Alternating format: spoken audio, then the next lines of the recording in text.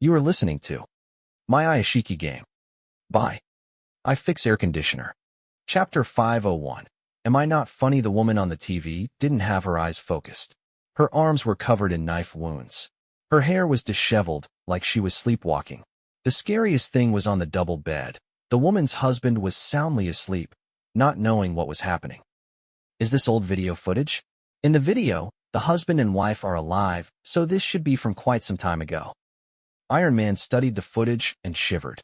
Someone you slept beside would get up at night and then stand before the mirror with a knife. It was scary just thinking about it. Shush, roll the tape. The woman kept repeating the same thing, but her reflection was the only thing in the mirror. If she hurt the person in the mirror, she was hurting herself. The video soon ended. Yintang opened the cupboard underneath the television and found a sealed paper box. He opened the paper box. It had many old tapes and a dusty diary. The words on the first page of the diary were scary enough. I feel like my wife is trying to kill me. When I wake up every morning, the knives in the house would have been moved. It can't be burglars because only the knives were moved. Ever since she did the plastic surgery, my wife acted stranger and stranger. She became prettier and gentler, but it felt like I was a stranger in her eyes. We are husband and wife, but she looks at me like I am a stranger. I can see the disgust in her eyes, but we used to be so happy together. I need to find the reason for this change to save my wife. The content in the man's diary became more despaired. Young brother, you are my only family. If you are reading this diary, then it means I'm dead. There is another person living inside your sister-in-law. I installed a hidden camera at home and I noticed that she would walk around the house with a knife at night. She wasn't sleepwalking because she knew where the knives were kept. After getting the knife, she would check if I was really asleep before she headed to the mirror. I really couldn't understand what she was doing. She appeared to be talking to the mirror. She wants to kill herself in the mirror? The content of the diary was almost similar. Han Fei turned to the last page. The last page only had 3 words. Who are you? The handwriting for this question was different from the previous entries. It felt like it was the wife and not the husband who wrote this. When Han Fei read the sentence, he felt like he was being watched. Someone was whispering the question into his ears. The woman on the television was mad. She sometimes waved the knife wildly at the mirror, but other times, she sat at the vanity perfectly demure. She was like 2 different personas inhabiting one body. She was most likely possessed by the ghost in the mirror. She was fighting for physical control of the body with the ghost. Yintang said, I've seen many similar ghost movies.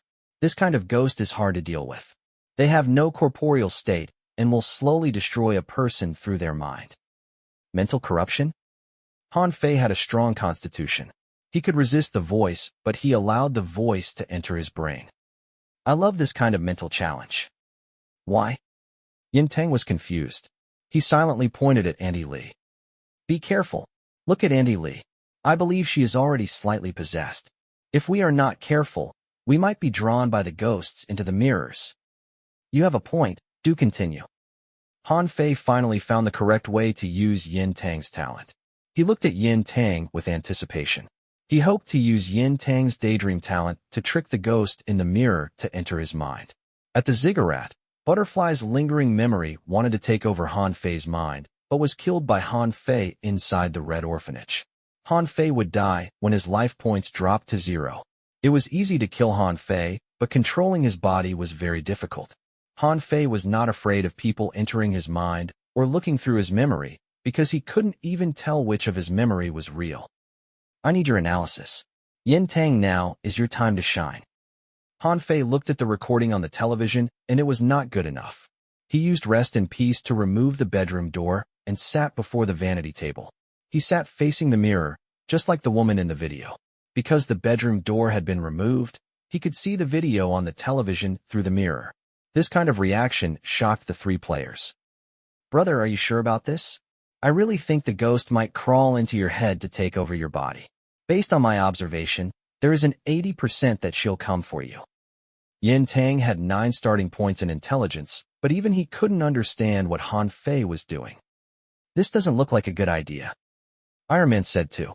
Everyone knew that the person who challenged the ghost was the first to die in horror movies. While the 2 players persuaded him, Han Fei looked at his reflection in the mirror with a smile. Who are you? The woman's voice repeated in the living room television, but the questions echoed in Han Fei's ears. Han Fei opened his mind and relaxed fully like he was at the spa. Slowly, perhaps it was Yin Tang's words working, Han Fei saw his reflection in the mirror started to smile. As an actor with masterful acting, Han Fei was familiar with micro-expression. His reflection in the mirror was really smiling. It was different from acting. It contained an inexplicable smugness. Smile, smile brighter for me. The mission required Han Fei to find a smiling reflection of himself. He didn't know where to find one, so he wanted to see if he could trick the ghost into doing that for him. Han Fei was originally a comedy actor, so he liked to see others smile. It didn't matter if he could kill the ghost or not. He was more concerned about the mission reward. Why is Brother Yofu smiling? Is he really possessed? Iron Man took out his boxing gloves. He tried to mimic Han Fei, but he realized perhaps he was not that suitable to be a professional gamer. Yin Tang and Iron Man watched Han Fei. Auntie Lee initially also watched Han Fei, but her head suddenly shook a few times. Her left pupil shuddered, and then she turned to the open living room door. There was a power calling her to leave. Auntie Lee slowly turned around and stood in the middle of the living room. With Yin Tang's curse, something bad happened. The woman's voice entered Han Fei's mind and mixed into his memory. Some strange images started to appear. Han Fei saw a woman seated before the mirror tearing at her face. Half of her face was smiling, the other half was crying. No one knew what she was doing, but she was in great pain. She clawed her face with her sharp nails. Her pretty skin was bleeding. But compared to the physical pain, the mental pain was more intense. After she snapped her nails, the woman took up the knife from the table and stabbed it at one half of her face. Intense pain entered Han Fei's mind, but he only gritted his teeth. The woman in the memory started to deface herself. Han Fei's reflection in the mirror started to change too. Half of his face started to crack. Han Fei's reflection in the mirror began to lean forward. As his reflection approached Han Fei, the painful memory of the woman became more numerous. When the reflection's face was on the mirror surface, it was not Han Fei's face, but a ruined woman's face. Half of it was filled with scars, the other half was mad and crazy. The smile was gone. Only resentment and hatred remained. All the memories started to cry. When the pain swept over Han Fei's body, the woman's face reached out of the mirror. She came close to Han Fei's face. Just as she was about to crawl into Han Fei's face, the man's eyes suddenly focused. He looked at the destroyed face and his eyes shone with dissatisfaction. Why did you stop smiling? Was it because I am not funny? The ruined face halted. The red eyes blinked twice. Using soul-depth touch, Han Fei grabbed the woman's head and then body-slammed it backward. The woman tipped over with the vanity table. The cosmetics were scattered everywhere. The three players in the living room were stunned. They would remember this scene for life. The blade shone, and the woman with the ruined face collapsed. You are not the ghost I'm looking for. The memory of the woman dissipated from Han Fei's mind. The woman's memory couldn't even enter Han Fei's mind, much less take over his body. Han Fei picked up the vanity table. The mirror was cracked, but there was a bloody message. Who are you? The woman's voice in his ears was still echoing. The real ghost in the mirror was still alive. Looks like the scary ghost is not in this room. Han Fei walked to the living room and nudged the stunned Yin Tang. Don't stop. Continue your analysis. Chapter 502. Feared by Man and Ghost. Iron Man and Yin Tang only snapped out of it when Han Fei walked past them. They looked at the messy bedroom and didn't know what to say. Was there a ghost that came out of the mirror earlier? I think I get it now. The ghost was inside the mirror, so she was hard to kill. Brother Yofu used himself as bait to lure the ghost out to kill her. He didn't kill her, he saved her. Yes, you're right. Han Fei had his neighbors absorb the Yin energy from the tapes. When Han Fei confirmed there was nothing useful left in the house, he prepared to leave. Big sister, how about you walk at the front? Han Fei noticed something was wrong with Auntie Lee when he left the bedroom. He wanted to see if it was really Auntie Lee's husband who was trapped at this mirror clinic. Auntie Lee's eyes were unfocused earlier, but when she turned around and saw Han Fei body slammed a ghost to the ground, she was startled and regained some senses. His voice is still beside my ears, I believe. The auntie turned to look at Han Fei. He is telling me to stay away from you? Han Fei raised his brow. He felt quite wronged. Be it with Sea Glass Cat or the ghost calling the Annie, they saw Han Fei as someone very dangerous. We're both players, so I will not harm you. You need to be certain and don't be misguided by the false voices. You are all good kids. Without you, I wouldn't be here, I understand that. Auntie Lee was very reasonable. She looked at the three young men with appreciation. Walking out of the room, Auntie Lee took a few steps and stopped. She looked down the old corridor. Were there mirrors there earlier? The other three looked down at the director the Annie was pointing. The mirrors that crowded the clinic shuffled out to stop at the corridor. It was like they had grown feet and moved when no one was looking. I so wished to shatter all of them. Han Fei could feel the waves of Yin energy from the urn. His neighbors would only do that when they were in presence of very dangerous things. When they entered the endless loop at the hotel, no neighbor gave Han Fei such a warning. But it's better for me to keep a low profile since we're at another person's territory. After Han Fei removed the idea of smashing all the mirrors, the Yin energy from the urn weakened. Do I look like someone who'd act without thinking? You guys are worried about me? The man talked lovingly with the urn. This was scary, but Iron Man and Yin Tang had started to get used to it. Since the man had brought the urn to the clinic at midnight, talking to it didn't seem that much of a stretch. The mirrors are moving. Pay attention to the people in the mirror. They seem to have come closer to the mirror's surface. I think we should move faster or else something bad might happen. Just as Yin Tang said that, the weak light above them went out. Rapid footsteps came from upstairs like they were running for their lives. Let's go upstairs to see. Han Fei really appreciated Yin Tang's talent. He hadn't gained a profession, but his talent was already such a big help. Stepping on the staircase with breaking cement, Han Fei came to the second floor of the apartments. The doors along the corridor were open. There was no blood or anything strange on the floor. Why were there footsteps then? He entered the room closest to the stairs. The room looked the same as the one downstairs, but there was a pile of name cards scattered on the ground. Han Fei picked up a random card. The number was painted over by a red pen, and the name was crossed off with a red pen too. The crossed-off cards mean that owners are dead? Yin Tang squatted beside Han Fei. He picked up a few name cards. Most of them are from moving companies and repairmen. He turned to look around. Nothing looks broken. Was the owner planning to move? There were too few clues, so Yin Tang couldn't do much analysis. Let me try. Han Fei found a special card among the rest. The card was new and there was no doodling on it. Han Fei took out Firefly's phone and tried to call the number on the card. He didn't think it would work, but the call actually connected. However, it felt like the person's voice didn't come from the phone, but echoed in his mind. Please don't hang up. Please. A girl's crying voice came from the phone. Are you in some kind of trouble? Han Fei took out Rest in Peace and shot Iron Man and Yin Tang a look to have them check the rest of the room. I was tricked. They trapped me inside a black room. I can't breathe anymore. Take your time, explain it slowly. Is there anything unique around you? If it's too dark, then use your hands to touch around. See if you can find anything. Han Fei was very patient. There is nothing around me. I haven't seen light for a long time already. I am the only one here. The girl then continued to cry. Do you remember how you were brought there? Han Fei signed at Yin Tang. He wanted him to check the bedroom and the corridor. I remember that I got a call at midnight. It should be that call. It kept harassing me until I almost lost my mind. The girl's voice turned shrill. Why don't you tell me everything you can remember? The more detailed you are, the more likely I can find you. Han Fei comforted the girl. My father lost his job. Our original house was too expensive for us to rent anymore, so we moved further away. The landlady was very nice. She gave us a discounted rental and even provided us with the furniture. We could move in directly. We were very happy. After staying here for a while, Daddy found a new job and the family had an income again. But Daddy had to work nights a lot more often. I stayed home alone at night, and I would switch on all the lights, close the bedroom door, and crawl in bed. At first, there was nothing, but about 1 week later, the landline at home would ring every midnight. It was very punctual. Whenever I answered it, there was a child on the phone.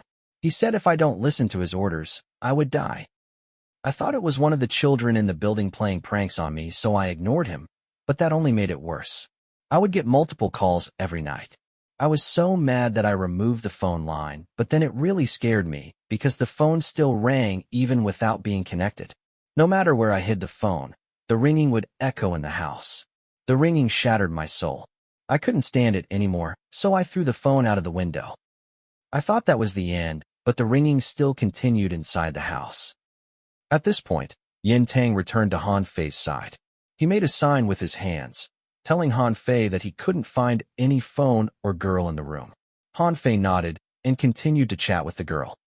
Why was there ringing if you have thrown the phone out of the room? I don't know. I was afraid, so I wrapped myself under the blanket. But it was pointless. The ringing echoed under the blanket. The girl's voice caught. I really didn't know what to do, so I summoned my courage to look for the phone. When the girl said that, Yin Tang and Han Fei both heard a phone ringing. The sudden ringing startled all the players. At first, the ringing started inside the bedroom. Han Fei turned to the bedroom. The ringing also came from the bedroom. Then the ringing became louder. I walked along the wooden bed. In the night, I perked up my ears to follow the ringing. The girl's voice was becoming smaller, but she was still crying. Han Fei took out Rest in Peace and entered the bedroom with the other players. They walked along the bed until they reached a locked dresser. I walked and stopped before the dresser with uncertainty. The ringing seemed to come from inside the dresser. I suspected a child was hiding inside the dresser. With great anxiety, I slowly opened the dresser. The girl's voice became smaller, but the ringing became louder. Han Fei couldn't even hear what the girl was saying. Hugging the urn, Han Fei broke the lock on the dresser. He pulled the doors open. The dresser had an aged mirror inside. The mirror was black except for a little girl holding a phone. Her pupilless eyes looked at Han Fei. Thank you for saving me. The girl's mouth split open to reveal pouring blood. She spoke into the phone with a cruel voice. It's your turn to stay in this room. The darkness in the mirror gushed out. The girl extended her arms as she prepared to escape from the mirror. Darkness slammed at Han Fei, but at that moment, the shadow underneath Han Fei's foot moved. A giant anaconda leaped out. It opened its jaw to swallow the darkness that came out of the mirror. Then it bit on the mirror itself and slithered into the mirror. The monster was a curious creation. It could even consume the space inside the mirror. The narrow black room was dominated by the giant anaconda. The girl hugged the phone and curled at the corner. She shivered. At that moment, the phone in her embrace rang. She picked up the phone and a man's chilling voice said, "If you don't listen to my orders, you will die?" The nightmare from years ago repeated itself. The girl dropped the phone, and she turned to look out the mirror. Outside the mirror, Han Fei was holding his phone, calling the girl again and again. Chapter 503. Wedding and Funeral. The face that was quite handsome stayed outside the mirror, looking at the helpless girl emotionlessly. The skirt that her father bought her was wrinkled. The girl's eyes shivered. She curled at the corner. Under the scrutiny of the man's eyes, her body shuddered. The black anaconda was consuming the room inside the mirror. The darkness was replaced by something darker. The girl slowly retreated, but there was no space left. She had no place to run or hide. Han Fei took out Rest in Peace and said in a smile, "If you listen to my orders, you will live." Han Fei uttered into the phone. He made sure the girl heard him. He looked at the girl. "Smile at me, and you can live." His tone was gentle, but it caused the girl to shiver. What kind of strange request was that? Iron Man and Yin Tang stood outside the room. They heard Han Fei's voice. They shared a look and saw the shock in each other's eyes. Why would their teammates say something like that alone inside the room? The girl trapped in the mirror heard the voice from her phone. She looked at the face outside the mirror. She didn't dare to touch the phone on the ground. "It's a simple request. As long as you smile, it'll be better for everyone." Han Fei frowned. He wanted to complete this grade F hidden mission, but none of the ghosts inside the mirror was willing to smile for him. The neighbors walked out of the urn.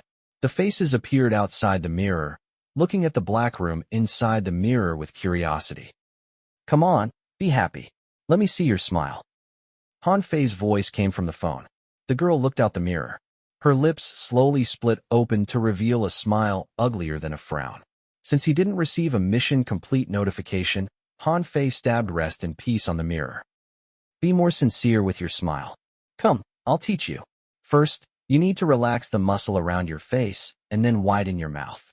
Bite on the phone speaker and align the ends with the edges of your mouth.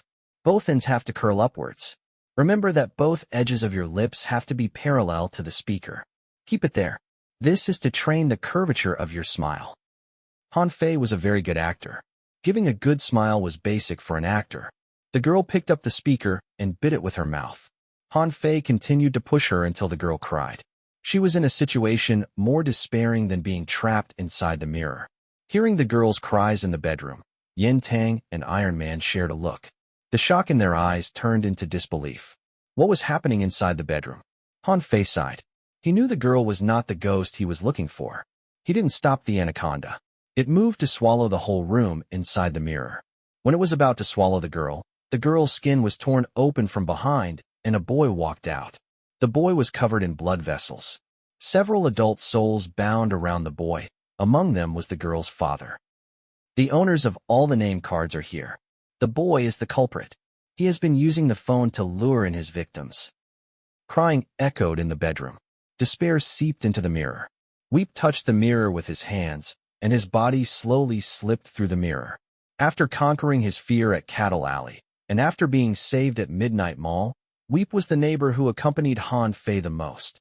He was no longer the boy who only knew how to play hide-and-seek. When Weep appeared, the room sank into sadness. All the despair became Weep's weapon. Weep entered the room in the mirror, and his hands closed around the boy. Weep's fingers invoked the despair of the souls around the boy. The souls which were enslaved by the boy now became his shackles. The despair formed a cage around the boy. Weep pulled out the most painful past in the boy. When the boy lost control, Weep sent the boy towards the anaconda. The anaconda slowly swallowed the boy. Weep pointed his finger on the boy's forehead. The pain caused the boy to scream. His mind was dominated by despair. His red eyes flowed out a tear which was condensed from Yin energy. Weep grabbed the tear and took away the boy's despair and memory. Compared to the boy, Weep was on a completely different level. The mirror shattered, and Weep walked out with the anaconda. Weep didn't change physically, but his presence thickened, and his cries could reach further. But the one who gained the most was the anaconda. After consuming the room inside the mirror, it grew twice its size. Notification for player 0000. You've discovered an unknown type pet. Pet type. New ability, Black Room. Black Room. There is a black room hidden inside its body. When the black anaconda returned to Han Fei and Su Qin, Han Fei received the system notification. After the snake consumed the strange mirror inside the dresser, it gained the power of the mirror. Han Fei was quite curious about this creature. He asked Su Qin about it, but she didn't know many details. She treated her room next door as a place for her to dump her trash. She tossed her cursed food there, but the room started to gain consciousness. It started to obey Su Qin so that it would get fed. Before the anaconda returned to the shadow, it opened its maw and regurgitated a girl holding a phone. The girl was a small lingering spirit. There was a giant wound on her back. Han Fei used Soul Depth Touch to touch her head. The girl's soul was simple, it was filled with hatred. After she was trapped inside the mirror, she was used by the boy to trick others. She was quite pitiable. Since I've saved you from the mirror, shouldn't you thank me? You should follow us from now on. The girl saw the table knives in Su Qin's hands and rest in peace in Han Fei's hand. She nodded fearfully. Do you know the others at this building? Han Fei tried to communicate with the girl. The girl kept showing Han Fei 4 fingers. It was unclear if she was talking about the 4th floor or room 4. Due to his experience at Ziggurat, Han Fei was very sensitive to the number 4. He wanted to push for more, but the girl couldn't give him anything else. Han Fei had no choice and invited the girl into the urn. Han Fei opened the door and realized Iron Man and Yin Tang were eavesdropping. Brother Yofu, what did you find inside the bedroom? How come we keep hearing you ask someone smile? Yin Tang was too curious. He had to know. We were just communicating. Communicating? Yin Tang looked at the messy bedroom. It was similar to the last bedroom they visited. This is your way of dealing with the ghosts. Let's go. Han Fei waved. We need to get to the 4th floor. We've stayed here long enough. Han Fei still remembered the child's shoe print at the junction. The pure hatred could come at any moment, so they needed to be quick. Han Fei carried the urn and walked out of the room. He noticed there were more mirrors on the corridor. The mirrors from the clinic appear to be moving with us. Yin Tang studied the people in the mirrors. The building should be very populated in the past, but they are now all inside the mirrors. This is weird. Do you think they enter the mirrors willingly, or they were forced in? If going into the mirror is the only way to survive, then I probably would enter the mirror too. Han Fei glanced behind him. He noticed the mirror with the doctor didn't follow them. They came to the third floor. Paper money scattered the ground. It was like someone just died here. White couplets decorated the door. Did you guys notice something strange? Yin Tang pointed inside one of the rooms. Every mirror on this floor is covered with black cloth. Normally, after a family member passes away, they will place a black cloth over the mirrors in his room. Apparently, that can prevent his soul from entering the mirror. Han Fei said, and then stopped. The souls of the dead will be sucked into the mirror. But the person in the funeral, where is the real dead victim? Han Fei called Iron Man over. You said you saw a man wearing funeral clothing? Yes. He was the only one. Yes, he was the only one. Iron Man was confused. Then do you remember how he looks like? Perhaps we should try to look around this floor to see if we can find his picture. Han Fei wanted to complete the mission, and to do that, he needed to find a qualified ghost. The man was a good candidate. He was the only one who wore white funeral clothes, and he felt quite naughty. They checked all the rooms on the third floor and found nothing. They headed up to the fourth floor. There was a lot more paper money on the staircase. Han Fei regretted not bringing the merchant with him. Did you hear that? It comes from downstairs. Iron Man walked at the back of the group. He wanted to contribute something, but as the player with the highest level, he needed others' protection. Han Fei looked down from the banister, and he saw something strange. On the corridor between the clinic and the apartments, one mirror was slowly moving down the corridor like it was pushed by the people around it. It didn't make any noise. Its target appeared to be Han Fei's group. One mirror is coming. Iron Man whispered. I saw it. Han Fei didn't stop. He was the first to reach the fourth floor. A mirror can move on its own. This place should be Mirror God's heaven. After we take down the plastic surgery hospital, I should bring Mirror God here to meet more of his kin. The rooms on the fourth floor were very strange. The rooms on the left were decorated for festivities while the rooms on the left were covered in paper money. Standing on the corridor, it felt absurd. What is going on here? He picked up an invitation from the ground. It was a wedding invitation. The invitation was normal, but the invitee's name had been crossed out. Stepping on the paper money and the red confetti, they came to the end of the corridor. The darkest place strung a big red cloth. My instinct tells me that it's wise for us to not touch that piece of cloth. Once Yin Tang said that Han Fei removed the cloth. Behind the thick red cloth was a giant mirror. A pair of bride and groom stood inside the mirror. The bride was in phoenix coronet and red veil. The groom was in a Tang outfit. They were in the middle of a Chinese wedding. The mirror was half red and half white. The pair stood on paper money and confetti, facing away from the corridor. A chill wind blew into the old building, and the temperature dropped.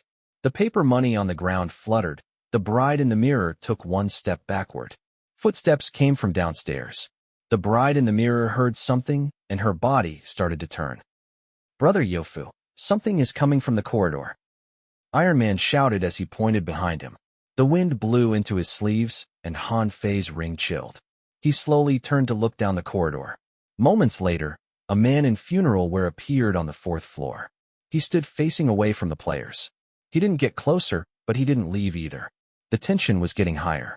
At that moment, Auntie Lee heard something, and she slowly approached the mirror. Due to the reflection, the corridor looked longer than it was. Auntie, don't go there. Yin Tang pulled on Auntie Lee. At that moment, Yin Tang felt someone looking at him. He lifted his head, and Yin Tang realized the bride and groom had turned around. The couple had perfect bodies and flawless skin, but they didn't have faces. They are all coming. This is bad. Iron Man sweated nervously. Go to help Yin Tang. Han Fei grabbed the urn in one hand and rest in peace in another. What about you? Iron Man didn't get an answer because Han Fei jumped towards the man in the funeral wear. Han Fei hugged the urn and charged at full speed. Han Fei was imprinted in Iron Man's eyes. I think I understand why they are so afraid of him. Chapter 504. Dr. Yin, technically any item could be used as a weapon in perfect life, but this was the first time Iron Man saw someone use a ceremonial urn as a weapon. Since they entered the apartments, the strange occurrence became more numerous. The Yin energy was like a noose that wrapped around people's neck. The man in the funeral where taunted them again and again. Hanfei decided to not hold back anymore. He needed to find the smiling ghost, complete the mission, and leave with the 3 players. The man in the funeral where stood facing away from Hanfei. He was fearless. He appeared to be different from everyone inside the mirror. Every paper money on the ground was connected to him. He was the main character of the funeral on the 4th floor. The loose funeral where fluttered in the wind. The man slowly turned around. A dangerous presence radiated off him. Hanfei's skin was stung by the Yin energy, and the ghost tattoo was triggered. With several neighbors accompanying him, Hanfei charged into the darkness. Despair covered the environment. Hanfei swung the urn at his target. Bang! The mirror exploded in the air. Every shard reflected Hanfei's face. When the last shard dropped to the ground, shadows materialized behind Hanfei. Why didn't you want me to come out? Li Zi's thin body was bent to 90 degrees. He smiled at Iron Man and Yin Tang. Crying echoed. Weep peeked his head out from behind Hanfei. Drakes moved out of the way as a table knife wrapped with human skin nailed into the mirror beside the staircase. The cracks split like thunder. It shattered everything. You won't escape. The man in the funeral where disappeared. Only mirror shards remained of him. However, when they turned around, there was a man in funeral where inside the large mirror. The ghost could move freely through the mirrors. His special power matched this place perfectly. He was so fast that Hanfei hadn't even seen his face. Looks like I'll have to ruin the mirrors to stop him from moving around. And I have the perfect solution for that. Hanfei touched the shadow on the wall. The black anaconda got his meaning. It started to happily ingest the mirrors with Yin energy. Others would have a hard time dealing with ghosts inside mirrors, but Hanfei was different. He had a pet that even the system couldn't identify. This pet ate everything. Enjoy, there is still a lot in the building. The anaconda's stomach was like a black hole. After digesting the mirrors, it grew even bigger. Brother Yofu, why did your family come out of the urn? Iron Man didn't notice this when they were at the hotel, but now that he saw the ghosts up close and personal, he was so frightened. Mind your own business. Hanfei nudged Iron Man aside. He and his neighbors turned to study the mirror at the end of the corridor. The mirror was the largest one at this building. There appeared to be another world inside the mirror. Everything inside that world had its own lives and consciousness. Yin Tang and Auntie Li were stuck in the middle of the corridor. The voices in the auntie's ears grew louder. The owner of the voice lost patience. It had its voice drill into the auntie's mind. The pain was intense as the memory that didn't belong to her exploded in her mind. Normal people couldn't sustain such pain. Auntie Li screamed, and she collapsed towards the mirror. Just as her head was about to touch the mirror, Yin Tang's hand and a hand from inside the mirror reached out to grab Auntie Li. Move now. The mirror's surface was like a bloody pond. Every crack was bleeding with blood. The bride and groom had turned fully around. Worms appeared to move under their missing faces. Then something scary happened. The skin of the couple's face started to turn outwards. Scars burst on their skin like someone was operating on them. Someone had used a surgical thread to sew a sad expression on their faces. With a loud scream, the couple jumped out of the mirror. What powerful resentment. They were killed when they were happiest. Their wedding became their funeral. Even though they didn't have a face, the scars that popped on their faces represented their feelings. Sadness, pain, and despair. Their negative emotions were like thick threads. The threads would influence the people around them, and they would drag them into the mirror. Wailing echoed in the corridor. The strange thing was, a sobbing sounded beside Hanfei's too. It was a boy sobbing. The sobbing contained no extra emotion other than despair. He was a child of despair. His biological father loved to hear him cry. His fingers stuck into his skin. Weep was the first to charge out. The sticky negative emotions became the couple's weapon. Paper money fluttered everywhere, but their attacks couldn't deal actual damage to Weep. Weep could manipulate anything made from despair. As long as the enemy had despair in their heart, then they could be made to turn against themselves. While Weep fought with the couple, Li Zi wandered over to Yin Tang and Auntie Li. Not bad. I like the presents on you. Kid, You have a great future. The big sister has impressed me too. One really shouldn't judge a book by its cover. Li Zi's neck was bent 180 degrees. His upside-down head looked at Yin Tang. The latter was frightened deeply. Li Zi tried to move the Annie away from the mirror, but just as he touched Auntie Li, the latter screamed in pain. Her orifices started to bleed, and her body weakened. Auntie Li's scream traveled a long way down the corridor. It awakened the thing in the dark. The sound of mirror breaking came from the room closest to the fourth-floor stairs. Then a large amount of blood leaked out of the door. The blood appeared to have its own life. After it leaked out of the room, they gathered to become a blood-red monster. His body was larger than normal. He also had no face, but someone had used surgical thread to sew on an angry expression. After the angry man appeared, happy footsteps came from downstairs. A child dragged along a human head and appeared on the corridor of the fourth floor. His head slowly turned around. His faceless head had a sewn-on happy expression. The shrill laughter echoed, and the boy charged at Han Fei, dragging along the human head. The small body contained immense power. He was very fast. A giant eye opened on the wall behind Han Fei. The girl holding the fishbowl lifted her head. The cloth she covered her eyes with fell to reveal the dark hollows. The boy was bound by an invisible force. He slowed down. Before he could react, a table knife slashed through his neck. The boy's head separated from his body. The face sewn from surgical thread was still smiling, but under that smile was blood and pain. Not everyone can survive Yu's sight. Anger, sadness, happiness, the emotions are sewn on the residents' faces.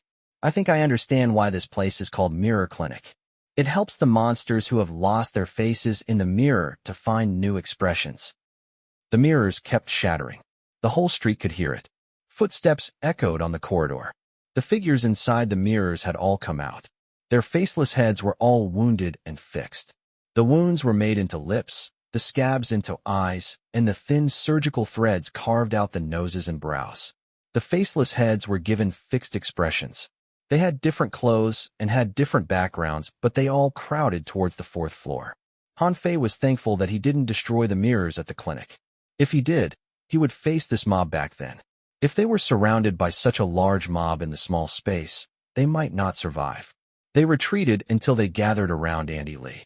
Auntie Li was suffering from an intense headache. Her eyes were red.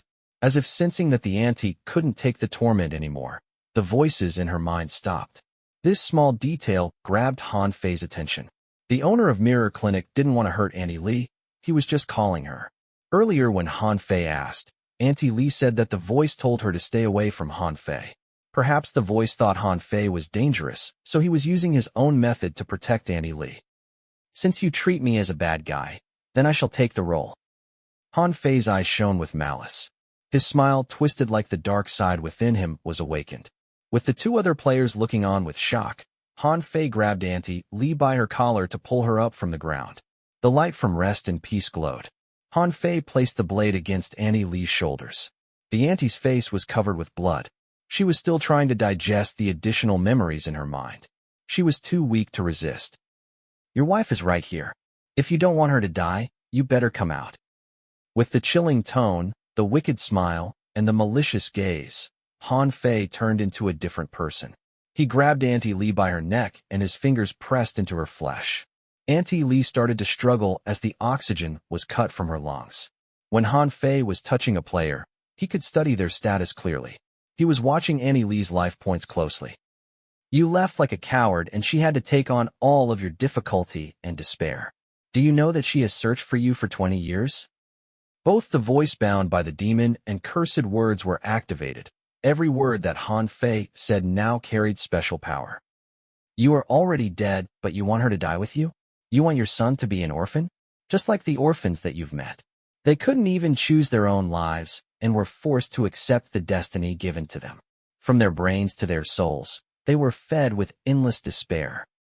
The voice was low and angry. The veins popped. Han Fei's grasp on Auntie Li's neck tightened. She has used her whole life to find you. She has finally found you, but you are going to watch her die? Han Fei heard a sound come from downstairs. Something was approaching. Looks like you really don't care about her. Even if she dies before you, you won't do anything. Han Fei raised the blade. The glowing blade reflected Han Fei's vicious gaze. There was sound of movement from downstairs. Han Fei cackled and stabbed the blade downwards without hesitation. Rest in Peace would be extremely sharp when it was used against a sinful enemy, but it wouldn't harm the people with kindness. That was the special property of Rest in Peace, but even so, Han Fei didn't dare to bet with it. So his stab didn't aim at Auntie Lee's neck, but his own hand that grabbed Auntie Lee's neck. That way, he wouldn't really hurt Auntie Lee. Everything was within Han Fei's calculation. Han Fei used masterful acting to its maximum. Just as the blade was about to touch Han Fei's hand, a mirror shattered at the end of the corridor. A doctor in a white coat charged madly at Han Fei. Han Fei had seen this doctor before. He was standing in the mirror inside the examination room. But no matter how hard the Annie called him, he didn't turn around. As the doctor charged over, everyone present saw his face. His facial features had been taken away, only sewn wounds remained. Rest in Peace stopped 1 inch away from his hand. Han Fei sighed in relief. If the doctor was slower, he would have to stab himself. Han Fei hadn't done that before. Even though he was Rest in Peace's owner, he was also a butcher. Han Fei released his grasp and patted Auntie Lee on her shoulder. Auntie Lee held her neck and slowly opened her eyes. She saw the doctor before her. The man she had searched for 20 years appeared just like that. It felt surreal. 20 years had passed. Auntie Lee had lost her youth, but the doctor was similar to how he was 20 years ago. Looking at the ruined face, Auntie Lee raised her hands. She could sense that the man was the person she was looking for. Without the mirror in the way, even though 20 years had passed, she could recognize the man with one glance. "Where have you been?" Auntie Lee walked towards the ghost. This lingering spirit who was feared by many was the deep memory in Auntie Lee's heart. The doctor stood in the middle of the corridor. He didn't dare to raise his head, afraid that his face would frighten Auntie Lee. Seeing Auntie Lee walk towards him, the large lingering spirit took several steps back. "Why did you leave 20 years ago? You didn't tell me anything. I didn't even know how to explain it to our son." Auntie Lee's tears mixed with blood. "I lied to the child that you have gone overseas to over. But he wanted to see you. I hid him when he was 9 because he called you an irresponsible father. He said that you have to be dead to not come back home." Auntie Lee staggered towards the doctor. The doctor finally stopped. The husband and wife from 20 years ago stood face to face. Auntie Lee grabbed the doctor's coat tightly, as if afraid that he might slip away again. The corridor was extremely quiet. Iron Man and Yin Tang seemed to be deep in thought. Perhaps this reminded them of something that happened to them. "Why should we be afraid of ghosts? She wants to see him so badly. Perhaps a world with ghosts is not so bad." Yin Tang suddenly commented. He lowered his head. "But this is just a game. It is crazy to think this world might become reality." Auntie Lee was at her limit. She was old and had already spent 2 days in game. She met her missing husband, and her heart couldn't take all this. Her face was frighteningly pale. "Big sister, don't stay too close to him, or you'd die." The living would be hurt once they were close to a large lingering spirit, even if the doctor had already tried his best to hold himself in. "If you die here, you won't see him again and will lose the only chance to save him." Once Han Fei said that, Auntie Lee finally let go. "Your wife has gone through so much to find you. You should know what it means now that she is here, right?" Han Fei stared at the doctor. "You need to come with us and leave this hospital's zone. That way you two can be together and you will find salvation." The wounds on the doctor's face moved. He wanted to make some expression, but it only caused him to bleed. After a long hesitation, the doctor shook his head. At the same time, other monsters walked out from the different corners of the building. They all had no faces. Some of them had sewn-on expressions. Some of the monsters were quite powerful, but they all listened to the doctor. The doctor touched the blood that leaked out of his wound. He knelt down before Auntie Lee and wrote this on his white coat. "Penance. Penance. You've murdered those people? You've joined the murder party?" Auntie Lee was reminded of the cruel images she saw at the hotel. The doctor shook his head. He wrote a few more words. "A woman. I ruined her face." This was not a good way to communicate, so the doctor took out a thick patient's record from inside his coat. Everyone in the building had their own patient's record. It described why they had lost their faces. It included the doctor's as well. Auntie Lee accepted the records. While she looked through it, Han Fei wandered over. The doctor's real name was Yen Mo.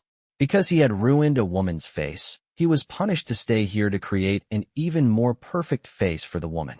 He could use the faces of any patients at the clinic as long as he could create a prettier face. Before he completed his task, his soul would be bound to the woman's life thread and his face was locked at the plastic surgery hospital. Life thread is not a problem. I can help you sever it to create the false impression that you have died, provided that you are willing to come with us. Han Fei needed someone who knew the hospital well. Plus, the doctor had a special power that allowed him to control patients without faces. The doctor shook his head again. He stood facing Auntie Lee. If he had a face, it would be filled with guilt. If you are worried about these patients, we can bring them with us. Han Fei looked at the faceless monsters. He was curious about them. Why did the hospital need so many faces? Just to create the perfect face? Han Fei was confused. The hospital had at least 3 pure hatreds, and their powers were completely different. The woman could steal other people's faces, and either the white shoes or the paint worker had the power of creating life threads. The last pure hatred's talent was still unknown. When Han Fei said he could bring all the patients with him, Dr. Yin hesitated. You better make the decision soon. Your wife's condition is bad. If we don't leave soon, she might die here. Han Fei said directly. They were surrounded by faceless patients.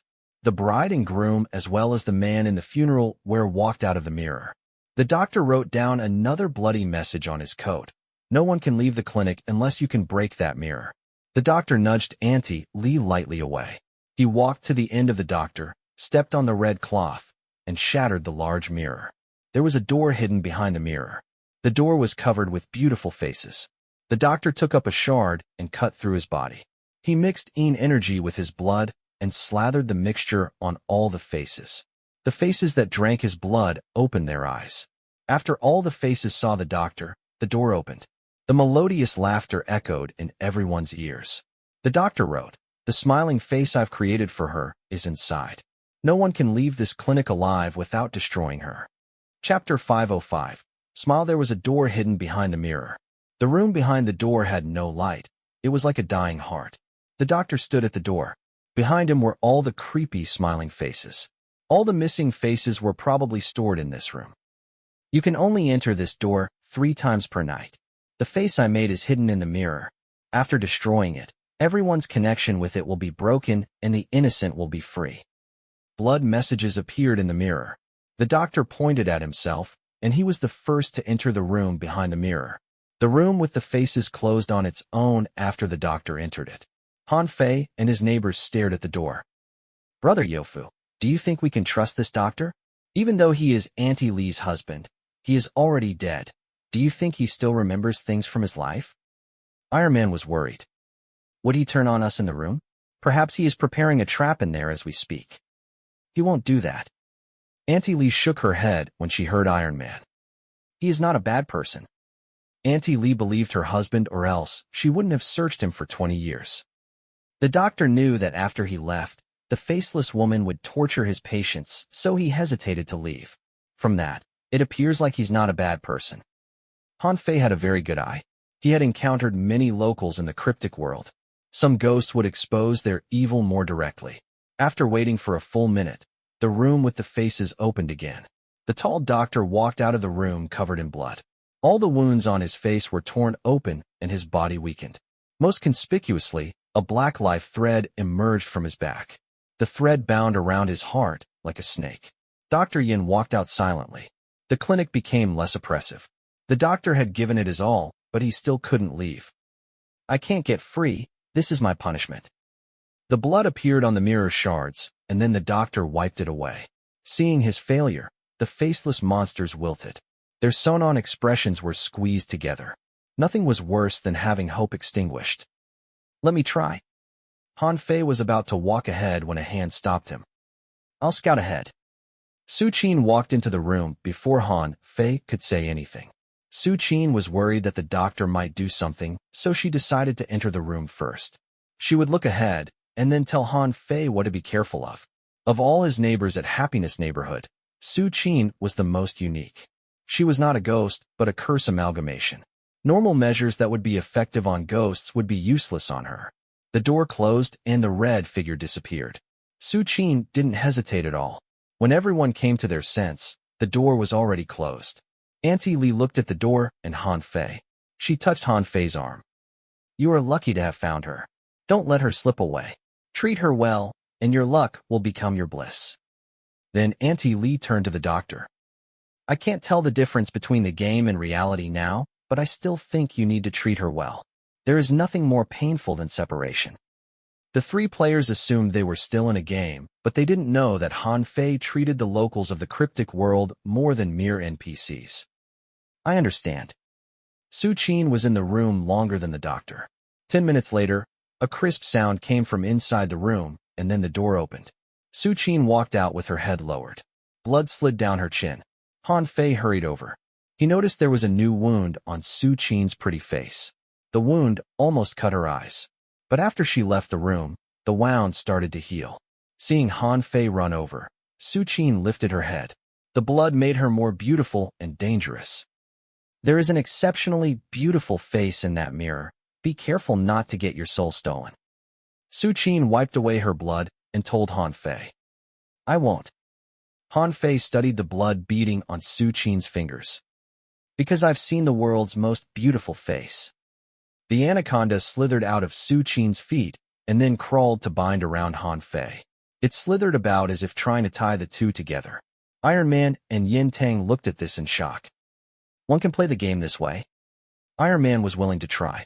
He glanced at the faceless bride beside him, and he was immediately sent flying by the faceless groom. I haven't even said anything. Han Fei ignored them. There was only one last chance to enter the room that night. Han Fei pushed open the door of human faces and walked into the room. The room was dark. Han Fei walked forward. The room was larger than he thought. He walked for a distance and then tripped over something. He landed on the ground, and he noticed there was a mirror embedded into the ground. The mirror's surface was like a lake.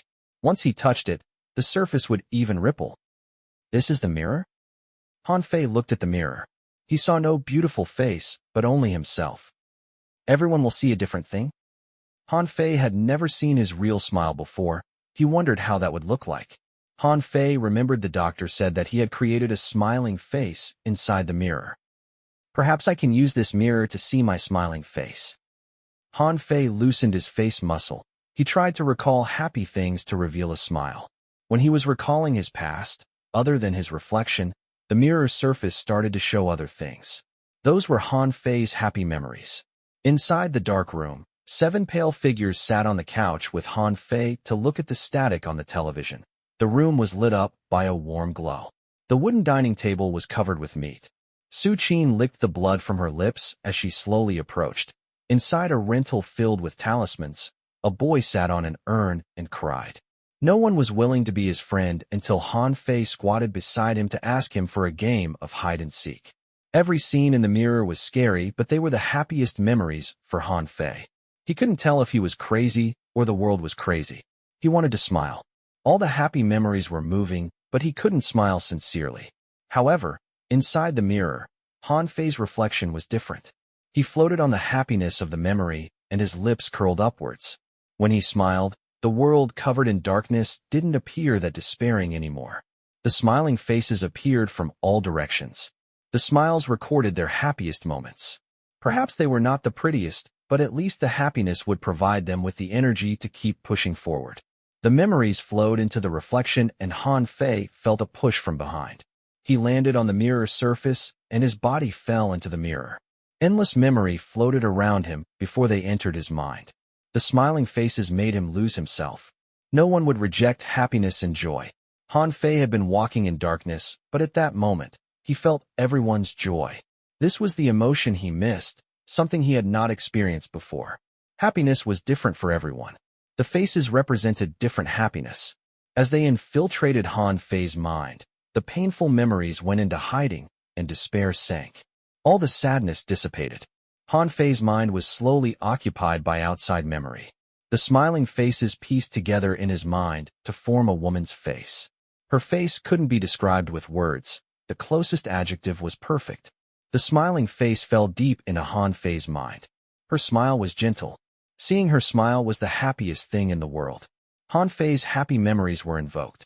The face melted into the memories. She belonged to Han Fei. Nothing could stop her. The sea of memory turned golden. No one could turn away from the sun. She slowly took over Han Fei's mind until she saw the hidden thing under the sea. At the bottom of the pain and despair, there was a blood-red orphanage. It didn't fit Han Fei's memory. Or rather, all the memories in Han Fei's were like a happy illusion. Only the orphanage was real. The woman's smiling face didn't stop. She carried the warmest smile to approach the building. Laughter came from inside the orphanage. The woman morphed into a full person. She pushed open the orphanage gate. The redness on the floor made it difficult for her to move. She tried to bring happiness into the orphanage, but the moment the smiling faces entered the orphanage, they would dissolve. The woman tried her best, but she only reached the middle of the courtyard. She looked at the toys around her. She bent down to touch them. She was trying to find happiness left in the toys. As long as there had been smiles here, she could manipulate them. Her talent should be emotional manipulation. Her fingers touched the broken wooden horse, and she saw the knife marks on the toy. There was nothing happy about the toy. Instead, her finger was cut. She continued to move forward with the most harmless smile. She walked past the courtyard and came to the door of the first building at the orphanage. Her palm fell on the black door. She had to push hard to open the door. There was a small classroom. There were 32 school bags on the table, and each school bag had a manjusaka growing out of it. Children's laughter echoed inside the classroom, and the woman smiled. She slowly retreated, but the door had closed. The laughter inside the classroom started to change. It went from happiness to madness. The maddening laughter melted together. When the woman wanted to escape, a hand grabbed her smiling face. The 5 bloody fingers pressed on the world's most perfect face. Without any pity, the hand tore off the perfect face like it was waste paper. The warm smile dissolved into individual smiling faces. They tried to fly out of the orphanage, but no one could leave. Among the smiling faces, one of them opened her eyes. Her gaze was different from others. It was filled with coldness and endless hatred. With a smile on her lips, when she opened her eyes, she shot at the classroom window. The window came closer and closer. The hatred in her eyes burned. Just as she was about to escape, a manjusaka pierced through her cheeks, and it grew out of the classroom on her behalf. The thin petals slowly opened, and the blood dripped into the red soil. A ghastly wound appeared on the woman's perfect face, and it started to crack. She screamed with hatred, but the hands reached for her, and she was slowly shredded. The maddening laughter echoed inside the orphanage. The happy memories were shredded by the owner of the laughter and dumped on a school bag. The manjusaka that stopped the woman grew from this bag. The bag had no name, but it had a code number, 031. The woman's face was absorbed by the flower on the bag. The lingering hatred dissolved into the wind and blew out the window. It blew past the red building and fluttered the red petals on the ground. Before the wind of memory disappeared, a bloody petal flew out of the high wall of the orphanage. As the petal left the orphanage, a new memory appeared in Han Fei's mind. This was a blood-red memory. There was no image, but there were voices etched into his soul. This is a catastrophic misjudgment. Everything related to the blood-red night has to be sealed. Should we tell Fusheng? If my brother finds out, he will stop us. What about the only child who survives? Bring him back and deal with him. The memory ended. Han Fei opened his eyes. He realized he was laying on the ground and mirror shards were all around him. Notification for player 0000. You've completed Grade F Hidden Mission, Mirror Clinic. You've found a smiling version of yourself in the mirror. Obtained 3 skill points. Since you've not only found the mission target, but have also dispatched of her, you obtained double EXP and the highest hidden mission reward, Smiling Mask. Smiling Mask, Charm -3, Luck +1. Those who like to smile won't be that unlucky.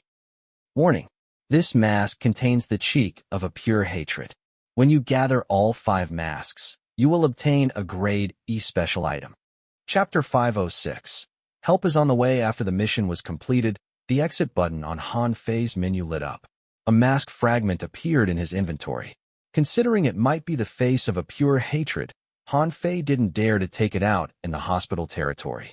He would study it in the safety of Ziggurat. Han Fei crawled up from the ground and pushed open the door. The corridor was a mess. The life thread on the back of the doctor's heart pierced into the bottom of his heart. The doctor and all the monsters at the clinic started to bleed. Their souls twisted. "Don't go over there." Auntie Lee wanted to go help her husband, but she was held back by Iron Man and Yin Tang. The two players were quite reliable. The clinic and the apartments echoed with the sound of mirrors breaking. All the mirrors were bleeding. It was like the mirrors were some ghost skin. The pure hatred from the plastic surgery hospital should be coming. Lean back. Without any hesitation, Han Fei took out Rest in Peace and aimed it at the life thread at the back of the doctor's heart. The blinding light slashed through the ink-black life thread, severing it easily. The beauty of humanity dissolved into points of light. The life thread that bound around the doctor's heart contained the spirit of more than 100 people. Rest in Peace absorbed all the humanity. The doctor and the other monsters stopped rampaging. They collapsed to the ground like a part of their soul was lost. The expression sewn to their faces blurred. Yin Mo was injured the most. After his life thread was severed, his body shattered, he lost half his life. However, he was still better than sea glass at the hotel. At least he didn't perish. Yin Mo. Auntie Lee rushed towards the doctor. The doctor finally dared to touch Auntie Lee. "We need to leave now. We can talk later." Han Fei put away Rest in Peace. After absorbing the humanity inside the life thread, the blade became brighter, warmer, and sharper. Dr. Yin knew that the clinic was dangerous, so he took out a mirror from his pocket. A large number of faceless monsters at the clinic crawled voluntarily into the mirror. The remaining monsters had empty faces. There were no surgical signs on their faces. "If they don't want to go, then so be it. We need to go." Han Fei had completed the mission and recruited a large lingering spirit. If he could bring them back to the ziggurat, then this was a very successful mission. Han Fei had his neighbors return to the urn while he carried Auntie Lee and rushed out of the clinic with the other players. The sound of mirrors shattering attracted the attention of many other ghosts.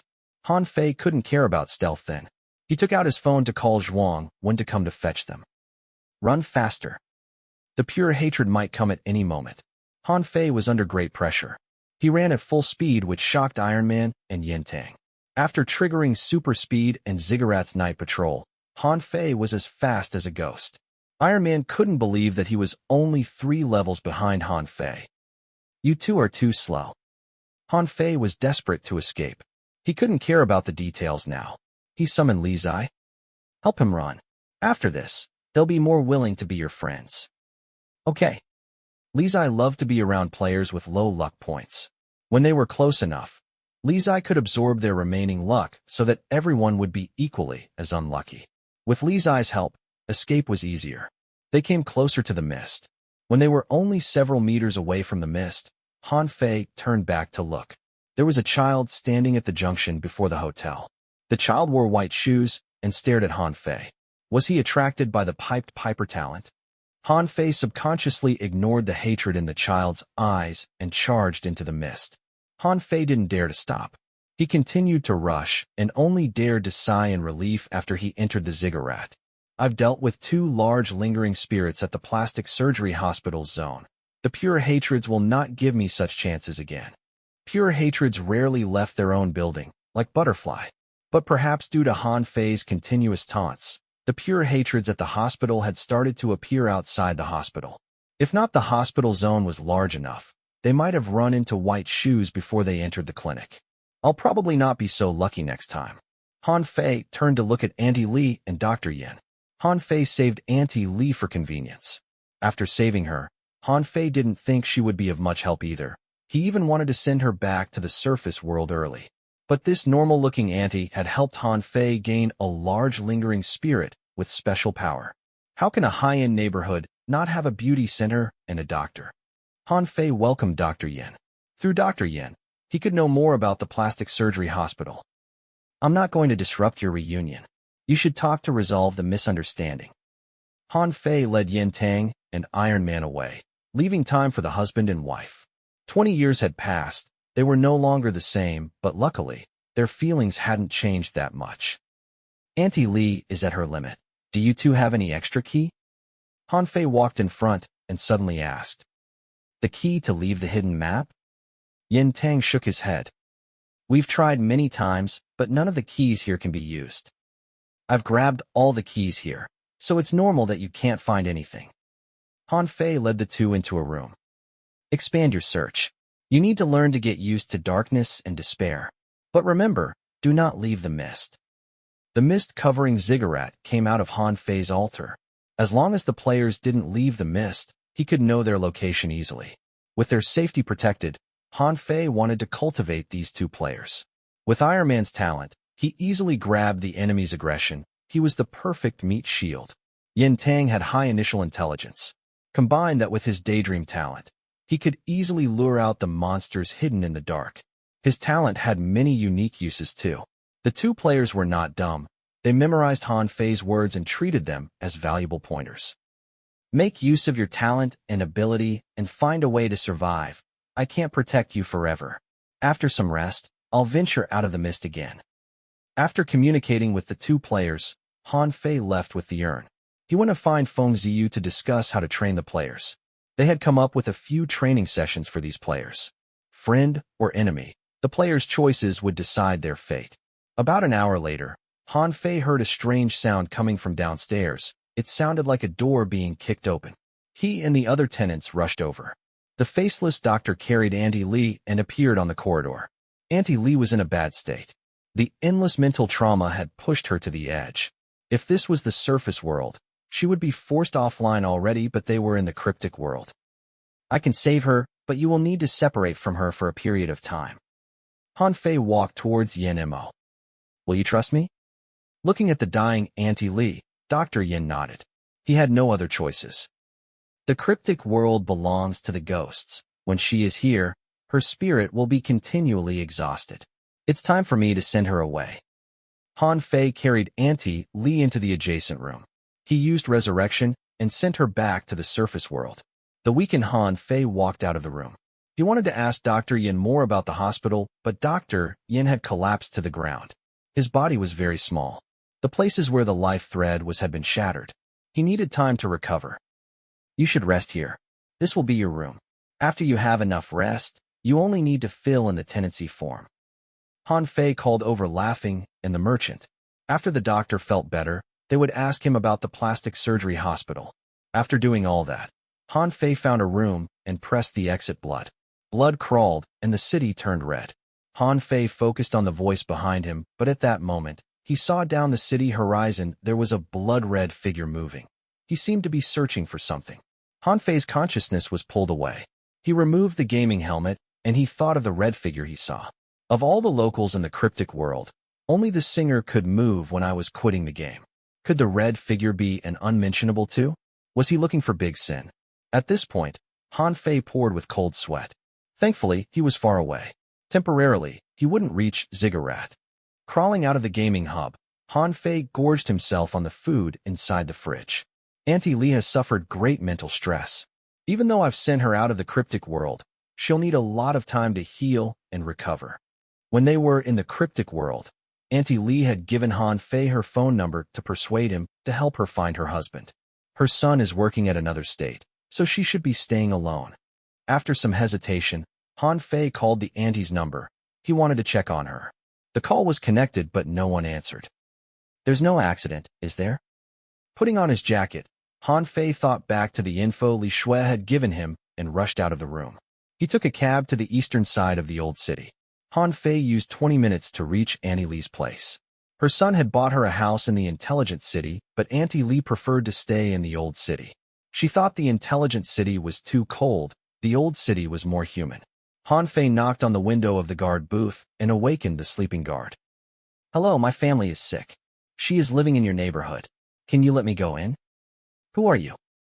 The guard looked at Han Fei with blurry eyes before his eyes widened. What the fuck? Han Fei. You know me? I've seen you as Meng Changxi. You're the top idol among the security guard circle. Everyone dreams to be like you, helping the police to capture the criminal and being openly praised by the police. The guard jumped up from the bed. Which guard hasn't dreamed of capturing a criminal red-handed? That would get us high monetary rewards and praises from the boss. You can hold your head higher among your peers. The guard didn't expect that his idol would be waking him up in the middle of the night. This was like a dream. He was so happy. It is good that you know me.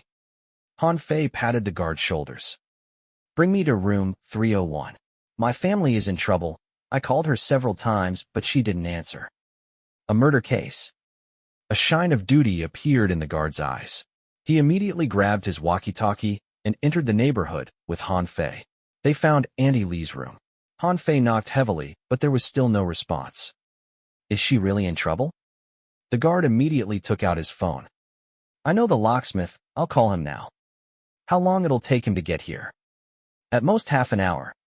That is too slow. Just call the ambulance. Han Fei glanced at the door. The auntie lives on the 3rd floor. She plants many flowers on her balcony, and there is no safety net on her balcony. Before he entered the building, he studied the auntie's room. An idea crossed his mind.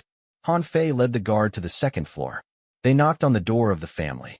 After explaining the situation, Han Fei rushed to the balcony. Han Fei, what are you doing? Han Fei. That man is Han Fei. When the owner heard the guard, she reacted greater than the guard. She finally had a good look at Han Fei's face. It's the real person. Hubby, it's Han Fei. He opened the exit on the 2nd floor anti-theft net. Han Fei grabbed the net and started to climb. What is this? Is this some new variety show? A man rushed over wearing his glasses. He had seen celebrities visiting normal people's homes before, but never to climb on their safety net. While the couple was in shock, Han Fei already reached the 3rd floor. He opened the window and leaped in. Sister Lee? Han Fei crawled into the living room and saw Auntie Lee, who had collapsed beside the coffee table. She was unconscious. Her arms were cut by the broken vase and blood was everywhere. Without hesitation, Han Fei carried Auntie Lee and ran out. The couple and the guard rushed over to help when they saw the unconscious Auntie Lee. They followed behind Han Fei. Grab the medic kit to stop the bleeding first. Han Fei carried Auntie Lee and ran to the neighborhood entrance. Thankfully, the ambulance had arrived. Chapter 507. Competition. Han Fei carried the auntie into the ambulance, and she was sent to the emergency room. The doctor started emergency rescue on Auntie Lee. Han Fei was stopped outside the door. Han Fei tried to call the auntie's son, but the auntie's phone was locked and Han Fei couldn't get in. Oh well, I guess I'll stay at the hospital. I have nothing better to do anyway. Han Fei didn't sleep much that night, so he crossed his arms and closed his eyes to rest. The high-end gaming hub could relax the body, but sleep was required to make up for the mental exhaustion. Lethargy consumed his brain, and Han Fei leaned against the back of the chair and slept. Dawn arrived, and the sunlight filtered into the corridor.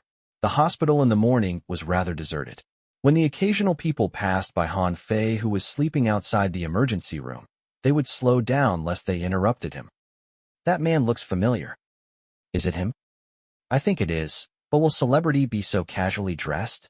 And why is he sleeping at the hospital? I heard it was because he carried an auntie here. The auntie fainted, and she had wounds on her arms. He really didn't look like an actor. When the auntie was sent here, her arms were bandaged. The technique was more professional than most interns. I want his autograph. Don't disturb his rest. How about I just take a picture? He is so handsome. The passing nurses used their phones to record this moment. They wanted to say something more when they heard a cough from behind them. The two nurses turned around, and a doctor exited the emergency room. Don't you two need to work? After chasing away the two nurses, the doctor walked towards Han Fei. Wake up, you'll catch a cold sleeping here. Han Fei was actually awake, but since it was no danger, so he didn't react. He rubbed his eyes and looked at the doctor. How is Auntie Lee? She is out of the fatal zone. She has a long mental history. She suffers from panesthesia. I believe she ran into some kind of trauma recently, and it caused her to go into shock. Thankfully, you found her in time. If you were a few hours later, she would be slumbering permanently. The doctor sighed. By the way, what is your relationship to her? Can you reach her other family? We're teammates. What do you mean? The doctor couldn't understand how a young man could be in a team with an auntie. I guess we are friends. Auntie Lee's only family is her son, but he is working in another city. He's the manager for Deep Space Tech's company branch. I have no way of contacting him. Han Fei shared everything he knew. Then we'll have to wait for her to wake up. The doctor wanted to ask who'd be paying, but Han Fei didn't look like he was that rich. There are hot water and towels at the nurse station. If you need them, you can go get them. The doctor then left. Han Fei stood up to walk into Auntie's ward. Before he walked in, his phone vibrated. Han Fei, thriller novelist, will be released officially at midnight tomorrow. There is one last event this afternoon. Director Zhang hopes that everyone will be there. Are you free? Director Zhang's assistant said on the phone. This is your first circuit movie. It is meaningful to you. After the event in the afternoon, we will have a gathering to wait for the premiere at midnight. Han Fei had to be home before midnight, but if he rejected everything, he would feel so bad. After all, Director Zhang, Bai Xian, and the rest had taken such good care of him. How about this? I'll attend the event in the afternoon, but I'll have to excuse myself from the event at night. I just discovered the trace of a criminal on the run. I need to cooperate with the police to capture him. Han Fei pulled an excuse. How can I say no to that? The assistant chuckled helplessly. Remember to wear formal attire for the afternoon event. Consider it as a rehearsal for the movie festival the day after tomorrow. Movie festival? If the assistant didn't bring it up, Han Fei would have forgotten all about it.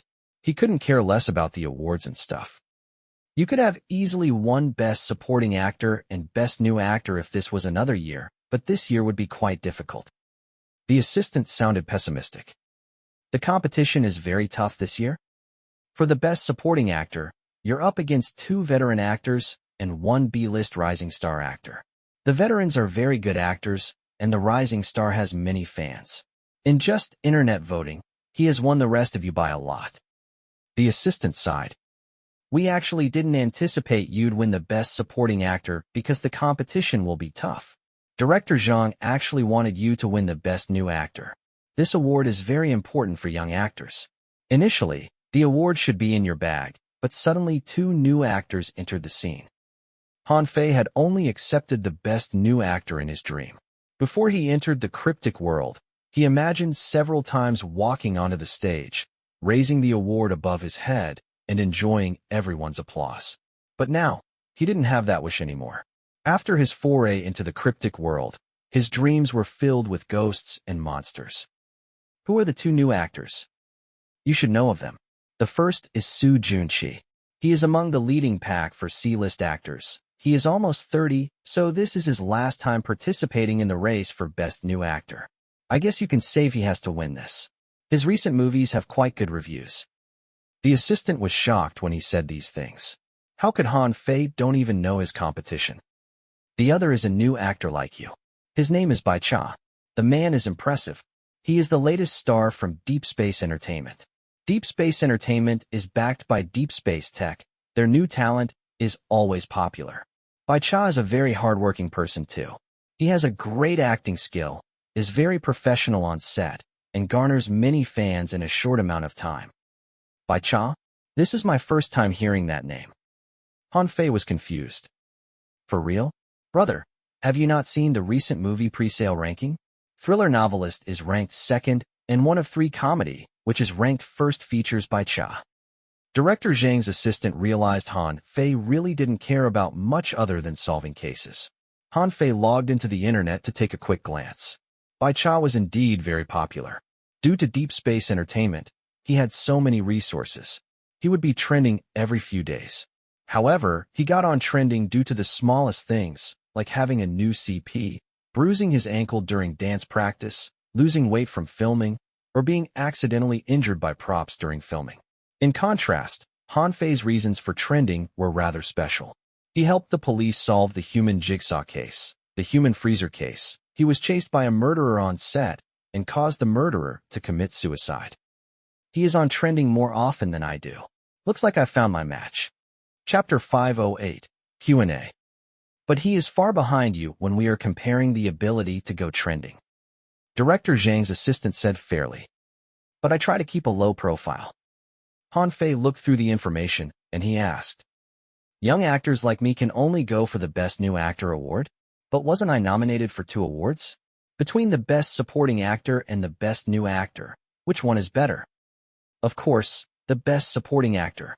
There is only one winner per year, and it is a competition across age groups. and this award is the closest to the Best Actor.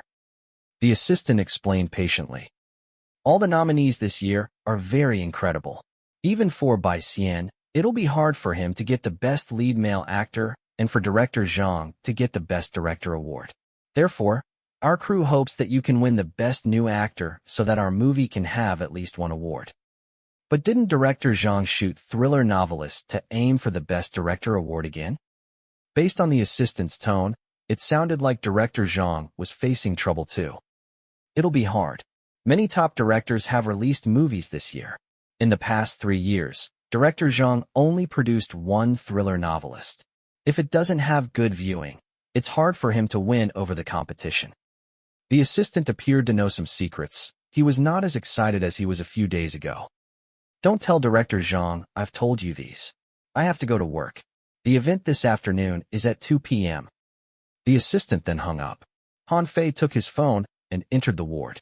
He sat beside the bed and started to search for info on Bai Cha and Su Junqi. Compared to Su Junqi, Bai Cha was clearly more popular.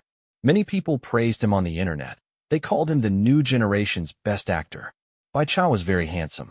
Compared to Han Fei, who had a unique presence, Bai Cha's handsomeness was arresting.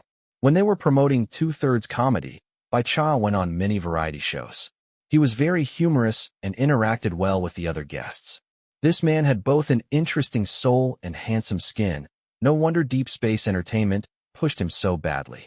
If one had to find the man's weakness, it was his acting skill. The veterans who worked with Bai Cha praised him a lot, but they only praised him for his politeness, hard work, and potential. In a way, they were saying his acting needed work. No one was born perfect at something. Even the most talented actor had to go through the test of time to perfect his acting. Han Fei was a special case because he was tested through life or death challenges every night. To act because of a dream and to act because of the need to survive were two different things. Yenemo. A weak voice came from the bed. Auntie Li opened her eyes, and she saw Han Fei. Stay there and don't move. I'll get the doctor. Han Fei stood up when he felt a pull on the corner of his shirt. He turned around and saw Auntie Li raise her arm weakly to grab his shirt. Her aged face looked at Han Fei. Her white lips moved to say, "Thank you." Han Fei couldn't tell if the auntie had recognized him or it was for something else. He slowly placed the auntie's hand on the bed. "You need to rest." Han Fei found the doctor, and he had Auntie Li call her son. After explaining everything, Han Fei walked out of the ward. For him, doing good deeds could increase his afterlife karma, and afterlife karma was used to upgrade the altar. So if there was a chance, he would do everything to help others. Auntie Li's son was working outside the city, so he couldn't come back.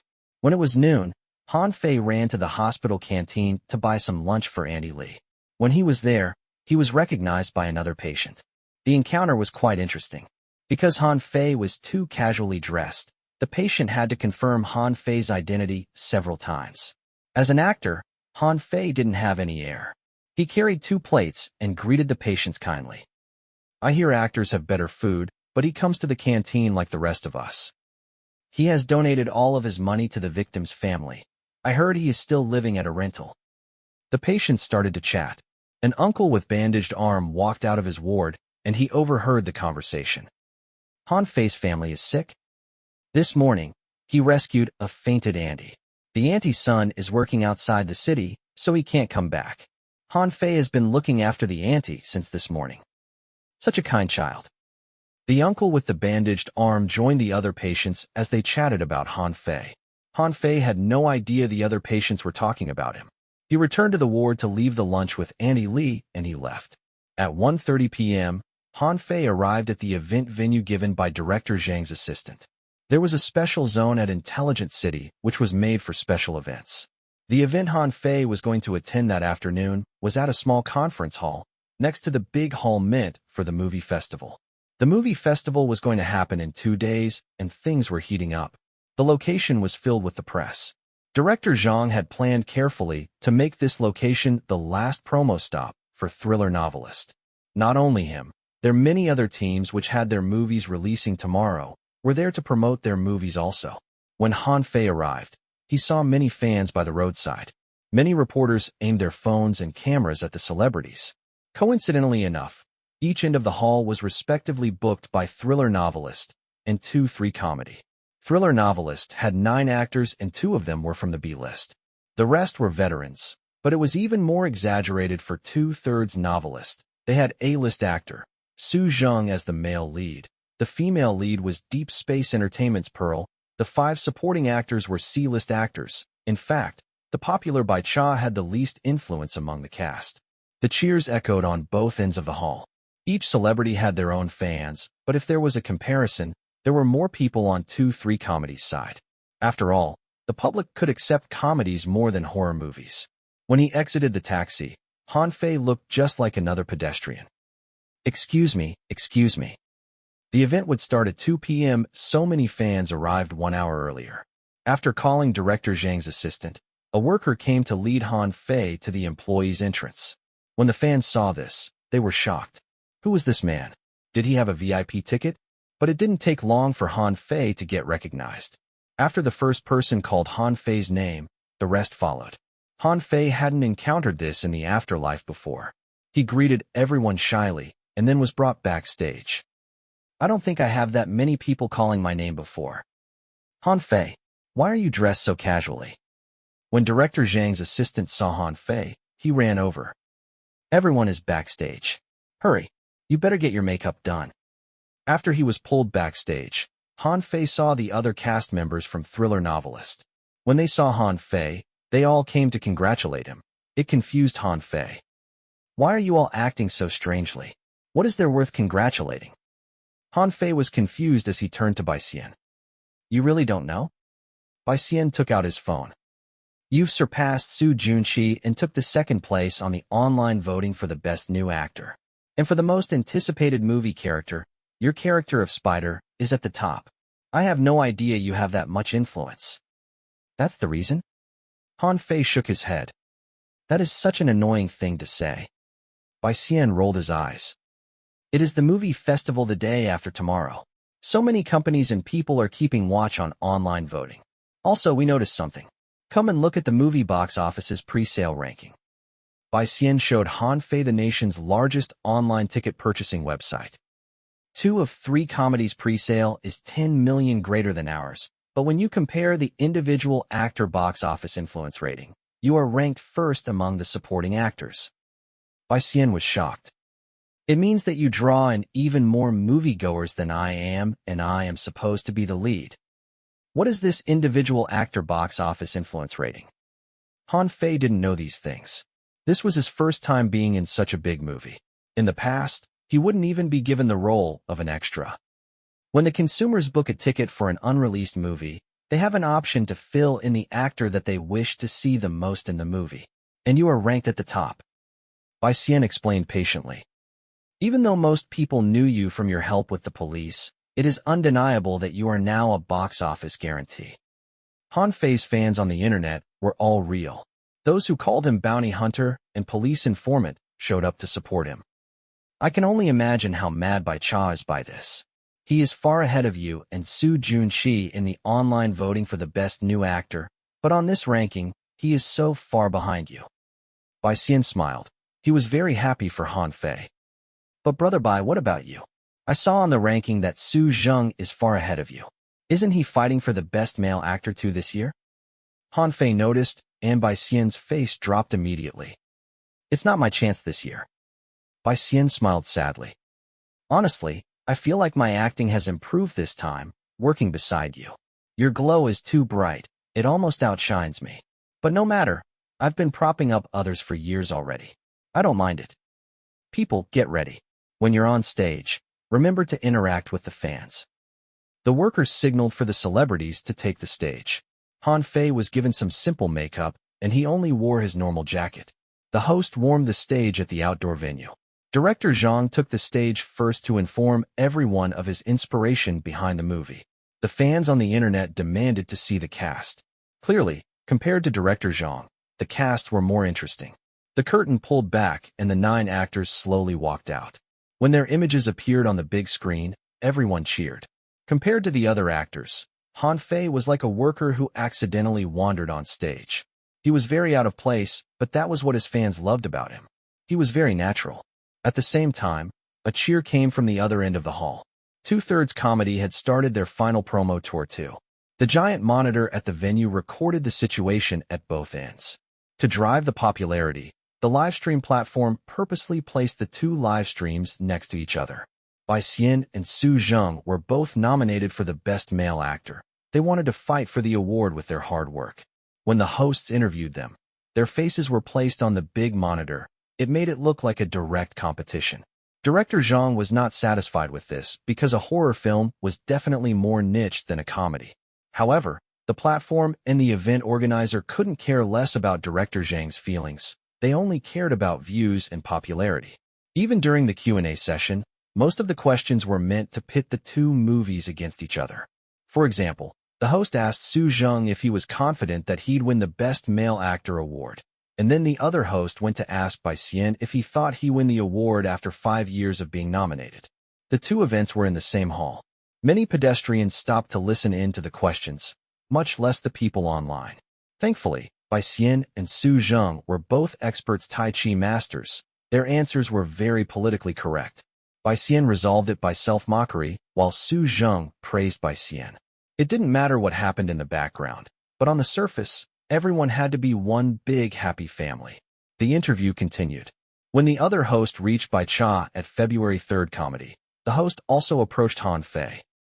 Han Fei, you are nominated for Best New Actor and Best Supporting Actor this year. This is your first movie running the circuit, and you have gotten 2 nominations. This is a brand new record. The two hosts were stoking the flames. One praised Han Fei while the other said that Bai Cha would definitely win the award. However, Han Fei and Bai Cha responded differently. Han Fei wasn't even paying attention to the host. He saw that the host had a mic, and before she spoke, there would be a pause. Clearly someone was feeding her the questions. With a professional smile on his face, Han Fei very openly voiced his own weakness, like his young age, lack of projects, and so on. Bai Cha was arrogant. He seemed to know some insider news, and he was sure that he would win the award for the Best New Actor. As the host praised him, he started to accept them. He chuckled and said insincerely that he still had space for improvement. Perhaps the organizer thought this was not enough, so they chose the hardest questions and harshest criticisms from the chat room to throw at the two young actors. Han Fei didn't mind this. After all, he had been criticized all his career. He had no agency to back him, and no one was funding his career. He had to depend on himself. Bai Cha's situation was the complete opposite. He was Deep Space Entertainment's latest star. He had no negative press on the internet. Everyone praised him. The company blocked every bad news for him. He only needed to earn money for his agency. This meant that he was not so stable mentally. Among the comments, there were many that questioned his acting skill. Some drew a direct comparison between him and Han Fei. They said Han Fei's acting in Twin Flower was so much better than Bai Cha. Bai Cha didn't dare to get angry in public. He said that everyone had their own suitable character and deflected the question. He wouldn't admit that he was worse than Han Fei. With Deep Space Entertainment backing him, Bai Cha actually looked down on actors his age. The livestream went on for a long time. The busybodies started a bet on who would win the Best New Actor between Bai Cha and Han Fei. Bai Cha's fans liked him for his face, but Han Fei's fans were more varied. At first, both fan bases were quite reasonable, but it soon got into a fight. When the livestream ended, the argument was already exploding online. In the end, they decided to settle the score via the box office of 2-3 comedy and thriller novelist, as well as Han Fei and Bai Cha's acting in their respective movies. Since neither movie had been released, no one could really say anything. The acting would prove everything. After the event was over, Director Zhang summoned all the actors. He had booked a big venue to wait for the premiere together. This movie was very important to them. It could change many people's lives. Bai Xian wanted to fight for the Best Male Actor. Director Zhang wanted to prove himself again. The investors wanted their money back. The other actors fought for popularity. Only Han Fei appeared least nervous. He was ready to go home after dinner. He didn't even have the urge to look at the argument between his fans and Bai Cha's on the internet. For Han Fei, nothing was more important than gaming. Chapter 509. Official release of thriller novelist. After returning home, Han Fei rested for a while and started to read. This time, he read literature related to plastic surgery. Midnight arrived. Just as thriller novelist premiered, Han Fei put on the gaming helmet and entered the game. Blood froze the world. Han Fei looked down the city. The blood-red figure that emerged from the city stopped at a building. He seemed to have lost connection with his target. Opening his eyes, Han Fei hadn't even looked around, and there was already a new system message.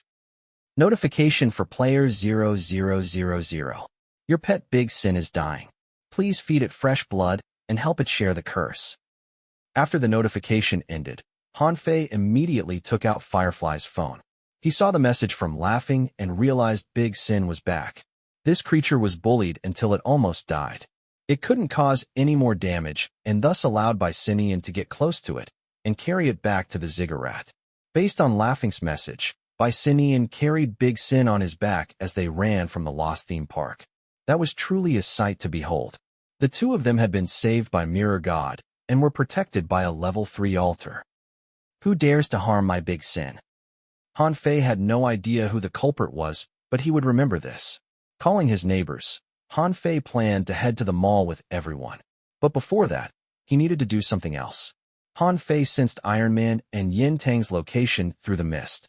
Han Fei silently found them and followed behind them to observe them.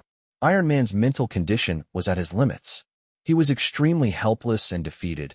He even thought about suicide to leave this hidden map. Yin Tang fared much better. He was still curious about everything. Despite the many failures, he didn't give up. He was a real talent with deep potential. Other than a low luck point, he had no weakness. Han Fei hid among the mist. When Iron Man tried another door, Han Fei used Resurrection on him. Iron Man was too numb to notice anything. He pushed open the door and left the cryptic world. So only Yin Tang is left. Even Li Shui can't find anything on this man. Can he survive in this despair? Because he valued him, Han Fei kept Yin Tang until the end. He felt like the hardship now would help Yin Tang greatly in the future. Huang Yin was proof that Han Fei's style of training did work. Come, we need to head to the mall. Avoiding the hospital, Han Fei's group moved through the alley to the mall. When Han Fei arrived at the mall, he heard a strange noise coming from underground, and a giant ball of darkness tore through the ground to slam into him. Han Fei's life points dropped to the danger zone, and he was infected by soul poison. Han Fei held his crushed chest and looked at the excited ball of darkness. He coughed out blood. The familiarity of soul poison's pain exuded from his chest.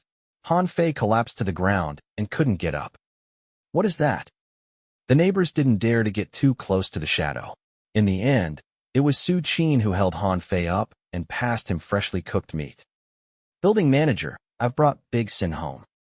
Bicinian crawled through the hole on the ground. The guard uniform he wore was tattered and he was injured, but the energy he gave off was much stronger than before. After consuming Su Qin's meat, Han Fei stood up after his life points recovered.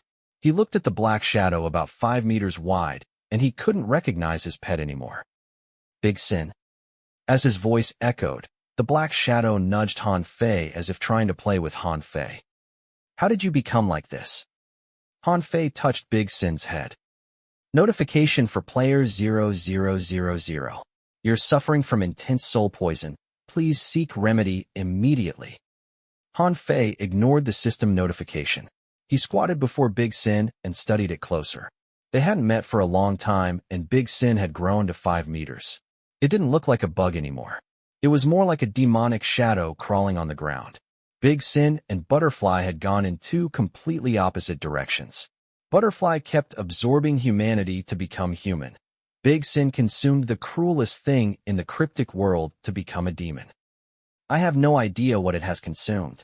It just has a breakthrough, and now it looks like it's approaching another breakthrough. Mirror God walked out of the altar. He looked at the hole Big Sin made, and he said seriously, Han Fei, you better bring this thing away. It has been targeted by an unmentionable. It'll only be safe inside the mist. Are you sure it's not because you're afraid it might destroy them all? Han Fei touched Big Sin to check its status. Big Sin's talent, presence of death, and loyalty increased. Bicinian, what have you two done that you and Big Sin have grown so much stronger? We didn't do anything. Bicinian scratched his head and explained what happened. You told me to look after Big Sin and don't lose it, so I tied myself to it. At first, it was normal, but after we left the ziggurat, Big Sin discovered something and strayed from the group. I wanted to stop it, but as you can see, I was more like its pet. And then? Mirror God was intrigued too. Big Sin was very into the altars. It has the special power of stealing from altars. So it led me to find the altars along the way. Whenever we spotted one, it would crawl into it to steal from it. We soon made our way through the plastic surgery hospital and the theme park to go deeper into the city. The place was scarier than the zones we occupy now. Emotions and resentments had become ghosts. I was so afraid, but Big Sin was so excited. We ran into 5 altars, and Big Sin stole from 4. When it was working on the 5th, it was seen by the eyes of the unmentionable. Big Sin pulled on his ruined uniform. Then we started to run. First, we ran deeper into the city, but then we took a long detour and came back here. Big Sin was very fast. Almost no ghost could catch up to it, but perhaps it had eaten something off the unmentionable. The presence of death on it grew, and the unmentionable's curse on it started to trigger. You two sure are courageous. You dared to destroy altars and 5 of them consecutively? Mirror God numbed just thinking about it. Why would you eat something inside the altar? They might contain the unmentionable's memory. It is their most precious thing. Since Big Sin has already consumed them, it's too late to talk about that now. Hanfei decided to bring Big Sin back to the ziggurat. The soul mist would block the senses of the unmentionable. You have underestimated the importance of the altars to unmentionable. That unmentionable is coming over. I can sense its eyes. Mirror God persuaded. Before the curse on Big Sin can be suppressed, you better don't leave the ziggurat and find trouble with the plastic surgery hospital. At least wait for this trouble to tide over first. Okay, we shall keep a low profile. When we're ready, we'll take down the hospital once and for all. Hanfei glanced at Big Sin. Even though it had consumed unmentionable's things, it had gained many benefits from it. After Big Sin digested the unmentionable's things, it would become huge assistance to Hanfei. A few neighbors worked together to carry Big Sin. When they left the mall, Big Sin burned with black flame. The flame couldn't be extinguished, and it only burned Big Sin. Soon its body was scorched. They didn't dare stop, and everyone hurried to send Big Sin back to the ziggurat. Strangely enough, once they entered the mist, the black flame extinguished on its own. Big Sin looked at Hanfei innocently, and it became more obedient. I don't think I'll be able to save you if you continue to act like this. The curse on Big Sin came from an unmentionable. Even Su Qin couldn't do anything. Big Sin had to slowly digest it. After settling Big Sin, Hanfei left the mist with a few neighbors. He found a grade G mission in an area near the hospital zone. It's getting harder to trigger the mission around this place, even though I'm only level 19 and haven't even triggered my second profession. Midnight Butcher had proved very useful to Hanfei, so he anticipated his next profession. Level 20 is a threshold, but it's so hard to level up. Hanfei returned to Ziggurat. He studied Yin Tang from the shadows. After ensuring the young man was still mentally stable, he found a safe place and logged out. Hanfei looked at the blood-red city. He realized with a shock that the blood-red figure had moved closer to them. Is he lured over by the curse on Big Sin? Eating the things inside the altar would improve one's ability quickly, but there was a price to pay for it. Big Sin could enter altars freely. It can be a great help when I have to do inheritance mission. After I survive this, things will be a lot easier in the future. Hanfei opened his eyes. He removed the gaming helmet and slept inside the hub. After who knew how long, the sun shone into the room. Hanfei crawled out of the gaming hub and took out his phone. There were more than 50 unread messages and equally numerous unanswered calls. What's going on? The secret of the cryptic world has been exposed. Hanfei woke up immediately. Li Shui, Huang Yin, Director Jiang. Those who had his number had messaged him. Huang Yin. I almost forgot you're an actor. Are you sure you didn't get possessed by Spider? Zhuang Ren. You are a born horror movie actor. I've been a director for 30 years. I haven't seen such brilliant performance before. Li Shui. I always thought movies can't be more real than real life, but you prove me wrong. By the way, when you're free, come to the station.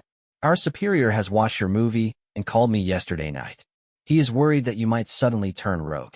If you do, you'll be the scariest super criminal Xin Lu has ever faced. Zhang Yeye. Congrats, boss. Director Jiang. You are one step closer to your dream. I know you can do it. The messages warmed Han Fei's heart. He had no idea so many people cared about him in the human world. After checking the message, Han Fei checked the unanswered calls. There was a call from Bai Xian and Director Zhang 5 minutes ago. The sun is already up. They didn't sleep yesterday night? Han Fei thought about it and called Director Zhang. The call was soon picked up. Han Fei, why are you only waking up now? Come, we need to celebrate. Why celebrate? Look at the box office ranking, the movie review, and the internet's review on your acting. You are destined to become our future best actor. I will swear my life on it. Director Zhang was a veteran director. He only attended important events or private meetings. He rarely drank through the night with his cast members. Han Fei clicked on the app to check the box office ranking. It was now 9:30 a.m. Thriller Novelist sat at the second place for box office sales with 51 million tickets sold, which had broken the record for horror movies. February 3rd Comedy, which had 10 million more pre-sale tickets than Thriller Novelist, currently only had 4 million tickets sold more than Thriller Novelist. But the key was the movie review.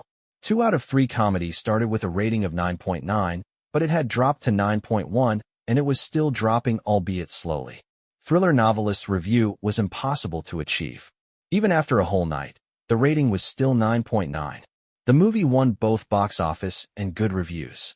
Han Fei gained 500,000 new fans. He contributed a lot of classic scenes in Thriller Novelist. The terms Han Fei and Spider went trending overnight. The movie had a huge influence. Even though Han Fei was only playing a supporting character, he was the character that connected all the other 9 characters. He was the center that held up the movie. Han Fei's acting was approved by everyone, and through his movie, he had a transformation. When compared to the other nominees on the category for the Best New Actor, it was a joke. Not only Bai Cha, no one of Han Fei's age could rival him in acting. If they were in the same shot, Han Fei would eclipse them easily. Truth spoke for itself. The acting ability between Han Fei and the rest was so wide that even the public could see it. Under the original threads where people discussed the nominees for this year's Best New Actor, there were a lot more posts. I've seen both of their movies. Really, it's not a fair match. I wanted to say good things for Bai Cha, but after watching the movies, I can only say, better luck next time. Han Fei gave me the feeling that he was the character himself. Only he could play this character and no one else. Bai Cha is okay in his role as a student, but just okay. I suggest everyone watch Thriller Novelist. This movie will shock and awe you, especially the last scene. How can I ever think that they are on the same level? I am ashamed to call myself a movie critic. I know you will not believe me, so I will provide a small example without any spoilers. In both movies, there are scenes where both actors are required to show the emotion of anger. For Bai Cha, he merely threw things about. But for Han Fei, the fury burned within him. You could feel the fire through the screen. His emotions were deep, yet could scorch you through the screen. When he explodes, it'll be like a bomb. Bai Cha was not that bad, but in comparison, he was much worse than Han Fei. There were people who hadn't seen Thriller Novelist, and they thought these people were exaggerating. They still supported Bai Cha, but Bai Cha's team didn't say anything. Some of the netizens went to leave comments on Bai Cha's page, asking his opinion on Han Fei's acting. The admin on Bai Cha's side was busy deleting posts. On the online voting for the Best New Actor, Han Fei's votes were rapidly increasing. Strangely enough, when Han Fei was about to pass Bai Cha, the website went down due to a technical issue. Then again, everyone knew who the real Best New Actor was. Han Fei's fans were still rapidly increasing, and so did his ranking on the actor popularity ranking. Soon he'd be a C-list actor. Seeing the endless discussions online, Han Fei could understand director Zhang's feelings. Several movies went live at the same time, but the discussions for Thriller Novelist had surpassed the rest. This was director Zhang's first time attempting a horror movie, and not many people had high hopes for him. During pre-sale ranking, it was ranked second. Most people thought it would be a small hit. But after the premiere, the movie was slowly catching up to 2-3 comedy. Horror movies were more niche than love comedy, but these two movies were neck and neck in terms of ranking. Han Fei, come celebrate. Based on how things are working, it's no problem for us to break 100 million ticket sales on the first day, and it'll only get better from there. Director Zhang hadn't made any movie in 3 years, but this one shot out like thunder in the dark. Chapter 5:10, red, white, and colorful. Han Fei could understand Director Zhang's excitement. The audience had high hopes for thriller novelist, but no one expected the movie to do as good as it did. Many movie critics had released their reviews and analysis of thriller novelist online. The movie not only had a tense plot, but it also had the positives of a movie from a thriller genre. It had great twists, sidelines, and things for the audience to think about. In today's day and age, once something went on trending, it was very easy to gain traction. Director Zhang and the team were very happy. Han Fei felt a rare emotion of happiness too.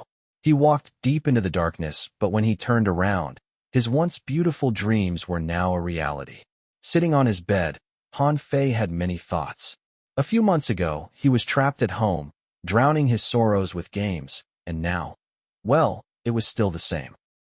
Han Fei, this year's Best New Actor award should be yours. You are probably going to be the first artist to get that award without the backing and manipulation of any agency. Director Zhang was quite drunk, and he blurted out the truth. Actors without an agency normally wouldn't even be given a movie role. Like Han Fei before his big break, they would only fester in the background. No one cared about them. What if they were the best actor? How were they going to be seen if they were not given the stage? During the shoot of Twin Flowers, if Ah Chung didn't surrender his role, Han Fei would only be an extra. Furthermore, if Han Fei didn't help the police to solve the human jigsaw case and gain popularity from that, Director Jiang couldn't persuade Yue Long culture to let Han Fei be the main lead. Due to the popularity of Twin Flowers, Han Fei was spotted by Director Zhang, and only veteran directors like Director Zhang had the right to choose his own cast and script. Many accidents and Han Fei's flawless acting made it possible for him to compete with actors from big companies. Director Zhang, it's the movie festival tomorrow, you should rest. Han Fei could hear the drunkenness in Director Zhang's voice. It's fine. I'm very happy today. Earlier, I was worried that the public wouldn't accept the movie, but I'm completely relaxed now. This year, at least we can get the Best New Actor and Best Director. 1 movie, 6 nominations, and 2 wins. I'll see who dares to say I've run out of talent. Director Zhang then rambled about his past. Han Fei was helpless. Looks like everyone would be different after they were drunk. They talked for 10 minutes before Han Fei hung up. The movie festival is an annual event. I should be formally dressed. Han Fei opened his closet and decided he needed to go buy a suit. Even though he didn't voice it, Han Fei was actually very happy. To attend the movie festival was the dream of many actors, much less winning an award. Han Fei called the cab to head to the mall. He realized Xian Lu was a lot livelier than before. When he asked the cab driver, he was told that there were many big events happening at Xian Lu because the city was the nation's representative intelligent city. Other than the annual movie festival, upcoming events included the nation's biggest mangacon and book fair. Other than that, the photography committee had started a photography contest that everyone could enter so they could explore the beauty in real life and not be too immersed in virtual reality. The top 100 photographers would win a lot of money. Xian Lu's intelligent city became more vibrant, but at the same time, life was seeping away from the countryside and neighboring cities. The international intelligent city was sucking the life out of the states close to it. Han Fei, who was in a good mood, chatted with the driver. The driver recognized him eventually. The driver said Han Fei was not what he imagined. The driver thought Han Fei was the kind who had sharp eyes and was hard to be with. However, after actual interaction, Han Fei was very kind and quite shy. He was like a boy next door. Han Fei was embarrassed by the driver's praise. He hadn't heard such praises in the cryptic world before. After gaining a new fan, Han Fei entered the mall to buy a set of formal wear and had a meal. This was a rare resting day for Han Fei, so he spent some time outside. After the sun set, Han Fei returned to his rental. He started to look for info about plastic surgery to get to know the field better. When it was almost midnight, Han Fei received another call from Director Zhang. The man was calling to remind Han Fei to attend the festival tomorrow. For the entertainment field, tomorrow was the most important day of the year. After giving Director Zhang his promise, Han Fei entered the gaming hub and started the game like normal. Blood fell, and Han Fei suddenly felt an immeasurable pressure like the sky above him was falling. He looked down the distance and saw the blood-red figure stop between the theme park and an unknown zone. He appears to get closer. The pressure from the unmentionable caused Han Fei's heart to race. After he logged into the game, he raced to the window. The mist blocked everyone's sight but Han Fei. The mist was his eyes. I cannot let Big Sin leave the mist. The unmentionable is close. He is hesitating between the theme park and another zone. He is unsure which path to take. The figure's hesitation gave Han Fei a lot of info. First, the mist could indeed eclipse the unmentionable senses. Big Sin was temporarily safe here. Second, Han Fei had underestimated the theme park. Even the unmentionable didn't dare to wander into it casually. I heard from Huang Yin that at least 2 teams of players still haven't left the maze. I doubt they're still alive. He found laughing and Feng Ziyu. Even though Han Fei was not the ziggurat's most powerful ghost, he was the manager and everyone thought this was normal. Han Fei, Dr. Yin is awake. He wishes to see you. Laughing led Han Fei downstairs. Something also happened at the plastic surgery hospital zone. The place is suddenly deserted. You can't even find one wandering spirit. You should ask Dr. Yin. He should know some things. All the ghosts have disappeared. They stopped coming to test the mist. Han Fei noticed the severity of the situation. Previously, the hospital's ghost would enter the ziggurat. Each twisted building contained several ghosts. The sudden disappearance of the ghosts had to do with the pure hatreds at the hospital. Perhaps they were preparing to invade into the mist. Han Fei opened the door. When he saw Dr. Yin, he was shocked. The tall Dr. Yin stood in the middle of the room. He used the scalpel to carve out his face. The blood dripped to the ground to form the term, fate. I've sent your wife to the hospital, and your son is looking after her. If you don't believe me, I can bring your wife back to see you when she is better. Han Fei was very kind to Annie Lee's family. He was worried about her, so he went to check on her in person. He saved her life not only in the game, but also in real life. Dr. Yin bent down and sat before Han Fei. He lowered his head and used the blood on the ground to write. What do you want to know? Tell me the power and weakness of the 3 pure hatreds at the hospital. And the hospital's secrets, too. Han Fei sat down as well. He didn't like to look down on others. Dr. Yin hesitated for a long time before he moved his fingers. There are 3 pure hatreds at the hospital. They are red, white, and colorful. Red is a faceless woman. She was once the world's prettiest man-made human, but she only kept her beauty for 7 days. After she lost her beauty, she went after others who desired her beauty. She has been trying to regain her beauty and will do anything for it. Currently, she has created 5 faces for herself. They are smile, pain, despair, anger, and bliss. To kill her, you need to ruin these 5 faces. You've already destroyed the smiling face. The faceless woman's power is to steal and control the emotions of others. My power is to give others emotions. Why does a child with white shoes? He has the world's purest soul. He should be the world's happiest child, but for some reason, his pure spirit became the purest hatred.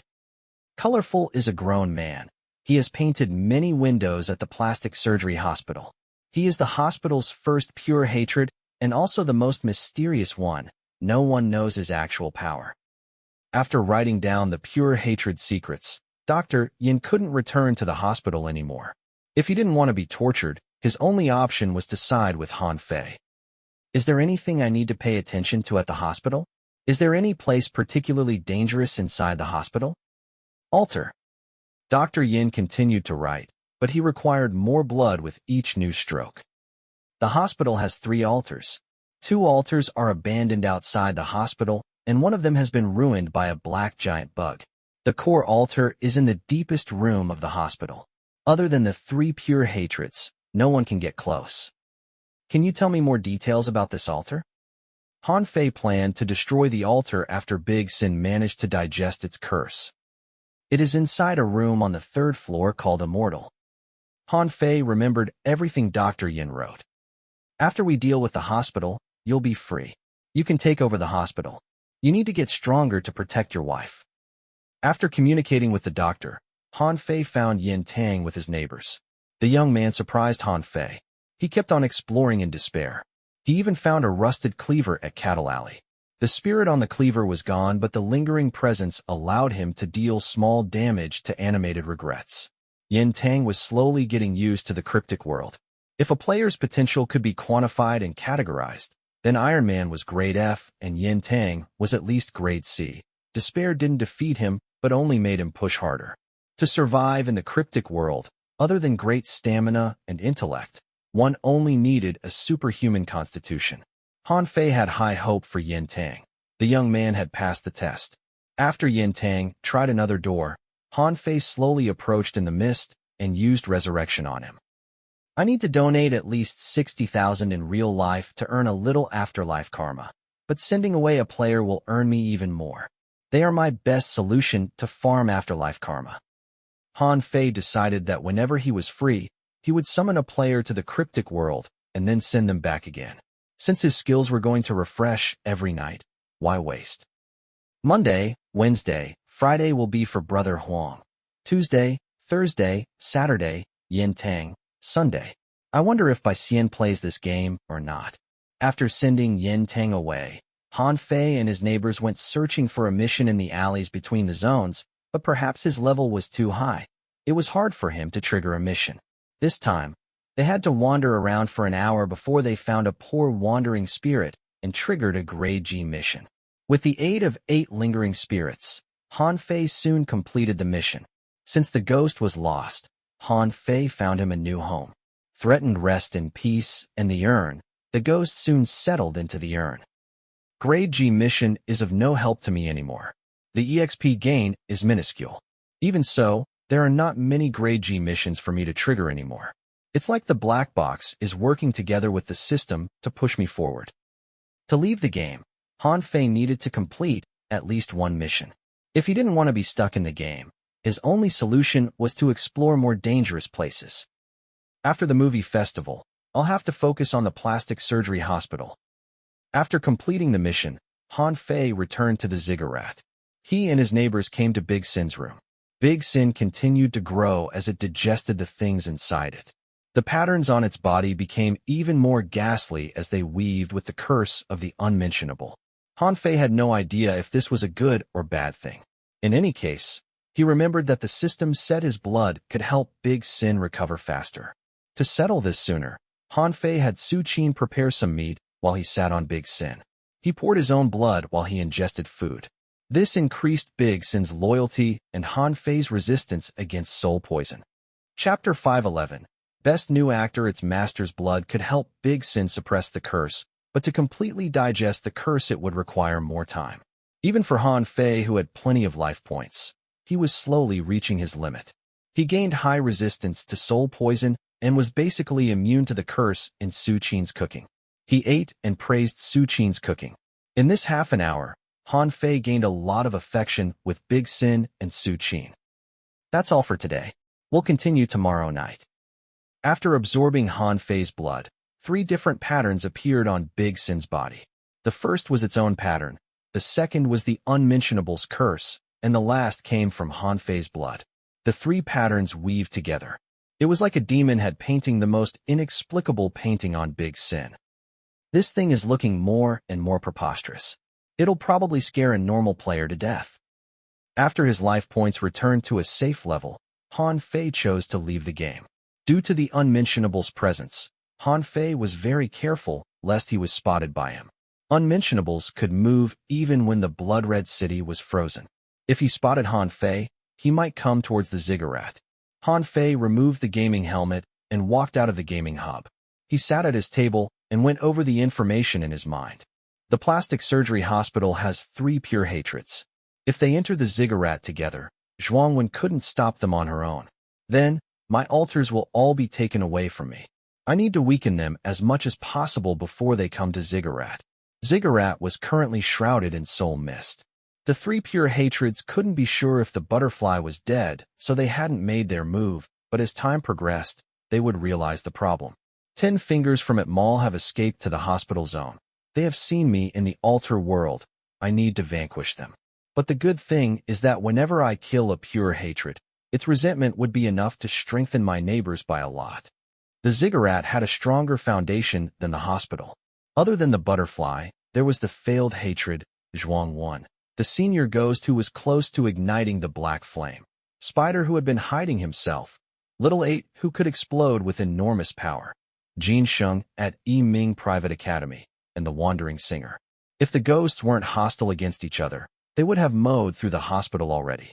Han Fei believed the hospital was more like a buffer zone between the ziggurat and the theme park, something Fu Sheng had arranged. After clearing his mind, Han Fei started to search for the cases related to plastic surgery. It's time to put some new faces on this wall. At 9:30 a.m., Han Fei received a video call from Director Zhang. The man looked like he was in a very good mood. Are you ready with your outfit? Bai Xian is driving over to fetch you. Our crew is going to participate in the festival with our heads held high. Director Zhang hadn't had a hit for quite some time, but this time, he finally had something proud to show. Okay, see you at noon. Just as Han Fei hung up, Bai Xian's call came. Brother, have you bought your clothes? I'm going to fetch you now. Why are you all calling me to ask me about my clothes? Do I look like someone who'd walk around without any clothes on? Haha, today's event is different from normal. I'm afraid that you're not ready, so I even brought a set of suit for you. Honestly, you look very handsome in formal wear. Bai Xian was driving over. Han Fei could hear the traffic in the background. I've bought the clothes. Han Fei really thought Bai Xian was a kind person. After hanging up, Han Fei went to take a shower. At 12 p.m., Bai Xian and Han Fei arrived at the Intelligent City. All the cast members and crew of Thriller Novelist were there, and they entered Iyashikei Lu restaurant together. The second floor of the restaurant was decorated. There was a banner that said, "Congratulations to Thriller Novelist for breaking the 100 million box office on the first day, creating a new record for horror movies." Seeing that, Han Fei went online to search for the movie box office record. Currently, the box office for Thriller Novelist was at 170 million. It was only several 100,000 less than 2-3 comedy.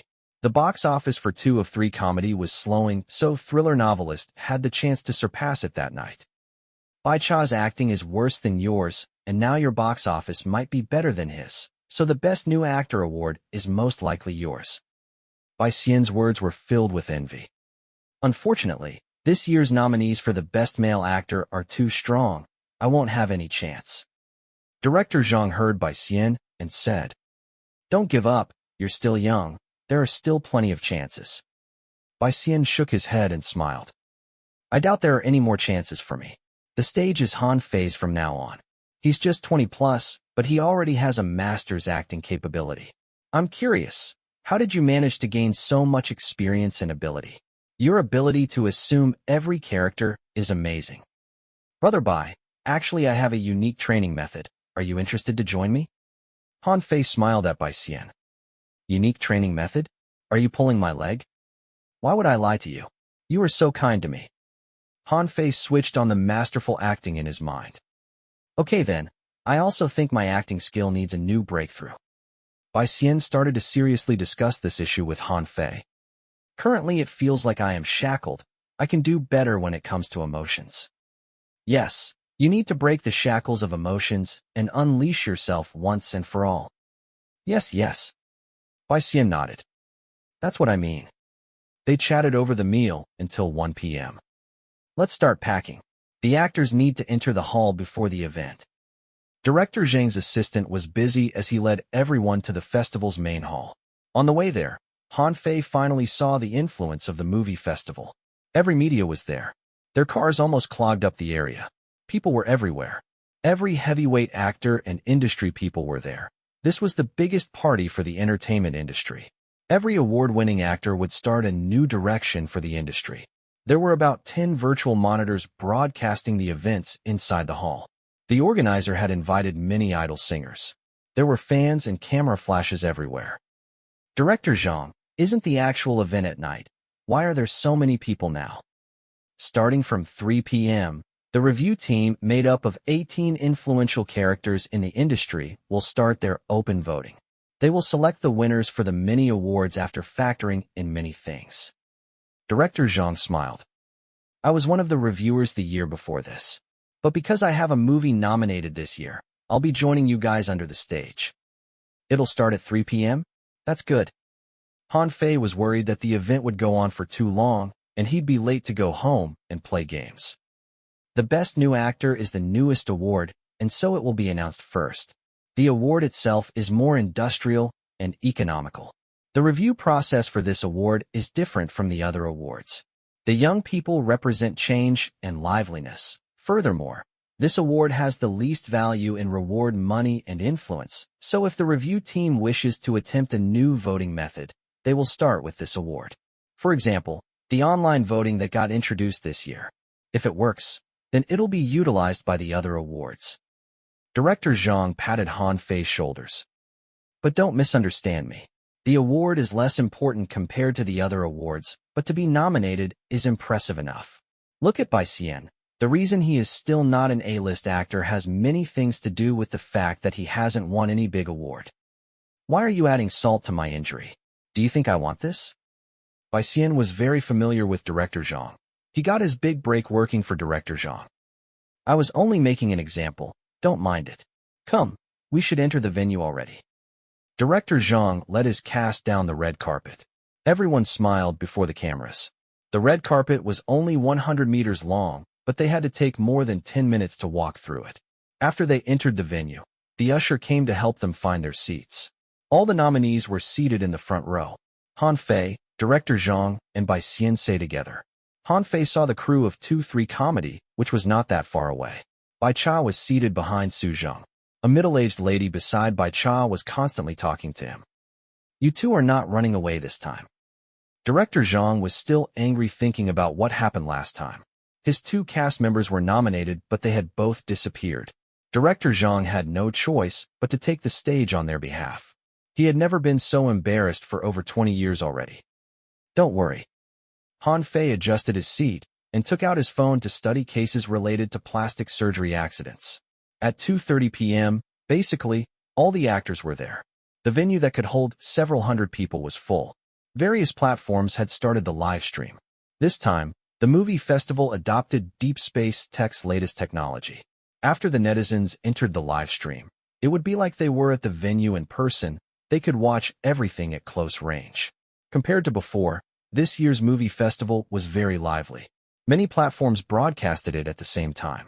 The searches on the movie festival even temporarily surpassed Perfect Life to get the #1 spot on trending. After the opening performance was over, the nation's 2 famous hosts walked out together.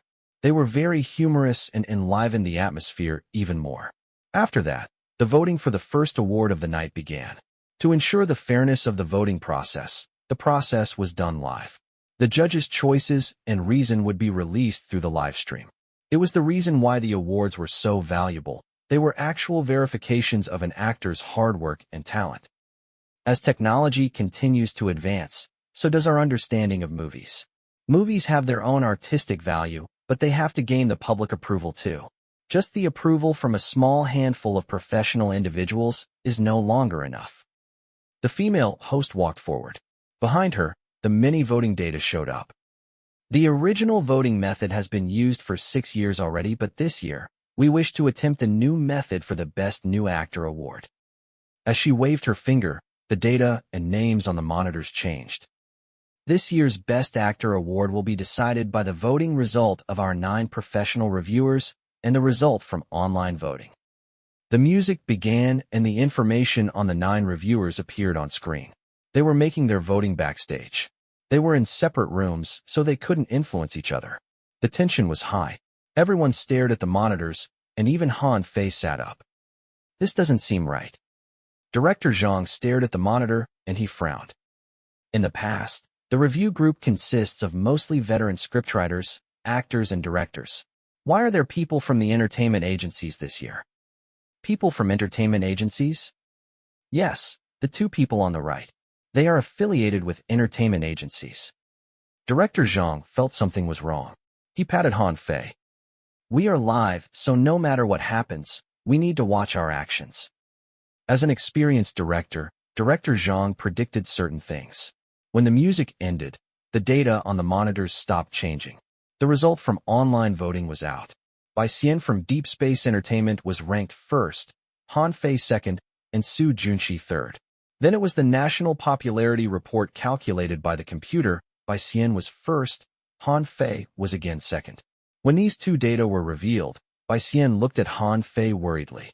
After that, the result of the 9 reviewers was handed over to the host. When she saw the result, she revealed a surprised expression. It was like she didn't expect this result. But as a professional host, she didn't say much and pointed at the big monitor again. The result of the 9 reviewers appeared on screen. 4 of them chose Han Fei. Their reason was because they were shocked by Han Fei's acting in Thriller Novelist. They went into details on how Han Fei had managed to uplift the movie. One of them chose Su Junqi, and the reason was because Su Junqi was a master at ancient Chinese movie, and he was good at creating different characters. The other 4 reviewers all chose Bai Cha. Their reasons were very different. Some liked the changes to Bai Cha's acting, his potential. Others pointed out how he represented the younger generation. There were 3 voting criteria, and 2 of them were won by Bai Cha, so he was naturally this year's best new actor. The female host tried to explain this in the most professional way possible, but when the music rang, there was not much applause among the crowd. Bai Cha was congratulated by his crew, but more eyes were on Han Fei. Han Fei smiled like usual, like nothing was out of place. Director Zhang pressed on Han Fei's arm and whispered, "I will go and demand an explanation after this. How can they not use acting skills as a standard to choose the best actor? How preposterous." "It's all right." Han Fei smiled lightly. "I'm already used to this." On the stage, Bai Cha accepted the award from last year's Best Female Actor. He was extremely excited. The award was the biggest validation for an actor. He held the award with both hands, and he started to give his speech. He stammered and thanked everyone. He also promised to work harder. When he was near the end, he strayed from his speech. He added a few words and even openly glanced towards Han Fei. There was a gloating in his smile. Indeed, with Deep Space Entertainment backing him, he could reveal such a smile. After he ended his speech, there was still not that much applause. Other than his company colleagues, no one really congratulated him. "We'll see how they settle this online," Bai Xian said coldly as he took out his phone to log onto the live stream. He had something to say. Not only him, but many other people also had the same thought. The live stream was a mess, and the admins were trying their best to maintain the rules. Even after Bai Cha returned to his seat, the whispering at the venue never stopped. "We should proceed to the next award. The subsequent awards will be using the usual voting and review method." The host quickly moved the proceedings along. The next award was the Best Male Supporting Actor. Different from Best New Actor, this award would include nominees from all ages and experiences. They were young actors and veteran actors. It was because young actors had never won this category that the organizers started the Best New Actor award. With the host trying her best, the whispering slowly died down. Everyone focused on the new voting process of the Best Male Supporting Actor. The big monitor changed. Other than the original 9 reviewers, another 9 reviewers were added. Some of them were veteran directors, others were A-list actors or veteran actors. After the previous voting, the 9 new reviewers looked very serious. After the voting started, one of 18 reviewers wrote down his choice and slammed it on the table. He didn't say a word. The worker didn't dare to interrupt him because this actor was very important. After everyone was done, the monitor changed again. The camera gave each reviewer their own camera time. They needed to show their voting result and explain why they voted as such. They started with the 4 reviewers who voted for Bai Cha in the previous award. The first reviewer was an experienced movie critic. He still voted for Bai Cha, and the reason was equally as ridiculous. The second reviewer was also a movie critic, but he still valued his face. He voted for a veteran actor. The third and fourth reviewers voted for a B-list actor and a veteran actor. When the camera switched to the 5 reviewer, the name appeared on screen, Zhuang Ren. He was the oldest among the reviewers. Different from the previous 4, Zhuang Ren's expression was severe, his eyes were furious. After the organizer opened Zhuang Ren's mic, Zhuang Ren turned to look at the first reviewer who still voted for Bai Cha in this round. "Are you blind?" Once he said that, everyone was shocked. The workers wanted to cut off Zhuang Ren's mic, but they were denied. "Even though I am called the king of bad flicks, at least I can tell what is good acting and what is bad acting. From characterization, script, movement details, internal turmoil, how is Bai Cha better than Han Fei? This is an award for acting, and you people don't review acting, but vote based on his potential and youthfulness?" What nonsense. Zhuang Rin started to compare Han Fei and Bai Cha's acting. He wanted to say more, but the camera had already panned away. The monitor showed Zhuang Rin's vote. Clearly he had voted for Han Fei. The next reviewer was a veteran actor. He had given his life to the silver screen. My vote is for Han Fei too. Even though my old friend is among the nominees, they are not as impressive as Han Fei this year. The young man is amazing. He is already close to being a masterful actor. The camera moved to show the seventh reviewer. The old man still had a bandaged arm. He looked into the audience and found Han Fei. This kid will be a star in the future. His acting is like a sharpened knife. When it is unsheathed, it cut through everything. But when it is sheathed, it is the most beautiful thing in the world. He has my vote. Of the three reviewers, three of them had voted Han Fei. Bai Cha's team was nervous. The middle-aged woman kept making calls.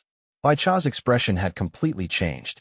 He was losing control, but since this was live, he didn't dare to do anything. He lowered his head and his hands that gripped the awards were pulsing with veins.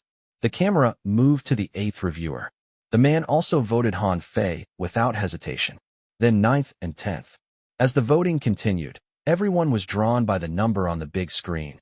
Even the host had not seen such a big number before. Soon it was the last reviewer. When he appeared on screen, many people in the audience gasped. The 18th reviewer was the nation's top comedy actor. Even though he hadn't released any movie in the past 6 years, he was still a A-list actor, Firefly. He looked at the camera and revealed a smile. He lifted up his voting plaque, and the name was clear, Han Fei. Of the 18 reviewers, 14 gave their votes to Han Fei. Such a landslide victory hadn't appeared for years already. Someone started the applause, and then it thundered. It overwhelmed the music. The female host looked at the voting result, and she was excited too. Let us congratulate Han Fei, this year's Best Male Supporting Actor. Chapter 512. Congratulations. The spotlight shone on Han Fei, and everyone turned to look at him. The Best Male Supporting Actor at 26. He was a black horse that appeared out of nowhere and gained the approval of 14 reviewers with just 2 projects. Han Fei lost to Bai Cha for the Best New Actor, but he won over Bai Cha for the Best Male Supporting Actor, which had more value and authority. This proved many problems. Bai Cha could have as many fans as he wanted, but his acting was worse than Han Fei. That was the truth. The awards at the movie festival were valuable because they were fair. The reviewers were fighting against financial intervention almost yearly. The 14 reviewers chose Han Fei because they were not only protecting the sanctity of the movie festival, they were also preserving the fairness of the awards, lest they be ruined by interested parties. These days, the business people had too much pull in the entertainment world. The 14 reviewers might have considered this. Even though they hadn't interacted in person, they made the same choice. The sponsors had chosen Bai Cha for his market value, so they chose Han Fei for the sake of arts. Go up to get your award. Director Zhang nudged Han Fei. I was disappointed for you because you have lost the New Actor Award, but the real reward was actually waiting for you. Han Fei stood up straight, and he smiled. Since the festival started, his emotions had been even. With the spotlight following him, Han Fei got up the stage. Let us put our hands together for our guest to gift the award, the A-list comedy actor, Firefly. The monitor flickered. Firefly's hair was half white even though he was still quite young. When he studied Han Fei, it was like he was seeing his younger self, but Han Fei was more mature at his age. Mr. Firefly, do you mind if I ask you a question? You are our nation's most famous comedy actor. Why would you pick Han Fei, a horror actor, as the best supporting actor? The female host was quite excited to see Firefly. He might be a horror movie actor in your eyes, but he is the best comedy actor I've ever seen. Firefly accepted the award from the host. Comedy actors not only have to give people laughter, but also give them hope. When you are struck down by disappointment in life, you'll be inspired by this young man's movies. He'll give you the confidence to walk out of the darkness. Is that not enough? Han Fei ascended the stage and Firefly handed him the award. Congratulations. This was like some kind of inheritance ritual. Firefly had been missing for 6 years, but he returned just for this moment. Holding the award, the large monitor behind him played his clips from Thriller Novelist. When he stood in the middle of the stage, Spider was walking out of the house of Butcher. The spotlight landed on Han Fei, and the ray shone on Spider's cheek. They looked down the distance, their gazes overlapping. Standing in the darkness, looking at light, everything appeared so close, but so far. After giving his speech, Han Fei walked down the stage in thunderous applause. He was smiling, and he was as calm as ever. Han Fei was unfazed. No one knew what he had been through to be so chill among the large crowd. Bai Cha gritted his teeth. He gripped the award he had won. He glared at Han Fei. Throughout the whole process, Han Fei never glanced at him. When Han Fei returned to his seat, the team from Thriller Novelist cheered. Many veterans in the business came to congratulate Han Fei. On the internet, everyone was cheering for Han Fei. Not only Han Fei, but even Zhuang Ren was also gaining new fans. Even though the man was the king of bad flicks, from what he did and said that night, he had proven himself to be a real artist. Your first circuit movie, and you nab a big prize, and the key is that you have no company backing. Han Fei, I have underestimated you. Director Zhang was really happy for Han Fei. I didn't expect this either. Han Fei held the award. He only dared to dream about winning the Best New Actor. He never thought reality would treat him even better. Ever since Han Fei joined the cast for Twin Flowers, the slander on Han Fei never stopped. Woo Woo Entertainment thought they would easily destroy Han Fei, but now no one heard about Woo Woo Entertainment, and Han Fei just received a big award at the movie festival. I wish to share this joy with everyone. For some reason, Han Fei was reminded of his neighbors in the cryptic world. It was human habit to share happiness with the closest friends and family. The festival continued. Han Fei received many congratulatory messages. He silently replied to everyone. Li Shui, don't mind that award. Tell me if you need any help. Bai Cha has his company behind him, but you have the whole police force. Li Shui, that was nail-biting. Congratulations. Firefly is so right. When he saw Li Shui's message, Han Fei lowered his head to reply. He sent a few murder cases related to plastic surgery he found to Li Shui. I do need your help. Can I meet the family of the victims from these 2 cases? Li Shui, who received the message, was startled. It was a long time before she replied. Aren't you supposed to be at the award ceremony? I saw you on the live stream. I am, but didn't you say that I can come to you anytime for help? That was just a word of consolation. Li Shui received the files. These are all old cases. I need to ask my superior about them. Thank you.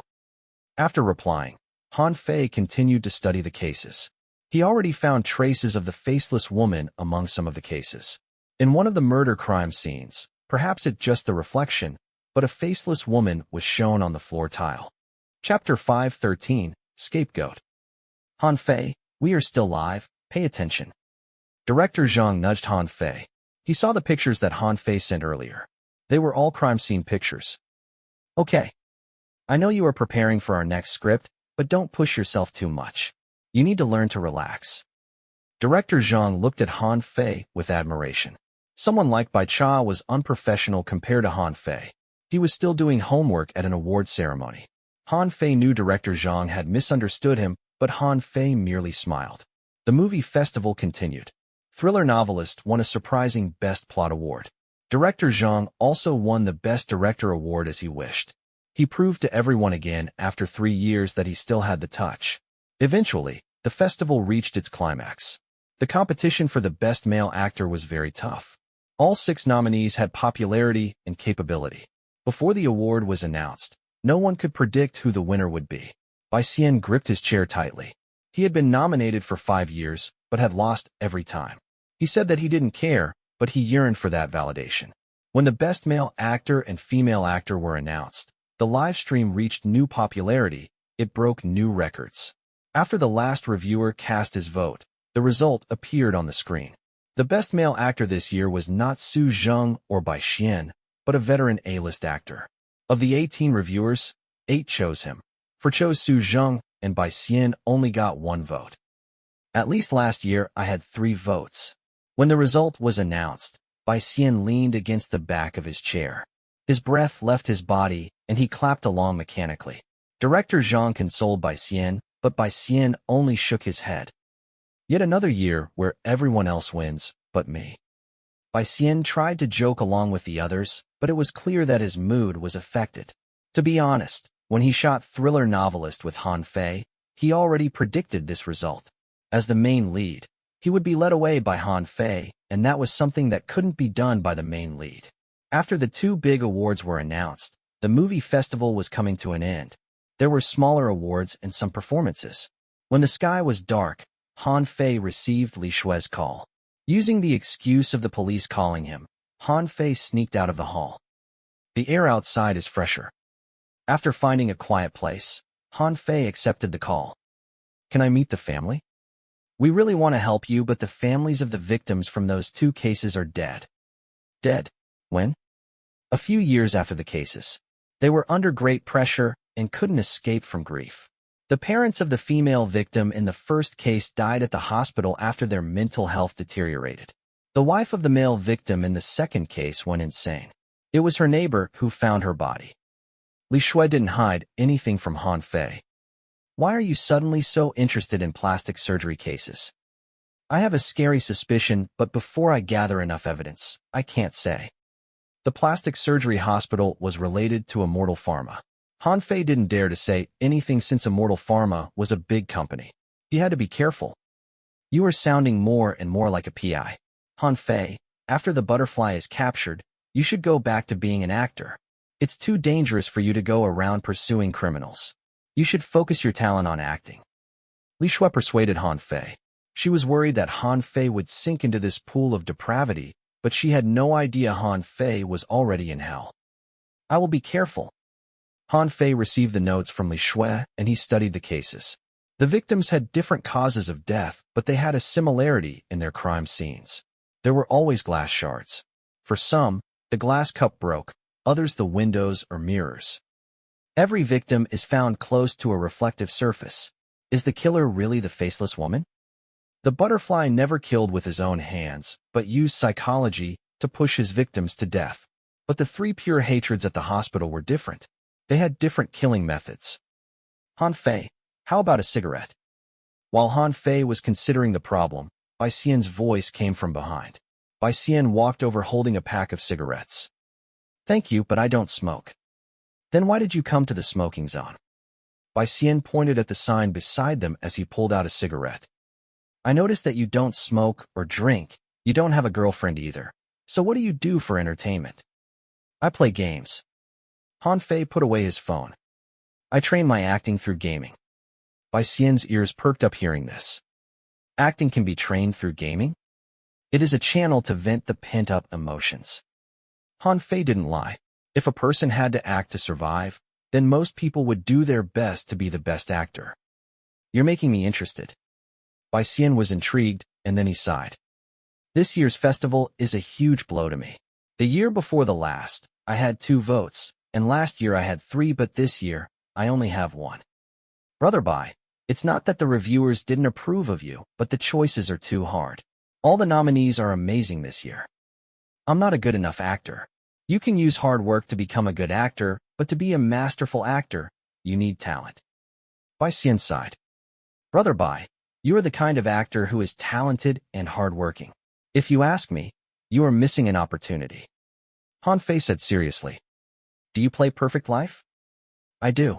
It's very tiring at work, so I normally spend my nights sleeping inside the gaming hub and unwinding in the game.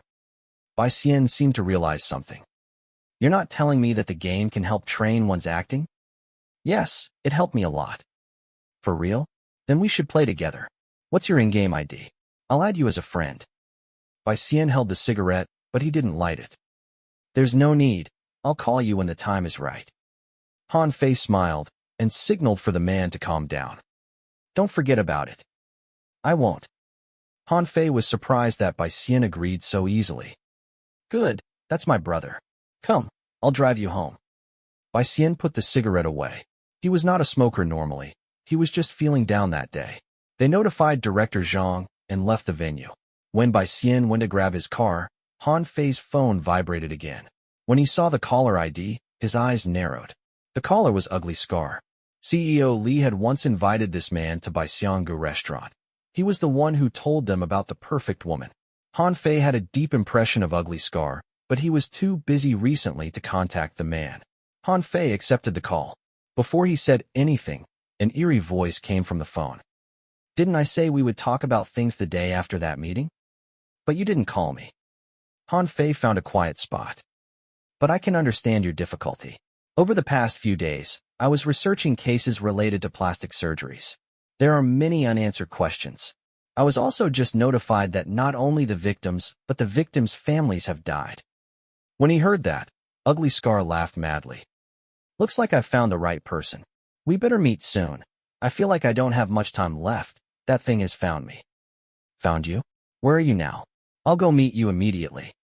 Xin Lu's northern countryside. I'll tell you the details when you arrive. Just as Ugly Scar hung up, Bai Xian arrived. Get in, I'll drive you home. Brother Bai, you better go home first. I have something to do in the northern countryside. Han Fei glanced at his phone. It was 7:50 p.m. If everything went smoothly, he should be able to reach home before midnight. You have something to do again?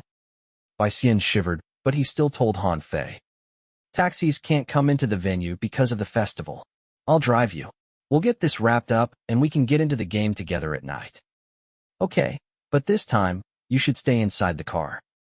Han Fei hopped into Bai Xian's car.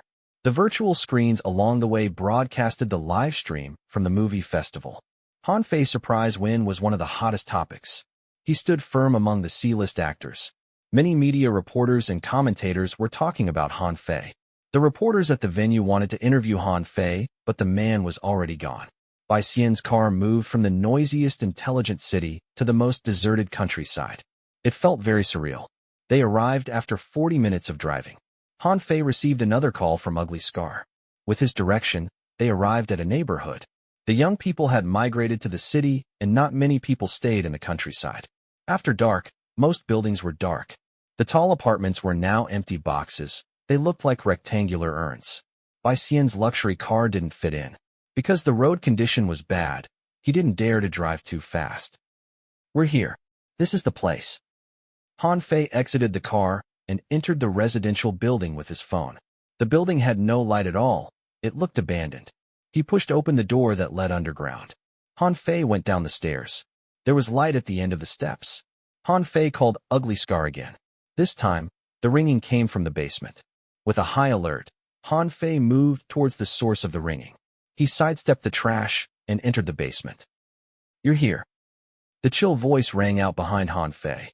The man who was covered under a black robe looked at Han Fei carefully. Put all reflective items here. Your phone, belt, shoes, and buttons. Han Fei obliged. After ensuring there was nothing reflective on Han Fei, Ugly Scar led Han Fei to another room at the end of the basement. This room's wall, ceiling, and floor were painted black. Every object inside the room had no reflective surfaces. Sit beside the fire, it's warmer that way. The place had no light, but only a small fireplace. Even his phone was the kind used by the blind. It didn't even have a screen. The man tossed some firewood into the fireplace and sat down before Han Fei. Do you mind if I remove my hat? I hope you're not scared by my appearance. I don't mind. I've seen worse on dead bodies. This is the first time I've heard such an honest answer. Ugly Scar removed his robe and closed the door. After he looked around and found no reflective surface, he sighed in relief.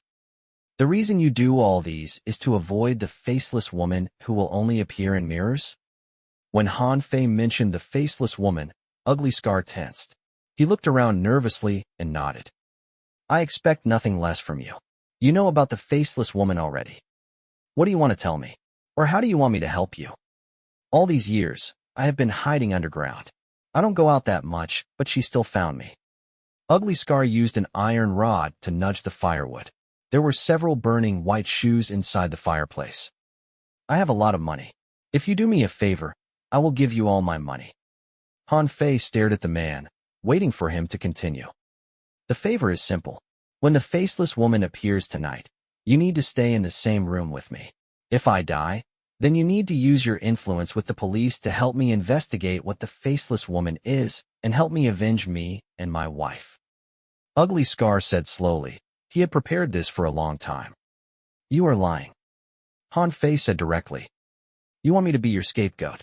When the faceless woman arrives, you'll sacrifice me to her, and you'll move to your next hiding space. Ugly Scar's face trembled, but he soon calmed down. At least one thing I told you is true. The faceless woman will come to find me tonight. Chapter 514. Eyes the fire danced in the black room. It shone on Han Fei and Ugly Scar's face. You are a man of justice. I know you'll come if I ask you to. Ugly Scar looked at the one fire in the room. No one believes me, and if this continues, I will die. So you found me.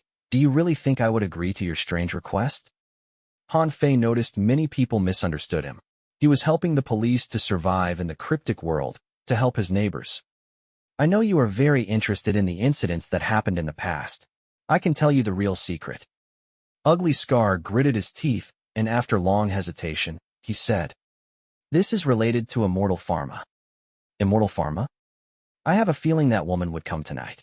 As long as you stay in the same room as I am until midnight, I will share with you all the secrets. Pleading appeared on Ugly Scar's face. Money, truth, and all the secrets about Immortal Pharma, are you not intrigued?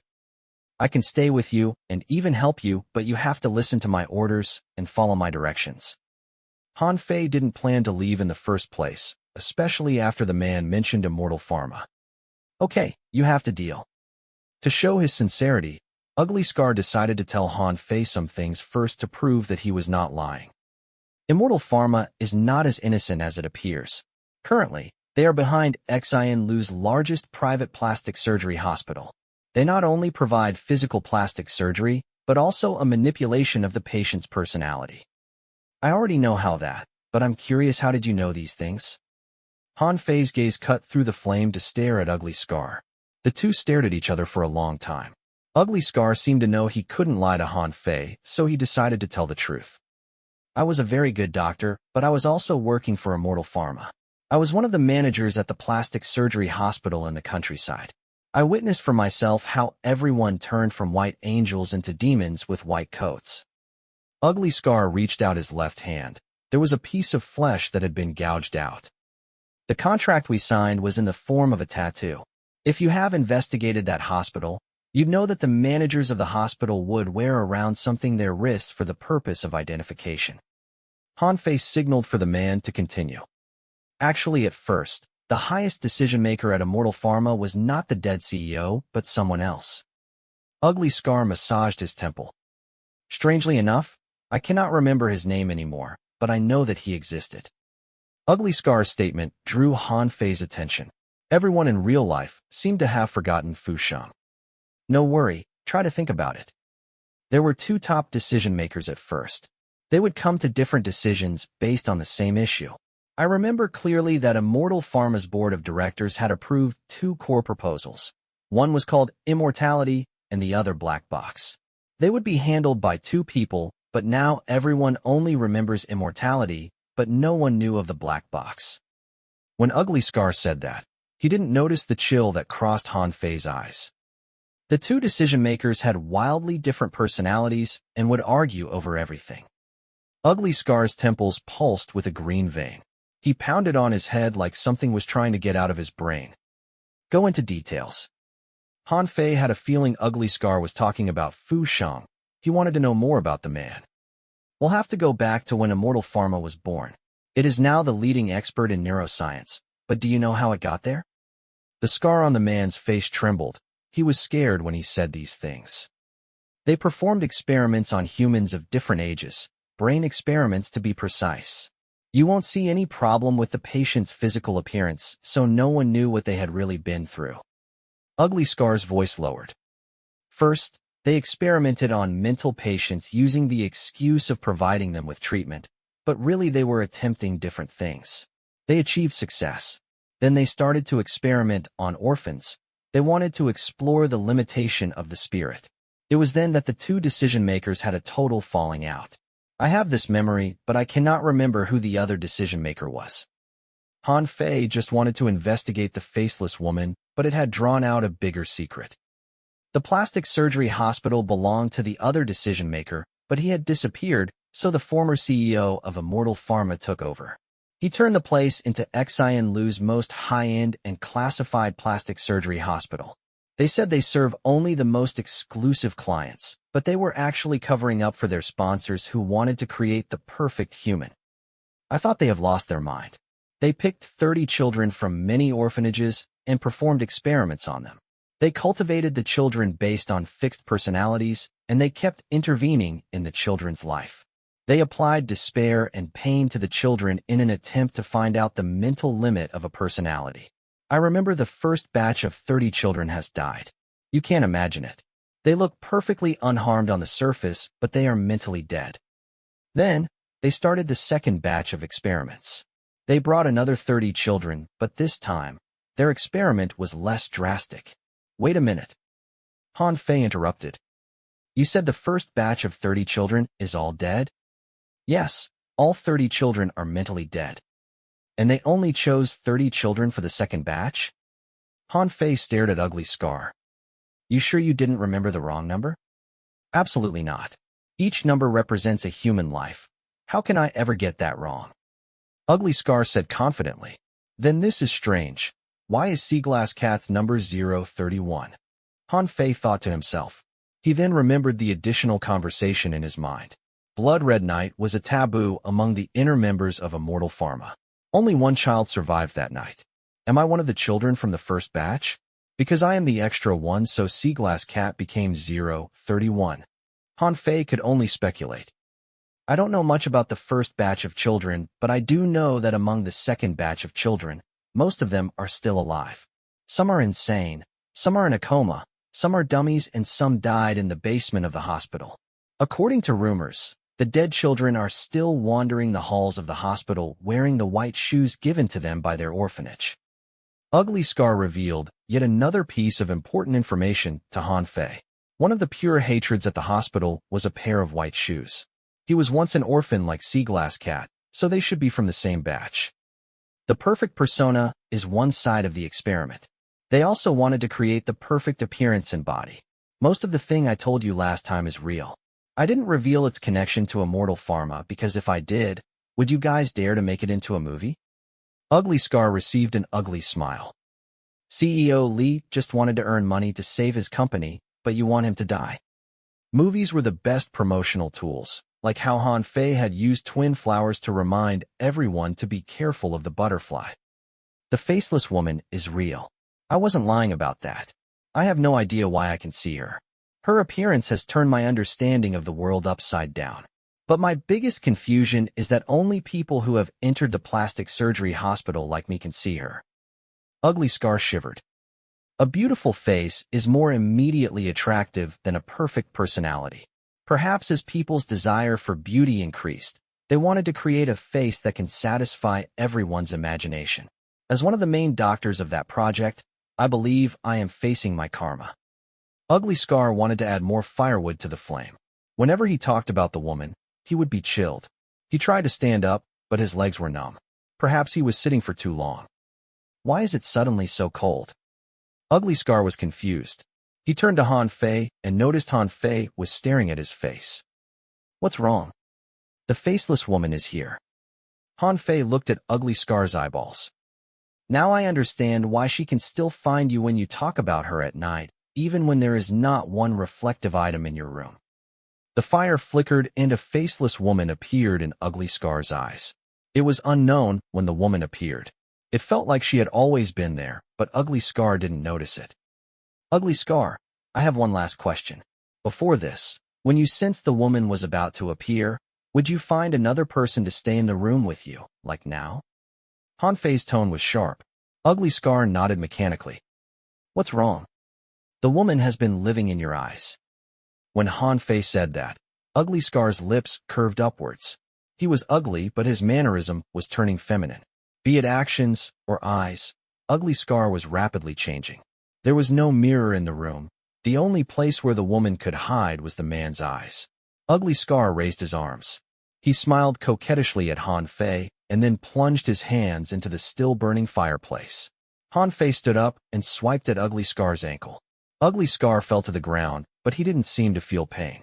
He laughed shrilly and climbed up from the ground. Han Fei aimed another kick at Ugly Scar's shoulder. He didn't hold back and incapacitate one of the Ugly Scar's arms. Collapsed on the ground, Ugly Scar giggled. Like a fish, he slithered towards the fireplace. The flame burst in his eyes. Ugly Face laughed louder as he came closer to the fire. Han Fei stepped on Ugly Scar's body and dragged him out of the room. Looks like I can't hold back. To prevent Ugly Scar from harming himself, Han Fei snapped Ugly Scar's limbs. He tried to only break the man's wrists, but even with his wrists broken, the man would crawl on his elbows. It was quite a scary sight. Have he killed the others who had stayed in the room with him before? Han Fei stepped on Ugly Scar. He picked up the thickest firewood and lit it up. The light brightened the room, but it brought Han Fei no warmth. Other than them, there were other people in the basement. The three pure hatreds will appear together. The faceless woman is in Ugly Scar's eyes. Where are the other two? Han Fei waved the firewood around as he dragged Ugly Scar outside. If Ugly Scar acted strangely, he would punch the man. As they reached the place where their phones were placed, Ugly Scar was basically an invalid already. Han Fei grabbed his stuff and dragged Ugly Scar out of the basement. Ugly Scar couldn't resist anymore, but a woman's laugh kept coming out of his lips. Han Fei dragged him to the staircase, and he noticed that the corridor had changed. Someone had painted a red window on the staircase. Outside the window was a bleeding city, and the city was filled with ghosts. Han Fei tried not to look at the window as he made his way upwards. Eventually, he heard the footsteps. Han Fei turned back to look and found a pair of white shoes at the bottom of the stairs. The shoes felt familiar to Han Fei, like he had worn them before. Worried that Ugly Scar might be killed by the woman, Han Fei sped up. But when he walked past the painted window, a hand reached out of it. Han Fei reacted quickly and used Ugly Scar's face to block. Han Fei had a feeling that if he was dragged into the window, something very bad would happen. The arm was not interested in Ugly Scar. The window appeared to affect only one person. Seeing the arm moving away from Ugly Scar, Han Fei stopped hesitating and ran as fast as he could. When he left the building, the strange giggle from Ugly Scar finally stopped. Han Fei turned back to look. The light in the darkness was slowly going out. Using the last bit of light, Han Fei saw a man with a red paint can and a boy in white shoes staring at him quietly. Han Fei, are you done? Bai Xian exited the car. When he saw Han Fei didn't move, he walked carefully towards Han Fei. What are you looking at? Is there something on the staircase? Chapter 5:15. Come down to play. Brother Bai. It was not often that Bai Xian saw Han Fei act so nervous. It caused him to look around nervously too. It's fine now, but we need to leave. Han Fei grabbed Bai Xian by his shoulders, afraid for the man's behalf. The white shoes and the painter were looking at Han Fei, but Bai Xian walked out and blocked their line of sight. The man couldn't be blamed because he couldn't see them. He was very brave, but it was very dangerous too. Get in the car. This man and I will sit at the back. Han Fei dragged Ugly Scar up from the ground. Bai Xian only then saw the man on the ground. When he saw that ghastly face, his eyes twitched. You came all the way here to save him? That's right. Then is the culprit who broke his limbs still around? Bai Xian was even more nervous when he saw how horrid Ugly Scar's conditions were. The culprit is indeed still around. Han Fei didn't explain. He opened the door and tossed Ugly Scar in. Go to Xian Lu police station. Police station? Bai Xian hurried into the car. Just like that? We don't need to call them first? It'll be fine. After the engine started, Han Fei looked back. The staircase was a hollow hole. The car sped out of the neighborhood. Weak light came from the streetlights. At the place where light and darkness met, a painter held a child's hand and slowly turned around. Bai Xian had no idea what was happening outside. Only specific people could see these things. After what happened last time, I've upgraded my car. The windows are bulletproof, there's an auto alarm in the seat, and there is a stun gun in the bag behind you. Bai Xian kept telling Han Fei about the new toys he had bought. Han Fei didn't pay him much attention. He took out his phone to call Li Shui. He needed to hand over Ugly Scar to the police. Han Fei didn't have much choice. Ugly Scar was too unlucky because he knew Immortal Pharma's dark history. Now only the faceless woman wanted to kill him, but once Immortal Pharma knew about the man, they would want to kill him too. Han Fei needed to log into the game at night. It was unwise to keep such a dangerous man around him, so the only party Han Fei could count on was the police. At around 9 p.m., Han Fei met Li Shui and a few officers at the station. When they saw Ugly Scar hauled in by Han Fei, they were shocked. The man was too heavily injured. The man has a serious suicidal tendency. When you interrogate him, better blindfold him. Han Fei couldn't take on a big company like Immortal Pharma alone. He needed help, and from his experience, the Xian Lu police was his best choice. After giving the police some explanation, Han Fei left. He gained enough clues from Ugly Scar, but he couldn't guard over the man 24/7, so he left him with the police. That's all. You'll get the reward money tomorrow? Bai Xian sat in his car. Celebrities like him won't enter the police station so easily, or else the reporters would go to town on him. Of course, Han Fei was an exception. The police station was his second home. The case is only beginning. Han Fei had a feeling that the hospital would bring a lot of secrets to the surface, including his missing childhood memory. Indeed, this is more exciting than shooting a movie. Your unique presence comes from these special experiences of yours. Bai Xian drove Han Fei home. When Han Fei got out of his car, Bai Xian reminded, "Remember to meet in the game tonight." Han Fei gave him an okay sign and turned upstairs. Ugly Scar is clearly a fake name. The police might draw out bigger fish through him. Han Fei just reached home and his phone rang. "Han Fei, I found something among the stuff my grandmother left behind. They might be of help to you." Seaglass Cat video called Han Fei. She showed Han Fei a few old pictures. Some of the pictures were heavily charred. "These are pictures of the orphanage where she used to work at. See if you recognize any of the kids." Han Fei stared at the screen for a long time before his eyes settled on the second picture. A boy was wearing white shoes in the corner. Everyone was squeezed towards the center of the picture, but he was off to the side, chasing after a rubber ball. "Do you know the kid in the second picture?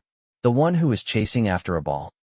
"My memory is blurry, but I think he was the most popular kid at the orphanage. Everyone liked to play with him, and grandmother took good care of him. He was very kind to everyone." Seaglass Cat thought for a long time.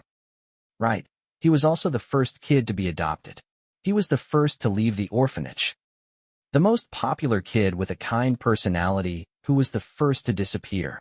Han Fei concluded a few important points. The building in the background is the orphanage? Yes, but strangely enough, I can't recognize this place. It doesn't look like the orphanage I grew up in. Once Seaglass Cat said that Han Fei's eyes narrowed because he felt the same way. The most direct evidence was the orphanage in the picture didn't match the blood-red orphanage in his mind at all. "After I was adopted, I accidentally knocked over my grandmother's bag one time and many children's pictures fell out. The orphanage in each picture was different. I remember asking grandmother about it, and she said because every kid had a different personality, they saw different buildings. I didn't understand it. My grandmother tousled my hair and told me seriously, some kids would be trapped at the orphanage only in their childhood, but some would be trapped there for life. She hoped I was the former." Seaglass Cat still didn't quite understand the meaning of the words, but Han Fei was moved when he heard the statement.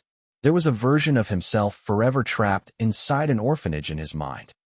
"You should continue to look for clues, but take care of yourself first." "Okay, I'll call you if I find anything new." After hanging up, Han Fei was processing what Seaglass Cat said when Huang Yin called him. Before he started playing Perfect Life, Han Fei's phone would only ring during his set alarm time, but now more people contacted him daily. "Han Fei, congratulations on winning the Best Male Supporting Actor award." Then Huang Yin jumped to the point. "Perfect Life's first big event is about to wrap up soon. I am ranked first on 5 rankings. I will have 5 chances to draw special rewards and the right to build the game's first permanent comprehensive neighborhood." Permanent comprehensive neighborhood? You can understand it as a guild, but Perfect Life has taken that concept further. They will award me a piece of personal map in the game. The map is not that big, but the map and every data on it will be permanently mine. I can do anything I want on that map. Huang Yin sounded excitedly. It was not easy for him to compete with the global players to stay at the top spot. In today's age, the most valuable thing is data.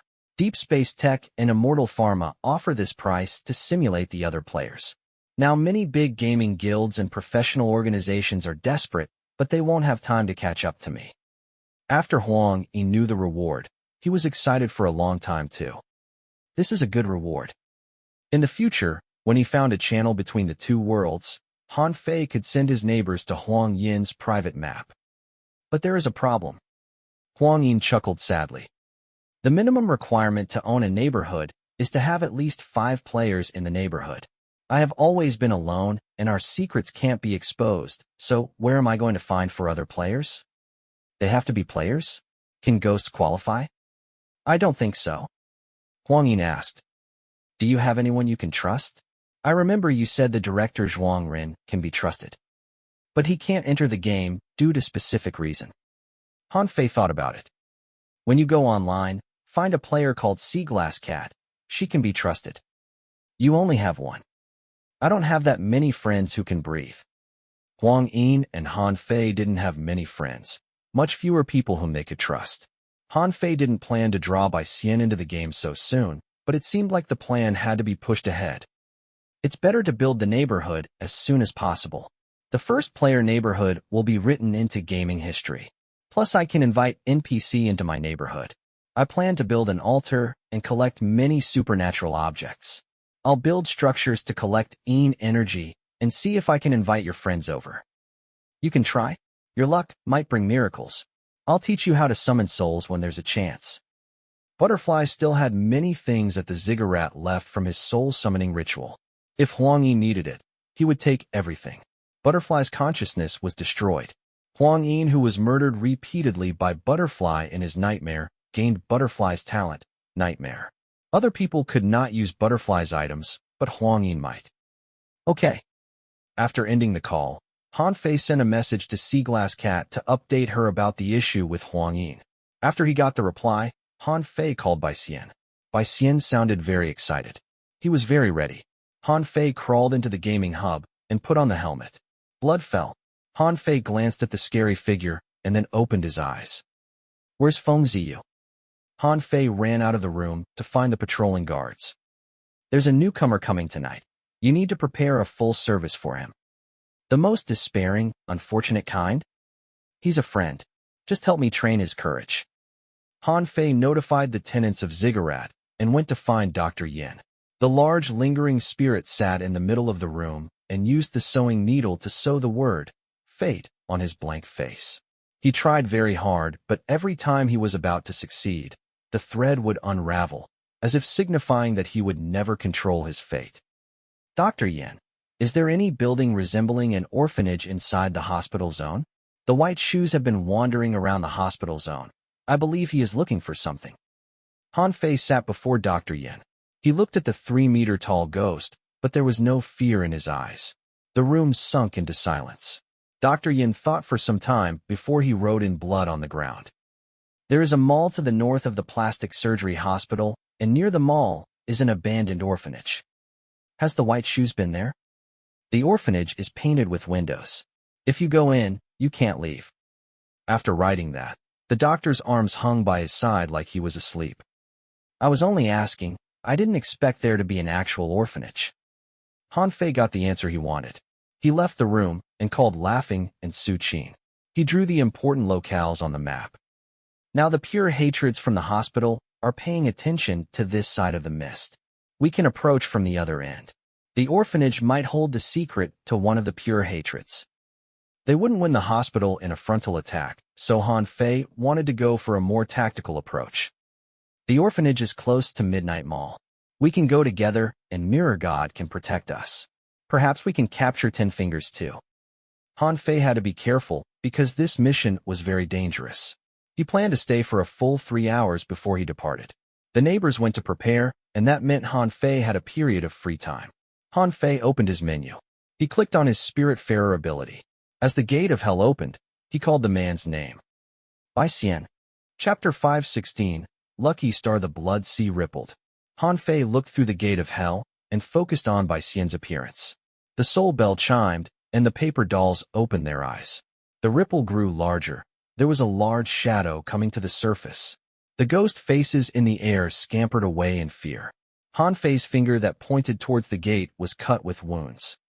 No, this is not Bai Xian. The giant shadow was emerging through the blood sea. Han Fei swung his bloody arms and stopped. Holding the soul bell, the blood on the menu rapidly retreated and the gate of hell closed. Han Fei staggered back a few steps. He leaned on the wall and studied his bleeding hand. What was that?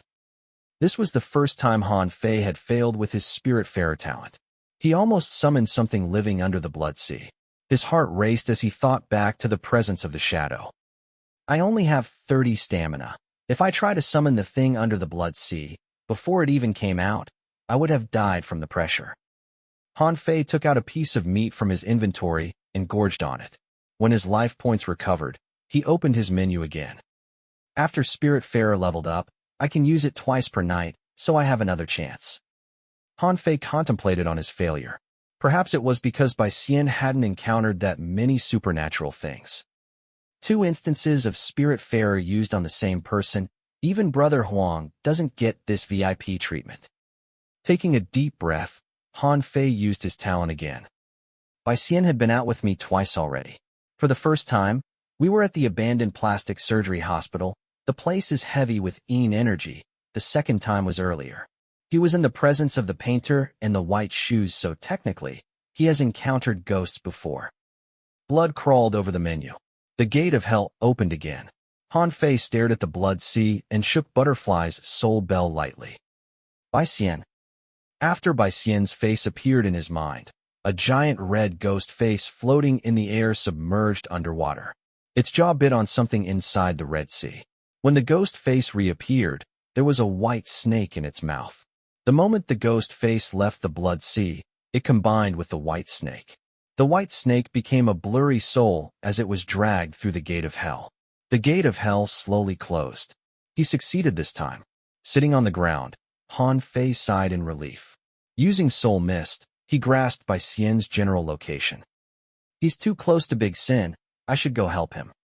Putting on the beast mask, Han Fei changed into a clean patrol guard uniform and walked downstairs. In room 4403, Bai Xian, who was casually dressed, sat on the ground. His lips were half open and his eyes were wide. He forgot how to breathe. What is going on? He put down Study of an Actor he was reading as he climbed up from the ground. He looked at the paper money that scattered the ground and the walls crawling with strange plants. I was only trying to switch on the television. What happened to my home? With uncertainty, Bai Xian touched the wall. It felt so real that it didn't feel like he was playing a game. Have I triggered some kind of hidden mission? This room feels so eerie. Bai Xian tried to make himself calm down. I saw online that Perfect Life is filled with Easter eggs. If you look hard enough, you'll have a different gaming experience. Is that what's happening to me? His fingers pinched the plant on the wall. Bai Xian was trying to identify the plant when he heard footsteps. Is the owner coming? Bai Xian opened the door and looked out. There was no one out on the corridor. Is anyone there? Bai Xian slowly moved his steps. He didn't understand why such a scene existed in an Iyashikei game. There is paper money on the ground. This should be a sad story. Bai Xian moved a few steps forward when he saw someone. Is it the mission NPC? Bai Xian rushed down the corridor when he noticed something was wrong. Normally, an adult scattering paper money on the corridor was understandable. Perhaps there was a death in the family. But this was the first time Bai Xian saw an adult male picking up the paper money from the ground. He was sure that his eyes were right. The man in the corridor collected the paper money and hugged them close to his chest. What is going on? Is he recycling paper money? Or paper money is the currency here? Bai Xian thought he had run into a madman. In this environment, he didn't want to interact with the man. Bai Xian stopped, but the man slowly moved towards Bai Xian as he picked up the paper money on the ground. After some thought, Bai Xian turned to run down the opposite direction. What is going on? A mission to help the mentally challenged. Bai Xian thought about many questions, so he didn't notice the steps he took. He tripped on something. He lowered his head to look, and it was a ceremonial urn. I'm so sorry. Bai Xian apologized to the urn. He bent over to right the toppled-over urn. But when his hand was about to touch the urn, his eyes saw an extra pair of shoes on the urn. He looked up, and a tall man radiating misfortune was squatting on the urn. You make me feel annoyed. Disgusting. The man's tone was filled with disdain. I wanted to apologize to you, but since you've said that, then don't blame me for. Bai Xian took out an old bandage from his inventory and bound it around his finger. He lifted his head and noticed he could only see the man's chest. Bai Xian continued to look up. When his neck was raised 120 degrees, he finally saw the man's face, which was close to the ceiling. What the? The bandage fell to the ground. Bai Xian even forgot to run. Don't blame you for what? The head, near the ceiling, lowered. Li Zai leaned towards Bai Xian. His body was twisted at an impossible angle. Bai Xian's mind was blank. He remembered Perfect Life was supposed to be a casual, relaxing game. Blood slid down Li Zai's neck. The skin on his chest slowly tore open. Bai Xian's eyes were pulled there. He just opened a mystery box with Han Fei a few days ago, and he was going to experience another one. The human skin on Li Zai's chest tore apart, and another human face appeared from inside his body. I can't control my brother anymore. The stink on you has awakened him. Li Zai screamed. Two arms made from resentment reached out of his chest. Li Zai's brother crawled out from his chest. Throughout the whole process, Bai Xian stood there dazed. He was dumbfounded. At the critical moment, a slender arm reached over to pull Bai Xian to run down the corridor. Li Zai's brother chased them. He screamed like a beast out of control. After being dragged for a distance, Bai Xian finally snapped out of it. He started to run for his life. His hand was pulled along by the girl. Bai Xian followed the girl and ran up a few floors. They only stopped when the growls faded away.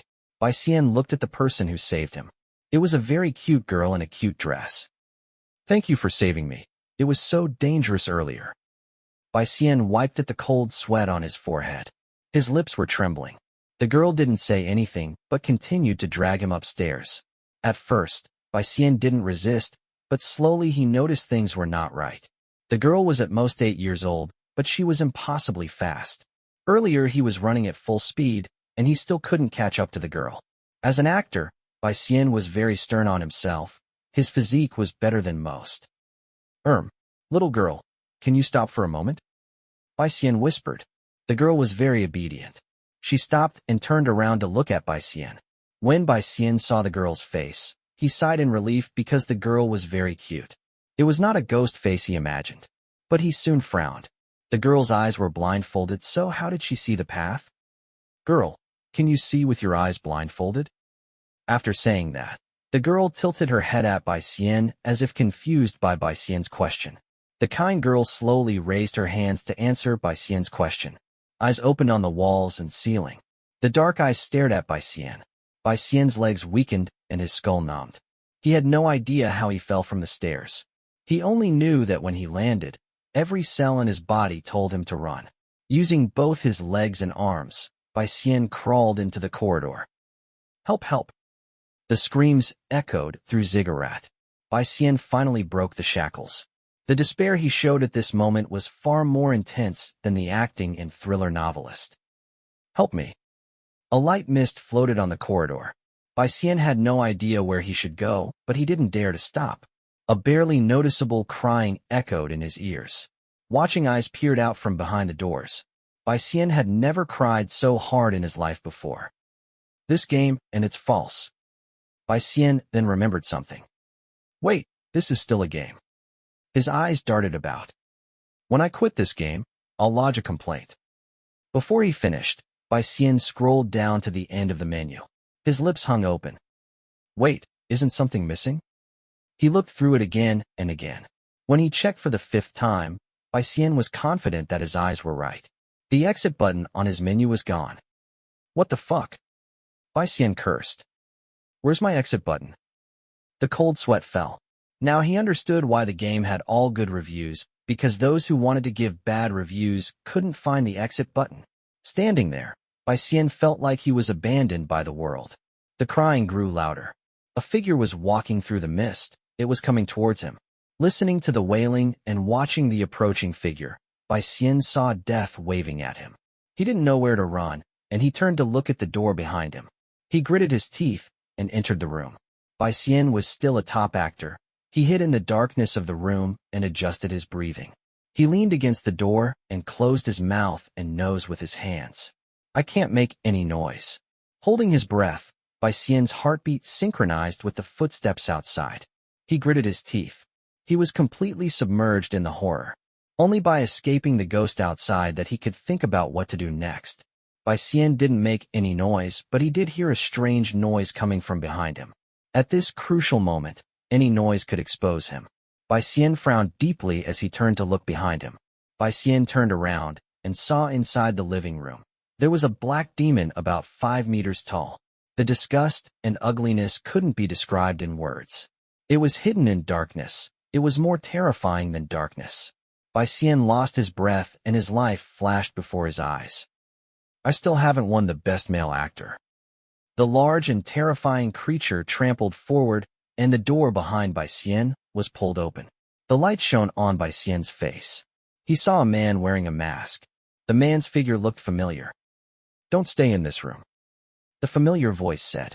The man was about to remove his mask when the large creature suddenly picked up speed to charge into the masked man. The blood splattered on Bai Xian's face. He saw the man who was slammed through the air by the creature, and he lost it. Bai Xian's scream traveled through the mist. His emotions were unleashed at that moment as he cried for help. Despair was perfectly displayed on him. There was no acting involved. It was all authentic. Quick, stop him. Han Fei climbed up from the ground. He didn't expect Big Sin to be so excited. It charged over when it heard Han Fei's voice. No wonder its loyalty point was 90. Han Fei took out a pig's heart Su Qin had prepared from his inventory. Han Fei recovered his life points as he ran towards Bai Xian. Brother Bai? Don't come near me. It's me, you need to stop. Don't come any closer. Bai Xian reached the end of the corridor. There was a window, and he looked out at the city shrouded in darkness. Bai Xian had shed the shackles years of acting had put on him. He found his most authentic self, and he made his final choice. I still fail to. Before he finished, he saw a woman fall down the window. The woman had a strange expression. When she passed by Bai Xian, she pushed him away from the window. Wait, was I just saved by a woman falling down the building? These complicated emotions shut down Bai Xian's mind again. He looked out the window numbly. Then the woman reappeared as she continued to fall down the building. His mind was at its limit and he fainted. Brother Bai? Han Fei finished Su Qin's food. He thanked Zhuang went outside the window and then picked up Bai Xian. This is bad. I doubt he'll be waking up anytime soon. Feng Ziyu and the guards ran over. They were holding all sorts of items, but they didn't have the chance to use them. Looks like we need to lower the difficulty of the entertainment we prepare for the players. When Han Fei touched Bai Xian, he saw Bai Xian's status and he understood why Li Zai hated Bai Xian that much. Bai Xian had a luck point of 10. His initial luck was 8. He married an NPC who could raise his luck in the game. Through a status called Blessing of Love, he gained 1 extra luck. Then Bai Xian found an extremely rare grade E ring, Nameless Hero. The item would give the wearer 1 extra luck, but the wearer wouldn't gain any reputation. Bai Xian was a casual player. He only played when he was free, but even so, he still managed to reach level 13. If Iron Man found out, he would be so angry. Other than the high luck point, Bai Xian's other attributes were very normal, but he had 2 talents. The first talent was called Dramatics, grade D. It will help the owner gain exceptional acting skills. The second talent was called Lucky Star, grade B. The owner would run into lucky things. Han Fei was envious of the ring on Bai Xian's finger. Han Fei and his neighbors came to study the Lucky Star. Luck is the hardest attribute to level up, and he has 10? No wonder even with the Soul Bell, I had to use 2 instances of Spiritfarer to get him here. For the second time, a ghost face basically had to drag him out of the blood-red sea. Compared to the environment of the ziggurat, Bai Xian didn't fit in. The combined luck of the 5 players Han Fei saw earlier was still lower than Bai Xian. What's the point of having such a high luck point? He's still lying there on the ground. He's even unluckier than the few characters we saw earlier. Li Zai despised Bai Xian. The aura on Bai Xian annoyed Li Zai. He does look more unlucky than the others. Han Fei scratched his chin. Is it possible that he has exhausted all of his luck after he ran into me? Laughing walked over and laughed nonchalantly. We should send him to somewhere safe first. The pure hatreds from the hospital might come at any moment, and this building will be their first target. Han Fei wanted to get offline, but to do that he had to complete a mission and stay for 3 hours in-game first. There was still time to the 3 hours limit. Han Fei decided to bring Bai Xian to Happiness Neighborhood. Han Fei called over Yu and weep as he carried Bai Xian out of Ziggurat. When Huang Yin first arrived, he had Meng Xi's porridge too. Her house has that calming effect on people. Han Fei was wondering how he was going to explain everything to Bai Xian. He had planned everything, but Bai Xian ran too fast, and even charged into Big Sin's room. There were so many rooms at Ziggurat, but the player with 10 luck had managed to encounter every single neighbor. Was this a sign from the god of luck? He wanted Bai Xian to meet his future friends first? Han Fei hadn't returned to Happiness Neighborhood for a long time already. When he saw the lights were still on at Building 1, Han Fei felt warmed. Carrying Bai Xian, Han Fei knocked on Meng Xi's door. The granny was still the same. She was waiting for her son to come home. The previous manager had manipulated Meng Xi's memory so that she would forget all the pain. Everyone at Happiness Neighborhood had chosen to face the darkness, to search for light in the darkness. Only Meng Xi and her grandson chose to stay and guard the last light in the neighborhood. Actually, this was not that bad. It meant that no matter how far Han Fei and his neighbors traveled, there would always be a light waiting for them back at Happiness Neighborhood. Granny, this man's name is Bai Xian. Can you help me look after him? Just take care of him like how you took care of Huang Yin. From Bai Xian's performance at Ziggurat, he had broken through his shackles. With some guidance, his acting skill would reach new heights. Even though the process was rushed, I have helped Brother Bai with his wish. I need to ask him for his opinion after he wakes up. Meng Xi went into the kitchen to cook porridge while her grandson set the table. The environment was peaceful, even the light was warm. Someone knocked on the door. After he knew Han Fei was back, Wei Youfu came to visit with Little 8. The injury on the victims of the human jigsaw case had healed. Little 8 was more cheerful than before. She held many small flower pots. They were her treasure. You're back. Wei Youfu smiled at Han Fei. It was like a family reuniting during the holiday. It was very natural. Chapter 517, Hide Yo Mother. Yes, I'm back. Han Fei sat beside the table and discussed with Wei Youfu his latest update. Little 8 hugged the flower pot and sat at the side. The family sat together. Youfu, I have a way that can help you meet your father. Do you? Han Fei wanted to use Spiritfarer to see if he could summon Elder Wei. But when Wei Youfu heard that, he shook his head. I understand your intention, but let it be. He has taken so long to get used to me not being around. I don't want to hurt him anymore. Wei Youfu combed Little 8's hair and braided them. He said, The 8 of our bodies are bound together. I don't want him to see me like this. Whenever you change your mind, you can come to find me. Han Fei inspected Wei Youfu's wound. The injury he suffered at Ziggurat had healed. You still can't leave Happiness Neighborhood? Wei Youfu nodded. Whenever I try to do that, a voice deep inside my soul will tell me that if I stay outside the neighborhood for too long, something scary will happen. The other 7 feel the same way. Why do you think that is? It probably has to do with the fact that Little 8 is a key. Wei Youfu looked at the innocent Little 8.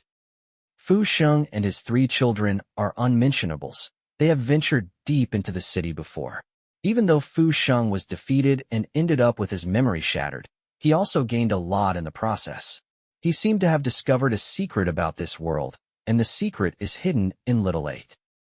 The little girl was humming to the flower. Han Fei listened closer, and he realized it was a soul-summoning song. The singer had sung that before. The 8 of us combine to form a top lingering spirit, but no one among us can control ourselves in that state.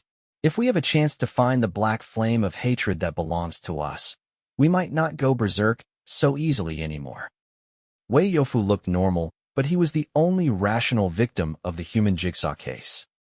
You might gain freedom after becoming a pure hatred? Han Fei also thought Little 8 was important. Actually, the tenants at Happiness Neighborhood were all handpicked by Fu Sheng.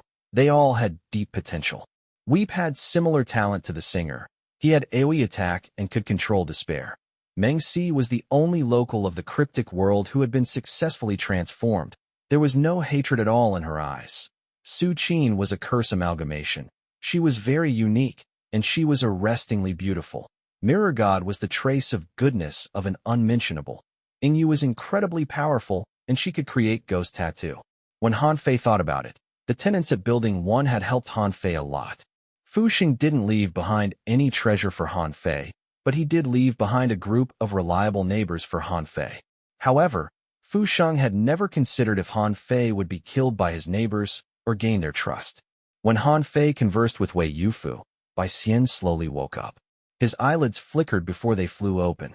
His mouth widened. He wanted to scream, but his throat was burning. "Brother Bai, you're awake?" Han Fei walked over with a cup of water. But when he got close, Bai Xian fainted again, and his condition was even more serious. What was that for? Han Fei touched the mask on his face. He felt like he should send Bai Xian back for the night. Han Fei had other things to do. He couldn't stay for long. "I should use Brother Bai to farm some afterlife karma. I'll check up on him after leaving the game." Han Fei used resurrection to send the fainted Bai Xian to the surface world. It was hard to draw Bai Xian down here, but it was very easy to send him away. There was a force trying to pull Bai Xian to the surface world. Han Fei had not encountered something like this before. It's good to have a high luck point. With this encounter in the afterlife, Han Fei felt closer to Bai Xian. The only downside was Bai Xian was too cowardly, and Han Fei didn't have the chance to use the many things he prepared. Well, there was always next time. After that, Han Fei bade farewell to Wei Youfu and Meng Si. He led the other neighbors to the edge of the mist. "The plastic surgery hospital assumes we would come from the ziggurat. They will not expect us to go through the mall." Han Fei called Zhuang Wen along. He wanted to focus his energy on uncovering the orphanage's secret. Before he entered the game that night, the word sea glass cat told him affected him deeply. Every child had a different orphanage in their eyes, and every child was trapped in their own orphanage. The orphanage painted with the windows should belong to the White Shoes. Perhaps it was the White Shoes' home. They walked along the small alley and came to the mall. Han Fei told his plan to the Mirror God. He wanted to rely on Mirror God's power, but Mirror God could only use his pure hatred's power when he was at the mall. He could cooperate with Han Fei to help him control the altar to attack and influence the ghosts near the mall, but if they were more than 100 meters away from the mall, then the Mirror God couldn't do anything. "The best solution is for you to lure the prey to the mall, then I can deal with them." "Okay, I will try to lead the enemies here." Han Fei stood near the altar. He voiced a question. Normally, once a pure hatred steps into a new zone, they would be discovered by the zone's pure hatred. How come 10 Fingers didn't get the attention of the hospital's pure hatreds when he escaped there? When the cunning man escaped, he took several important merchandises with him from the mall. One of them is left behind by my authentic self. It's called the Code of Desire. Mirror God pushed open the shelf behind the altar to reveal an empty space. Humans like to disguise their desire with the prettiest coat. The coat is made from endless people's greed. It is a very rare item. The coat can prevent others from detecting the wearer. If I give it to Little 8, does that mean she can leave Happiness Neighborhood? Han Fei planned internally. Other than the Code of Desire, what has 10 Fingers stolen? A piece of meat. Hearing that, Su Qin walked over. Meat? The meat of Unmentionable's heart. It's something my authentic self brought back from the inner part of the city. It will never go bad, but will ooze out endless blood and resentment. Mirror God took out an invoice and wrote on it. He handed it to Han Fei. These are the things stolen by 10 Fingers. The most important things are the coat and the meat. You have to get them back. Understood. Han Fei put away the invoice and ironed out more details with Mirror God. After everything was ready, Han Fei had Zhuang Wen wait for them at the entrance of the mall. Han Fei used the hiding effect of Soul Mist and Beast Mask to infiltrate into the hospital. He carried the urn with him. He used Firefly's phone to maintain contact with Laughing and Zhuang Wen. Once he confirmed his prey, he would immediately contact Zhuang Wen and ambush the pure hatreds at the hospital. The pure hatreds at the hospital know nothing about the situation at the ziggurat, but with Dr. Yan's help, I've known almost everything about the 3 pure hatreds. How can they win? Han Fei walked through the shadow of the city. He was like a ghost. He ran very fast and made no sound. The abandoned orphanage was not that far from the mall. Along the way, Han Fei ran into some ghosts, but the ghosts were different from the ghosts the hospital sent towards the ziggurat. They were quite normal. Han Fei didn't find trouble with them. He avoided them if he could. Eventually, he saw the orphanage at the end of the street. The style of the building was different from the other buildings inside the hospital zone. It had a tall gray wall, black roof. It radiated death. The other buildings are twisted and contorted, but this orphanage looks like one from the normal world. Han Fei didn't approach recklessly. He hugged the urn and walked around the orphanage. The orphanage didn't look that big, but Han Fei used 20 minutes to walk around it. Other than that, he noticed the orphanage didn't have any windows. The tall wall enclosed the orphanage. The rooms inside were like coffins. The only entry was a steel gate. Didn't Dr. Yen say the painter has painted the place with many windows? After ensuring there was no danger, Han Fei slowly approached with the urn. He walked down the winding road and reached the orphanage's back door. A large black steel door sat before him. Through the gap in the gate, he saw an abandoned courtyard. Han Fei noticed that there was a rusted door number hanging beside the steel door. The number was rusted too, 024. None of the other buildings have a door number, but this orphanage has one. This door number might represent the White Shoes code number.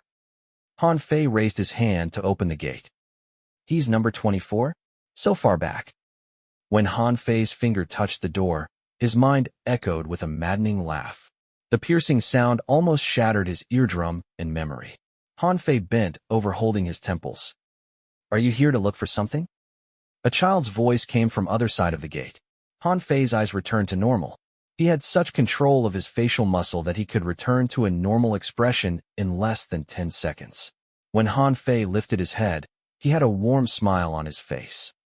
Little kid, is your director around? I wish to talk to him. A little boy was standing inside the gate.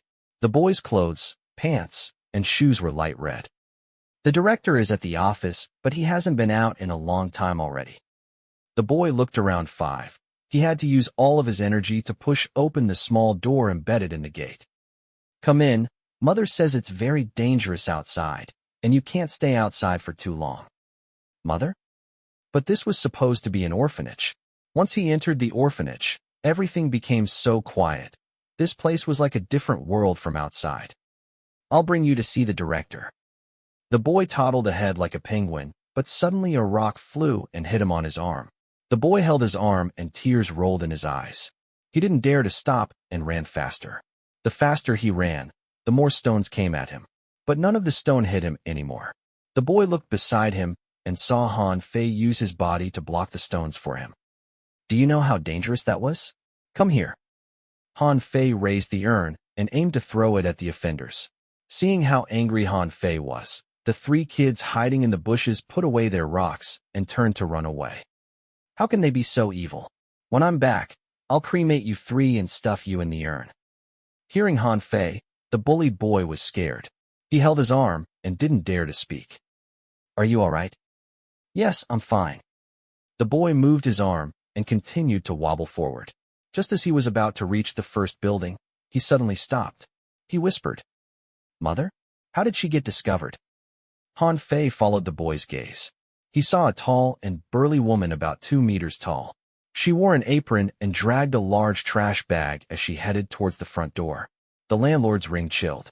The woman was a medium lingering spirit. Don't go there. Han Fei held the boy back. The woman dropped the bags on the field near the front door, and then she turned to enter one of the rooms. Mother. Mother is there. The boy repeated nervously. After Han Fei let go, he ran towards the trash bags. The small hands looked through the bags, and soon the boy pulled out a dirty and smelly doll of a woman. This is your mother? Han Fei thought the medium lingering spirit was the boy's mother, but then he realized that was not the case. The boy nodded. They have been trying to kill Mother. We need to hide her. Chapter 518. Mr. Wolf, what's the time? The boy hugged the smelly doll, and the pair of innocent eyes looked at Han Fei seriously. She's your mother? Han Fei had seen the orphans call the workers at the orphanage their parents, but he had not seen a child who took a doll as his mother. He must have been seriously traumatized. Of course. The boy placed the index finger on his lips. Don't tell anyone else, or they will steal Mother away from me. The other kids here can't find their own mother and father. When you said your mother was in danger, you mean this doll? Mother has been protecting me. Without Mother, I would have been. The boy closed his mouth. Mother said I can't tell others. Your mother is afraid of you being bullied, so she didn't want you to tell the secret to others, but I just helped you block the rocks earlier. I am not your bully. I'm your friend. Han Fei held the boy's hand and hid in the wall's shadow. Right? In the kid's eyes, Han Fei had a unique presence. He was like a playful big brother from the neighborhood, and everyone wanted to play with him. After some hesitation, the boy agreed. There are 7 rooms at the orphanage, and each room has different functions. One of the rooms is for bad children. If you are naughty or no one likes you, they will be locked inside that room. What will happen to the child locked inside that room? Don't know. The boy shook his head. The children sent into that room never came out. You should never enter that room. Bad things will happen. Your mother told you all that? Han Fei glanced at the doll. Yes, Mother knows many things about the orphanage. She also told me the most dangerous person at the orphanage is not the child care, social worker, chef uncle, or director, but it is a child who will never grow old. The boy hugged the doll by her neck. You're a friend, so I tell you this. Not even the director knows this secret. A child that will never grow old. Do you know how he looks like? Mother only told me to be careful of him. She is not sure who he is, but you need to be careful of the other children. The boy hugged the doll and poked his head out. Where should I hide, Mother? Last time, I hid her under the bed, but she was found by the nurse Annie. I need to find a safer place. The boy just poked his head out when a few arms reached out from the corner. They grabbed the boy by his hair and dragged him to the ground. Found you. A few kids were hiding on the other side of the wall.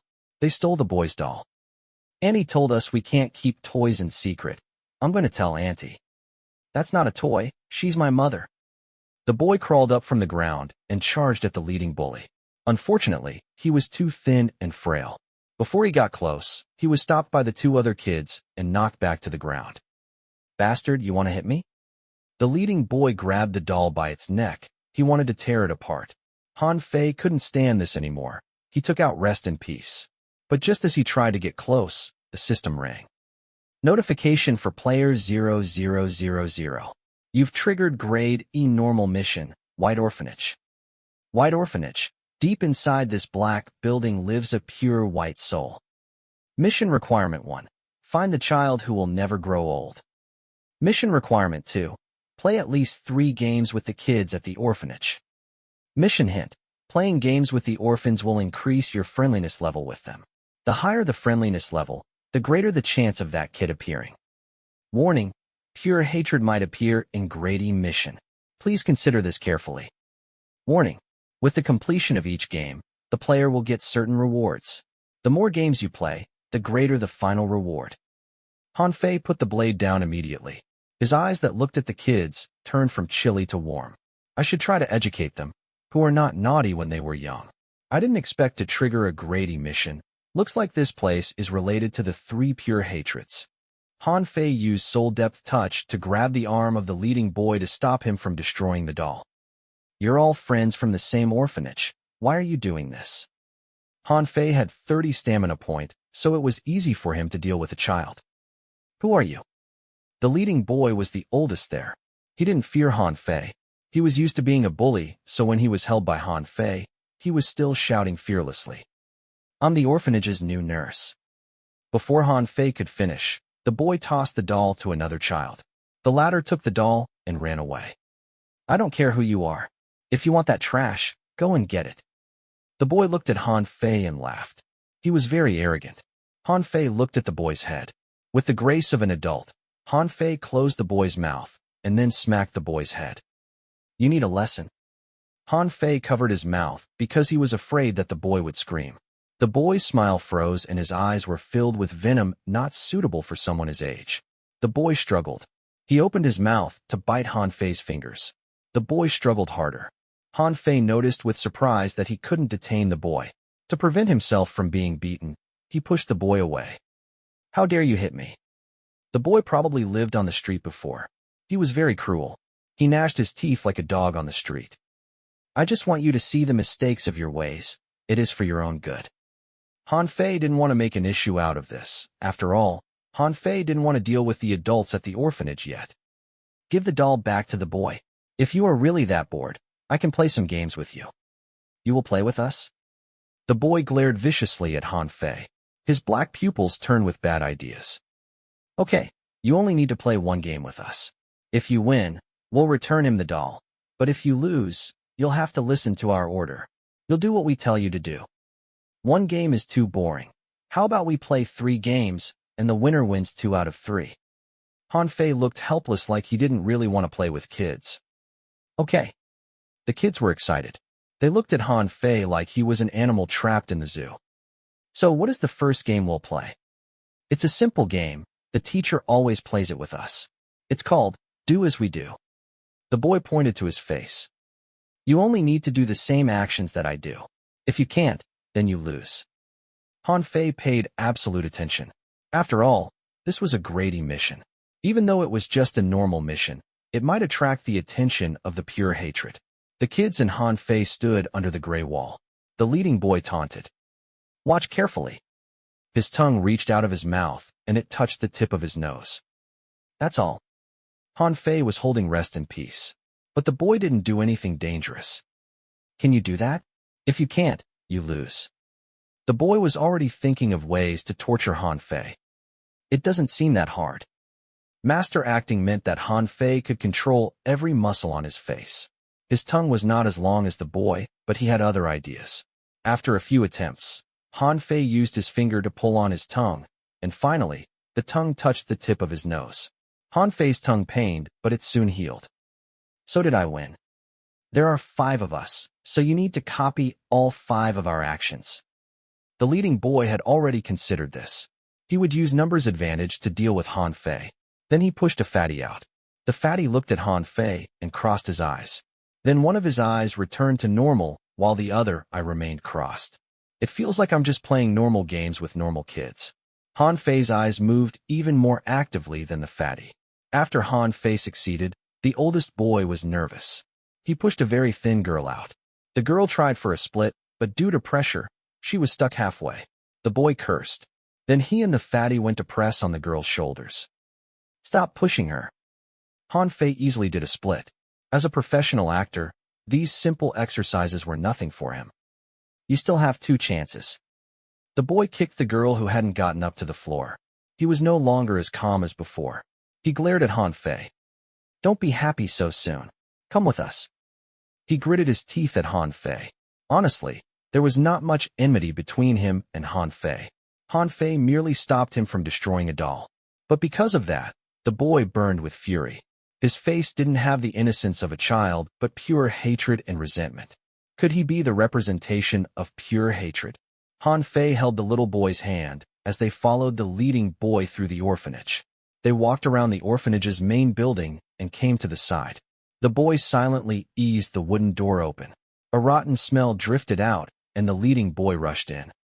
You will lose. The windowless room was filled with baskets of vegetables. Most vegetables were yellow and had worms crawling on them. Next to the baskets was a fridge, and the rotten smell came from the fridge. This appears to be the orphanage's kitchen.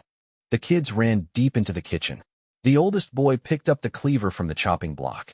He grabbed the doll from another boy and handed him the cleaver. The boy rapidly shook his head. If you don't want to play, we'll make you the next target. The oldest boy threatened. He shoved the cleaver into the boy's hands. The boy cried, and he kept shaking his hands. The cleaver fell to the ground, and the sound frightened everyone in the room. No one moved. After a few seconds, hearing no strange movements from outside, the kid who was forced to hold the knife turned and ran away. What a coward! The oldest boy scolded and then handed the cleaver to their youngest child. The child had a deformed face, and he seemed to be mentally challenged. He grabbed the cleaver with both hands. The oldest boy made a gesture telling the youngest child to cut himself. He stood behind the child, and his face was like a demon. Children without the right education could be easily led astray. They would lose the needed respect for life. Some might find glee from hunting their kin. Just do it like that. I'll see how he mimics you. The boy's eyes were bloodshot. He grabbed the kid's arm and stared at the kid's neck. His cheeks trembled and his mouth kept saying these strange things. Wait a minute. Han Fei took out rest in peace. You want him to hurt himself and then want me to mimic it? That has missed the point of this game. Why are you afraid? If you don't want to copy that, then surrender. The oldest boy glared at Han Fei. You really need an education. Han Fei slowly closed the kitchen's door. After ensuring there was no other ghost outside, he raised his butcher's knife. The blade with warm glow shone inside the kitchen.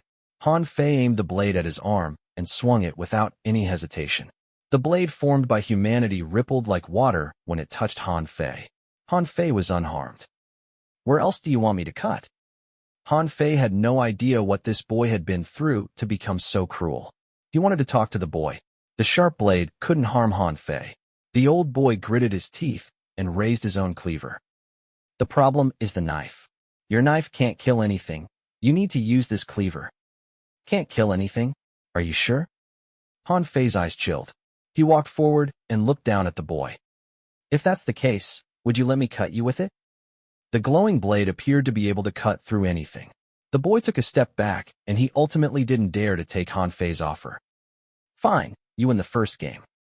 The hatred in the boy's eyes was pouring out. He slowly placed the cleaver back on the chopping block. When the boy surrendered, Han Fei received the system notification. Notification for player 0000. You've completed your first game with the kids. You've obtained the reward, Clue 1. Clue 1.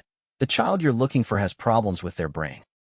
Han Fei was quite happy when he heard the clue, but as he looked around, every kid here appeared to have a mental problem. The boy beside him took a doll as his mother. The oldest kid's heart was twisted. The youngest kid had a congenital brain deficiency. After all, they were kids abandoned at the orphanage. So what if you win the first game? We have 3 games, right? The oldest boy suddenly remembered something, and he smiled. I know what we can play for the second game. Hopefully, you can last until the end this time. The boy didn't leave the kitchen, but led his 3 lackeys deeper into the kitchen. The place had no windows, so the smell was very strong. The boy reached the end of the kitchen and opened the door. It led to the orphanage's canteen. Inside the large canteen, the only light source was the 2 night lights on the wall. Why did you bring me here? We'll play the second game here. The boy looked scary. The game is called What's the Time, Mr. Wolf? The rules are like this. We'll pick one person to stand at the end of the canteen. That person will be Mr. Wolf. The rest of us will ask, what's the time, Mr. Wolf? If the child gave us a normal time, we can move forward. When the child turns around, we can't move and have to pretend to be dummies. If the wolf said it's midnight or lunchtime, we'll have to run.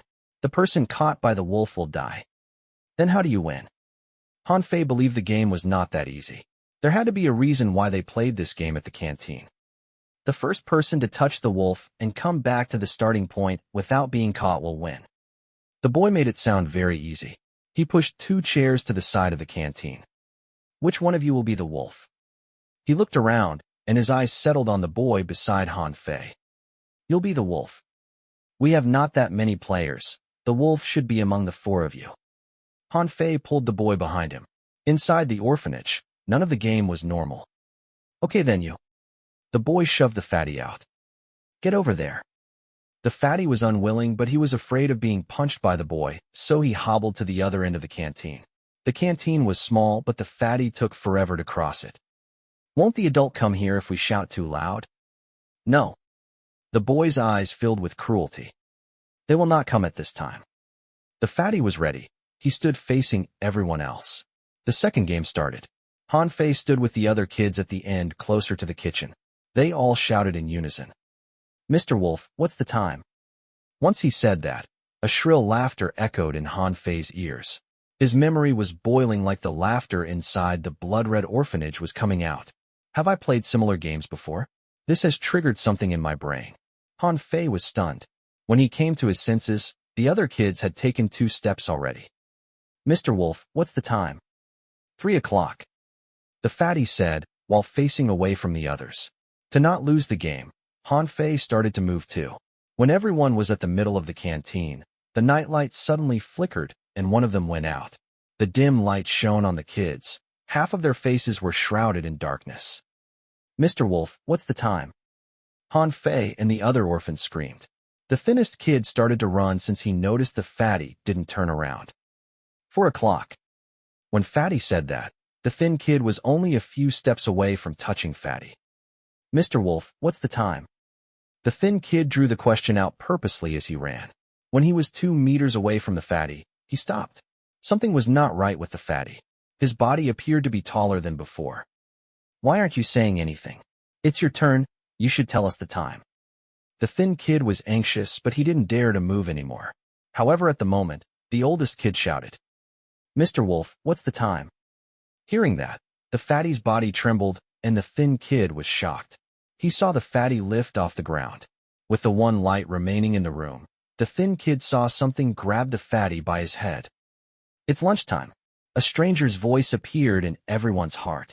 Then the thin kid saw the fatty's head disappear into the darkness. He was so scared he dropped to the ground. Han Fei picked up the boy beside him and turned back to run. The only night light in the canteen flickered. Han Fei only dared to turn back when he reached the starting point. The headless fatty stood where he was. He stood facing away from the rest like he was still playing the game. The thin kid collapsed on the ground 2 meters away from the fatty. He was shaking so hard. He saw the thing in the dark. The game will not end until someone wins or loses. The oldest boy glared at Han Fei. His expression was unlike a normal kid. It was a sick face. With a twisted hatred, the oldest boy shouted again, "Mr. Wolf, what's the time?" Chapter 519. Ever since he entered the orphanage, the essence of the game appeared to have changed. The evil within humanity was evoked, and losing here meant dying. When the oldest boy wanted to ask the wolf what time it was again, the only light in the canteen flickered. There was something hiding in the darkness. The thin boy was seated on the ground. He was too afraid to move. Han Fei held the little boy's hand, and they didn't move either. Only the oldest boy took steps forward until the strange voice said again, 1 o'clock. This time Han Fei heard clearly. The voice came from the other side of the canteen, or rather from the headless fatty. After that, Han Fei started to retreat. He wanted to return to the kitchen. Sharing his thought was the only girl there. After she saw Fatty's head was eaten, she was so afraid she cried. Her face was covered in tears, but she didn't dare to make any sound. They slowly moved backward.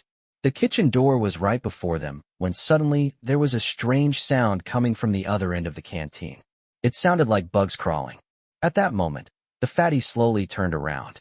The little girl didn't notice this and was still moving towards the kitchen. Han Fei had a very bad feeling. He took a big step towards the girl and used his body to block the fatty's sight of her. Blood leaked out of the headless fatty's neck. It soaked his shirt. It looked like something was controlling him from the darkness. The chubby arms rose and the pudgy finger pointed at Han Fei. Han Fei didn't move. He froze to the spot. However, the girl behind Han Fei clearly didn't realize the problem. She wanted to continue to move. The kitchen door was very close. The girl took a step when suddenly she fell. She looked at her left leg with fear. A maw seemed to open in the dark. Her slender left leg stepped into the darkness, and it was munched off. The girl lost her balance, and she fell forward. Pain numbed her mind. The girl hugged her broken leg and cried loudly. The fatty turned around. The oldest child looked at the girl emotionlessly. There was no human emotion in his eyes. He continued, "Mr. Wolf, what's the time?" Han Fei dragged the girl and the boy to the kitchen door. He tried to open the door, but when he touched the wall, he realized the door had melted into the wall. There was no door there, only an oil painting of a door. There's no escape? There was no door or window. The canteen was turning absurd. The nightlight was still flickering like it could go out at any moment. The oldest boy continued to move forward. The games here are not for children, they are death traps. When Han Fei started the game, the maddening laughter echoed in his eyes. The mad laughter in the blood-red orphanage appeared to be excited by these games. I wonder what will happen if I continue to drive up his excitement. Since there was no retreat, Han Fei had to push forward. The oldest boy said that to win, the player had to touch the wolf and return to the starting point, but Han Fei had a feeling the boy was lying. He looked at the boy, and Han Fei could think of 2 solutions. One was to kill the other players, but it was very risky, and he didn't have the heart to do that. The second solution was simpler. It was to kill the wolf. This was simple logic. Since the wolf wanted to eat the players, then the players should kill the wolf. The wolf in the dark was the key to winning or losing this game. I should try to approach it first. While Han Fei moved, he kept his eyes on the oldest boy. The boy would glance at the small night light on the wall. He would only ask the wolf for the time when the light was on. What would happen if one asks for the time in the dark? The wolf would only call for lunchtime in the dark. The girl rolled on the ground in pain. The thin boy was still a few meters from the fatty. The oldest boy had reached the middle of the canteen. "Mr. Wolf, what is the time?" The boy asked when the light flicked on again. After the light turned off, a voice came from the darkness. "It's 4 o'clock." Han Fei listened closely, and the voice was a combination of many children's voices. It was sharp and chilly. Could it be the amalgamation of all the children's souls who have died here? The unknown was the scariest. After Han Fei understood the rules, he hugged the urn with one hand and held the little boy with another as they moved forward. In the dark, the few people played this crazy game. The oldest boy had covered 3/4 of the way. He was about to speak when the thin boy before him suddenly shook his head like he had seen something. "Stop asking. I will die, it will eat me." The thin boy pleaded, but the oldest boy didn't care. His eyes glowed with glee. When the light came on, he asked the question again. The light flickered like it was dying. The canteen sunk into darkness. Then with a munching sound, the voice echoed in everyone's ears. "It's midnight." When the wolf said it was midnight or lunchtime, the players had to run back to avoid being captured by the wolf. However, Han Fei didn't hear any footsteps. The oldest boy stood where he was, and he didn't move. Why didn't he run back? This time the darkness lasted for a long time. Just as Han Fei thought the light would not come back, the light returned. Han Fei looked down the canteen. Only a pool of blood and 2 legs remained of the fatty. "He's caught again?" The thin boy's face was pale. He clamped his mouth with both his palms. He crawled under the table as the fatty's blood flowed towards him. "Stop, I don't want to play anymore." The girl who lost her leg screamed. She crawled with her one leg, and a trail of fresh blood followed behind her. It seemed like bad things would happen if one was left at the back of the group. The oldest boy clearly didn't want to stop. He was about to speak again when he saw Han Fei approach him. "When the game has started, it can't be stopped until someone wins. It's no point stopping me. You wanted to play the game, so you can't blame me." The boy was crazy. It was hard to tell what he had been through that his eyes were filled with such malice. "Mr. Wolf, what's the time?" The oldest boy called nervously at the 2 legs when the light came on. When the light went off, he waited for the wolf's reply. Something expanded in the dark. The voice came from all directions. "It's lunchtime." The thin boy screamed, and the munching began. No one knew what happened in the dark. "Save me, 24, save me." The thin boy's voice echoed in the darkness. It chilled Han Fei's heart. The scream stopped 3 minutes later. The light came back on. The fatty and the thin boy were gone. In their places were 2 pools of blood. The boy stared down the end of the canteen. He frowned like he was calculating something. Han Fei thought back to what the thin boy said before he died. He called out the number 24. The white orphanage had the door number of 24.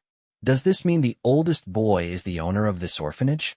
The first clue is that the child I'm looking for has a brain problem. That is true of the boy. His brain is definitely not right. And he is evil. Now that the 2 children before him had died, the oldest boy knew his chance had arrived. He asked the wolf for time as he charged forward.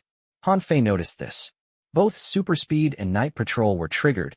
He carried the boy to chase after the other boy. Just as the oldest boy was about to reach the other end of the canteen, Han Fei took out a chain covered in animal fur from his inventory and threw it at the boy. After the chain touched the boy, it grabbed the boy like a claw. The boy was only a few steps from the finish time, but he was held in place by Han Fei. After this temporary hurdle, Han Fei and the other boy caught up to him, and the 3 of them stopped at the same line. The oldest boy looked at the chain around his neck. He was so angry his eyes were red and his forehead pulsed with black veins. He was close to the finish line, but he was stopped by Han Fei. He had no idea where the nurse got such a thick chain. His fingers grabbed the chain, and he glared at Han Fei. His eyeballs appeared to pop out of the sockets. "You don't play fair. Such is the way of the world." Han Fei didn't show any pity. He was teaching the boy a lesson. "Let go of the chain." The boy was desperate. He grabbed the chain and slowly peeled the chain covered in animal fur off his flesh. Han Fei didn't show it, but he was shocked. He couldn't sense any energy from the boy. The boy was trying to use pure force and malice to pull off the chain. Just as the boy was about to escape, the light went out again. By then Han Fei and the 2 boys were close to the other end of the canteen. Before they were the 2 pools of blood. Since he was much closer, Han Fei could sense the change in the dark. He and the oldest boy didn't dare to move, but at that moment, the girl on the ground suddenly shouted, "Mr. Wolf, what's the time?" Her young voice echoed in the corridor. Han Fei and the oldest boy's heart chilled.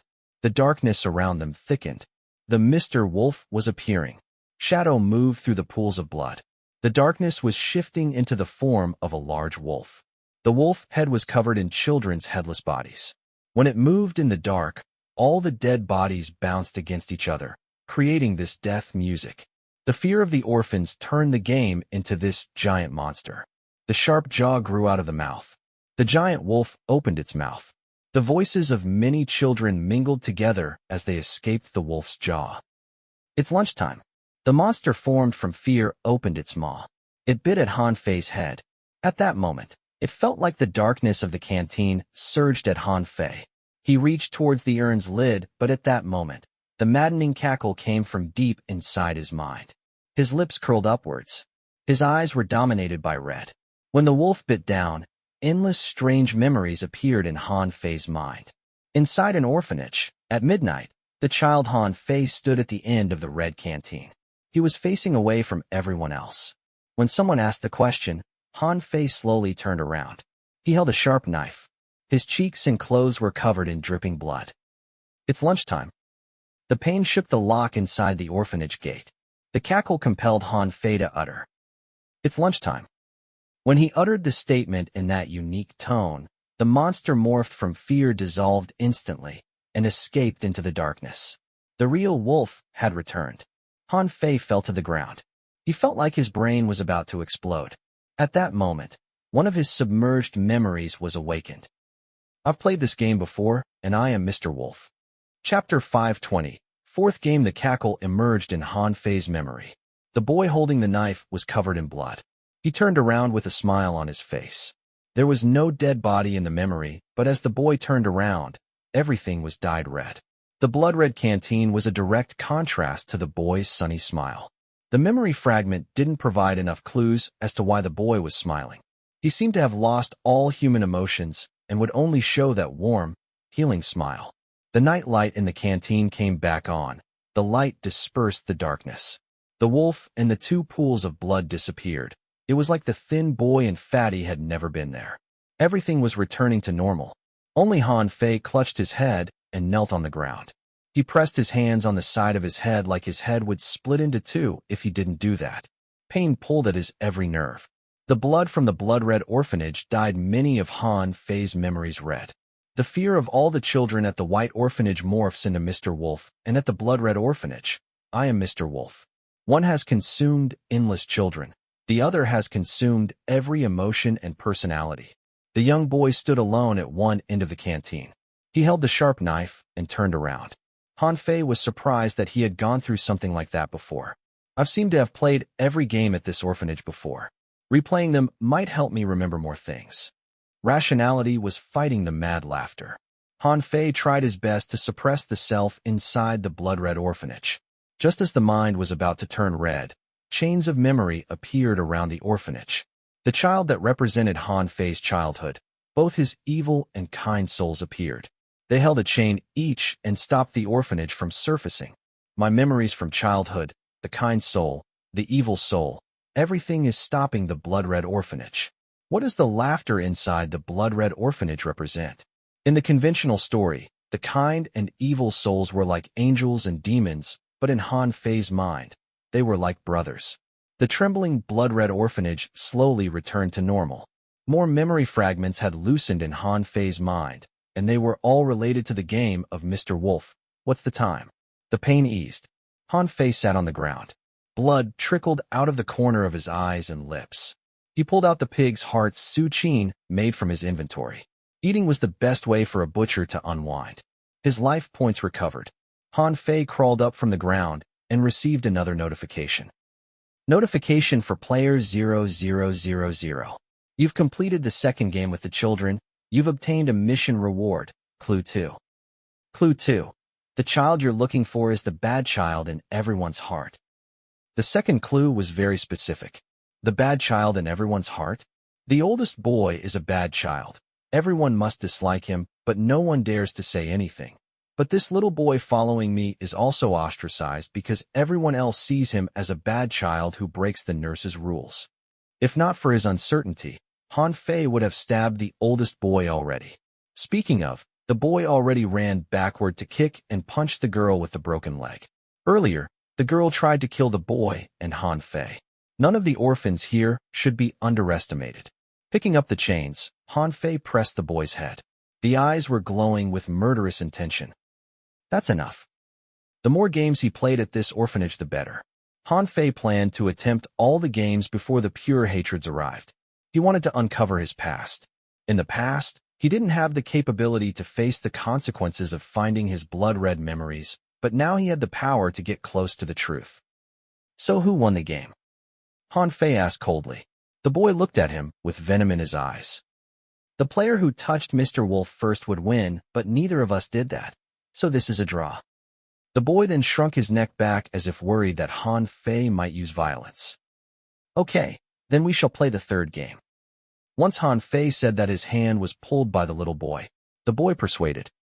We can stop playing and leave. The oldest boy was surprised by Han Fei's offer. He was immediately re-energized. If you can win the next game, I'll follow your orders. I'll do everything you tell me to. The brat was evil to his core. In his eyes, humans were no different from animals. He was extremely selfish. He didn't feel guilt from killing the thin boy and fatty, but when he was betrayed by the girl, he immediately turned around to attempt to beat her to death. Other people's lives were like trash in the boy's eyes. Han Fei imprinted the actions, appearances, and mannerisms of these few orphans in his mind. None of them was innocent.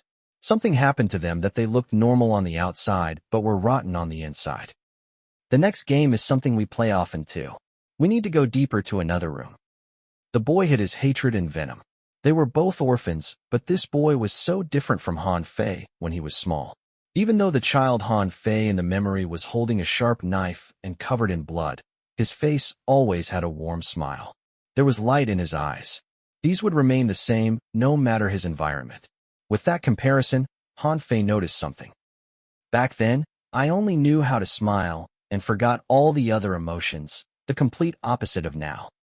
The oldest boy picked up the girl and dragged her to the end of the canteen.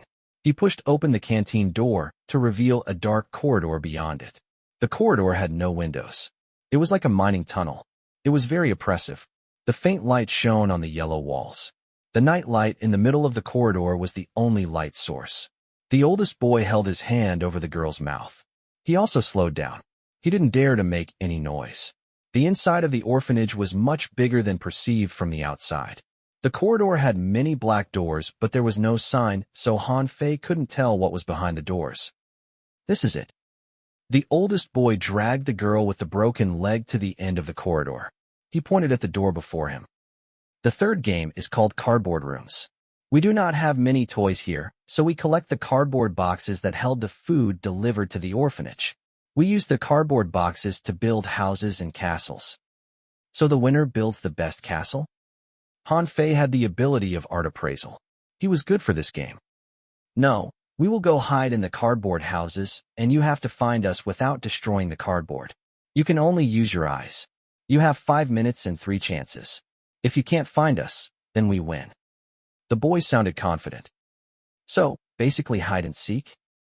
Han Fei nodded. Sure. You need to wait outside for a minute first. The boy pushed the door open. He dragged the girl into it. The door closed. Han Fei leaned on the door to listen. After the 2 kids entered the room, their footsteps disappeared. In fact, there was no sound at all. It was very strange. Han Fei calculated the time in his mind. He noticed the night light in the corridor darkening. There was something approaching from the dark. I'll focus on the game first and worry about the others later. Han Fei knew that curiosity kills the cat. He didn't stay in the corridor. After a whole minute, he led the little boy into the room. A light stench lingered in the room. The scene didn't trigger the laughter. This made Han Fei sigh in relief. This room is so weird. The small room was stuffed with small buildings made from cardboard boxes. Most of the buildings looked more like graves. They're hiding somewhere in here? The boxes were not laid on the ground, but most of them were layered on top of each other. The room was chaotic. Looks like this game is played quite often. Han Fei glanced at the boy beside him. The boy looked at the boxes with envy. Only they can play this. Every time, they snatch all the cardboard boxes away. I can only watch them and can't participate. Why won't they play with you? Han Fei had been meaning to ask that.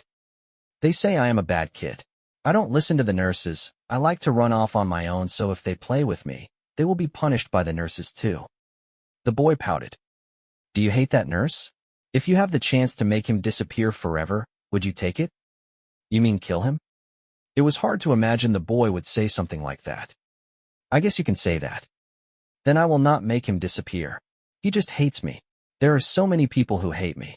I can't make them all disappear. The boy was seriously considering the problem. But what if they want to make you disappear? Will you resist? Han Fei's question was heavy for a child. After a long time, the boy shook his head. If they want to kill me, then I will go hide at a place where they will never find me. If they can't see me, then I would have disappeared. Yes, I'll do that. The boy's casual answer caused Han Fei's eyes to shudder. In real life, the white shoes also went hiding at a place where no one could find him. In the end, the people only found his dead body.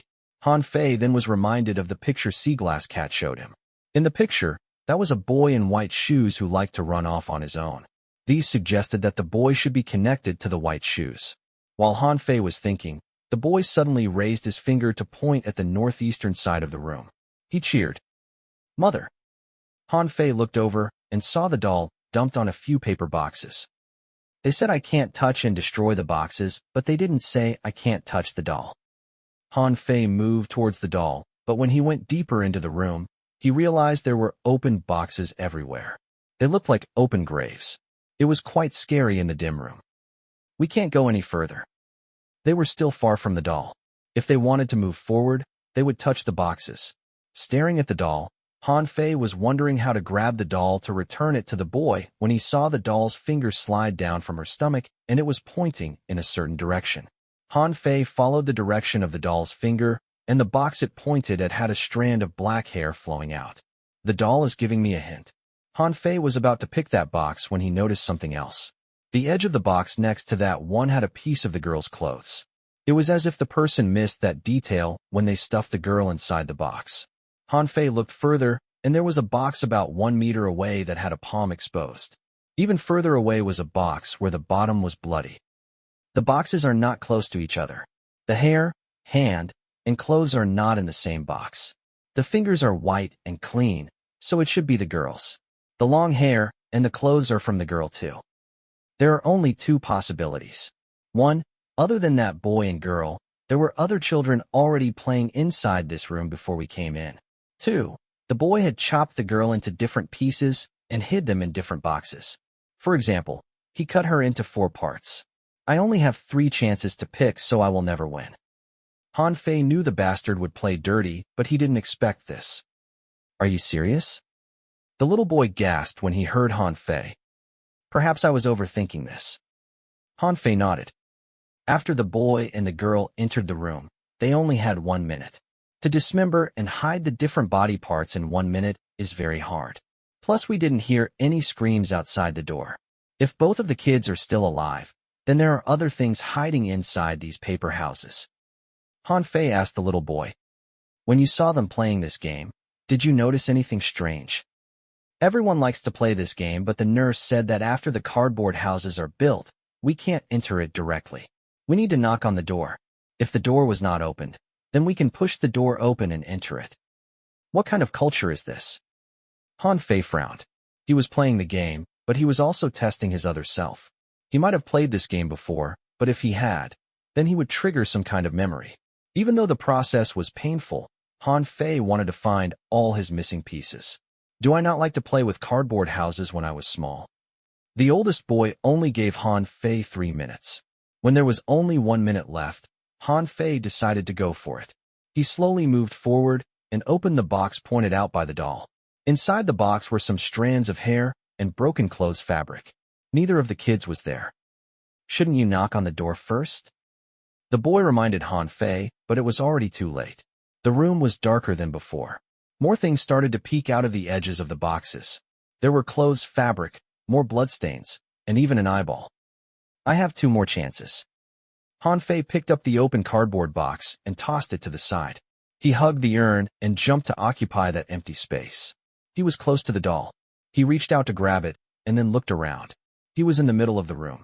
He could see the boxes at the far end that he couldn't see earlier. His eyes moved slowly around. He had inherited the mirror god's real self's personality fragment. His left eye could see the truth, but even so, Han Fei found nothing. Time ticked by. Just as the time was about to end, Han Fei's gaze was attracted by a red cardboard house deep inside the room. Without any reason, when he saw that house, he couldn't move his eyes away anymore. The small, dusty red house was very special to him. It was like he had made that house himself. The chain of memory rattled. The small red house changed before Han Fei's eyes. As pain assaulted his mind, he saw another unfamiliar memory. It was the young Han Fei. He was curled inside a white cardboard house. His body trembled, but he didn't dare to move. The inside of the cardboard house was painted with many windows, but the windows couldn't be opened. The boy had no idea what was happening outside. The boy buried his face in his knees. Time slowed down. He didn't dare to lift his head. He was so afraid. He was about to reach his limit.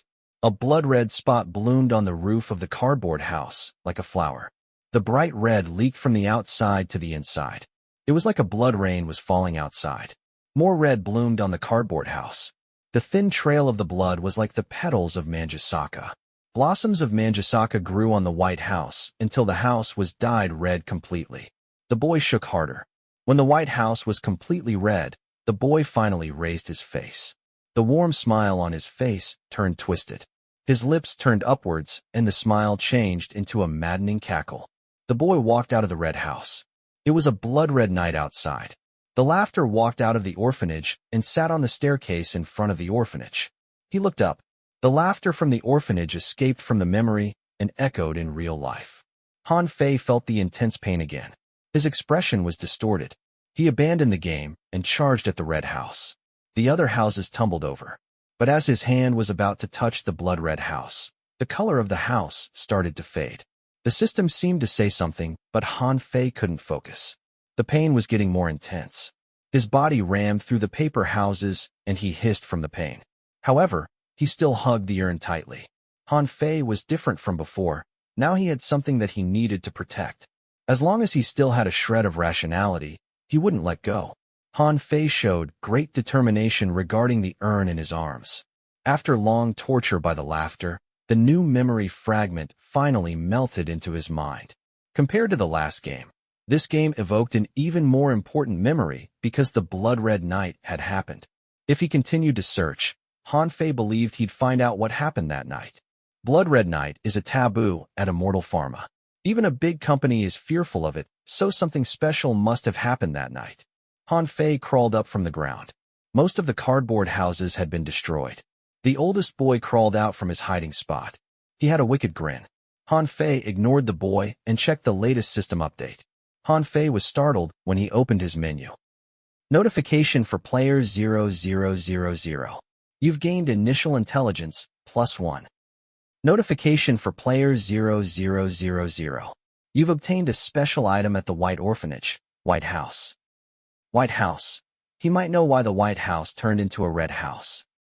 After Han Fei found his 2 missing memory fragments, his initial intelligence gained 1 point to become 9. Finding memories can improve my intelligence.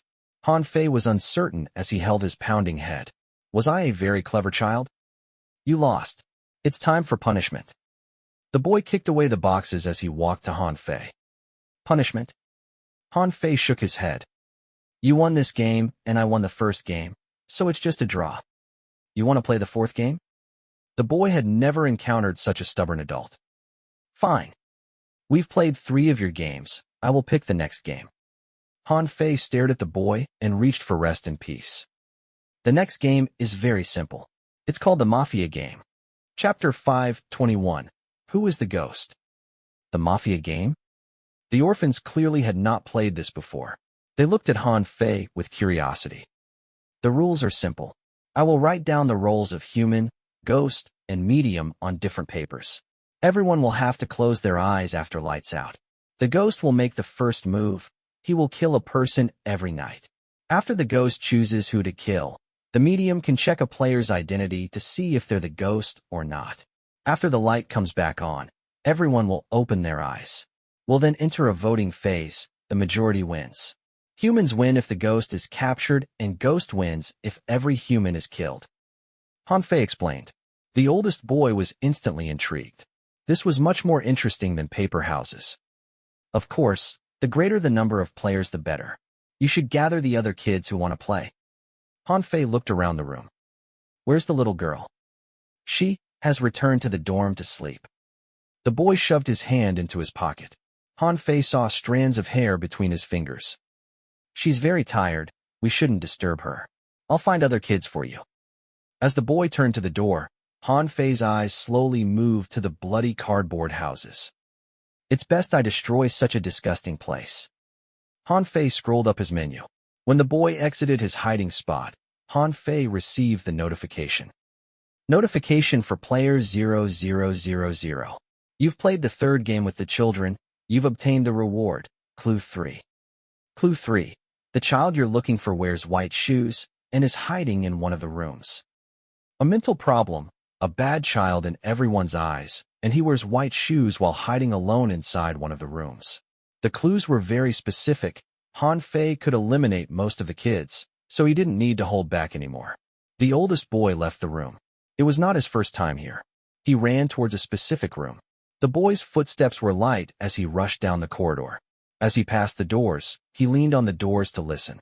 He made sure there was no sound before he continued to move. Those two rooms are the director's office and the nurse's break room. We can play as loud as we can, but if we wake them up, there will be bad consequences. They turned the corner, and the boy led Han Fei into another room. The door creaked. The black room door was pushed open, and the dim light shone on the boy.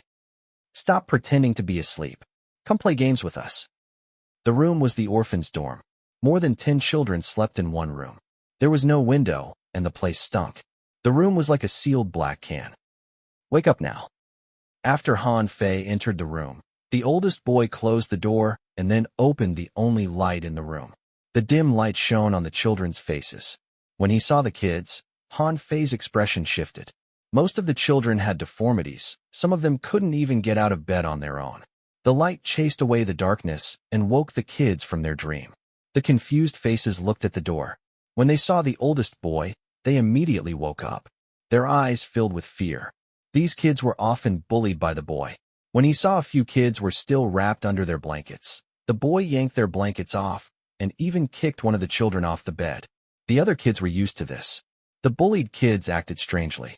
Even though they were afraid, they bit their teeth and closed their mouths. They didn't dare to make any sound. If they made any sound and attracted the nurses, they would be in for worse punishment. The oldest boy looked at the kids with glee. He planned to beat the kid up further, but he was stopped by Han Fei. Does bullying those weaker than you bring you joy? I know you pity them, but no child in this room deserves pity. The boy smiled wickedly. He grabbed a boy by his feet. You might think I'm awful, but I'm not the worst. This boy killed his parents. His parents loved him, but he poisoned them. And this kid, the boy kicked at a short and fat boy beside him. He cut off the safety rope of the window cleaner and ended the innocent man's life. Right. Do you remember the girl who almost killed us? She pushed a girl prettier than her into the fireplace. The boy cackled. Do you think they need pity? Everyone here wants you to die. This place is the home for the incurable. The smaller they are, the more venomous they'll be. He pointed at the kids and described everything that happened to them. An adult's sin was often premeditated, but a kid's sin was pure. Education could lead them to the right path, but a lack of education meant that the kids became worse and worse. Han Fei felt something was not right with this orphanage, and now he understood why. The orphans here were all representations of sins. The oldest boy woke everyone up and forced them to gather. The dorm had 30+ beds, but only 14 were occupied. This is all. None of them was the child Han Fei was looking for. He observed their feet, and everyone's shoes were light red. Including the 3 of us, there are 17 players. One will be the host, and the rest can all participate. Han Fei pulled the boy with the doll out from behind him. You can be the host for the first round. Standing amidst the group of strange children, Han Fei patiently explained to them the rules of the mafia game. The boy with the doll would host the game, so he wouldn't play. Then Han Fei took out 16 pieces of white paper of the same size from his inventory. I will write down the roles of human, ghost, and medium on these 16 papers. You can't tell the others your identity, or the ghost will kill you. After all the kids understood the rules, Han Fei wrote down humans on all 16 papers, and then he jumbled it before everyone. He told each of the kids to pick. I'll repeat again. The goal of the ghost is to kill every human, and the goal of the human is to find a ghost. The medium can check anyone's identity. Of course, the ghost can pretend to be the medium. The game rules are very simple, but if you go against the rules, you'll die. For the kids, this was more exciting than their normal games. After a player is killed, the paper with their identity will be destroyed. When there are only humans or ghosts left on the field, the host will announce the winner. Okay, we already know the rules. Let's start. The oldest boy urged. He stood at the corner and sneaked a look at his paper. When he saw the content, he didn't look that satisfied. The kids sat according to their bed number, and the game officially started. Lights out. The boy with the doll was the host. He went to switch off the light in the dorm. Ghost, please open your eyes. Han Fei took out Rest in Peace and slunk to the oldest boy. He had played 3 games with the boy already. He didn't need him anymore. When Rest in Peace touched the boy, it became so sharp. It tore through the boy's soul. The boy had harmed many people. Notification for player 0000. You've killed an orphan inside the orphanage. With the murder of each orphan, the chance of the nurses and director awakening will increase by 1%. The chance of you finding the target child will lower by 1%. Han Fei frowned when he heard the system notification. He wanted to use this game to clean up the small ghosts, but he needed to change his plan now. I can't murder them, so I'll have to turn them against each other. When the glow of the blade disappeared, Han Fei noticed a boy was staring at him. The boy didn't follow the rules. Han Fei returned to his seat, and the boy with the doll continued. Medium, please open your eyes. The boy waited for a long time, and no one responded. So he continued. It's morning. The person who died yesterday night is number 24. The orphans looked at the spot where the oldest boy sat. They didn't look worried, they were relieved. The boy was the biggest bully. They had to heed his orders, or they'd be ostracized. The bully was finally dead. I saw him kill the boy yesterday night. The boy who didn't close his eyes during lights out pointed at Han Fei. He's the ghost. After the boy said that, all the kids turned to look at Han Fei. Facing the room of twisted faces, Han Fei shook his head. I'm the human, you're the ghost. Well, he was not wrong. Han Fei was indeed human, and the kid was the ghost. You killed him. I saw it. Based on the rules, only the ghost and the medium can open their eyes at night. If you're human and you saw me at night means that you have broken the rules. If you are the ghost, then you are trying to frame me so that the others will vote me out. If you're the medium, then yes, you might have seen me kill the boy, but the problem is, I'm the medium. Han Fei challenged the boy. So which of the above situation is true? Violating the rules would mean death, and death in this game was permanent. There was no restart. The boy stammered. Han Fei pointed at a kid beside him. I checked you yesterday night, and you're a human. The kid nodded. Only the medium can check the other player's identity, and there is only one medium. The ghost will do his best to kill the medium. Han Fei pointed at himself. If I fail to survive the next night, then you should know who to vote out next. With Han Fei directing the conversation, most kids thought the boy who broke the rules was the ghost. Therefore, after the voting phase, everyone turned to the boy who was voted out. Their gaze slowly changed. Someone stood up to close the light. The moment the darkness descended, the children charged at their target. The voted boy didn't even have the chance to scream before his soul was torn apart. In the end, only his tattered red shirt and a pair of light red shoes remained of him. Staring at the shirt, Han Fei noticed something. The number on the back of the shirt was also 024. The oldest boy's number is 024, and this boy's number is also 024. Han Fei looked at the children beside him. Are all your numbers 024? Yes, because we're at Orphanage 024. But we each have our name. Only the director's favorite can be called 024. The child explained. The director's favorite was the oldest boy who was killed. He had been helping the director. 024 is the white shoes number, but all the children here are 024, and they are all evil. Do they represent the white shoes' sins? Han Fei was confused because this orphanage filled with darkness was defined by the system as the white orphanage. The color white should have a significant meaning here, but ever since Han Fei entered the orphanage, he had not seen anything white. A white orphanage covered in darkness. When a person's sins started to run rampant, his kindness would be locked up. Let us begin the next round. With Han Fei's Pied Piper talent and masterful acting, the kids were led around by him. When only a few players remained, Han Fei quietly stood up. When the boy with the doll called for lights out, Han Fei led the boy and left. Chapter 522, Dye the World Red. A white door? The white door was very eye-catching in a black room. The orphanage will lock the naughty kids behind this door? Han Fei asked. This orphanage built in the cryptic world seemed to hide many secrets. Yes. The children hated by the adults will be locked inside this room. They are never seen after they are locked inside the room. The boy hugged his doll tightly, and fear flashed in his eyes. Shall we go in to take a look? When Han Fei's hand touched the door on the ground, footsteps came from outside, but the sound wasn't coming their way. The boy dragged the doll and ran to the office door to check. The large nurse was holding a lamp as she walked down the corridor. She opened the doors, checking for problems. The adult is coming. The boy stumbled his way back to Han Fei, his hands gesturing wildly.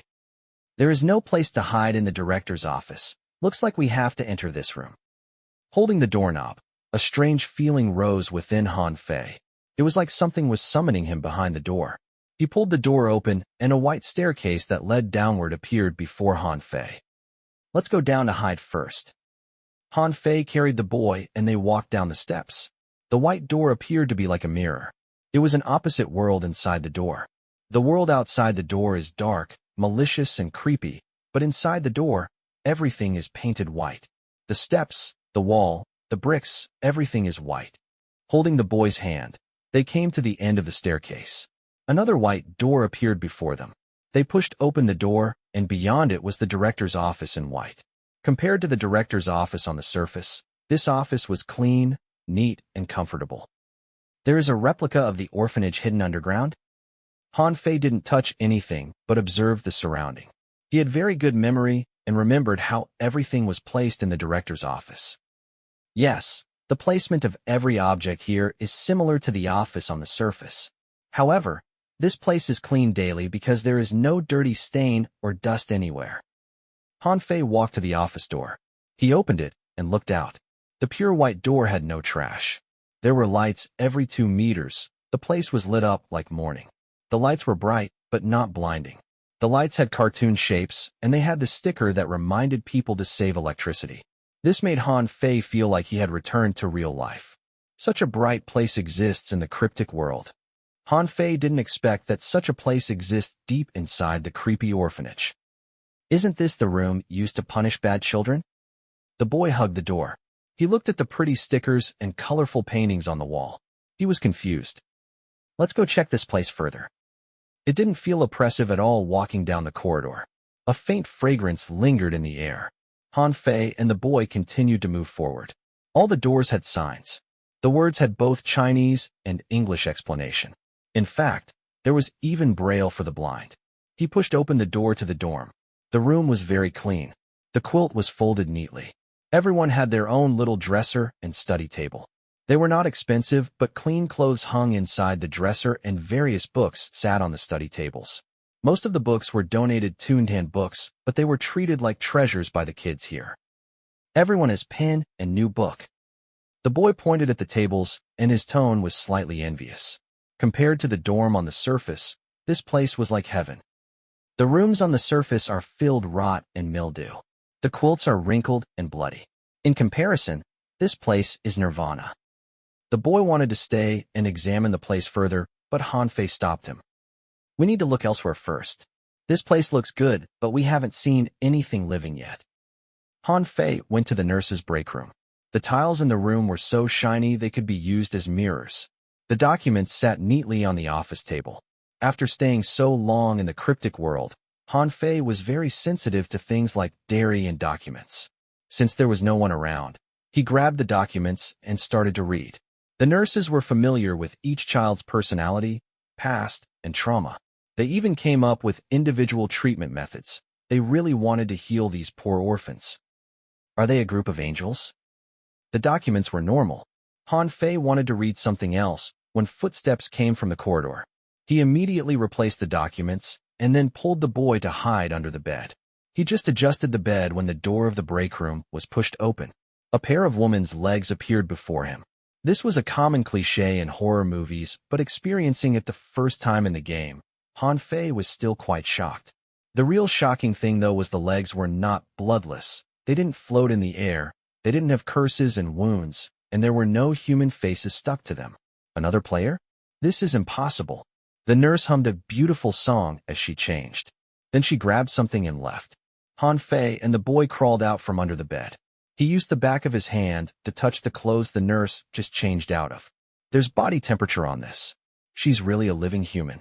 Everything in this underground orphanage was so similar to real life that it made Han Fei feel like he had returned to real life.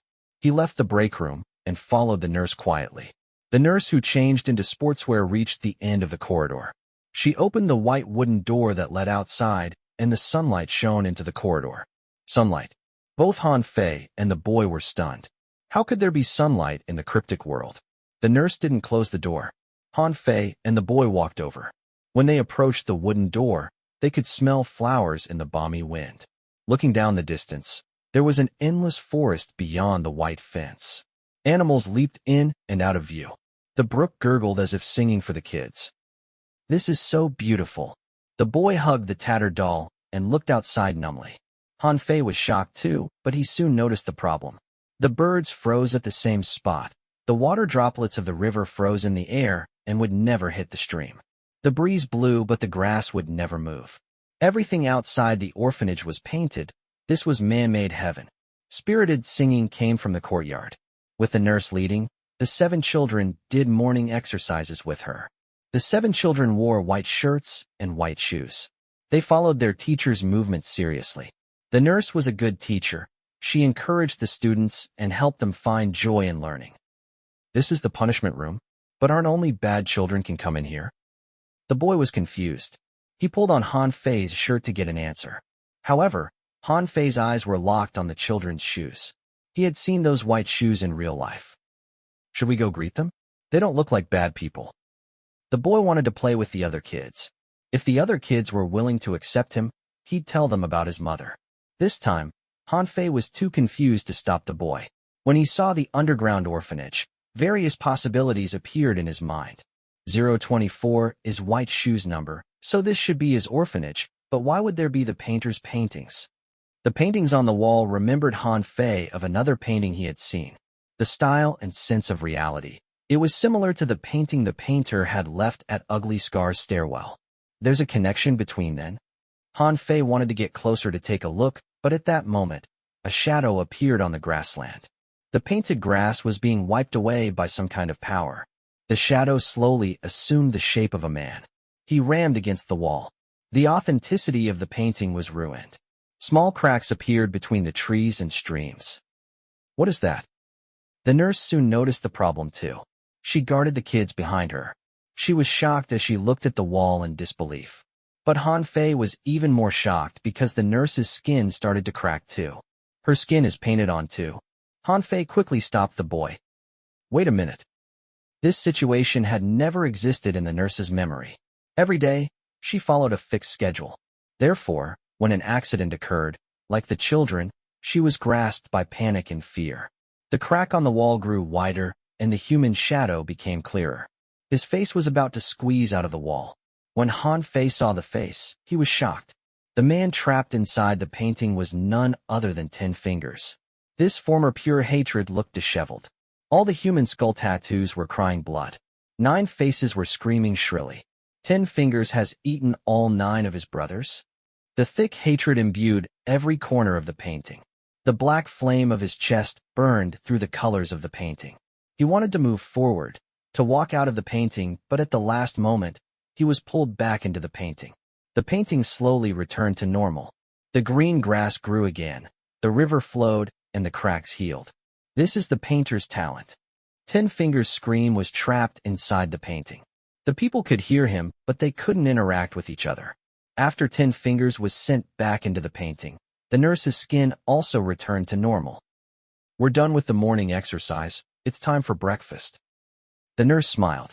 She had the kids line up and head back into the orphanage.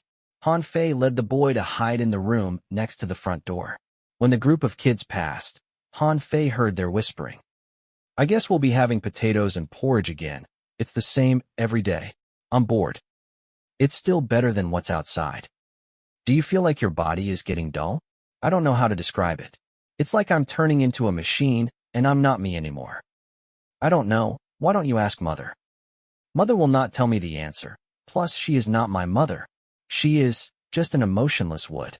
She has never loved us. The children entered the canteen, and the delicious smell of food drifted out. How come our canteen and rooms don't have windows? We can't look outside? The teacher said the world outside is not prettier than the painting. But I still want to go outside. Mother is coming. Shush. Mother was the nurse. She was responsible, good-natured, gentle, and pretty. But the 7 children were distant from her. Let's dig in. The nurse smiled. The kids ate happily while she followed her schedule to prepare for the next activity. Han Fei stood at the door and looked at the situation inside the canteen. It felt so familiar to him. In his memory, he had experienced something similar. Or rather, the memory that he had of his orphanage life was similar to this. He would wake up at a fixed time to do morning exercise, eat, study, and play. Han Fei and the boys studied the children from the dark. They observed the kids' life. It was safe, content, and repetitious. After breakfast, it was morning class. The kids were led unwillingly by the nurse into the classroom. Han Fei observed the lesson through the gap in the door. He remembered the study lesson from his memory. It was not the normal lesson, but storytelling. Everyone had different colored textbooks, and different textbooks represented different emotions and different treatment methods. I remember my textbook was white. Han Fei adjusted his angle and saw a white textbook at the end of the room. But no one was seated there. After the children and the nurse entered the classroom, 10 Fingers charged against the painting again. He came closer and closer to the exit. His body was burning black. The hatred was about to cover the entire underground orphanage. You can't trap me forever. When I'm out, you'll be the first I consume. 10 Fingers' vicious voice came out of the painting. He looked down in a direction. Where is he looking at? Han Fei followed 10 Fingers' gaze. He was staring at the room on the most left. Han Fei ignored the other children and headed to the room 10 Fingers glared at.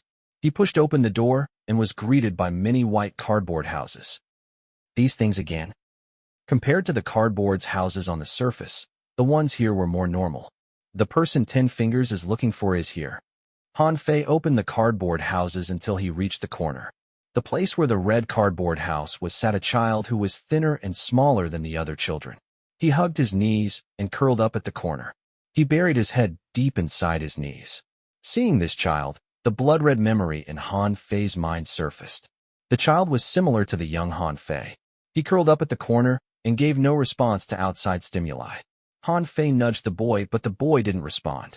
It was like he lived in a different world. Han Fei tried many things but failed. Suddenly, he remembered the special item he had gained after he finished the cardboard house game on the surface. Han Fei pulled out the white house from his inventory. The house was similar to the one from Han Fei's memory, but the house in Han Fei's memory was red. Han Fei approached the boy with the white house and slowly lowered the white house over the boy. When the house had completely covered the boy, a young voice appeared from inside the house. Who are you? I should ask you that question. Why did you make a cardboard house similar to mine? A house like yours? The boy was confused. You dress like me. White shoes, white uniform. Your textbook is also like mine. It has a white cover. The book tells the goodness of humanity and other heartwarming stories. When Han Fei said these things, he felt weird too. They wanted me to learn that because they said I am the most possible child to possess the most perfect personality, but I don't know what that is, and I don't want it. But they tell me that if I continue to study, I will own everything and all my dreams will come true. They told me another kid succeeded before me. Is that you? The boy's voice came from the White House. What have they told you? They said I might have a healing personality, so they value me a lot. Everyone loved me then. But during the final test, I failed. I didn't know why. They gave me a number, 024, and then they forgot about me. Did I do something wrong? If there's a party who is wrong, it's them. Han Fei wanted to know who they were. Really? I thought I was the problem. Eventually, even I started to hate myself. I feel no one really likes me, and everyone hates and despises me. So I left. The boy's tone was rife with complicated emotions. Then even I left myself. He joined with the other children. He ran around and left me at this corner. You left yourself? Han Fei's eyes narrowed. He believed he was about to reach the core of the white shoe's secret. I still remember that day clearly. The nurse and other children glared at me. As usual, I wanted to find a secluded corner to hide, hoping someone would come to find me. That day, the underground door was open. I had never been there before. Children were not allowed to go underground. But I was curious, so I went in. I walked down the steps and pushed open a blood-red door. I saw a red orphanage. Everything was red. I walked deeper, and I heard conversations. The adults wanted to seal up the underground orphanage. Soon they left. I hid at the corner and didn't dare to move. When I wanted to leave, the door was locked. No matter how hard I screamed, no one could hear me. I was in despair. I was so afraid. I hoped someone could notice me, but I was trapped underground alone. The boy's voice shuddered. He seemed to be crying. Then what happened? Han Fei asked. I looked for other exits. I was very afraid. It was red everywhere. Then I found a white cardboard house inside one of the rooms, and I went inside to hide. I didn't dare to move and cry. I hugged my knees and I shivered. After a long time, I saw my other self leave my body. He wore white shoes and talked to some kids I couldn't see. As he joined them, he moved away from me. I wanted to grab him, but he pushed me away. He told me something that hurt me even today. The boy cried. What did he say? He said, no one will come to find you. Purity and innocence are the world's most useless things.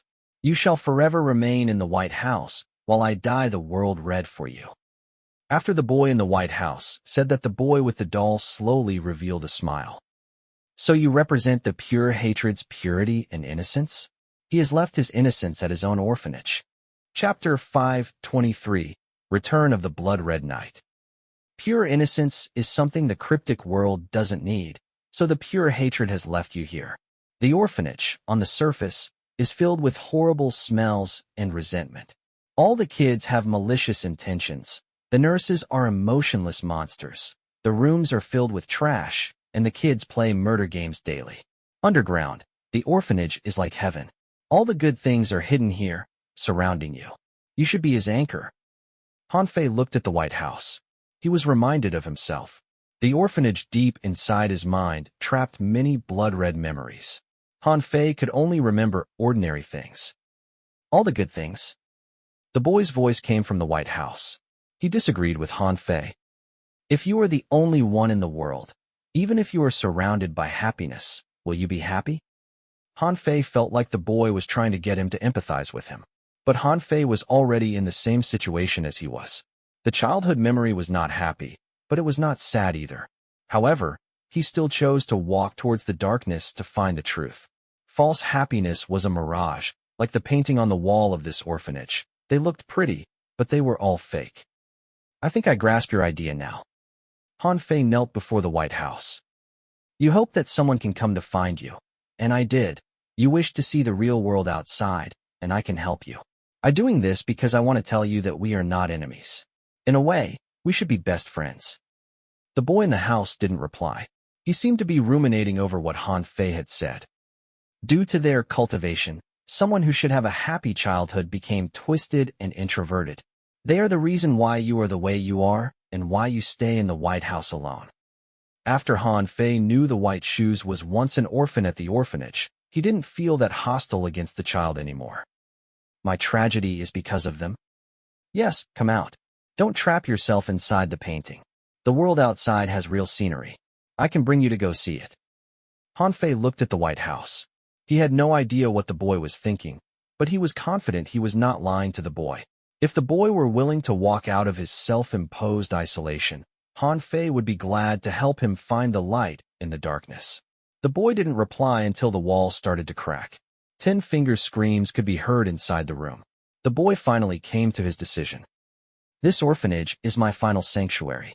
If I leave, all the darkness will surge into my body.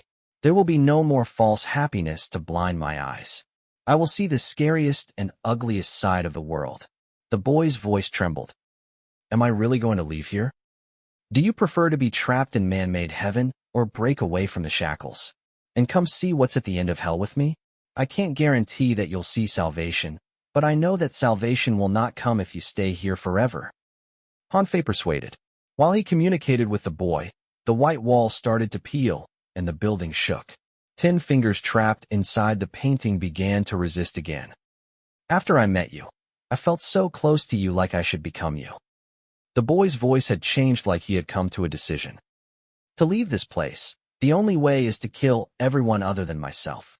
Every child, every teacher, every life here is a part of me. They are parts of my thoughts. Everyone has the same number, 024. Only by killing all of them that all my consciousness will return, and I can leave this orphanage. I have to kill everyone for you to leave? Han Fei was startled. I am the only one here. The rest are manifestations of my thoughts. This is the only way because I know someone who has done this before. He then disappeared into the blood-red night. The boy's voice was innocent. Do you think that's too cruel? But if these random thoughts are allowed to escape and join with malice, they will turn into murderous monsters. If we leave them be, they will only kill more people. I don't think it's cruel. It's just. Han Fei thought about it, and the memories in his mind were slowly dyed red. He seemed to have made this decision before. The person who disappeared into the blood-red night seemed to be Han Fei. Han Fei's heart rocked hearing that. The laughter appeared in his ears. The blood-red memory fragment was moving the sea of memory. You're the one who told me to choose to leave, right? Han Fei was silent when the boy asked him. He looked at the White House and the pure, clean buildings around him. It felt like he was transported to the past. He was watching his young self from the perspective of an observer. What do you plan to do? I will have my mother kill them. When I was trapped underground, only my mother stayed with me. She is my only family, and she will always love me. The boy said, and Han Fei heard the horrible sound of flesh being torn. He turned around, and the tattered doll had torn open its stomach. A knife and a pure white heart were hidden among the blackened cotton. It pierced through the boy's chest without hesitation. The boy hugged the doll until the end. Even when he was killed, he smiled. Mother. The boy's blood dripped on the White House. The first blood flower bloomed on the White House. At the same time, a trace of red appeared on the white heart inside the doll. Han Fei stood inside the room while the doll had raced out holding the knife. The screams echoed in his ears. Blood flowers bloomed on the White House. The boy planned to dye the house red. Everything was similar to how Han Fei remembered it. The feeling of his memory and reality overlapping dazed his mind. The blood-red orphanage and the white orphanage shook together. The laughter had a firmer grip on Han Fei. This is the blood-red night. Walking out of the room, Han Fei looked around. The pure white corridor was stained with blood. Blood flowed on the floor. The false happiness was shattered. Don't come near me, you monster. Han Fei followed behind the doll. He saw a child in a white shirt trip and fall. The doll held the knife and slowly approached. The boy crawled on the ground and grabbed everything he could to throw at the doll. But the things did nothing to the doll. The doll was already wounded. It was used to all the pain. Monster, go away. The boy screamed with fear. The scream drilled into Han Fei's ears and into the blood-red orphanage. Monster? Han Fei inside the blood-red orphanage laughed madly like he had heard a joke. The corners of his lips tore open. Following that, the chain that bound around the orphanage tightened again. The doll slowly approached.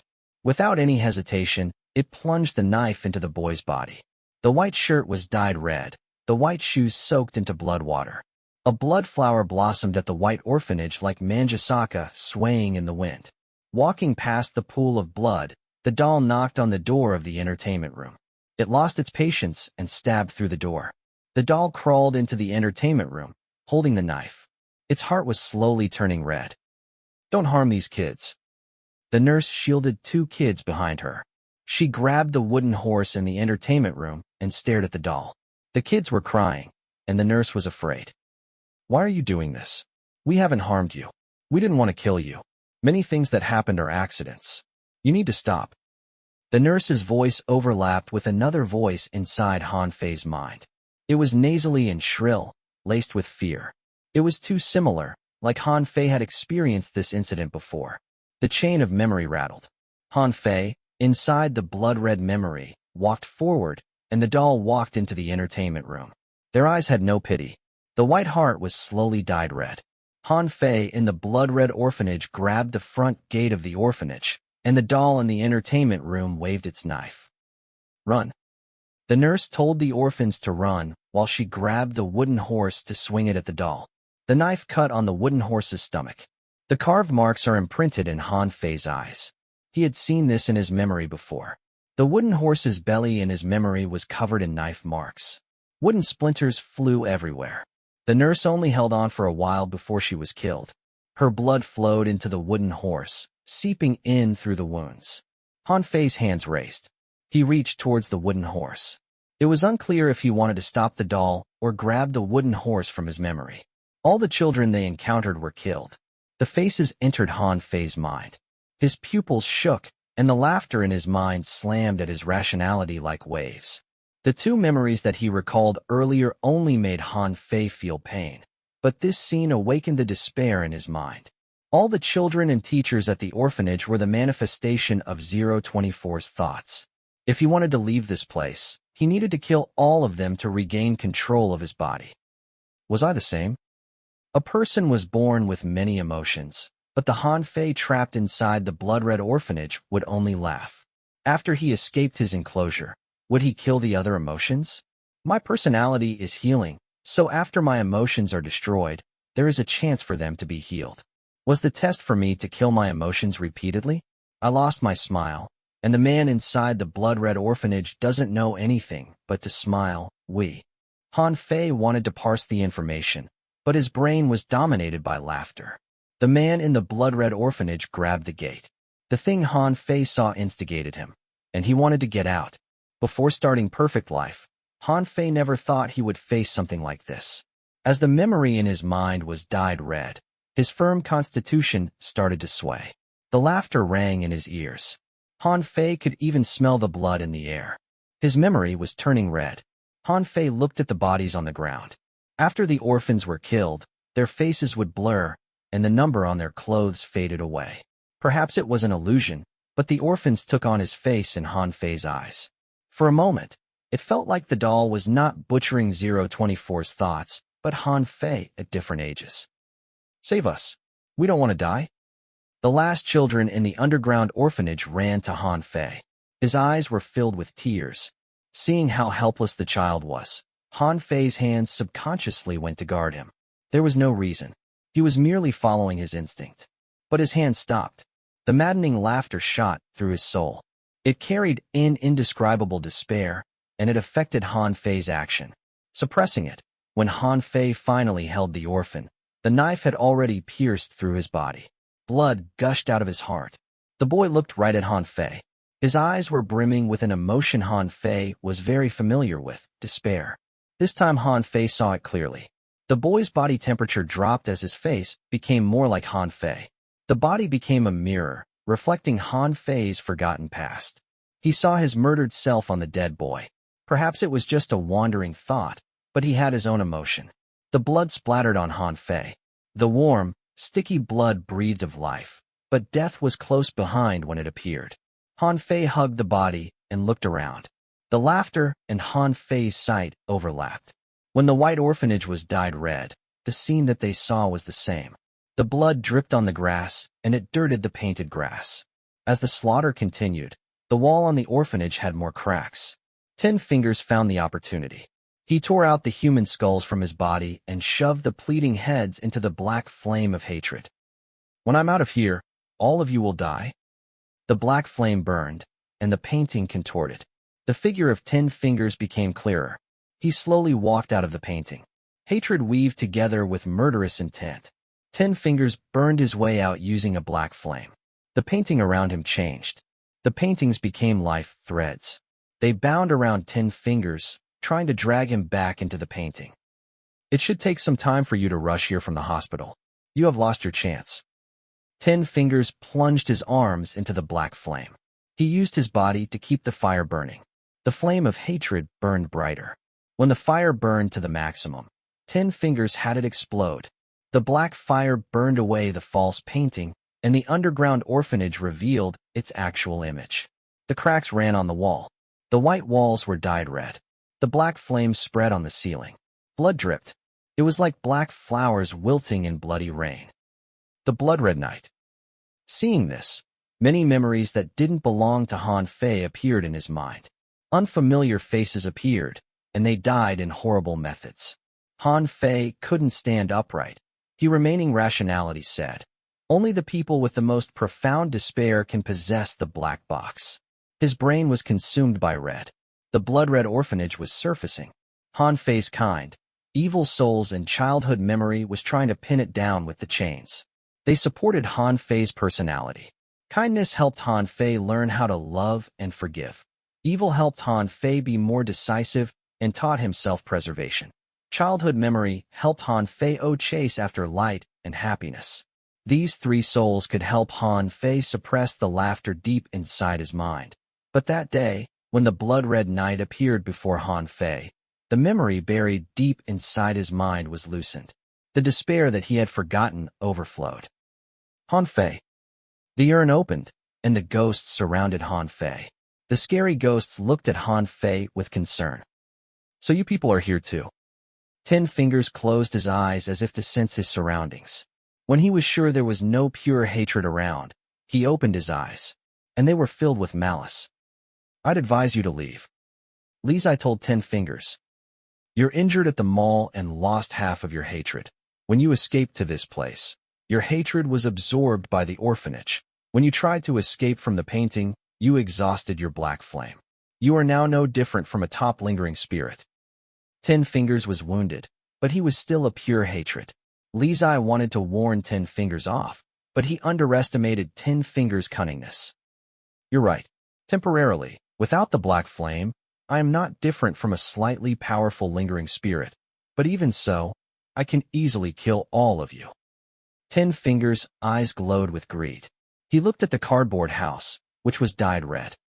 "I will eat all of you." The ugly face lit up with a gnarly smile. The two skulls on 10 Fingers shattered, and two uneven arms grew out of his shoulders. But that was just the beginning. The human skulls on 10 Fingers started to dissolve, and more things grew out of the man. The extra limbs wrapped him into a meatball.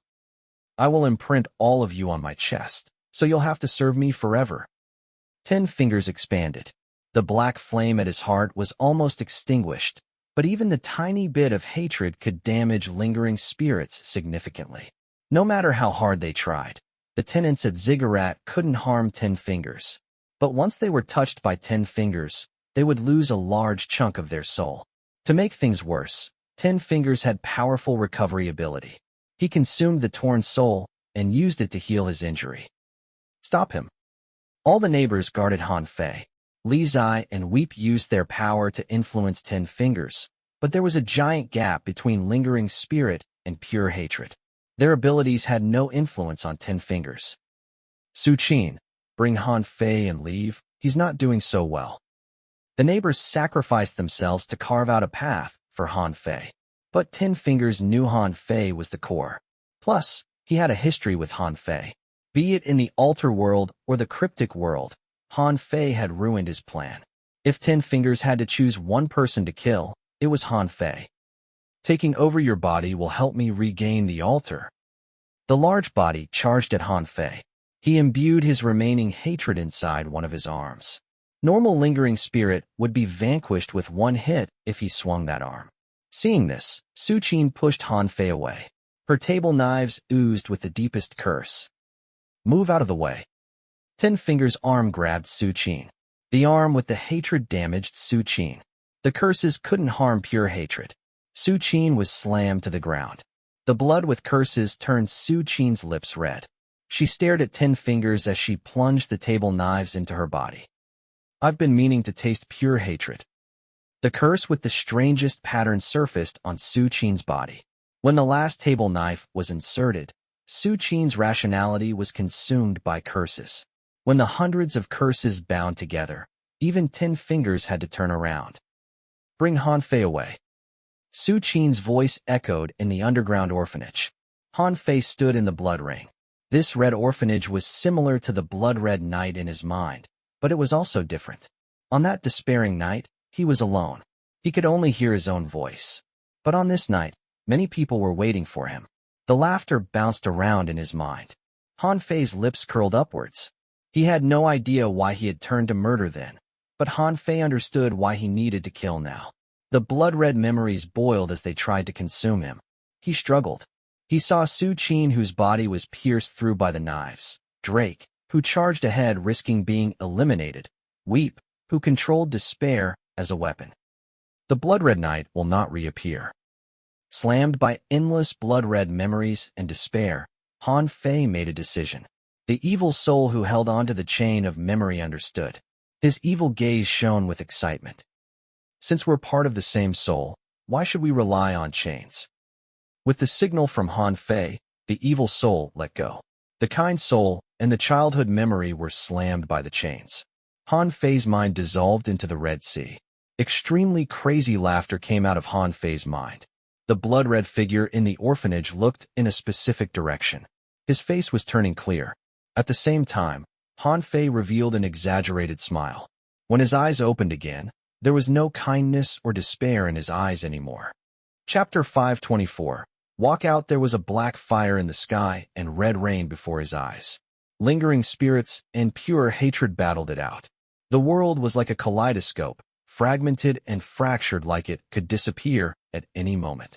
The emotionless eyes took in everything. The blood slid down his forehead to land on the orphanage's cracked floor. Han Fei smiled. Every other sound was noise.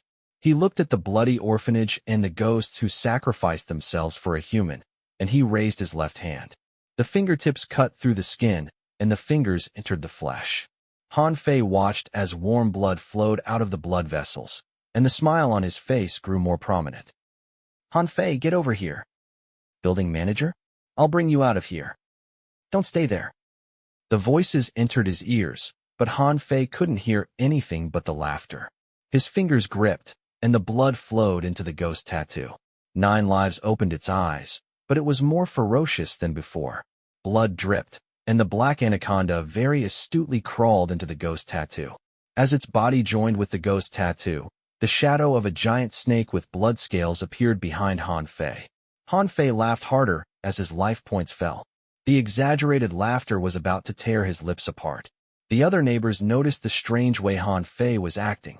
They wanted to get close, but their instinct told them to fall back. The man before them was not Han Fei. The fingers shoved into the chest. Han Fei's life points rapidly fell.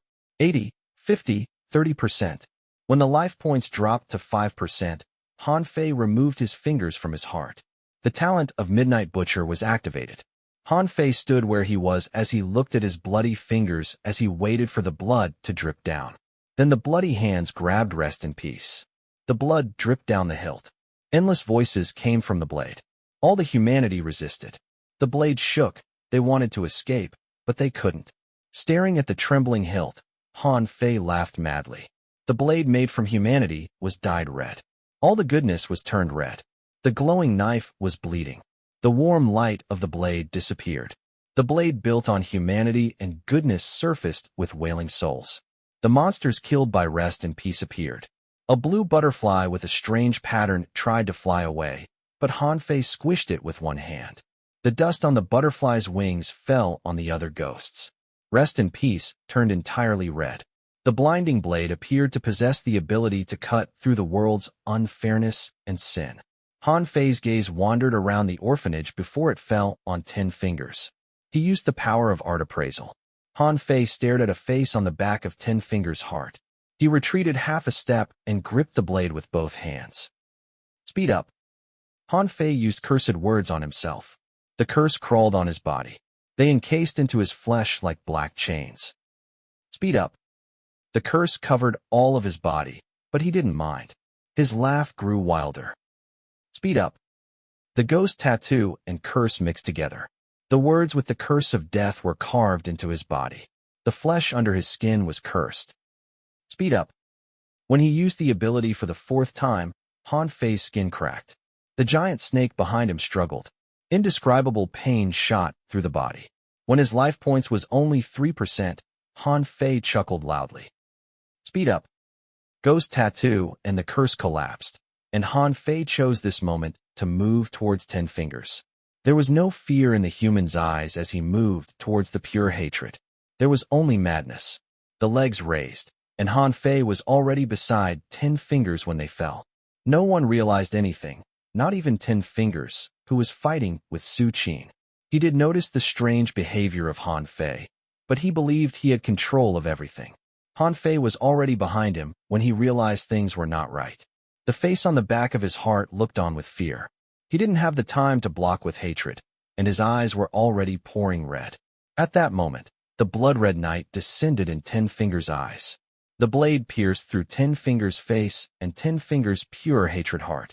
When 10 fingers felt the seed of the black flame being destroyed, he only realized what had happened. He opened his eyes, and there was a figure standing in the blood-red night. His eyes saw the man, but he had already lost the ability to memorize the man. All the screaming souls entered 10 fingers' body. The giant body made from human skulls collapsed. The ground shook, and all the voices disappeared. Many eyes turned to Han Fei. A living human had just vanquished a pure hatred. He laughed madly like he was mocking this world covered in darkness. Building manager? Drake wanted to approach, but he was stopped by Li Zai. Don't go near him first. Li Zai was shocked. He couldn't imagine that it would be Han Fei who killed 10 fingers. He is not acting right. The neighbors surrounded him, but no one got close to him. While everyone was focusing on Han Fei, Su Qin crawled up from the ruin of the underground orphanage. Hundreds of curses bound around her. Rationality was gone from her eyes. Every curse was torturing her, empowering her. The pressure crashed at them. Weep at the back of the group pulled on Li Zai and Drake's clothes. Li Zai was shocked when he turned around. What to do? Even the both of us can't defeat her. The curses exploded on Su Qin. Her sole purpose in life was to consume more curses and spread those curses. The neighbors tried to stop her, but they were injured from the fight with 10 fingers. All they could do was try to stop Su Qin from getting close to Han Fei. But to their surprise, even after she lost her rationality, Su Qin still only had her eyes on Han Fei. Dragging her curses, she moved towards Han Fei. Looking at the curse amalgamation, Han Fei laughed and walked towards her with rest and peace. Han Fei's eyes returned to normal. He would feel fear and despair, but no matter what, his eyes would carry kindness and warmth, and most importantly, hope. He took out a pig's heart and tossed it into his mouth. When Han Fei lifted his head, Su Qin was already beside him. Each curse could kill Han Fei, but Han Fei didn't feel fear. When the curses approached Han Fei, they would skirt around him. Su Qin struggled as she tried to control the curses. She couldn't retain her full rationality, but she wouldn't let her curses harm this man before him. Out of trust, Han Fei reached for the table knife on Su Qin's chest. The knife's hilt was covered by a human skin doily. This knife had both of their memories. Slowly removing the knife, Han Fei's eyes filled with apology.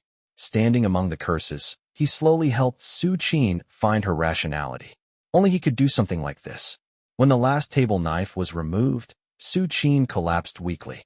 Han Fei quickly took out the meat from his inventory. They sat on 10 fingers' carcass and consumed all the meat from Han Fei's inventory. The other neighbors didn't disturb them.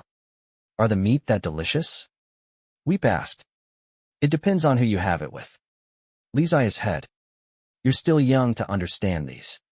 Sometimes I will feel alone, but when I stand beside you, I'll feel less lonely. Is that the same? Weep wanted to know the answer, but Li Zai was in no mood to answer him. Why do you people from building 1 keep coming to annoy me? There is nothing I hate more than a happy ending. Li Zai glared at Weep. The two of you are younger than 12 years old when added together, so you shouldn't play together too often. When a boy plays too often with a girl, he'll turn into a girl. Drake pulled Li Zai along and walked towards Han Fei. Boss, are you alright? Just now, the presence on you changed. It was like you were a different person altogether. It's hard to explain. When Su-Chin and I recover, we need to leave as soon as possible. Han Fei knew Drake was only worried about him, but there were certain things that he couldn't say. When his neighbors fought with 10 fingers, the blood-red orphanage was triggered. It wanted to dominate Han Fei's mind, to turn it all red. Han Fei found it hard to resist because the situation was not going well for them. Therefore, he joined forces with his evil soul to reveal the laughter. Compared to being killed by 10 fingers, it was better to be controlled by the laughter. However, Han Fei still underestimated the laugher. The laughter didn't even leave the blood-red orphanage. After the chain of memory was released, the blood-red orphanage surfaced to the top of Han Fei's memory. The laughter in the orphanage only glanced at Han Fei, and their eyes were joined together. In other words, the current Han Fei couldn't even overcome a gaze from the laughter. When Han Fei lost control, the laughter was using Han Fei's body. Typically, it would be hard for Han Fei to regain control of his body, but thankfully the humanity in rest and peace was on Han Fei's side. Everyone worked to control the laughter's gaze. The evil, kind souls and childhood memory picked up the chain of memory again. Rest in peace is my most important item. It can help me kill the enemy and suppress the laughter. I need to find ways to strengthen it, to find more people to join me. Han Fei could finally walk again after sharing all the meat with Su-Chin. The other neighbors shared the things left behind by 10 fingers, including the stuff he stole from Midnight Mall and the black seed of hatred. Drake carried Han Fei deep into the orphanage. They pushed open the different doors. They passed through the old cardboard houses and reached the innermost corner. The White House has been fully dyed red. Everyone at the orphanage has been killed by the doll. Are you here? Han Fei shouted, but no one answered. He had Drake pick up the red house, and there was nothing inside. The boy has escaped? Han Fei didn't stay underground. After his neighbors digested 10 fingers, they immediately returned to the surface. The familiar stink entered the nostrils. The eerie orphanage was covered in blood. At the center of the blood pool was a large doll. I chose to walk out. The doll turned to look at Han Fei. Underneath the doll was a thin boy. He looked just like the boy from Seaglass Cat's picture. The boy removed the doll outfit and walked out. He wore a pair of white shoes that couldn't be dyed red by blood. He wore a uniform with the number 024. Notification for player 0000. You've completed Grade E Normal Mission, the White Orphanage. You've successfully lit up the unique locale at the Plastic Surgery Hospital Zone. You found the pure white soul deep inside the black building. You will gain his friendship and help. Friendliness level with 024 increases by 10. For each game that you completed inside the orphanage, the friendliness level increases by another 3. Notification for player 0000. Since you've completed the Grade E mission, White Orphanage over the required limit, you've obtained the extra reward, Special Building White Orphanage. Chapter 525. First pure hatred neighbor after the Midnight Mall, Han Fei gained another unique building, White Orphanage. Han Fei temporarily had no idea what kind of extraordinary power the building had, and he had no time to explore because the building was on the hospital territory. Drake carried Han Fei to approach the boy. The neighbors joined them. The group of cute adults surrounded the kid. Come with us. We'll show you the outside world. Han Fei stared at the boy.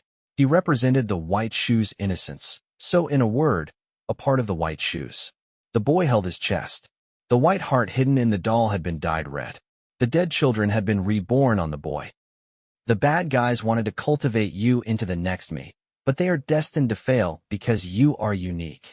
You have your own personality. You are you. Han Fei extended his hand to the boy. Let me help you find you. Let's prepare to leave. The White Orphanage had been turned into a ruin. Han Fei planned to rebuild the place after taking down the hospital zone. Han Fei did not stay. The neighbors led Han Fei and 024 to race towards Midnight Mall.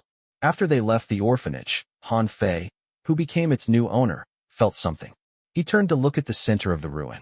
On a broken wall, the life threads on the ground gathered. They painted the shape of a man on the wall. The man held a paint bucket filled with blood and energy, and Han Fei met his gaze. The painter's mouth opened like he was trying to say something. His hand drew a window on the cracked wall. Outside the window was beautiful scenery with blue sky, grass, running animals, and a boy who only knew how to smile. The painter did not give chase. Hanfei did not stay and raced back to the mall.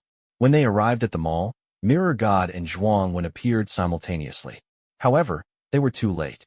10 Fingers was already dead. How did you manage to it? 10 Fingers has stolen the most important merchandise and possesses the black flame of hatred. How did you manage to kill him? Mirror God was shocked. The neighbors did not know how to explain. They turned to Han Fei and Su Qin. 10 Fingers was trapped by the pure hatred from the hospital. We got lucky. Han Fei was humble.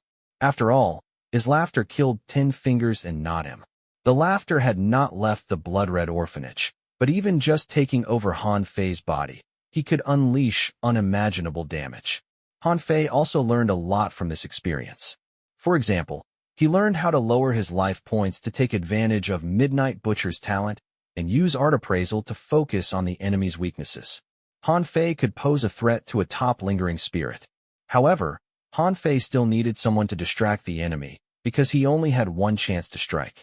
If he failed to kill the enemy, a brush from the enemy and Han Fei would die. The laughter was crazy and confident. He charged into battle with 3 life points. It was hard to imagine an average person having that courage. You even brought back 10 Fingers' Heart of Hatred?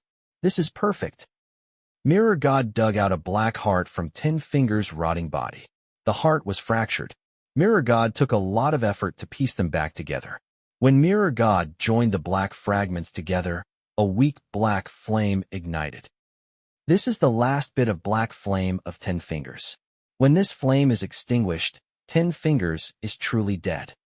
Mirror God handed the black flame to Zhuangwen. This is a great find. You are one step away from becoming a pure hatred. This might help you. Zhuangwen failed to evolve into a pure hatred and became a monster. Han Fei then used the wish from the altar inheritance mission to heal her. Even though the black flame of a pure hatred was precious, not everyone could use it. If there was too much difference in power, the person might be consumed by 10 Fingers. No one fought for the black flame with Zhuangren. The girl squished 10 Fingers' black heart, and she swallowed it when the flame was the strongest. We shouldn't disturb her. The neighbors carried 10 Fingers' carcass into the mall's warehouse. After the black flame was taken, 10 Fingers' body rapidly decayed. The despair on him was taken by Weep, while his energy was shared by the rest. Mirror God also found a few missing merchandise on the carcass. Han Fei, these are the most important merchandise at the mall. See if you can use them. Mirror God placed the bloody items before Han Fei. Han Fei touched them one by one. Coat of Desire, Grade E unique item. This is a garment made from the world's desire. When you put this coat on, all the eyes looking at you would be dominated by greed, and they wouldn't see the real you. Tears of a Clown, Grade E unique item. The required item to update into the hidden profession, Cackling Clown. It can be used at the hidden map, Lost Theme Park. Midnight Mall's Bill, Grade E unique item can only be used by the manager of the Midnight Mall. Every animated regret, lingering spirit, and pure hatred which had been turned into merchandise will appear on the bill. Touching their name will reveal to you their general location. Warning: this book of bills is the connection between the manager of the Midnight Mall and its merchandise. Please do not lose this. The meat of Unmentionable's heart, Grade D ingredient. Han Fei knew his trip was worth it when he saw the 4 items.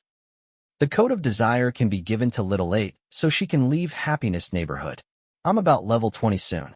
It'll unlock a new hidden profession. Cackling Clown sounds interesting, at least better than Lapidurist. Looking through the bills, Han Fei found Weep and the red dress names. He touched the red dress name and sensed that she was around the plastic surgery hospital. As long as she is fine. Finally, Han Fei turned to the strange meat. It was called meat, but it felt more like a rock. This is a Grade D ingredient? Han Fei had no idea what the meat was for, so he kept it for now. After putting away all the items, Han Fei turned to his neighbors. They had shared 10 Fingers until there was not even dust was left. You all better return to the ziggurat. Something about this boy is not right. If you stay outside the mist for too long, you might attract the wrong thing. Mirror God warned. Plus, How did you manage to come back with more people every time? He is the innocence of a pure hatred at the hospital. I wish to use him to bridge communication with the pure hatred. Don't have too much hope. Each pure hatred is dominated by intense hatred. They will not be shaken easily. Mirror God stared at 024 for a long time. The scale in his right eye moved as if weighing the weight of 024's soul. I will be careful. Han Fei talked some more with Mirror God. When he prepared to leave, immense pressure came from the mall's roof. As the manager, Han Fei immediately sensed something was wrong. Everyone walked out of the mall and looked up. Zhuangwen was at the top. Worried that she might lose control and destroy the mall, Zhuangwen chose to make her final breakthrough on the roof. Shrill screams echoed from the black flame. Zhuangwen tossed all her memory fragments into the black flame. Feeding on hatred and resentment, a black flame erupted from Zhuangwen's chest. 10 Fingers' hatred fought with Zhuangwen's hatred. Curses appeared under Zhuangwen's skin. All her memories and past burned in the black flame. Zhuangwen's soul was rapidly changing. In the city forever shrouded in darkness, the black flame on Zhuangwen melted into the night sky. She struggled and screamed in the black flame, tormented by the deepest pain and despair, but she did not surrender.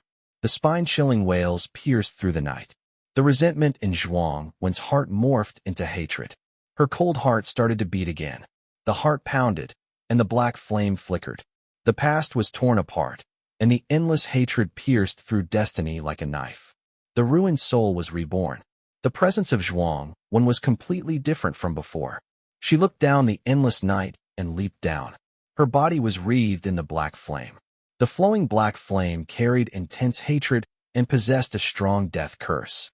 Zhuangwen landed on the ground, and she pulled back her black flame.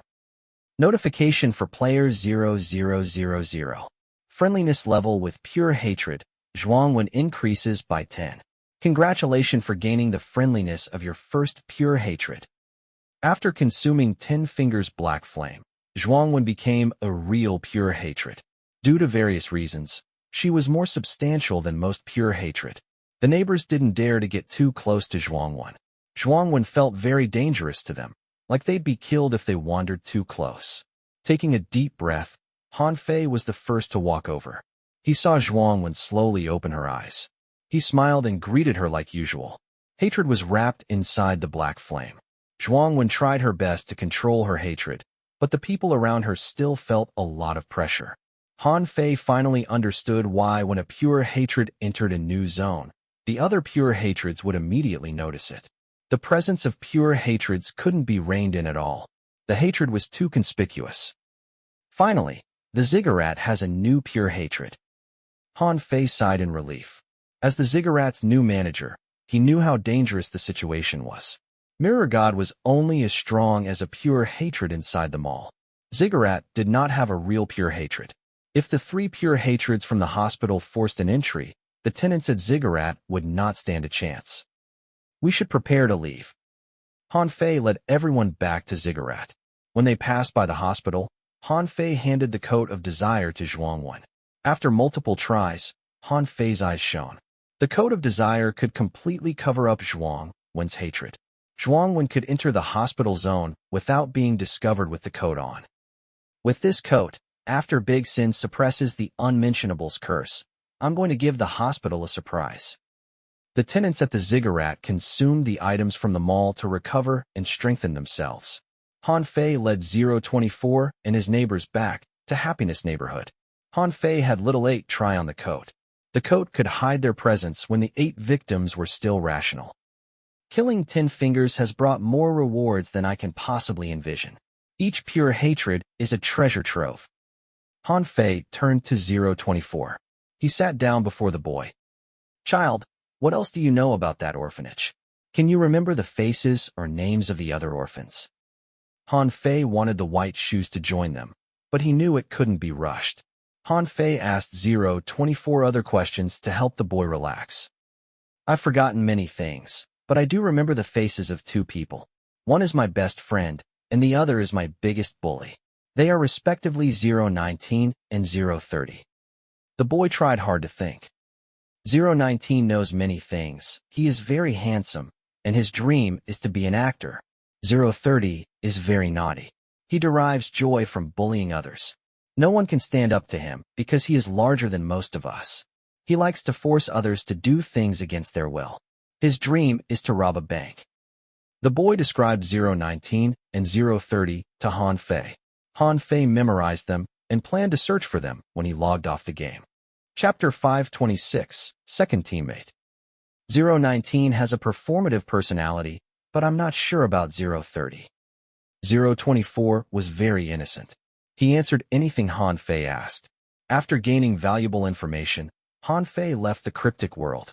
His mind and body were exhausted after being controlled by laughter. It was a miracle he had survived until now. Han Fei ate a few more pig's hearts before finding Su Qin. He confirmed Su Qin was also recovering before he logged out. The blood froze the city. Han Fei noticed with shock that he took longer logging out of the game. He looked at the blood-red figure down the horizon, and his heart pounded nervously. Why is this happening? Normally, it won't be so difficult to leave the game. Han Fei eventually detached from the blood-red city. Thankfully, he was not seen by the unmentionable. Han Fei opened his eyes, and the pain came from the back of his head.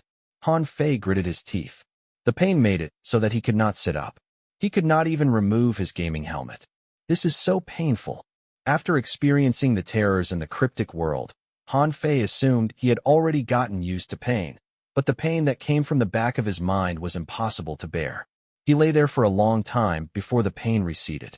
Han Fei used the last of his energy to remove the gaming helmet, and then he slept inside the gaming hub. When laughter controlled his body, he drained Han Fei's potential and spirit. Han Fei fainted, and he woke up much later. There was still pain from the back of his head, and his body was fatigued. Looks like I can't allow laughter to come out so often. He has clarified for me my limitation. I will need a long recovery period after challenging that limitation. Han Fei's body collapsed after killing 10 fingers in the cryptic world. He could not even move. He had to rely on Drake to carry him. Han Fei crawled out of the gaming hub, opened the fridge, and swallowed canned meat. The rush from eating balanced out the pain in his mind. Han Fei leaned against the fridge and watched the meat in his hands. Looks like I'll be stuck with meat for the rest of my life. Thankfully, I've run into Su Qin and have various delicious meats in the cryptic world. Even though Su Qin might curse them, they are like filled cookies. The different curses are like endless surprises. Han Fei stood up and took out his phone to look. He had plenty of unread messages and unanswered calls. After the movie festival, more people found him.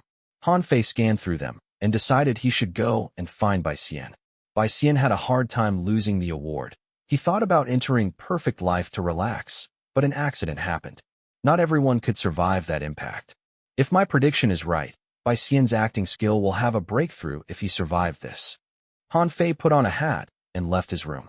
When he exited his rental, Han Fei felt the atmosphere in his neighborhood was not right, so he reached to grab the nunchucks in his sleeves. Han Fei continued to move forward without a change to his facial expression. When he approached the neighborhood entrance, 2 casually dressed men approached him.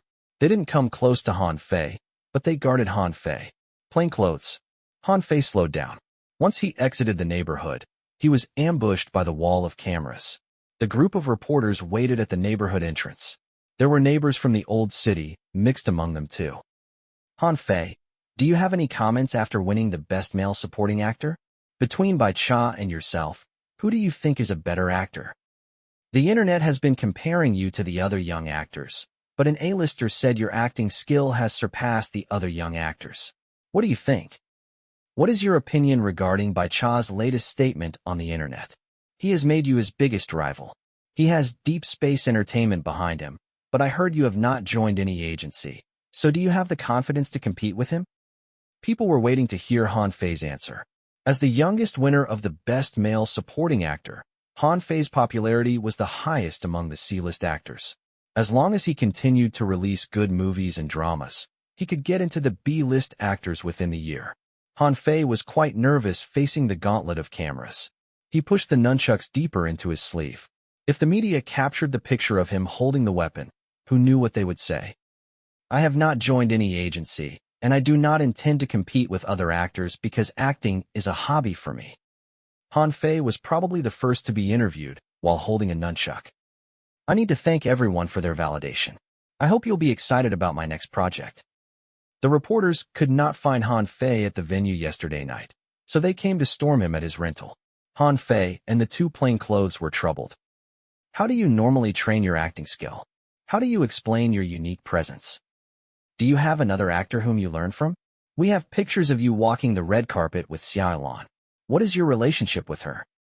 The reporters bombarded Han Fei with questions, making his headache even worse.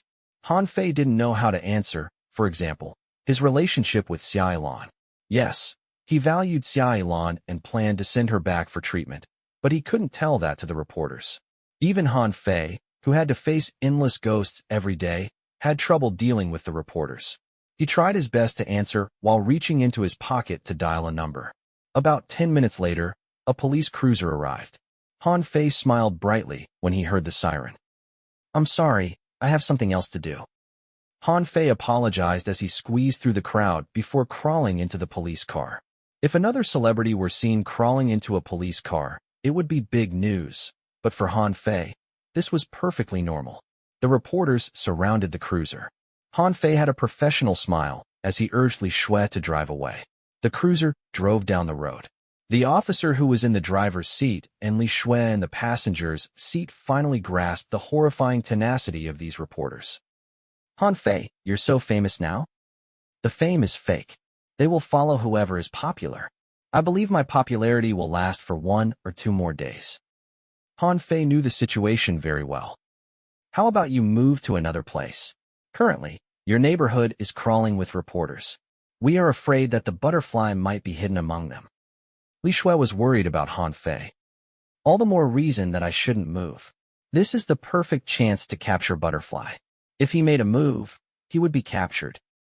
Han Fei said, I don't know how you managed to do this. You are more courageous than most young cops I've met. But you need to be careful too. The driving officer said, the law enforcement will have a big loss if something happened to you. Han Fei shook his head with embarrassment. He should be the actor who assisted the police the most in history. By the way, how is the man I sent to the station yesterday? Is he awake? We have sent that man to the hospital. He comes from an interesting background. He is not registered in the citizenry database, so he is most likely a fugitive on the run. Li Shui took out her phone. She could look at the 4 cameras that stared at Ugly Scar at the hospital. He used to be a manager at Immortal Pharma. When you investigate him, do not reveal his identity because he might be carrying Immortal Pharma's deepest secret. Han Fei trusted Xian Lu police and told them about Ugly Scar. Don't worry. My teacher has taken over this case. He is very interested in the criminals that you caught. Li Shui's teacher was a legend among law enforcement. He fought with Butterfly a decade ago. Along the way, he had uncovered many truths. The police car drove Han Fei to the smart city. During the journey, Han Fei asked Li Shui to help him find 019 and 030. The police were standing on Han Fei's side as they peeled back the dark history of Immortal Pharma. Li Shui dropped Han Fei off at by Xian's neighborhood. Han Fei completed the ID identification, took the voice-activated elevator, and arrived at by Xian's place. Han Fei waited for a long time before the door opened. A haggard Bai Xian appeared at the door. He looked similar to Han Fei. He held his head and looked like he was hungover. Brother Bai, did you get online into Perfect Life yesterday night? Han Fei questioned. Bai Xian rubbed his head. He thought about it seriously. I am not sure. I think I have, but maybe I have not. My mind is cluttered. It felt like I was in a nightmare, but when I woke up, I was already kicked out of the game. Han Fei smiled sadly.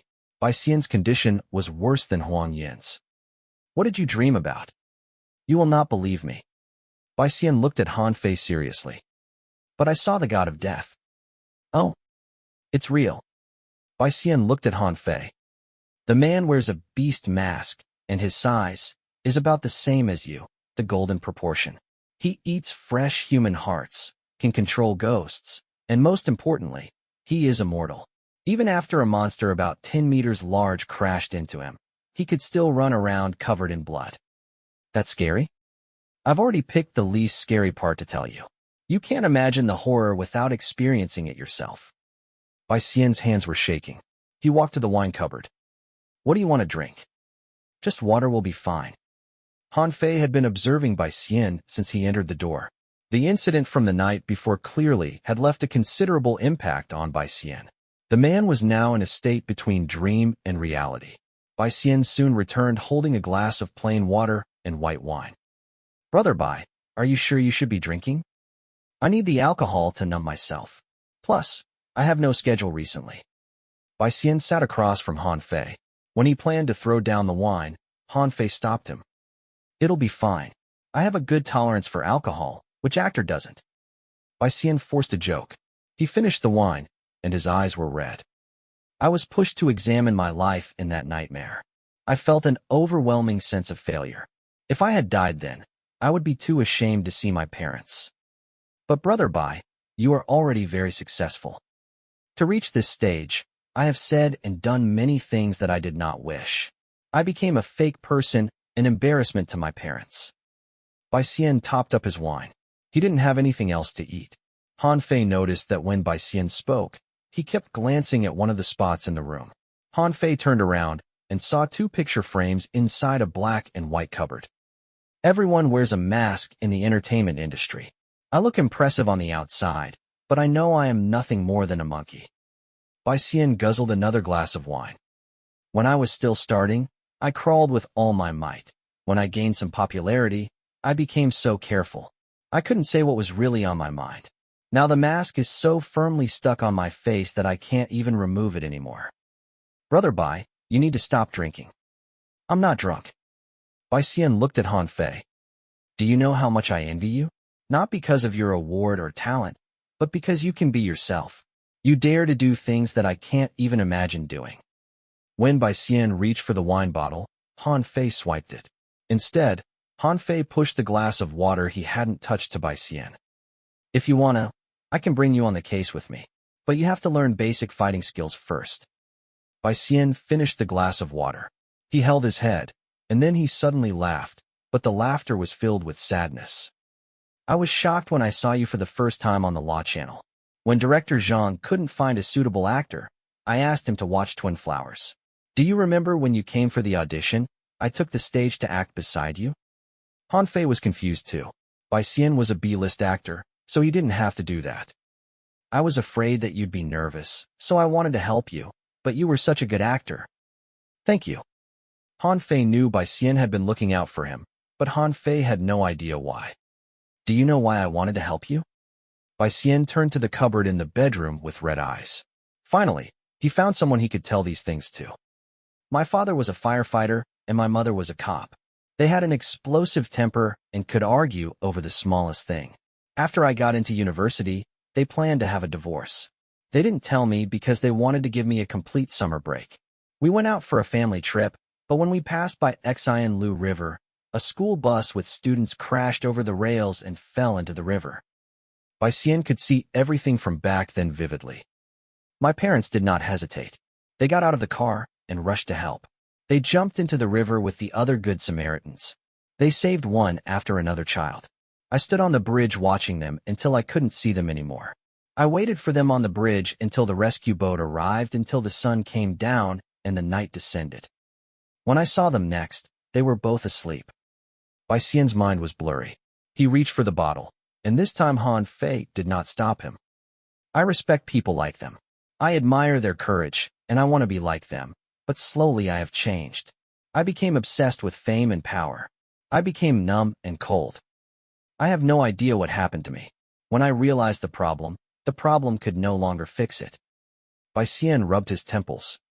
"If this were the past, I would continue to lie to myself. After all, everyone who had my experience would become like me. That was my belief until I saw you." "Because I have been helping the police?" Han Fei felt like he should come clean, but Bai Xian cut him off before he could say anything. "There are many reasons. When I first sent you back to your rental, I was shocked. I did not expect you'd give away your salary to the victims' families and live in an old rental on your own." Bai Xian tried his best to explain. "Do you know that feeling? Just when you think everyone is wallowing in the mud with you, you turn around and see someone floating up the mud and soaring into the air. When I joined you on the first case, I was scared, but I felt so alive. It was why I followed you the second time." Bai Xian held the bottle. The lack of sleep and alcohol made his legs unsteady. Brother Bai, those are all in the past. If you want to have a new life, then I can bring you with me every time I go capture the criminals. That won't be necessary. Bai Xian's body slid downward. Thankfully Han Fei caught him in time and moved him to the couch. After some time, Bai Xian adjusted himself. He leaned against the sofa and woke up slightly. Brother Bai, the reason I've come today is to ask for your permission. Han Fei stared into Bai Xian's eyes and asked in a severe tone. If I say, whenever you log into the game in the future, you will meet that many scary ghosts and monsters, will you continue to play the game? Will I? Bai Xian held his chin. He gave it serious thought. After a long time, Bai Xian touched the ring around his finger. I will. Can you tell me why? My wife is still inside the game. Compared to the scary ghosts, she is more important. Wife? This time it was Han Fei who was shocked. He stared at Bai Xian's custom-made ring. It looked very similar to the grade E rare item, Nameless Hero. Brother Bai, what have you experienced in the game? Han Fei realized that his friends were all very unique. Butterfly tortured Huang Yin, and Bai Xian, who was supposed to be a bachelor, had silently married in-game. I just told you many things about me. I didn't have anyone like you in my life, so I bought the game to unwind. Isn't it marketed as the best Iyashikei game? Then Bai Xian told Han Fei what had happened to him over the past few days. When everyone else was busy leveling up, Bai Xian wandered around. His initial luck was very high, and he had 2 talents. He had a valuable account, so everything he did was successful. He found many unique items. But when he was level 5, he encountered something that he refused to face ever again. He visited the 1,000 lakes outside of the city and triggered a random event. The boat with many students capsized. Seeing the students struggle in the rapids, Bai Xian forgot that these people were just NPC, and he jumped into the water. Bai Xian helped the children get to the shore. His level was low, so his stamina was terrible. Soon he was exhausted. Bai Xian's body became heavier, but he did not give up. He wanted to save those children. The icy water rushed into his nose and mouth. Bai Xian's life points dropped. He felt death's clutches around his neck.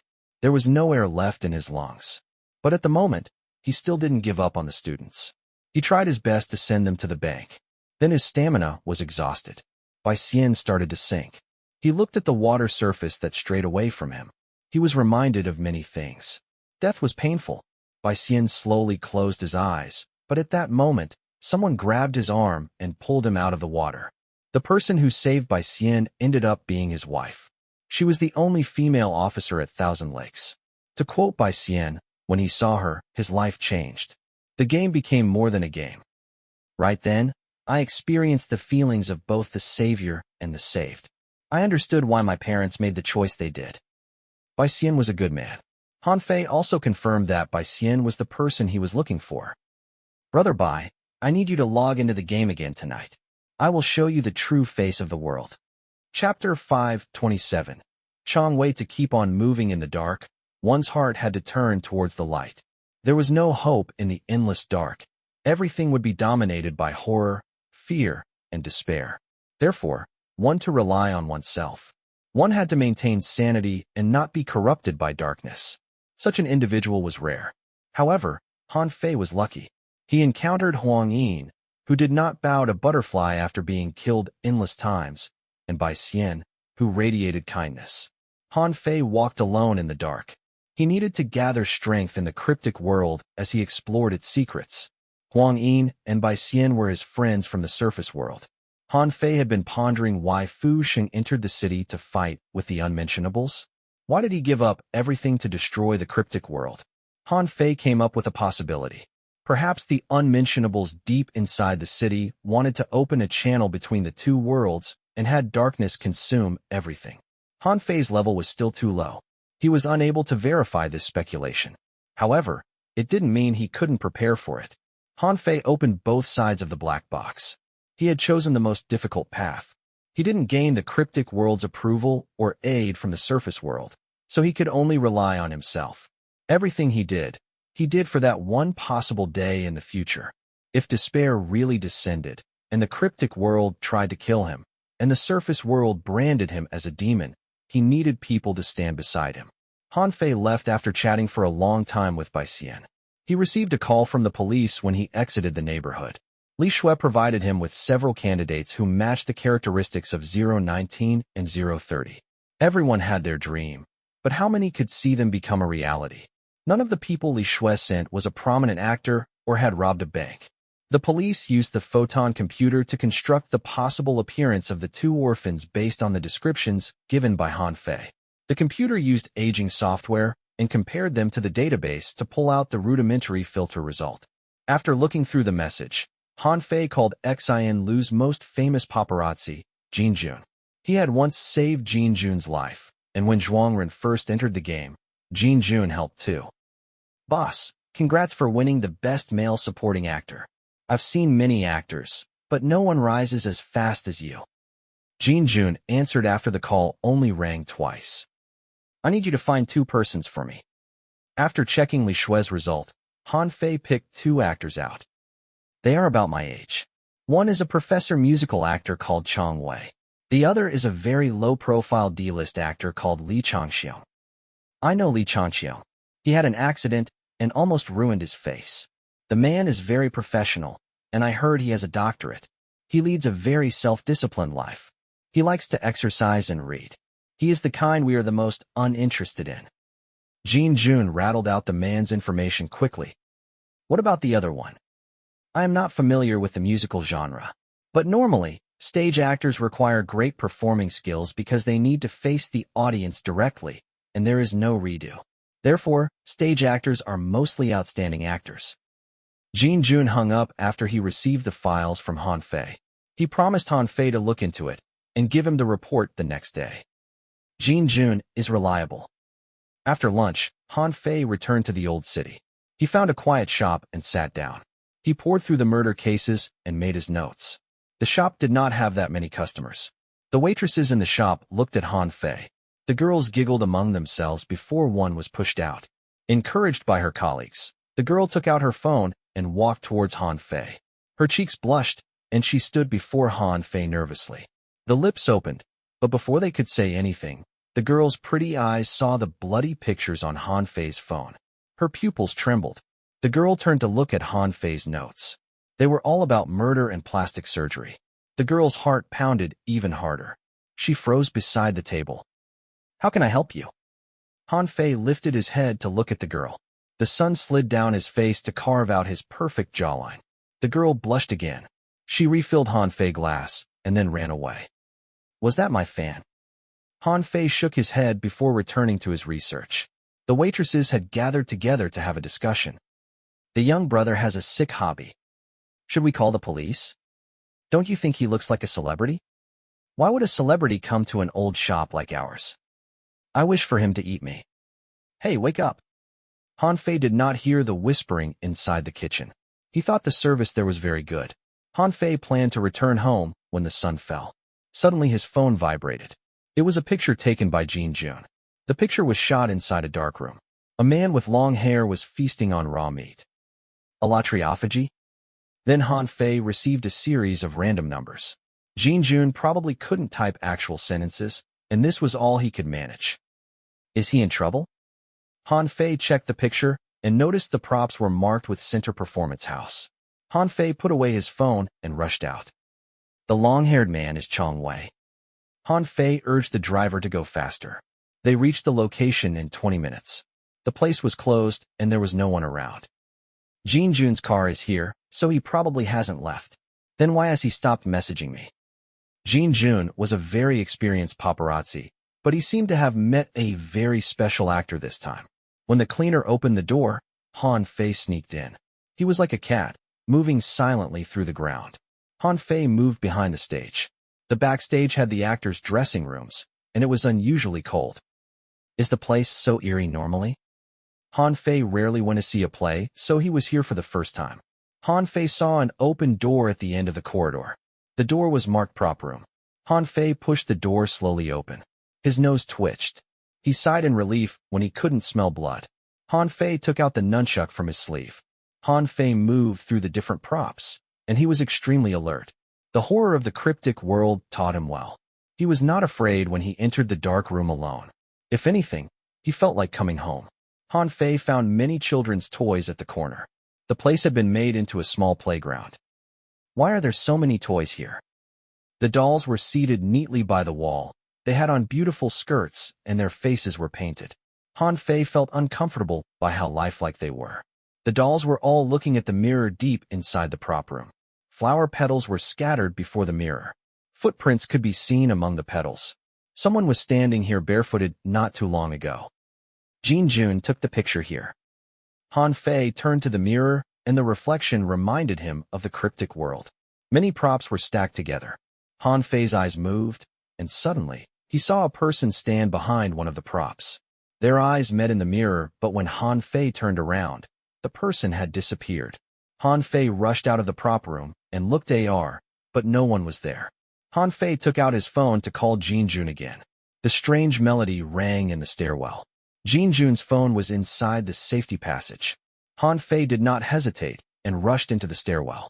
His stamina was better than most, but he still could not catch the moving ringtone. Is he going to the roof? Han Fei arrived at the roof 10 seconds later. The door, which could only be accessed by employees, had been broken. The lock was on the ground, and the ladder that led to the rooftop was lowered. Han Fei had a bad feeling as he climbed the ladder. The wind howled through his ears and scattered the strange melody. Han Fei saw Jin Jun holding the phone and walking towards the edge with a glazed expression. Danger! Jin Jun shivered when he heard Han Fei. He suddenly picked up speed to run to the edge. He was going to jump over the rails.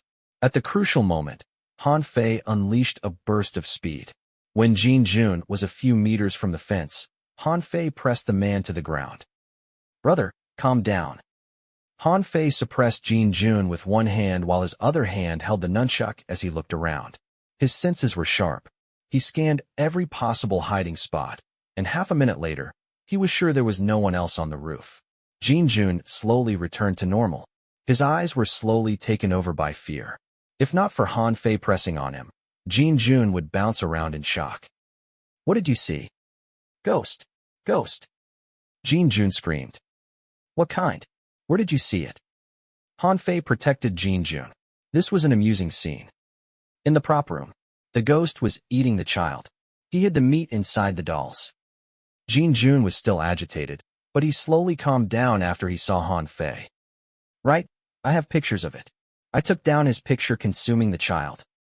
Jin Jun was a professional paparazzi. Even though he was scared, he checked his phone quickly. He clicked open his phone, and all his latest videos had been deleted. It's fine. This is not the first time a celebrity wants to delete incriminating videos of themselves. Therefore, whenever I finish taking a picture or video, they will be automatically uploaded to the cloud server. Jin Jun clicked around, and then he cheered. Found it. He showed Han Fei the phone and clicked for the video to play. Inside the prop room, a long-haired man danced before the enormous mirror. He stepped on the pedals, and the dolls were like his captive audience. The dance had a unique charm to it. It expressed the solitude of death and inexplicable loneliness. Jin Jun and Han Fei saw this dance for the first time. Looks like he's conducting some kind of ritual. After finishing the dance, the man picked up a doll. He twisted the head off and drank the red liquid from the body. Then he twisted the head of the second doll off, took out something from inside, and gorged himself on it. When he went for the third doll, he suddenly lifted his head. The head covered behind long hair stared at Jin Jun. The camera shook, which suggested that Jin Jun was running. The phone fell to the ground, and the video ended. He didn't eat any children. Stop scaring yourself. Han Fei said. This video is not similar to what I remember. The man's eyes were red as he interacted with himself inside the mirror. It was his reflection who spotted me first. Do you remember what happened after that? Why did you come to the roof alone? Did he do anything to you? I can't remember. Jin Jun pulled on his hair. Since I was saved by you, I would blank out. Fear would descend, and I would see horrible things from the most mundane stuff. What do you mean? For example, didn't you tell me to look into woo-woo entertainment? When I entered the elevator, I saw a painter. He was a normal worker, but I felt like he was a murderer. After that, I didn't dare to take the elevator alone anymore. Then one time I was following the CEO's old girlfriend. She was going to the airport, dragging a suitcase. The luggage looked fine, but I knew there was a body inside. Then I saw on the news that the woman's body was discovered inside that suitcase. Jin Jun pulled his hair. Han Fei was shocked. He had no idea Jin Jun had so many close brushes with death. Jin Jun's life could be split into two parts before Han Fei saved him and after Han Fei saved him. The things you saw are probably not your imagination. Han Fei had a prediction. Jin Jun, what is your talent and perfect life? Jin Jun had no idea why Han Fei was asking this. It's completely useless. Something called the Pathfinder. It's a grade C talent.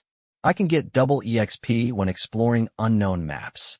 The higher the exploration rate, the better talent I'll unlock. Since the game started, I have been exploring many maps, but most of the maps I can go to have been explored by other players already. What is your other talent? Han Fei didn't think the talent was useless. The great big world of the cryptic world required a Pathfinder. The other talent is even more useless, called the Resurrected. It's a grade C talent too. The introduction is very long. It's something about a dead person being revived due to an accident. The effect is when my life points drop to 0, I will enter a fake death state.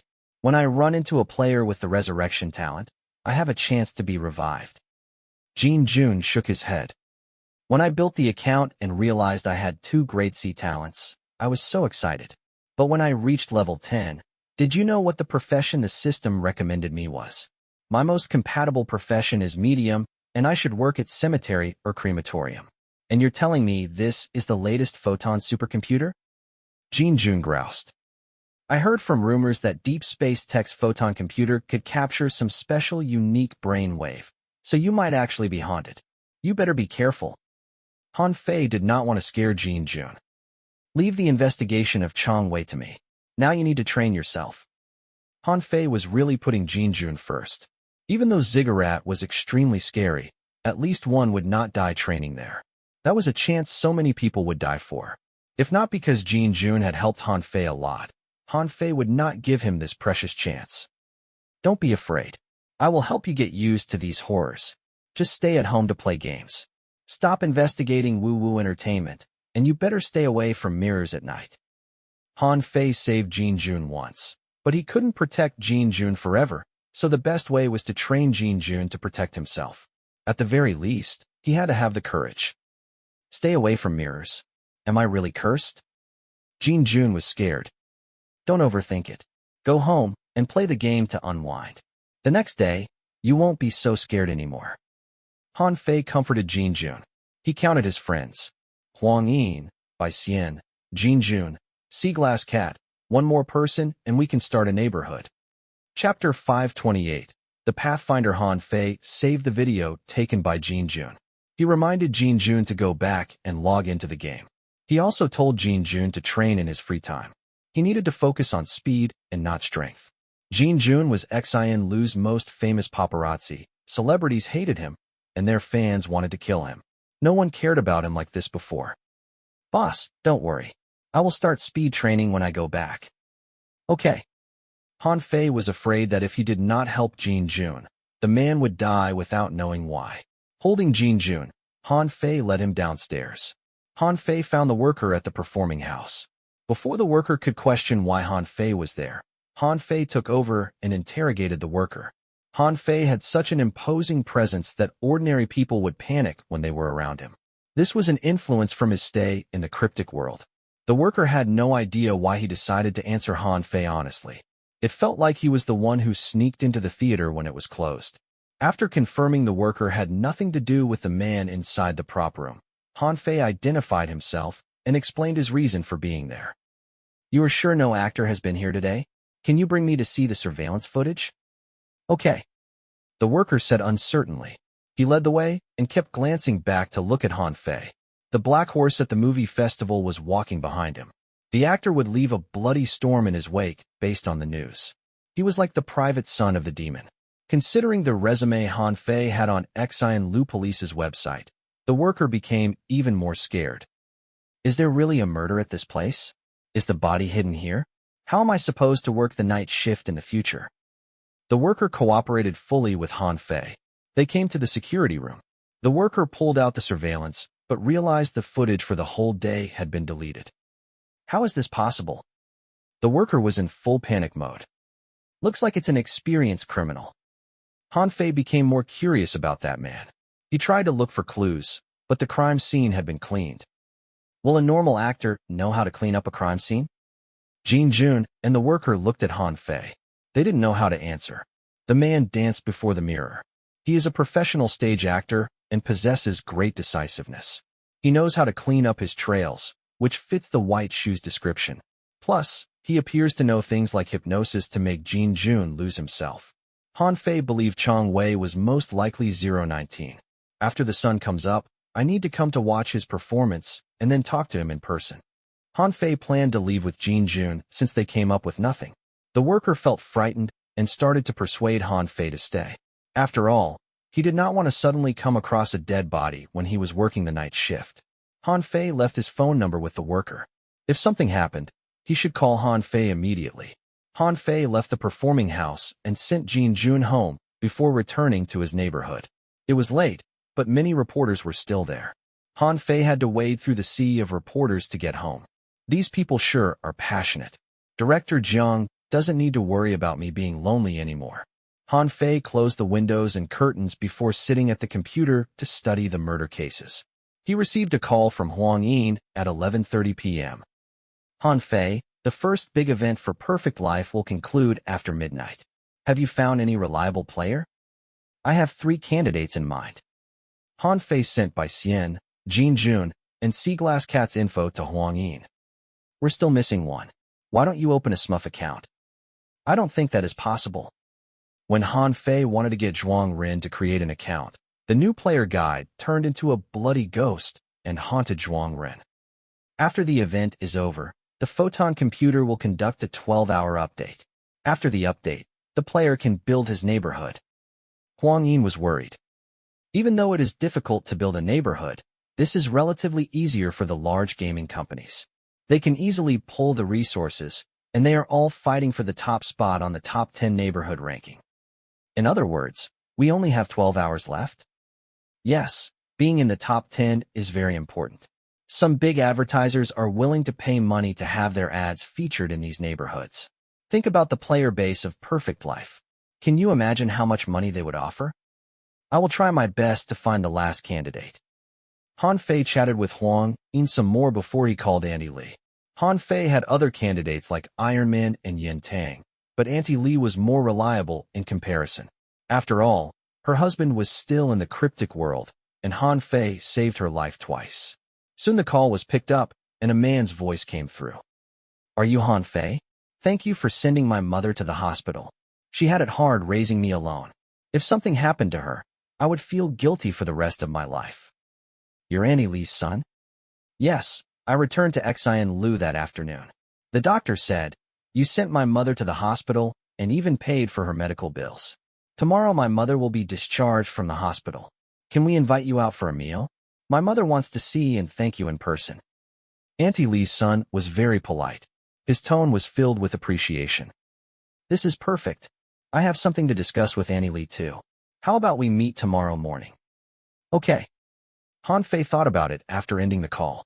Auntie Li's son worked at Deep Space Tech. He was the manager of a branch company at a young age. Apparently, he would be moved back to the main company soon due to his capability.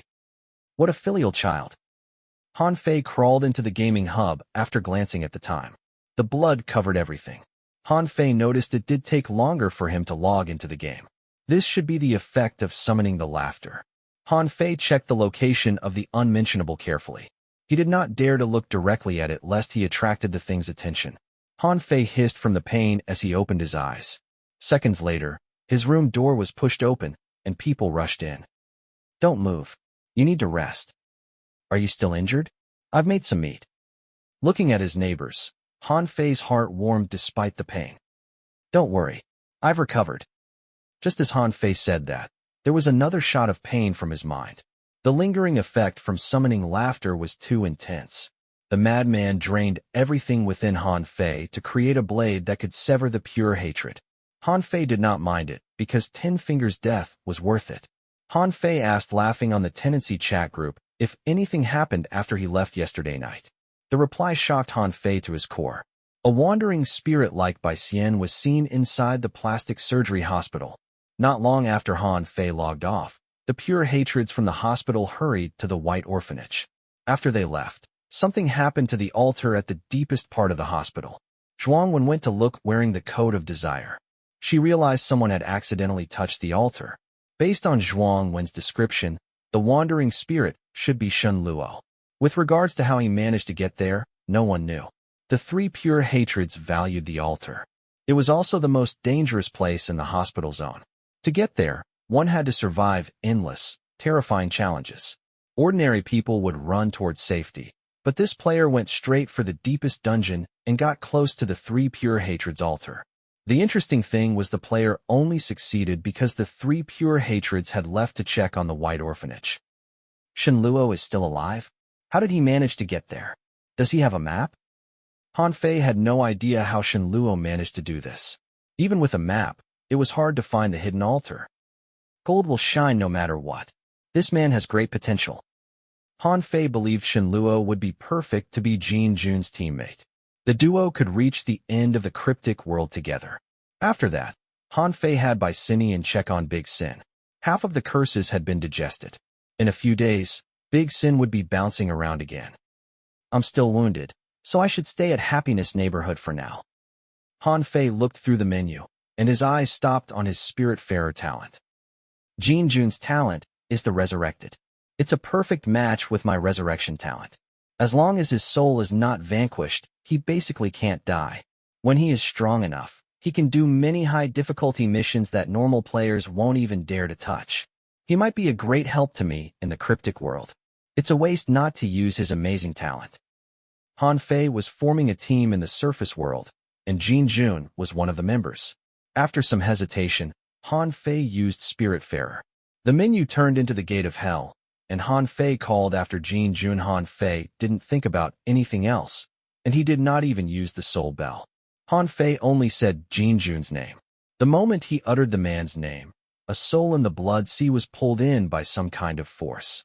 The soul flew out of the gate and landed before Han Fei. The encounter was too sudden. Jin Jun was dazed.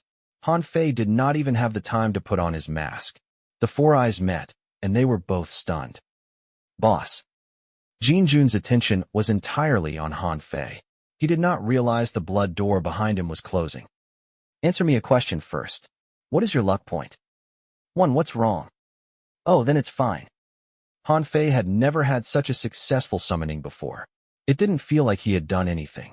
Jin Jun wanted to crash into hell. You have 1 luck, spiritual affinity, but this is too much. Han Fei picked Jin Jun up from the ground. This is Perfect Life's hidden map. It should help you train your courage. Plus, didn't you tell me your talent is the Pathfinder? There is basically no player in the hidden map, so you can utilize your talent to its maximum. This is the hidden map? Jin Jun looked around. No wonder the atmosphere is so different from a normal map. I heard that hidden maps are scarce. Each map has a big secret. Boss, you are willing to share that with me. I have not been so touched in a long time already. Don't be too excited. The hidden maps are extremely dangerous and creepy. You need to be careful. Han Fei warned Jin Jun. How dangerous can it be? Jin Jun stood up and looked out the window. The city covered in darkness was endless. My Pathfinder talent tells me that these maps have not been explored before. They will provide me with exploration points. This place is heaven for me. Jin Jun screamed excitedly. Then go ahead and explore. Remember not to leave the mist. I have to go do my own mission. After saying that, Han Fei came to the 5th floor to find Su Qin. He needed more meat since they were planning to visit the hospital next. The boss has saved me twice and shared the hidden map with me. Have I saved the world in my previous life? Why am I so lucky? Jin Jun opened the doors around him. As he collected exploration points, his lips were smiling so happily. The boss hasn't explored these rooms, or he left them for me. Jin Jun went down the floors and realized the door on the 2nd floor was locked. He knocked on it. Soon the door opened. The warm light showered on Jin Jun. A kind old lady appeared at the door. Are you the new tenant? I suppose so. It's not safe outside. Why don't you come in? Have a bowl of porridge to warm yourself. Meng Si invited Jin Jun into her home. The place was decorated like how it was 10 years ago. It was very warm and inviting. Soon Meng Si served Jin Jun the porridge. Jin Jun felt healed by the whole experience. The boss worries too much. The hidden map looks scary, but it is filled with human warmth. The porridge warmed his stomach and soul. Granny, thank you for the food. I need to leave now, but I'll come back to see you. Jin Jun felt so relaxed in this world. No one knew his real identity here, and he could live like an average person. You're going out so late at night? Meng Si walked over with the ladle. She was very concerned. It'll be fine. Jin Jun smiled. He was about to leave when a boy ran out of the bedroom. He held a bowl of cold rice and raised it like he was going to smash it. I will not eat. Before the boy could finish, Jin Jun grabbed the bowl away from him. You shan't be a picky eater. Your grandmother has worked so hard to cook for you. You need to be more caring towards her. Jin Jun placed the bowl on the table, smiled at Meng Si, and left. Doing good things makes you happy. Tonight I'm going to explore this whole map. Jin Jun rushed out of Happiness Neighborhood. Due to the mist, he couldn't see too clearly, so he walked forward. Seeing his rising exploration point, Jin Jun found the joy of the game again. A whole map that is mine. No one is going to steal the exploration point from me. I am the Pathfinder King. Whenever his exploration point reached a certain level, the talent would give Jin Jun some reward, including raising his basic stamina. Running down the empty street, Jin Jun smiled. Soon he arrived at a strange school. Yiming Private Academy? The system says I will get 4 times the exploration point if I enter this place. Jin Jun leaned on the gate and tried to look in, but he couldn't see much due to the mist. Jin Jun climbed up the gate. Kid, get down now. A senior's stern voice came from behind him. Jin Jun ignored the man. He was focused on the potential exploration point. An outsider shouldn't enter the school. The old man hurried over. He stopped behind Jin Jun. Let me tell you, they say that the school is haunted. You better leave. Leave? You want me to leave when there is 4 times the exploration point to be had? Jin Jun jumped down from the iron gate. Even if the school is really haunted, I have to explore it. No one is stopping me. A stench wafted over. Jin Jun turned around to look at the old man. A mountain of ghosts piled on the senior in the school guard uniform. Endless limbs moved on his face and body. The bloody faces stared at Jin Jun. His heart stopped. Chapter 529. Carving inside a room on the 5th floor of Happiness Neighborhood. Han Fei stood inside the kitchen to increase his cooking level. Su Qin leaned against the door to guide him, and they exchanged their opinions on different meats. The small kitchen did not feel cramped. In fact, the small space brought the two closer. The smell of meat wafted in the air. Han Fei's appetite was roused. He fell more in love with meat. Building manager, can I come in? Someone is looking for you. Drake's voice came from outside.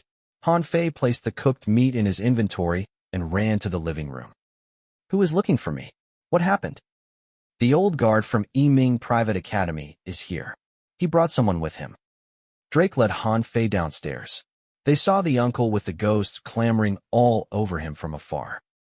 Sir, why did you come to visit me today? Han Fei greeted the old gentleman. I was patrolling the school when I saw someone trying to climb over the gate. He looked like a thief, so I tried to stop him, but he fell from the gate and fainted. I couldn't wake him. The guard was very nice. Even at his age, he carried Jin Jun, but he had no idea the ghosts were all inspecting Jin Jun. I can't recognize this man, so I brought him here. Perhaps he's a new tenant here. Seeing the unconscious Jin Jun, Han Fei could only smile. Jin Jun just left moments ago, but he was already sent back to the neighborhood. He's our people. Sorry for troubling you. I'm sorry. He's a new tenant here? Then it's fine. We're all neighbors. After he wakes up, tell him that I will bring him on tour if he ever wants to visit the school. There's no need to jump over the wall. The guard nodded his head. This is not bad. It feels like our neighborhood is getting livelier. Han Fei touched Jin Jun to check his status. Jin Jun focused on stamina, perfect for a pathfinder. I have deep hope in you. You can't just collapse like this. There is still a great unknown area waiting for you to explore. Han Fei used cursed words on Jin Jun. The magical words crawled into Jin Jun's body. You have a powerful heart so that you won't faint so easily. You are afraid, but the need for exploration compels you forward. There is no death in your dictionary, and you will never stop exploring. Han Fei used cursed words 3 more times before Jin Jun slowly opened his eyes. He looked around blurrily. The old guard looked at him kindly. You're finally awake? The ghost faces leaned out of the twisted body and surrounded Jin Jun. Only then did Jin Jun realize fainting was a luxury. The scream tore through the night as Jin Jun darted up from the ground. He ran away. Why are you running away? If you want to go to the school, I can bring you there. The guard chased after him. As they ran out of Happiness Neighborhood, Han Fei shook his head. The old man is very kind, but he is too passionate. The old guard was the kindest person at Yiming Private Academy. Even the ghosts didn't want to harm him. They crawled on him and helped him create a safety bubble. This new friend intrigues me. I shall go and protect him. Li Zai sensed the presence of misfortune and chased after the guard. Han Fei needed to stay for 3 hours before he could log off. Initially, he planned to use the 3 hours to train his cooking skill, but seeing Jin Jun so popular, Han Fei decided to follow him. Come, let's go follow them. With the pressure from the guard, Jin Jun seemed to have reached a breakthrough. He ran fast, and it triggered the maximum effect of Pathfinder. His exploration point skyrocketed. Jin Jun used 1 hour to run from Happiness Neighborhood to Ziggurat, and by then, he was too exhausted to run anymore. When he turned back to look, the old man covered with ghosts was still following him. And to make things worse, he seemed to have found a few new friends. Jin Jun couldn't run anymore, so he hid inside Ziggurat. With the footsteps following him, Jin Jun climbed up the few floors. He chose a random door and went in to hide. His fingers just touched the doorknob when Jin Jun heard Han Fei's voice. Don't go near that door. Jin Jun shivered from the scream, and the door swung open. A thick sense of death rolled out of the room. The weakened Jin Jun dropped to the ground. He felt like he had opened Pandora's box. The shadow of death swallowed him. An impossibly large shadowy ghost rammed through the door and wall to charge at him. Just as Jin Jun believed he was about to be crushed, a familiar figure moved to block before him. Boss! Boss! The giant ghost slammed into Han Fei. His wounds opened, and the blood arced through the air. Boss! Jin Jun climbed up from the ground. His legs shook, but he didn't run. Resisting the fear, he took out a rusted machete, which was necessary for the Pathfinder. His heart pounded, and his legs shivered. Jin Jun's hands that held the machete trembled. He looked at the giant shadow and slowly nudged forward. After he took the difficult first step, he suddenly charged. One can't escape forever. There needs to be the courage to charge ahead without fear of consequences. Holding the machete, Jin Jun flew at the black monster. But before he got close, he was bounced back by the thick wall of death. Climbing up from the ground, Jin Jun was about to make his second charge when Han Fei stood up. Wait, I'm still alive. By the way, did you guys discuss this beforehand? I've already changed Big Sin's room. So how did you still manage to find it? Boss. Jin Jun stared at Han Fei. He wanted to go over, but he was scared. That monster. What monster? This is my little pet. Han Fei rustled Big Sin's head. His hand was bleeding from the spikes, but he didn't mind. The kid is in its rebellious period. Pet. Jin Jun's face twitched. Boss, you're bleeding. It's fine. This is a minor wound. Han Fei waved at Jin Jun. I'll be leaving with my pet then. Han Fei sat on Big Sin and munched on the pig's hearts. After they departed, Jin Jun collapsed to the ground. The decision he made had drained his courage. Young man, you're not bad. Care to be friends? An unfamiliar male voice entered his ears. Jin Jun slowly raised his head. His eyes followed the thin neck before seeing a human face. My name is Li Zai. What's yours? A.H. The wail echoed inside Ziggurat. Han Fei nodded to himself. God will not give you problems you can't solve. Han Fei led Big Sin to another room. Han Fei wanted to leave, but Big Sin brushed against him, not wanting him to go. Han Fei's calf was bleeding. He savored another pig's heart before kneeling. Stay here to recuperate. When you digest all the curse, I'll bring you out to play. Big Sin was excited when it heard that. It bounced around the room before opening its jaw to spit out several strange objects covered in death. What are these? Han Fei found Bicinian. Bicinian told him the items were sacrifices inside altars. Han Fei was not surprised. Do you plan to share them with me? Big Sin nodded happily. Han Fei chuckled. I pity the soul who might offend you. Big Sin was different from a standard pet. If you offended it, it would kill you in 3 days and then return to feed on the food sacrificed to you. Han Fei touched the objects, and the system only said they were unique mission items and could only be used in altar inheritance missions. Han Fei examined them closer and realized they had the same patterns. They had the carving of an old man and 3 children. Where did you find these objects? Han Fei asked Bicinian. One of them came from the altar in front of Happiness Neighborhood. 2 came from the abandoned altars at the hospital, and the bowl was from an altar at the theme park. Bicinian recalled. You 2 are like grave robbers. Han Fei studied the items. Since they have the same carving, so the altars should be serving the same god. Han Fei placed the items inside his inventory. Looks like the connection between Happiness Neighborhood, Lost Theme Park, and the hospital is closer than I thought. Han Fei suspected the items came from the altars left behind by Fu Sheng. Only Fu Sheng was powerful enough to have so many altars. The Happiness Neighborhood is used to welcome new children. Then they are sent to the hospital for surgery, and those meeting the standards are sent deeper into the city. Fu Sheng wanted to guide me in the same way. Han Fei was curious about the altar inside the hospital. If he could enter Fu Sheng's memory world, he would know about Fu Sheng's past. As he chatted with Bicinian, Han Fei fed Big Sin his blood. With Han Fei's blood, Big Sin digested the curse faster. 3 hours later, Han Fei found Jin Jun at Ziggurat. Thanks to the buff from Pathfinder, Jin Jun gained 1 level. The talent is so useful? Jin Jun was dazed, but he was stronger than before. If he met supernatural events in real life, he wouldn't be afraid anymore. Your mind has been trained. It'll be harder for others to control you. After seeing the abyss, common darkness couldn't affect Jin Jun anymore. That was Han Fei's goal. Han Fei used resurrection to send Jin Jun away.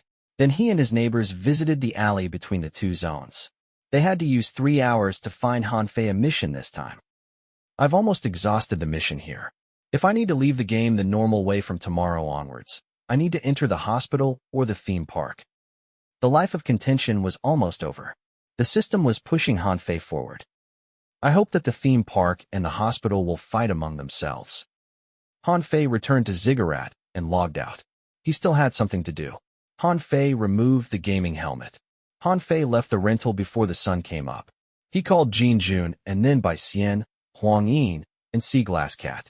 After ensuring all of them were free in the day, Han Fei hurried to the hospital. After the police station, the hospital became Han Fei's 3rd home. The nurses recognized him quickly and led him to Auntie Lee's ward. Auntie Lee was awake. Her son sat beside her, not leaving her side. Seeing the 2 in the ward, Han Fei was reminded of the Mirror God's authentic self. Auntie Lee's son works at Deep Space Tech. I wonder if I can cultivate him into a spy. Han Fei was now focused on Immortal Pharma, but as Immortal Pharma's partner, Deep Space Tech must have many secrets too.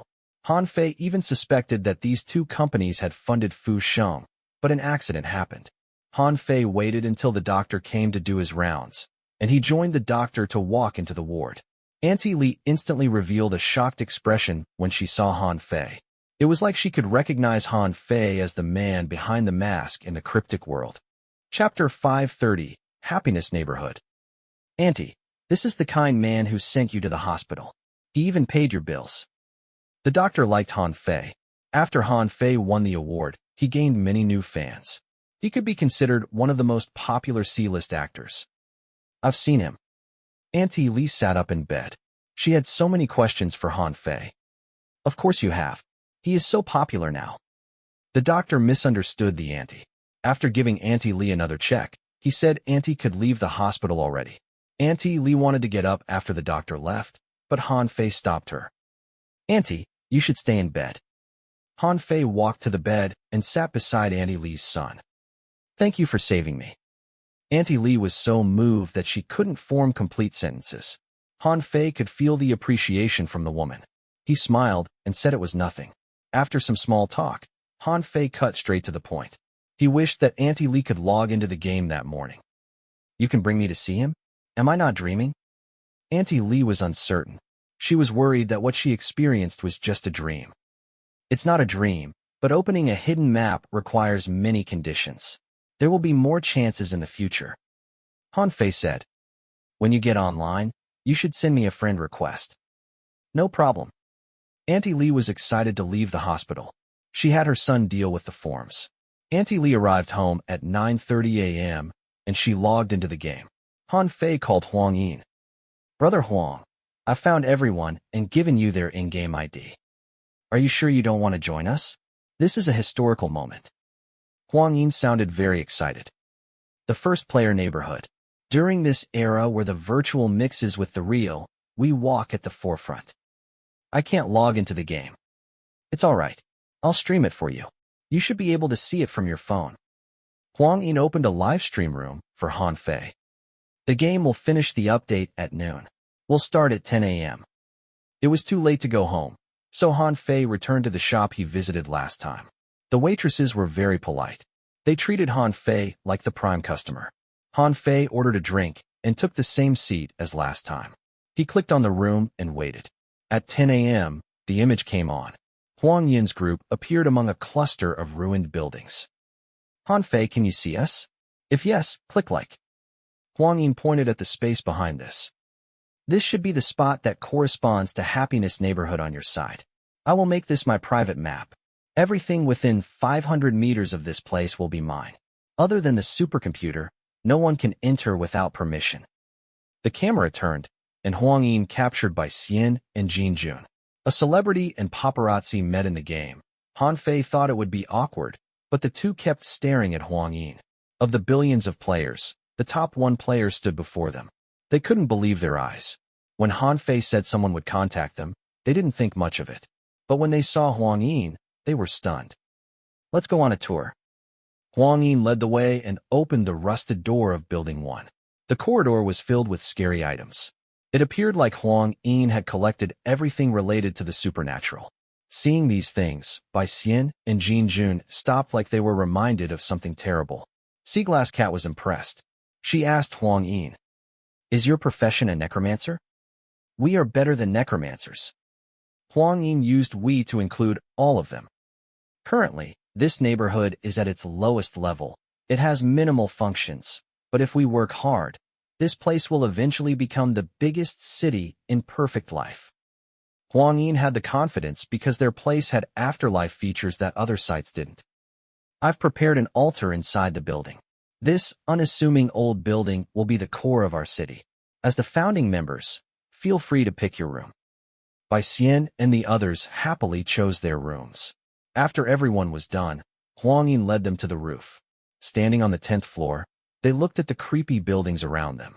Bai Xian and the rest didn't understand why Huang Yin would choose this place because it had no resources and was far from the main city. There was no NPC around. I know you have questions about the location. I've taken a long time to find this place. This location is the ownerless map with the thickest energy and the most haunted rumors. It is very far from the main city, so we have enough space to grow. Perhaps we might become the second main city. Huang Yin knew how to use his advantages. Unlike the major forces, his most significant advantage was Han Fei. If they could summon the citizens of the cryptic world, they didn't need to worry about the lack of people.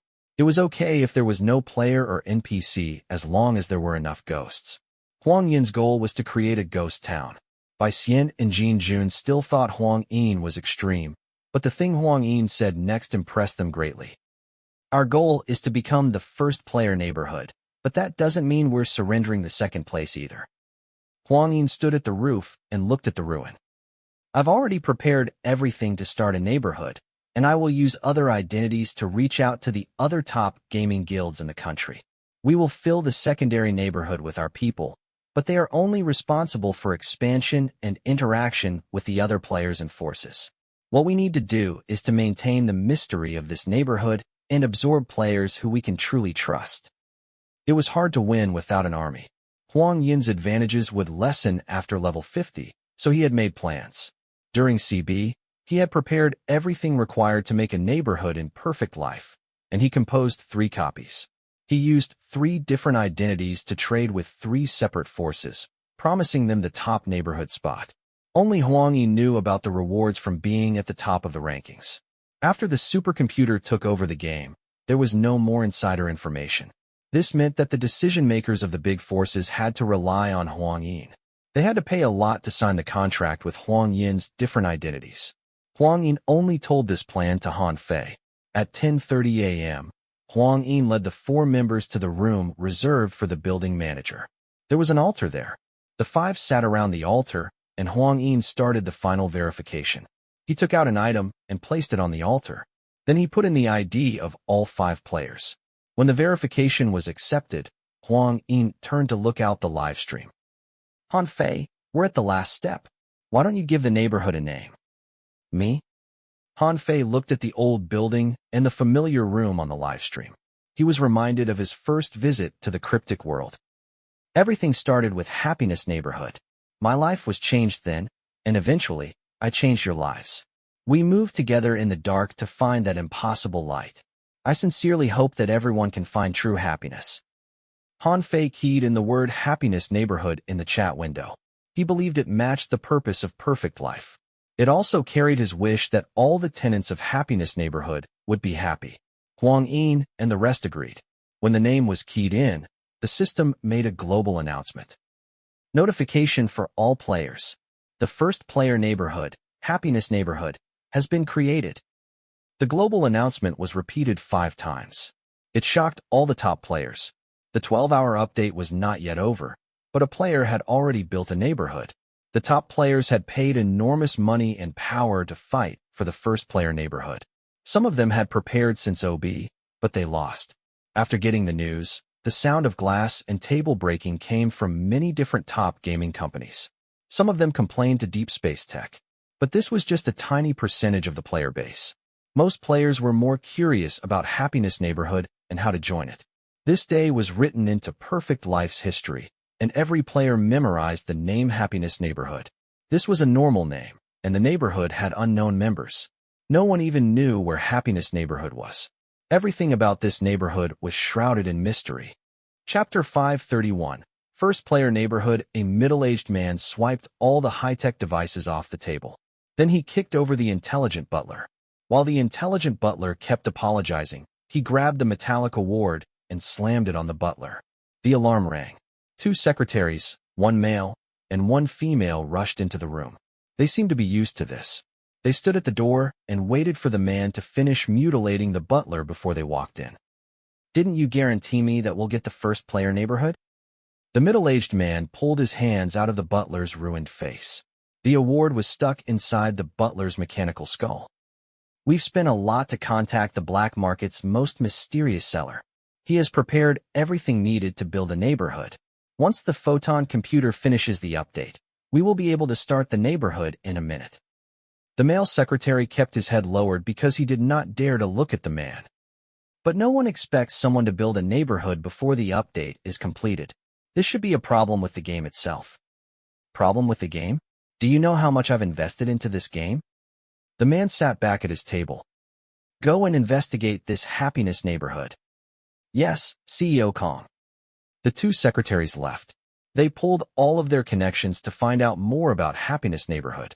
Similar scenes were happening all over the world. The first neighborhood appeared so suddenly that it disrupted the plans of many top players and guilds.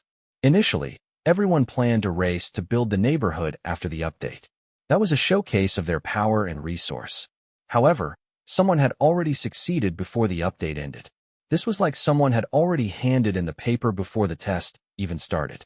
The person also got a perfect score. There were questioning voices on the internet, and arguments erupted everywhere, but it did not affect Han Fei and his friends. After the neighborhood was built, with the old building as the center, everything within the 500 meters radius belonged to Huang Yin. He also received an additional reward from the system. As the first player to build a neighborhood, Huang Yin could pick 2 random rewards from unique buildings, unique NPC, Unique costumes, unique objects.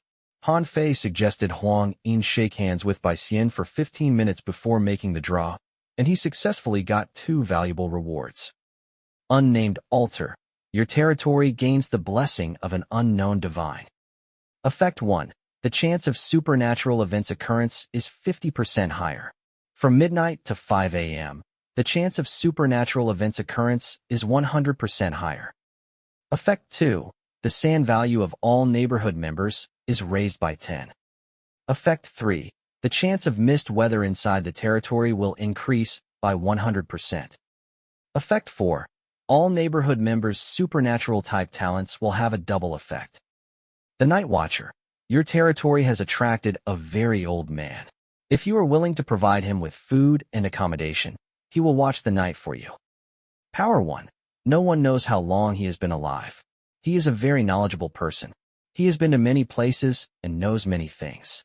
When you are confused, you can ask him for advice. But the old man has a strange personality. You can only ask him once per day. Power 2. The old man likes to tell stories. His stories sound absurd, but they are all real. Power 3. You might not believe it, but after the old man's wife died, he once tried to summon her soul, and that was his life's biggest mistake. Power 4. Han Fei was not interested in the other rewards. His eyes were glued to the introduction of the unique NPC. Han Fei noticed that the NPC's third power was related to soul summoning. You need to raise the neighborhood to grade F as soon as possible and protect the Night Watch. If you're free, you should try to befriend him by listening to his stories. Han Fei believed Huang Yin got good rewards because he held Bai Xian's hands. Don't worry, we have a good head start. We'll manage this neighborhood properly. After saying that, Huang Yin opened his menu and silently sent a message to Han Fei. As the top player on 5 rankings, Huang Yin still had 5 draws. Han Fei suggested Huang Yin made the draws when he was alone with Bai Xian. The meaning was simple. The other players had too low of a luck point. Since the 5 had started to work in the neighborhood, Han Fei stopped disturbing them and closed the live stream. Feels like the unnamed altar has to do with me. It looks like the connection between the surface world and the cryptic world is deeper than I thought. The unmentionables deep inside the city might have already reached their hands over to the surface world. They have been keeping a low profile due to Fu Sheng. Han Fei disapproved of Fu Sheng's choice, but that did not mean he denied Fu Sheng's effort. He was an extraordinary man. I wonder what he was doing when he was at level 19. Han Fei finished the drink and scrolled through his phone. He noticed there was a play with Chongwen that night. Chongwei is mostly like 019. Since I am free, I might as well go and see his play tonight. Han Fei had great trust in Huang Yin. After he handed the neighborhood details to Huang Yin, Han Fei took a cab to the performing house. When he arrived, Han Fei contacted the worker from the day before. When the worker saw Han Fei come in the same clothes, without makeup and assistant, he was shocked. Han Fei, don't you have projects to shoot? The filming for Thriller Novelist just wrapped up, so I'm on a break. Han Fei tried to get to know the theater and Chong Wei from the worker. Chong Wei was an excellent actor. He did not move to the silver screen because he preferred direct interaction with the audience in a play. The worker had a good impression of Chong Wei. However, Han Fei felt this was just a mask. How good could a man who tried to kill Jean Jun yesterday night? While Han Fei was chatting with the worker, a luxury ride arrived. Han Fei saw Xia Yilan in the back seat when the car passed them. Why is she here? Saying farewell to the worker, Han Fei headed to the parking lot. After the car was parked, the driver stayed inside the vehicle, and a well-covered woman got down. She took out her phone to make a call, and then she followed the instructions to enter the performing house. The day is still early. The first play starts at night. Is she going to meet someone? Han Fei followed behind her carefully. His tracking skill was trained by ghosts, so Xia Yilan did not notice him. After some detours, Xia Yilan entered the employee's passage. She looked around before running into the prop room and locking the door. Han Fei slowly approached. He could hear a blurry conversation through the door. There have been so many women who have visited that plastic surgery hospital. Why are you hounding me? What do you want from me? Xia Yilan shouted. She was agitated. She never used this voice in public. Aren't you afraid that the owner of the face you stole would come to find you? An unfamiliar male voice said. I've used my own money to purchase the surgery. I can give you money to destroy those pictures. Name your price. You are not featured in those pictures. What are you so afraid of? Did you kill those women? The man's voice was chilly, like he was an emotionless corpse. More slander, and I'll tear off your mouth. Don't get so agitated. I'm just curious. Why did you target those beautiful women? Were you envious of their beauty? Or killing them would make you more beautiful? Something fell inside the prop room. After a long silence, Iyashikei resumed. I'm warning you. Running your mouth will lead to bad consequences. The last person who warned me couldn't speak anymore. The man said warningly.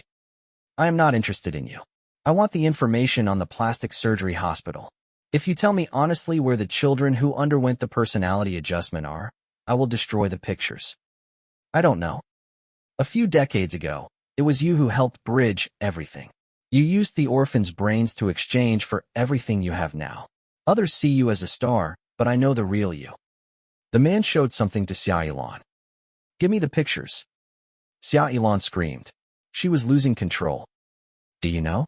Even if you put on the prettiest skin, it can't cover the rotten smell from your soul. The man laughed. You are nothing but a pitiful monster. The room sank into silence again. 1 minute later, Iyashikei, who had calmed down, said, I only know the location of the last child. His name is Iyashikei. Due to specific reasons, he is trapped inside the internal neighborhood of Deep Space Tech by his biological father. Chapter 532, A Big Surprise. The last child? What is his code number? The man was intrigued, and his tone softened. I don't know what you mean. I only know that he was the last child to receive personality transplant surgery. But only his father knows the intended personality. Based on my knowledge, there is no manager at Deep Space Tech who has the surname Yin. I don't know anything else. Are you sure? The man did not trust Iyashikei. I have one last question for you. If you can answer it, I will give you all the pictures. Ask then. I have the info of 21 victims with me. They have been to the plastic surgery hospital when they were alive. They died for different reasons, but most suffered from mental trauma. So I only need you to answer me. How many among these 21 do you know? Give me the pictures, and I'll tell you. The room went into silence again. About 10 seconds later, the prop room opened. Iyashikei held something and glanced outside the corridor. She looked around, and there was no one there. Iyashikei closed the door and left in a hurry. Soon after that, a long-haired man walked out of the prop room. When he passed the dressing room, he stopped and frowned. He opened the door and looked in. He only left after he was sure no one was around. The corridor returned to silence. About half an hour later, the dressing room door was opened from inside. Han Fei was standing behind the door earlier. If the long-haired man pushed the door open to a greater degree, he would have found Han Fei. He is too alert to be a normal actor. Han Fei obtained valuable information. He sneaked back into the prop room. The room hadn't changed, but the flower petals and the row of dolls before the mirror had disappeared. Iyashikei was the last child to take the surgery. Based on what they said, Iyashikei is related to one of the other kids. The long-haired man was investigating the plastic surgery hospital. He was looking for the orphans. It has been months since I started Perfect Life. Some of the orphans might have started to remember their past and wanted to do something about it. Han Fei knew nothing about his past, but that might not be true for the other orphans. I should reach out to them. Perhaps they can help me. No one liked to go around making enemies. Everyone needed friends. Han Fei came to the ticket counter to purchase a ticket. He waited for the show to start and then sat among the audience to enjoy the play. Many audience members were there for Chong Wei. The man's performance was outstanding. There seemed to be two souls in his body. He could switch between male and female freely. Han Fei had masterful acting. Chong Wei was just one step away from being a masterful actor from a professional perspective. He was the one who hypnotized Jin Jun? What else is he hiding? At 9 p.m., Chong Wei's play was over. When the actors left the stage, Han Fei left his seat. He wanted to meet Chong Wei in person. Han Fei came to the dressing room with the worker leading the way. He opened the door, but Chong Wei was not there. He walked forward and saw a lipstick message in the mirror. I know you. Mind your own business. Well, that's rude. Han Fei did not stay because he was needed in-game. Thanks to the newest info, I shall summon Yin Tang into the cryptic world to have a serious talk with him. At 11:30 p.m., Han Fei was preparing to enter the game when Huang Yin called him. Han Fei thought Huang Yin would update him about the neighborhood, but he was wrong. Han Fei, this is not good. What's wrong? Do you still remember I've told you about the 2 teams of elite players trapped inside the maze? I do. Did something happen to them? There's no news of their death yet, so they should still be trapped inside the maze. But this can't be allowed to continue any longer. I just received an update from Absolute Truth. They plan to build another group of elite players to enter the maze. The group will be made of the most professional black box hunters. Their average level is 17. There is even a level 19 player who is on the ranking. Huang Yin sounded worried. They're sending in more people? Why? Han Fei couldn't enter the Lost theme park at the moment. There was the hospital between the theme park and Ziggurat. In any case, I can't stop them. They even invited me to join them as the blood doctor. Huang Yin sounded conflicted. They have a great deal of influence. If something happens to them inside the maze, it'll definitely attract the attention of other players and get more people into the maze. I'm afraid bad things will happen. What is the situation about the theme park? I've been there once before, but I didn't notice anything strange about it. I believe you have to satisfy certain conditions to trigger something. Huang Yin told Han Fei on the phone.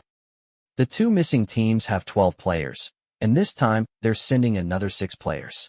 In total, there'll be 18 players. If all of them went missing, this is not going to be good. I will try my best to get to the maze as soon as possible. Han Fei understood the severity of the situation. Send me the info on all 18 players. Okay. When Han Fei saw the first name, his expression changed. Chang Wei, level 19? He's a black box hunter too? When Han Fei saw the picture of the long-haired man, he was shocked too. Chang Wei is one of the founders of Absolute Truth and a famous black box hunter. He started to look for the black box since the 3rd CB. He has an almost fanatic obsession with the black box and hidden maps. This is such a coincidence. Han Fei memorized all the info and hung up. He entered the game at midnight. The blood descended as promised. The city turned red. The unmentionable was still there, and his presence was getting scarier. Han Fei opened his eyes to examine his body. His wounds had healed, and most importantly, he couldn't feel the headache anymore. His mind appeared to be stronger than before. Han Fei munched on a pig's heart as he called Feng Ziyu. He told him about the need to question Yin Tang. To find the truth, Han Fei did not hold back and mobilize every tenant at Ziggurat. When everyone was ready, Han Fei used Spiritfarer, and he succeeded on the first try. After knowing Yin Tang's location through the mist, Han Fei had his neighbors move into action. Han Fei went hiding in Big Sin's room and fed it blood. After a few days of hard work, Big Sin was almost done digesting the Unmentionable's curse. The Unmentionable didn't see who the culprit who damaged his altar was, so he cursed every person who had interacted with the altar. This was why Big Sin could still bounce around. It didn't see this as a problem, but a chance to taste an Unmentionable's curse. The curse didn't kill Big Sin, but made it even more potent. At least Big Sin was happy. At around 2 a.m., Big Sin had fully digested the Unmentionable's curse. At that moment, the curse mixed with the blood pattern, and Big Sin's physique changed again. Perhaps it was the Unmentionable's influence. It looked more like a standing human or demon. The butterfly became an incredibly handsome person, but his soul was hideous. Big Sin is morphing into an ugly monster, but its soul is very pure. Han Fei looked at Big Sin, which leaned on him. He touched its head. Blood slid down through Han Fei's fingers. After Big Sin's transformation, it radiated a presence scarier than before. The black shell covered in curses was shed. The new shell was painted with strange patterns that exuded death and tragedy. At the same time, a shrill wail came from the Lost theme park. All the ghosts heard it clearly. Big Sin heard the scream too. It climbed up as if ready to fight the other party. Han Fei quickly pulled it back.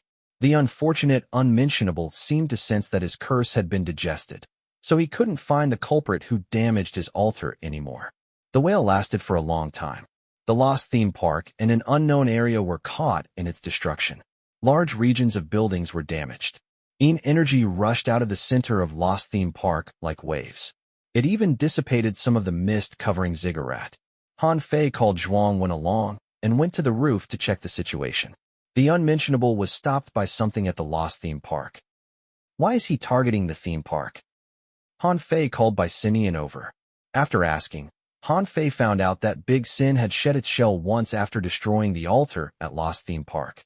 Sinian was afraid that the shell might be discovered, so he hid the shell inside the ruined altar at the theme park. The theme park was not protected by the mist, so the unmentionable probably sensed Big Sin's shell. You've done well. Han Fei's impression of Sinian grew exponentially. The unmentionable stomped between the Lost Theme Park and its adjacent zone. 1 hour later, everyone heard it scream again. Something at the Lost Theme Park was broken, and the unmentionable was injured. What is hiding at the theme park that it can harm the unmentionable? Han Fei and his neighbors were shocked. Due to the distance, they didn't know the theme park, but they stayed to watch the show. But what happened next excited Han Fei. Han Fei saw the altar inside the plastic surgery hospital light up through the mist. 2 shades of pure hatred charged towards Lost Theme Park, like sharks smelling blood. This is our chance. Han Fei's eyes flashed. Get ready. Han Fei took out the Code of Desire for Zhuang Wen, and then he brought along Big Sin and the strongest neighbors at Ziggurat. We don't know which 2 pure hatreds have left the hospital, but we need to grab this chance to deal with the remaining pure hatred. Our goal is to defeat it or injure it. At the very least, we must destroy their remaining altar. Dr. Yin joined Han Fei, and they moved out. Laughing, tell Mirror God to be ready and the others to follow the plan. When Han Fei was ready to leave, Feng Ziyu came over carrying the fainted Yin Tang. They had managed to draw some message from Yin Tang. Yang Tang had no memory from before he was 6. After he was 6, it felt like another child had moved into his body. The child was clever, optimistic, and was highly positive. He had no idea how the child got in, but he knew the child's name was a number. The child was very kind at first, and he befriended Yin Tang. But as time progressed, the child inside Yin Tang's body changed. He seemed to have broken through some shackles, and every day he tried to consume Yin Tang. This continued until Yin Tang was 18. The 2 personas fought to consume the other. Yin Tang's primary persona slowly got the upper hand, and on the night of his 18th birthday, he swallowed the other child. Only Yin Tang knows about the situation in his mind. It doesn't matter who has been consumed because the one who remained is the real Yin Tang. Han Fei used resurrection to send Yin Tang back to the surface. Then he led his team into the mist. After making sure Big Sin didn't attract the unmentionable's attention, Han Fei's team split into 2 as they approached the hospital. Neighbors like Su Qin and Drake skirted the edge of the mist while Han Fei brought Dr. Yin, Zhuang Wen, and Big Sin to charge to the hospital at the core of the zone. The Code of Desire could hide a pure hatred's presence. Big Sin could destroy altars, and Dr. Yin knew the hospital very well. Their group would bring the plastic surgery hospital a big surprise. Chapter 533. What a great father 16 to 21 minutes. Notification for player 0000. You've successfully discovered Grade E Hidden Map, Plastic Surgery Hospital. Warning. The murder map has been lit up. The building possesses extreme danger. Han Fei walked out of the shadow. Behind him were a tall, faceless doctor, a woman in a strange coat, and a mobile shadow. This is the hospital? Seeing the buildings before him, Han Fei felt surreal. Han Fei had been to the hospital built by Immortal Pharma in real life. It was far less imposing than the hospital in the cryptic world. The different wards and buildings were joined together to form a giant broken face. There are many patients and 6 doctors inside the hospital. You have to be careful. The bloody message appeared on the wall. Dr. Yin was surprised that Han Fei would be so courageous to charge directly to the hospital. Don't worry, I have confidence. Han Fei carried enough meat in his inventory. He could exhaust his life points to release soul mist to hide their presence. With Dr. Yin leading the way, they quickly entered the hospital through the hidden passage. The corridors crisscrossed like a maze. Even a patient here would get lost. Han Fei really had no idea how Shen Luo managed to find his way to that most dangerous room. Something's wrong. Dr. Yin stopped after they passed 2 junctions. He wrote on his white coat. Normally, there should be plenty of patients, but they have all disappeared. Something must have happened here recently. Dr. Yan's warning was worth heeding, but Han Fei did not want to lose this rare chance. 18 players had entered Lost Theme Park, and they were all elite players. If they died inside the game, it would have a significant impact. The black box hunters blinded by greed would enter the maze. If the players attracted the attention of unmentionable, the consequences would be unimaginable. Han Fei did not have much time left, so he had to grab this chance to shatter the power balance between Ziggurat and the plastic surgery hospital. Even with Dr. Yan leading the way, Han Fei's group still wandered around for a long time. The interior of the hospital was as complicated as a human heart. Why is there not even a person? Oh well, we should focus on destroying the altar. 15 minutes later, Big Sin, who was at the team's end, suddenly became excited. It knocked against Han Fei and then rushed down a specific direction. Don't run too fast. When Han Fei said that, Big Sin already flew away. They had to give chase after it. They moved up the steps before stopping outside a half-open door on the 3rd floor. The room did not look that different from other rooms, but the door had the name Immortal on it. Upon closer inspection, the name was made from curses. Touching the door would cause all the curses to attack. Who left the door open? They looked into the room, but they saw different images. Zhuang Ren saw endless red and torn faces. Han Fei saw darkness. Big Sin ran around Han Fei, urging Han Fei to get in. It had found the hospital's deepest secret. Once we enter this room, the 3 pure hatreds will rush to return. So no matter what, we need to leave within 10 minutes. Dr. Yan wrote with his blood. He was pretty afraid. At first, Han Fei gave him the impression of a quiet and rational person, but now the doctor realized that Han Fei was a crazy gambler who would gamble with his life. Okay, we'll go in to take a look. Be careful not to touch the door. Before Han Fei even finished, Big Sin, who got the permission, blasted into the room. Its enormous body slammed the door back. The curses that formed the word immortal spread in the room. It was worth nothing that Zhuang Wen was not affected by the curses since she was covered in death curse. Han Fei had high resistance against curse. Big Sin was immune to most curses after it had digested the unmentionable's curse. Only Dr. Yan's face leaked out with black blood. Be careful. Han Fei took out Rest in Peace. When the light of humanity chased away the darkness, endless hatred suddenly pierced at his heart. Zhuang Wen used her hand to block the attack at the crucial moment. Thanks to the glow from Rest in Peace, Han Fei finally saw the room's interior clearly. The ceiling, floor, and walls were made from human body parts. In the middle of the room sat a giant altar. It was almost 3 meters tall. The presence given off by the altar was scarier than any altar Han Fei had encountered. At that moment, the black cloth had fallen to the ground. The altar door was open, and a faceless woman had stuck half of her body into the altar. She was trying to dominate the altar. Since the painter and white shoes are not here, the woman tries to use this opening to control the altar. When Han Fei saw this, he did not hesitate. He ordered, "Move." Han Fei wanted to injure the faceless woman and destroy the altar. Han Fei, Zhuang Wen, and Big Sin charged forward. Before Dr. Yan realized what had happened, Zhuang Wen's black flame of hatred was already burning on the faceless woman. The room made from human bodies wailed, but Zhuang Wen had no pity for them. Even though Zhuang Wen just evolved into a pure hatred, her black flame contained the Ziggurat's scariest death curse and the hatred of 10 fingers.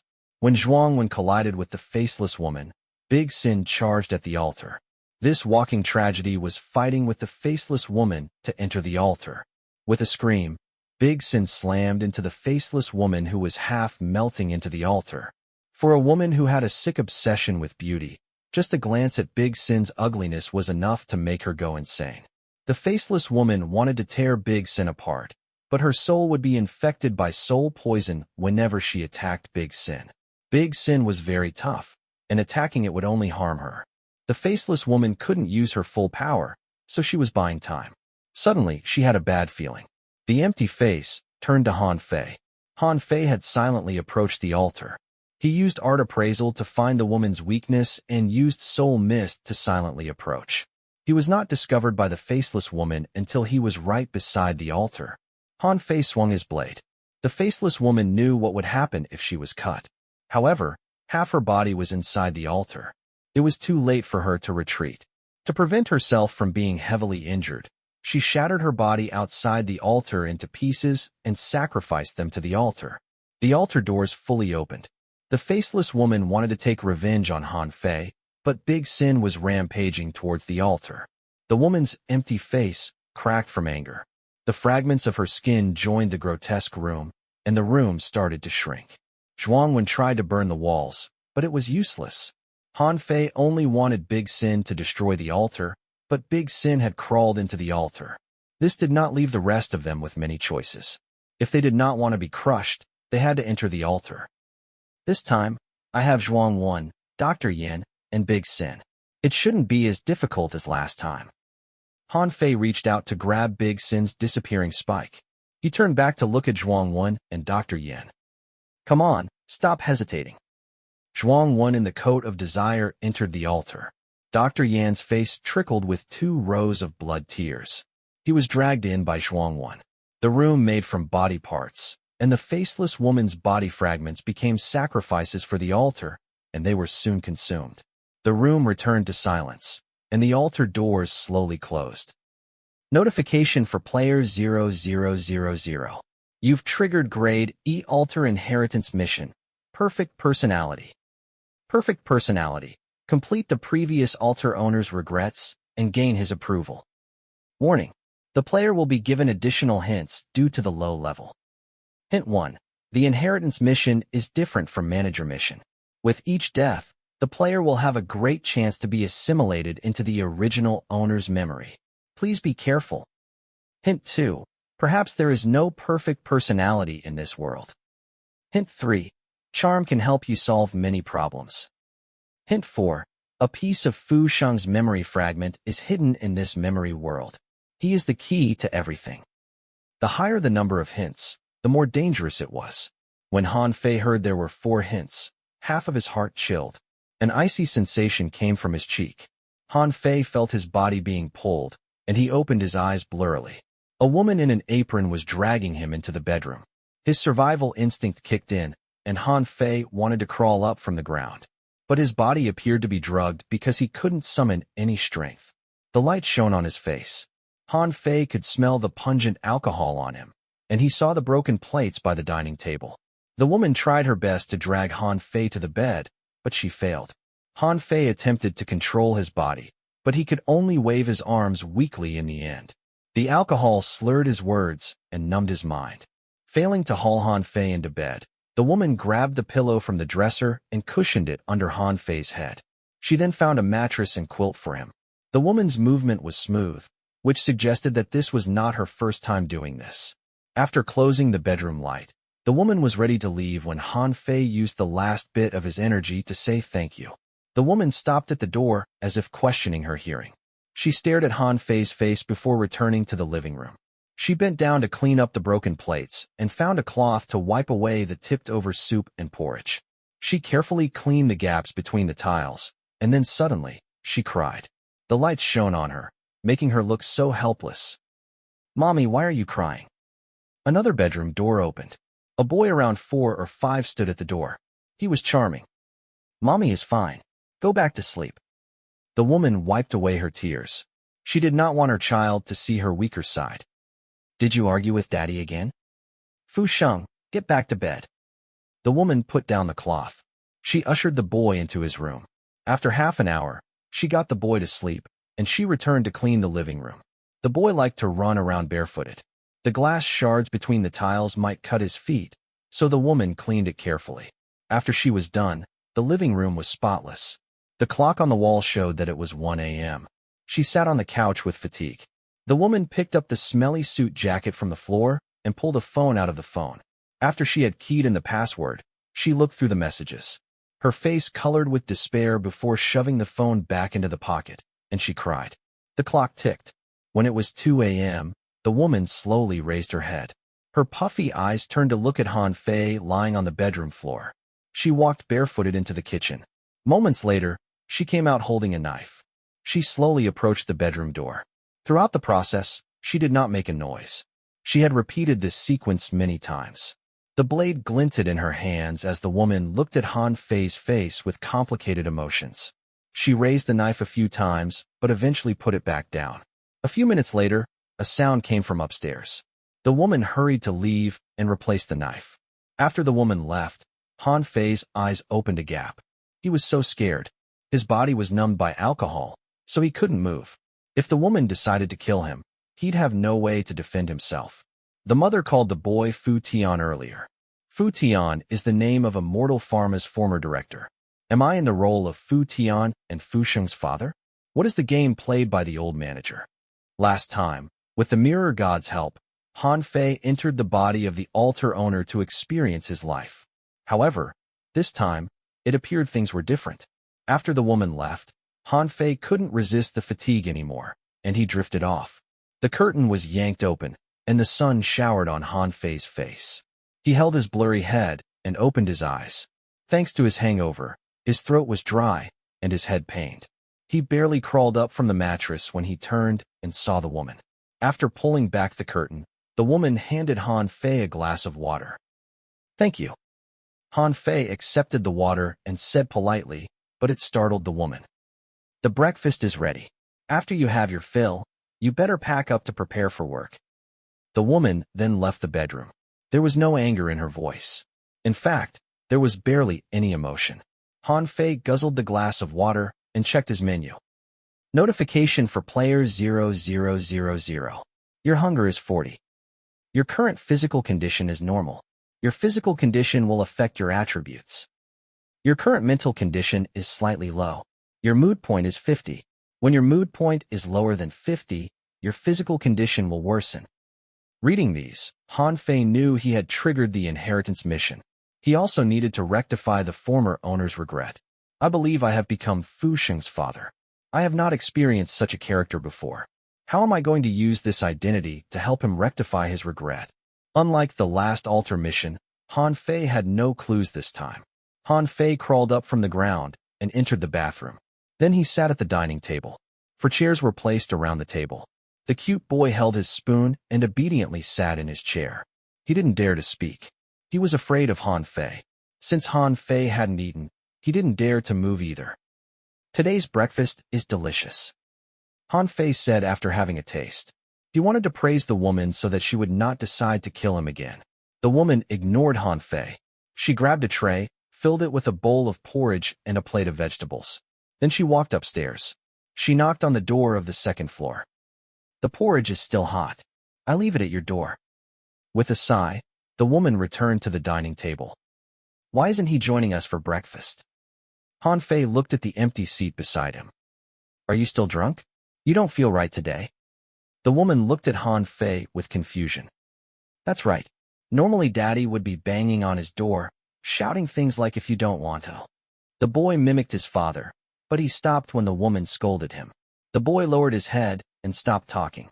He turned to his porridge and ate it with his small spoon. "Quickly finish your breakfast. Didn't you say you have an important meeting today?" The woman went into the bedroom to grab a new suit. "I've charged your phone for you." Han Fei had been living alone, so he was pretty embarrassed that the woman was taking care of him so much. "I guess this is married life.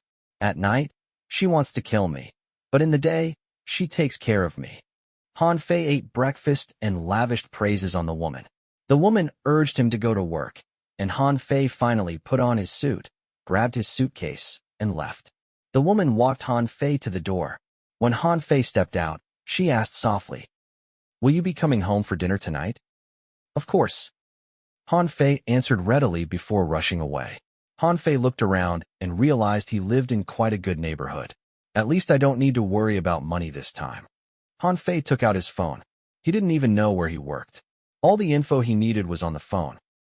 "I think she keyed in these few numbers last night." Han Fei tried to copy the woman, and he got it after 4 tries. 001221. Whose birthday is that? Han Fei entered the elevator. He looked through his chat records and social accounts. He realized he had 3 accounts, one for work, one for family, and the last was a secret account. "So I'm a game designer. I work for Immortal. Han Fei checked his work account first. It was very typical. Then he checked his family and friend account. His wife sent him many messages, but his replies were terse. Examples included busy, OT, meeting, not going home tonight. Other than the wife, Han Fei chatted the most with his female colleague. Her real name was Ligua Air, and her account ID was Lucky Fruit. The colleague was Han Fei's junior. She was single and often came to Han Fei for advice. When Han Fei was feeling down, she would console him. But overall, their chats were normal. Han Fei checked the secret account last. Han Fei's face twitched. He noticed he was chatting with 4 women simultaneously, and the content was salacious. Fu Sheng's father is a playboy? Well, I definitely didn't know that. Han Fei was speechless. Now Han Fei understood why Fu Sheng hid in his room. He seemed to hate his father. So I'm the altar owner's most hated person?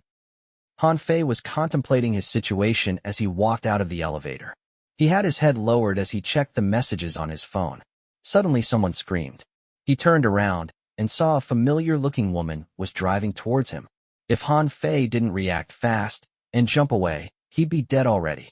The driver quickly drove away after she failed to knock into Han Fei. The woman looks just like the girl of this account. She is Ligua Air? Han Fei quickly turned to enter a small alley. Suddenly, a large mirror shattered beside him. The faceless woman flashed through the shards. His mood point dropped, and Han Fei quickly retreated to the sunlight. What is the meaning of this? My wife wants to kill me, my female coworker wants to kill me, and a female ghost wants to kill me? I've not even touched a girl's hand before. I don't think I can deal with this. Chapter 534. Saved 11 to 14 minutes from his previous experience. Han Fei knew that the longer he stayed inside the memory world, the more complex the mission. Mirror God's mission required me to survive for 30 days, but I lost the ability to fight back after 15 days. I need to finish this as soon as possible. Han Fei walked down the street carefully. He was afraid that someone might suddenly grab a knife to stab him. After all, he was the owner's most hated person. If this is the same as last time, I need to rectify the owner's regret before I can access my inventory. So my main goal now is to find out what Fu Sheng's regret is. Han Fei searched for his company address. Suddenly, the window of a shop before him shattered. The shards flew everywhere, and then a masked man rushed out, holding a bag of jewelry. The man moved faster than average. He ran into a side alley with his loot. Was that a normal burglar or a player? Han Fei used his phone to capture the man's retreat. He felt like the man did not belong to this world. The shop owner ran out to ask for help, but the burglar was already long gone. Han Fei provided the owner with the picture he took before leaving. Han Fei circulated the city before finding his working location. It was a skyscraper about 30 stories tall, and his company rented a whole floor. Fu Yi, you're getting worse by the days. Look at your watch. What time is it now? Han Fei just squeezed into the elevator when a woman in a business suit glared at him. Sister Qian, I ran into a jewelry burglar on the way to work. I have pictures as evidence. Something never changed about Han Fei. He showed the woman his phone. A jewelry burglar? The woman frowned as she leaned in to see Han Fei's phone. Han Fei used this chance to study the woman. The woman's name was Zhao Qian. She was 2 years older than the owner's father, but she looked much younger than he was. She had a mature woman's charm. She exuded professionalism, fashion, and wealth. When such a beautiful woman leaned close to Han Fei, the first thing in his mind was, would she kill me and how? The woman confirmed Han Fei was not lying, so she let him go. Get to work then. We'll see what excuse you'll come up with tomorrow. The heels clicked against the ground. The woman entered her office. I'm part of the design group. Han Fei walked to the room next to Zhao Qian's office. He opened the door and saw 4 hardworking employees. This is my workplace? Han Fei walked to the desk at the back. He glanced at Ligua Air as he walked past. The bespectacled Ligua Air was focused on her work. She did not look like she wanted to kill Han Fei. Compared to Zhao Qian, Ligua Air was dressed younger and more casual, like a recently graduated student. Han Fei took his seat and clicked on his work files. He had no idea what they were, so he started to play Plants vs. Zombies instead. When will I get off work? Han Fei was not trying to be lazy. His resume was too scary. He was afraid that the company would collapse if he threw himself into work. He did not want his colleagues to lose their jobs because of him. First, I need to find out why Ligua Air wanted to kill me. From the chat records, she is my junior colleague. The office door was pushed open before Han Fei could finish a round of Plants vs. Zombies. A man shouted at Han Fei, "You need so long to come up with an animation proposal? The core of an action game is its animation, so it'll naturally take longer." Han Fei answered readily, "Fu Yi, are you trying to find trouble with me?" The man was very dissatisfied. "I know you're not happy from being replaced. You should take the issue up with Sister Zhao. Why take it out on me? I will finish the design. Don't worry." Han Fei closed the game and then started a new round of solitaire. Then he turned to study his work files. Immortal was an extensive exploration game. It described a future where humanity had achieved immortality. They had created a massive metropolis.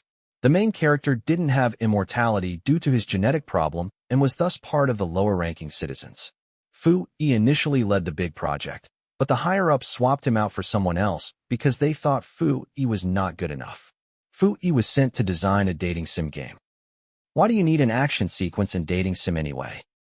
Han Fei just read the project introduction when Ligua Air sent him a document. Han Fei clicked it open, and it was filled with indescribable action scenes. These are too much. Han Fei felt the need to communicate with Ligua Air, so he walked to her. "Even though our game is for adults, aren't the pictures too lewd?" "But that was your requirement. You said we only need to sell skin in a dating game. I have done market research, and you are right. Everyone is trying to challenge the bottom line of human indecency." Ligua Air spoke quickly. "Since everyone is doing the same thing, we shouldn't follow the trend. How about we add another element like horror into the game? The male lead is a horrible man who has hurt many good girls. One day, the girls turned on him and wanted to murder him." Han Fei explained. The man realized his mistakes after the girls went after his life, so he tried to fix his mistakes and regrets before he was killed. "Sounds interesting. Leader, how did you come up with this interesting idea?" Ligua Air turned to Han Fei. Her gaze behind the glasses was quite scary. "When you put your heart into your work, the ideas will come to you. Past mistakes cannot be changed, but they can be rectified." Han Fei picked up the document and said, "Since we haven't decided on the main plot, there's still time to change it." "Leader, are you serious? We've worked overtime for 2 days already." The 3 other members groaned. "Don't worry. I hate working overtime the most. We will get off work on time. If there's a delay, then I will shoulder the responsibility." Han Fei discussed the details of the horror dating sim with his team members. He had a unique experience in this matter. "This scene with the meat chopping can be pushed to 3 a.m. The wife also wants to kill him. Don't worry about it being too scary. That's our target audience." "Too pitiful? He has cheated on his wife so many times, so what if she cut him back 2 times? I realize your mind is shackled by confusion. Why is death the end? Can't there be ghosts?" "You've come to the right person to ask about curses." With Han Fei's guidance, the 4 members were inspired. They finally understood why Fu Yi was previously the company's lead game designer. This fantastic idea, this plot that was absurd yet arresting, an average person wouldn't come up with them. "Leader Fu, someone is looking for you downstairs." The office door opened, and someone shouted. "Okay." Han Fei shared a few more words with his members before he left. He had just come to the lobby when he saw a woman in a yellow dress standing at the door. The woman looked like she was in university. She looked shy as she carried 2 cups of coffee. Who is this? Han Fei tried to think back to the messages on his phone. The girl was someone Fu Yi got to know on the internet. He had used his secret account to chat with her before. I've seen her picture. Her name is Wang Meijia. After high school, she dropped out and is currently working at her relative's boutique. Fu Yi was married, and a young girl came to find him at the company. This caused many people to talk. Fu Yi, in the past, would have scolded the girl. "Why did you come to find me?" Han Fei stood before the girl. "I don't like milk tea anymore. I think coffee is not bad." The girl handed the coffee to Han Fei. "I've asked around, and they said you work here. Come and take a seat. We need to talk." Han Fei and the girl took the couch in the lobby. They had a safe distance between them. Han Fei picked up the coffee, and he noticed the girl's eyes were glued to it. Han Fei understood something. Han Fei asked the girl for her recent updates. The girl answered mindlessly at first, but Han Fei was an excellent conversationalist. He soon got her to open up. The relative was unkind to her. Her mother and stepfather scolded her. Fu Yi promised her something, but he didn't live up to his promise and disappeared. Where are you living now? Still with your mother? My stepfather has chased me out. He said my brother is getting older, and he needs his own room.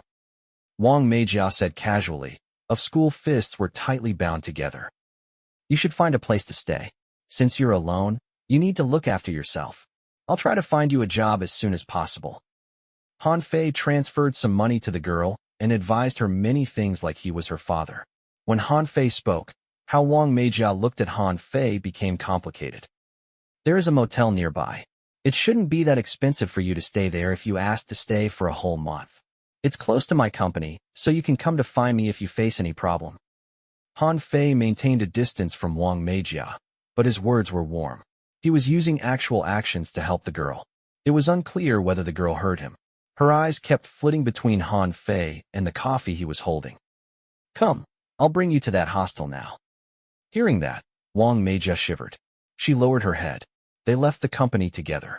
Han Fei walked Wang Meijia to the hostel, but he didn't walk in. He was very concerned about her as an old father to her daughter. When Han Fei prepared to leave, the girl suddenly charged at him.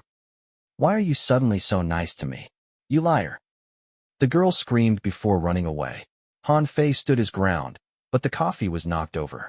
The dark coffee splattered everywhere. Compared to usual coffee, the girl's coffee had a strange smell. She wanted to poison me? Han Fei shook his head helplessly. He hadn't been in a relationship before, and already 4 women had tried to kill him. Looks like the altar owner has a bad impression of his father. Han Fei sighed. He was about to leave when a stray cat walked over and tried to lick the coffee.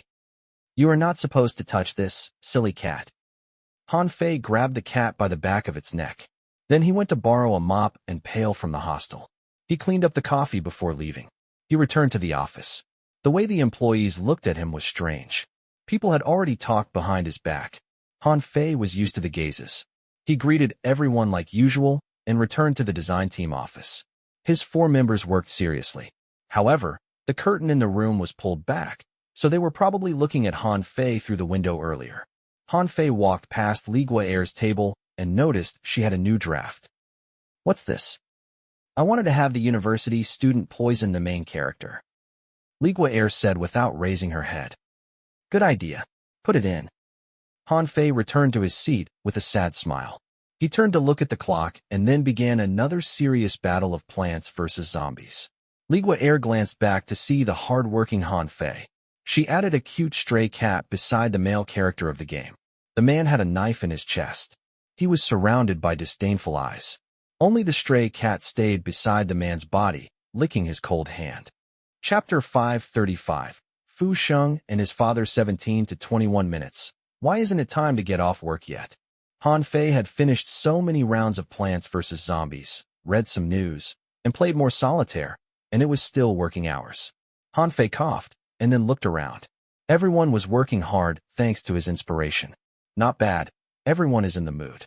Han Fei nodded with a smile. He walked to the office window and did a simple exercise. The setting sun warmed his face. After dark, he had to be careful of both living and dead people.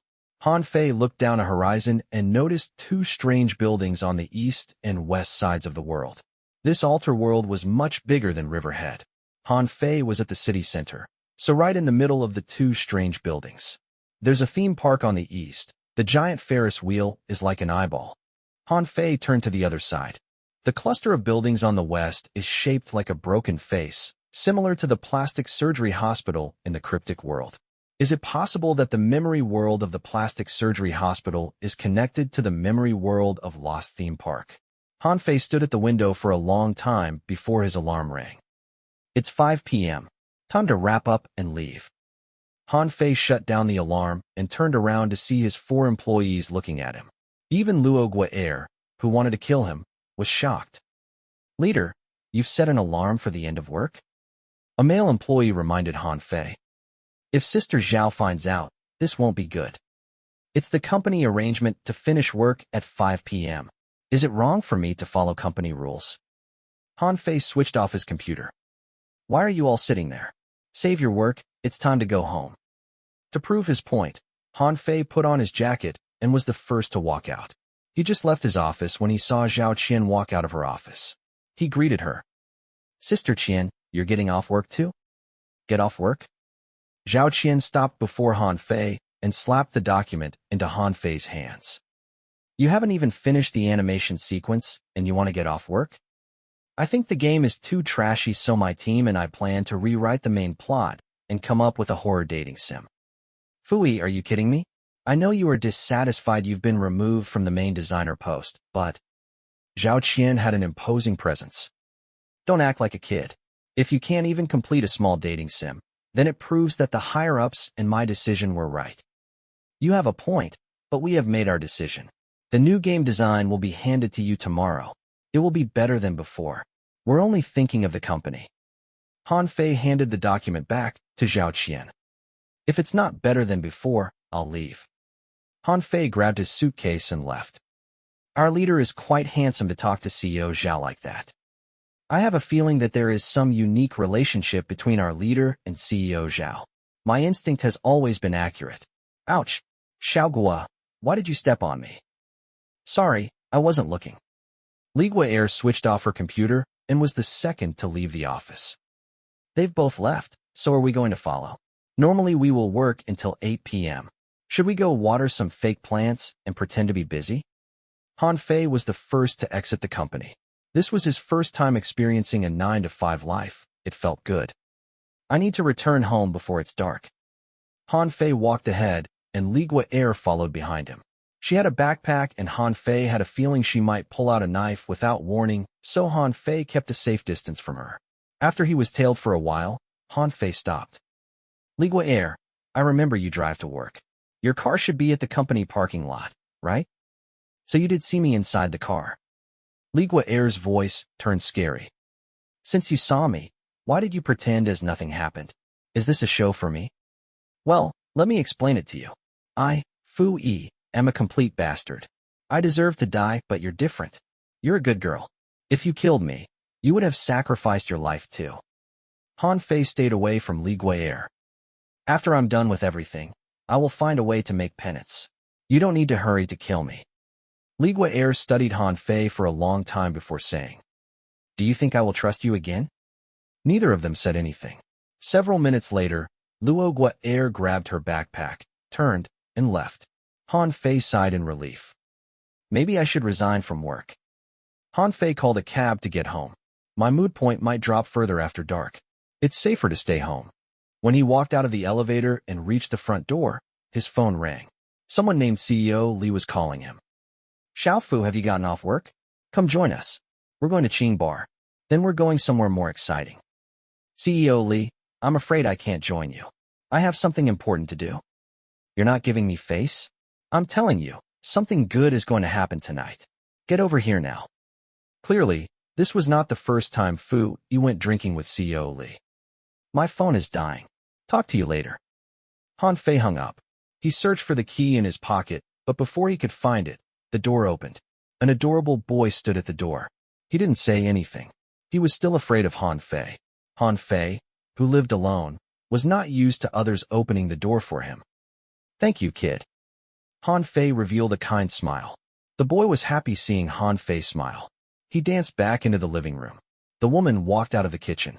When she saw Han Fei, she was flabbergasted. Why are you home so early? I wanted to spend more time with you and the children. After Han Fei changed, he washed his hands in the bathroom and opened the fridge. The dinner is not ready yet. It's okay. You should rest. I shall make dinner today. You haven't tasted my cooking, right?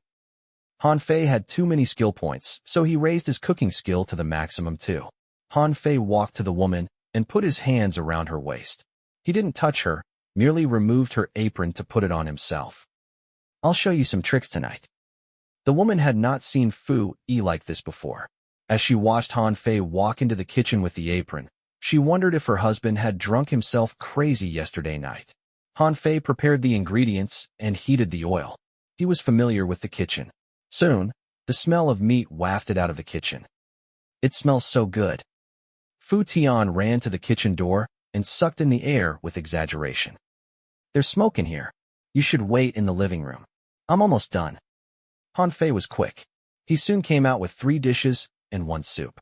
When he served the dishes, the aroma filled the house. When are you such a good cook? The surprise in the woman's eyes was pouring out. Fu Tian couldn't stop himself. He sneaked a bite. Wow, it's so delicious. It's better than Mommy's cooking. Mommy is a good cook. Daddy loves her cooking the most. Han Fei picked up the boy and placed him in the chair.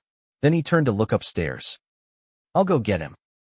The woman wanted to stop him, but it was too late. Han Fei knocked on the door and said, Fu Sheng, it's time for dinner.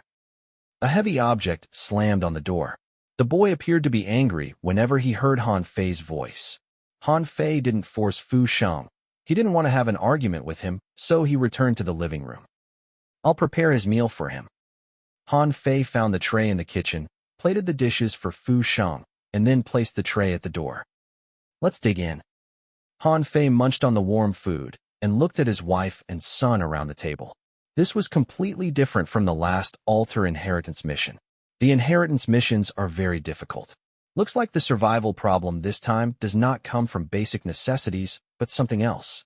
Han Fei had been inside the memory world for a day already, but he hadn't triggered any mission, and this worried him. After dinner, he cleaned the table. He wanted to go wash the dishes when the woman stopped him. You should go and rest. You must be tired from the day of work. The woman entered the kitchen to do the dishes. Han Fei and the boy sat on the couch. Han Fei could feel that Fu Yi didn't spend much time with his children. Fu Tian was very uncomfortable. He placed his hands on his knees, and he only dared to sneak peeks at Han Fei. What did you learn at kindergarten today?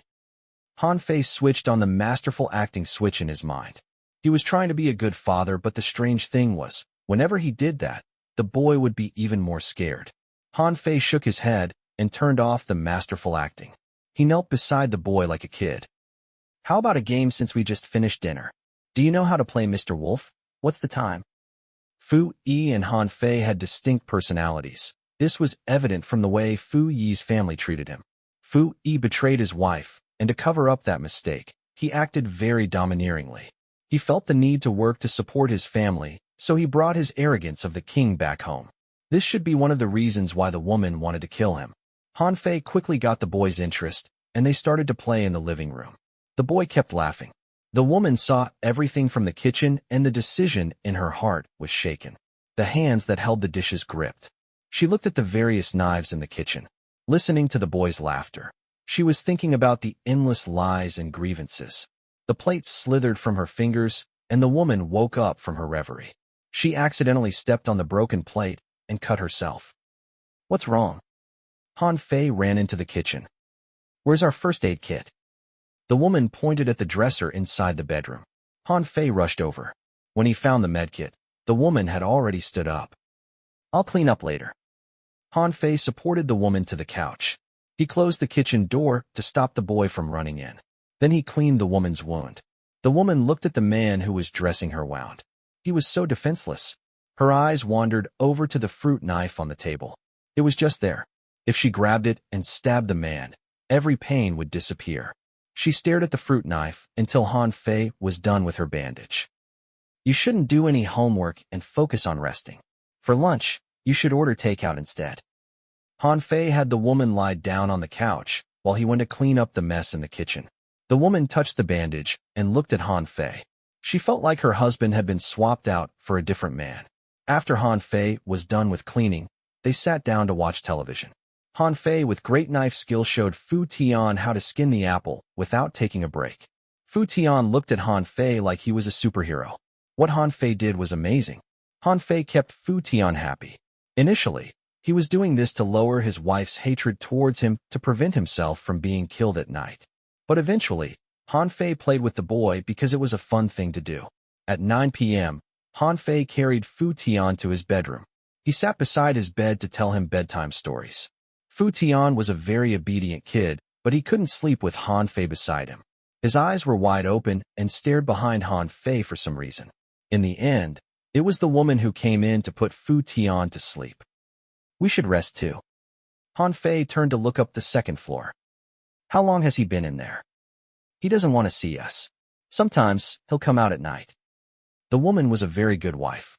Fu Sheng was Fu Yi's son from his previous marriage, but the woman treated Fu Sheng like her own child. The dishes are cold. I should warm them back up for him. Han Fei sneaked upstairs. He knew Fu Sheng hated him, so he didn't make any noise. After he warmed up the food, he replaced them. Seeing Han Fei like this, the woman's hands opened and closed. We should turn off the lights. If he came out early, at least the food would still be warm. Han Fei ushered the woman into their bedroom. Han Fei opened the dresser and placed the mattress on the ground. What are you doing? The woman sat up in bed to ask. I'll sleep on the ground. Han Fei said apologetically. I plan to tell you some things in a few days, but until then, I will sleep on the ground. He switched his phone to silent mode and charged it on the bedside table. He closed the lights. Good night. Han Fei felt the warmth under the mattress, but he wondered why he hadn't triggered any mission. As time ticked by, it would be more dangerous for him. The only good news is my mood point is very high. If everyone didn't want to kill me, this life is quite comfortable. Han Fei slowly drifted to sleep. At late midnight, there was a strange sound from the living room like someone was moving in the dark. Han Fei opened his eyes, got up, and leaned on the door to listen. Someone came down from the second floor, opened the front door, and went out. Is that Fu Sheng? Leaving the house at night would lower his mood points and increase the chance of him running into ghosts. After some hesitation, Han Fei opened the bedroom door. Fu Sheng was the altar owner. To trigger the mission, Han Fei had to interact with him. Han Fei put on his clothes and sneaked out of the house. After Han Fei left, the woman pulled back the quilt. She was holding a knife in bed. She sighed, got up, and followed Han Fei. Han Fei ran to the elevator and realized the elevator had reached the 4th floor. He was afraid of missing Fu Sheng, so he charged into the stairwell. When Han Fei exited the stairwell, he saw a boy with a black sweater standing before the garbage pile. Fu Sheng. Han Fei had met this kid in the Happiness Neighborhood's manager mission. At the time, Fu Sheng was tied to the bed in a patient's outfit. By then Fu Yi was dead already. After Fu Yi's death, Fu Sheng sank into deeper despair. Am I here to stop that? Han Fei silently followed Fu Sheng. He saw Fu Sheng drop a large bag onto the garbage pile, and then he bowed 5 times before he left. What is inside the garbage bag that he had to bow to it? The city was much cooler at night. There was no car on the road. There were not that many places to hide, so Han Fei had to keep a distance as he followed Fu Sheng. Fu Sheng made his way to a 24-hour convenience store. There were a few youngsters in front of the store. They didn't look too old. They were riding their bikes and swinging their beers around. Fu Sheng walked past them and entered the shop. He bought some everyday items and then walked out with a big bag. This time he didn't leave, but stopped beside the few youngsters. He used a hoarse voice to say, "Don't stay here, you're disturbing her." Fu Sheng took out 2 bottles of yogurt from the bag and walked to the streetlight behind the group of youngsters. Beside the streetlight was a black and white picture of a girl. Beside the picture frame were white flowers. Han Fei placed the yogurts before the picture, closed his hands together, and mumbled something to himself. Hey, do you know this girl? A boy knocked into Fu Sheng's shoulder. The girl who died in the car accident was from our school. She was the most hated girl. She was ugly and poor. She was a busybody too. She was our class monitor, but she thought she was the headmistress. The other youngsters laughed. A girl who sat on the back seat of a bike seemed to despise the dead girl. She kicked the yogurts over and stepped on the flowers. We joked with one of our friends in class. Our friend didn't say anything, but she jumped out. If not for her, we wouldn't be punished so badly. The girl wanted to kick over the picture frame, but was stopped by Fu Sheng. The girl was unsteady, and she fell. The previously laughing youngsters immediately surrounded Fu Sheng. How dare you? Do you want to die? He probably likes that ugly Betty. Why else would he come to visit her at night? Drag him into the alley to teach him a lesson. Bring the ugly girl's picture. I'm going to pee on it later. The youngsters parked the motorcycles. They dragged Fu Sheng into the alley as they kicked on his chest. Do you really think you're a hero? The leader, who was a young man with purple hair, kicked Fu Sheng over. That's all you have. Get up. Don't you want to defend your lover? Fu Sheng glared at the purple hair. He picked up a rock and charged at him. Fu Sheng was angry, but the other party had the numbers advantage. Fu Sheng just got up before he was knocked down again. The youngsters kicked him mercilessly. The pain came from everywhere. Fu Sheng hugged his head and rolled among the mud. His sweater was covered in shoe prints and dust. Get up. The young hare landed a heavy kick on Fu Sheng's head. Can't get up? Do you need some motivation? The youngsters laughed. They played the girl's picture beside Fu Sheng and unzipped their pants. Fu Sheng's head was spinning. He grabbed the mud and tried to stand up. But before he could, he was kicked down again. His face and arms were bruised. No one was there to help you. Someone like you wants to be a hero? The purple hare and his friends grabbed Fu Sheng. They pressed Fu Sheng on the girl's picture. They would pee on Fu Sheng and the picture. The girls were ready with their phones. Before the youngsters could do anything, a giant crash came from the mouth of the alley. The ruffians turned around in confusion. They saw their motorcycles had been kicked over. The weak streetlight shone into the alley. A man in a shirt stood there. In the shadow, he was like an angry lion with his jaws glowing. Chapter 536. Why they all want to kill me. The malicious people bullied the dying kitten, kicking him, humiliating him. They threw stones and rubbish at him. The kitten crawled forward with difficulty, and he did not call for help. He seemed to know that no one would help him. Dragging his body, the kitten guarded the black and white picture under him. As he buried his head into the mud, the scolding and beating suddenly stopped. He turned to look up. The streetlight landed on a man's body. His shirt was undone because he came in a hurry. Another one who needs a beating. Kick my ride. That was new. Get him. The ruffians charged at the newcomer. There is trash anywhere, so the correct choice is to open the black box on both ends. Han Fei hid entirely in the darkness. He had never been so angry before. When he saw Fu Sheng being bullied, the rage consumed his mind. The purple hare charged in front. He was confident and arrogant. He sought joy in torturing others. The purple hare raised his fist to punch Han Fei's nose, but he was too slow. Before he could approach, Han Fei kicked him on his knees. The purple hare lost balance, and as he fell, his fist was grabbed by Han Fei. The fist with rings was unable to move. The purple hare looked up, and he saw the scary gaze that he would never forget in his life. Han Fei that entered the alley was like a hungry lion. His eyes consumed everyone, and there was a smile on his lips. Holding Purple Hare's arm, Han Fei bent it backward. Purple Hare's scream echoed in the alley. Purple Hare was in great pain, but Han Fei did not let go. He tormented Purple Hare in front of the other ruffians before kicking him to the garbage pile. The whole process took only 3 seconds.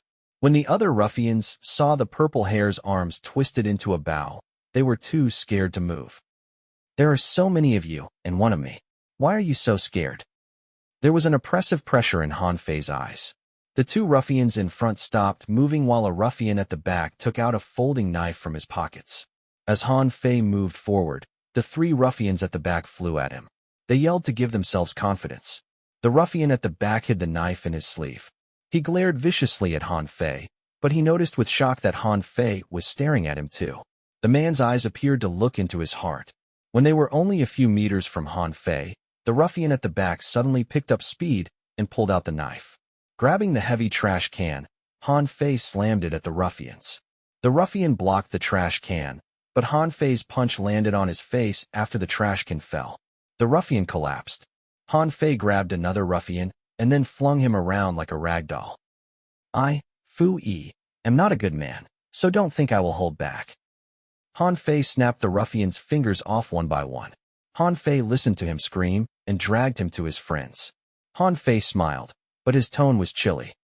None of you is escaping because you've beaten him. The cries echoed in the dark alley. Han Fei did not give the ruffians the chance to call the police.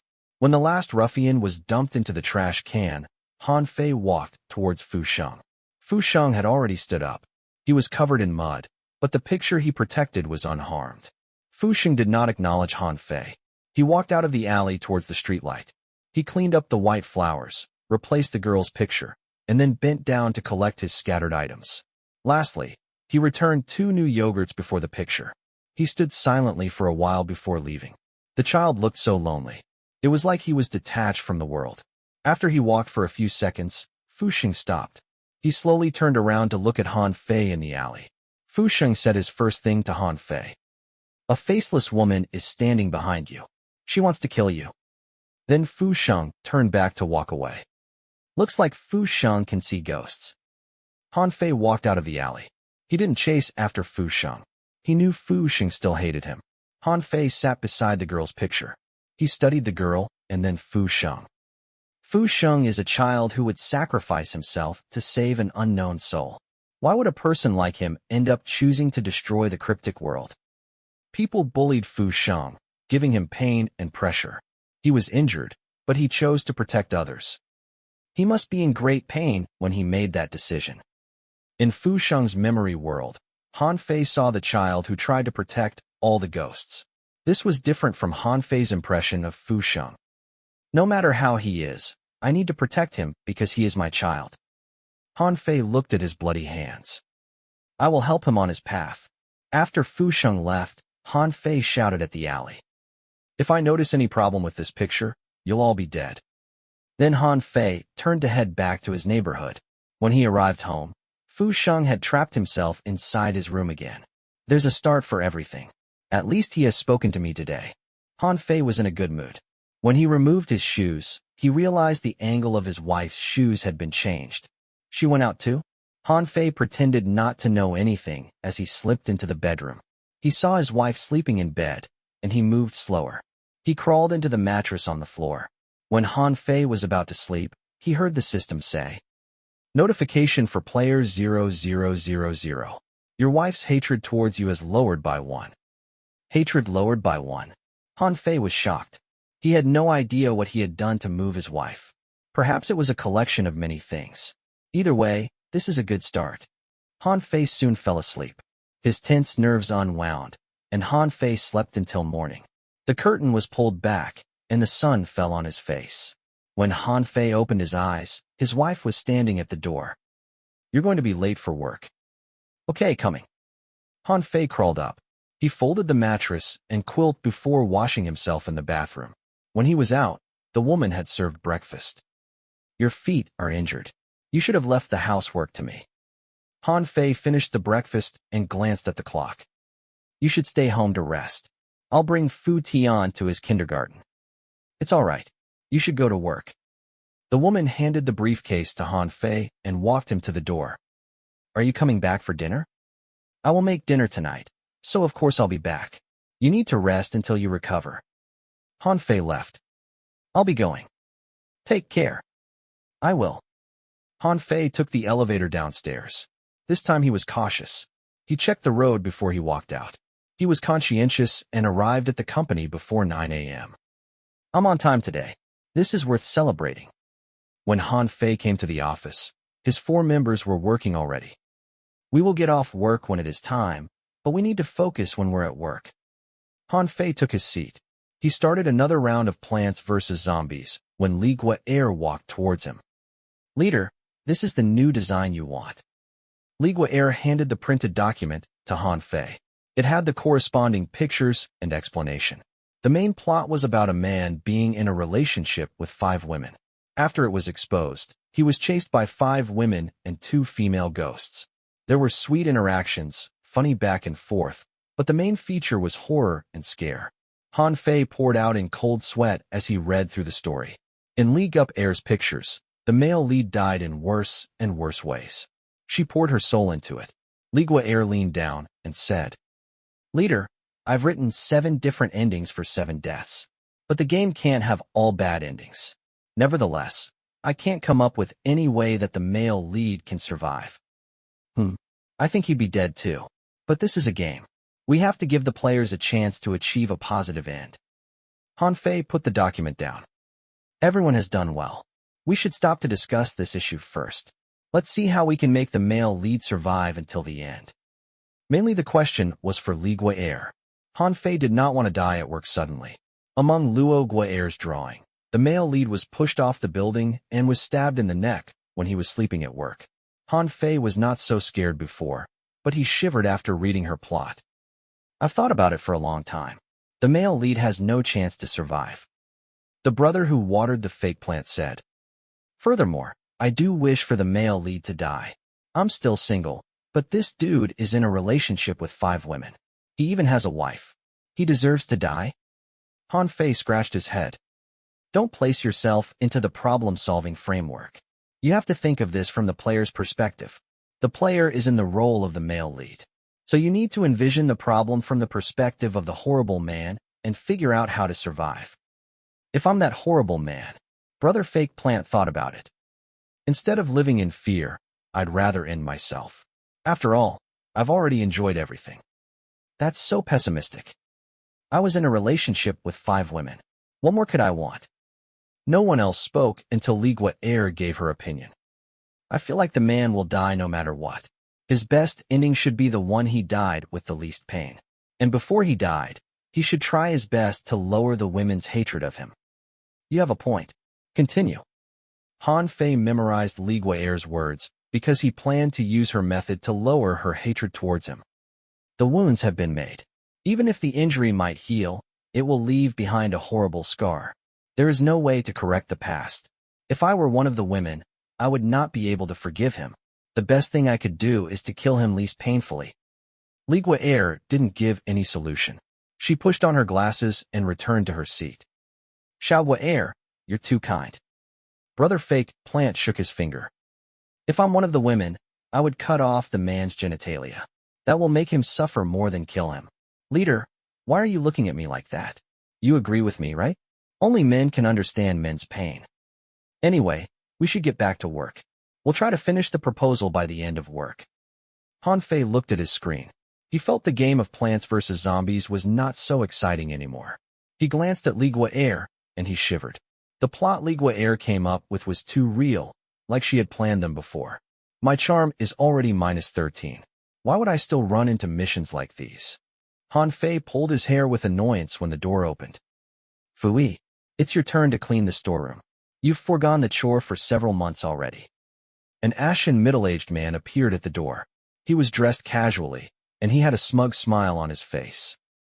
Octopus, don't push it.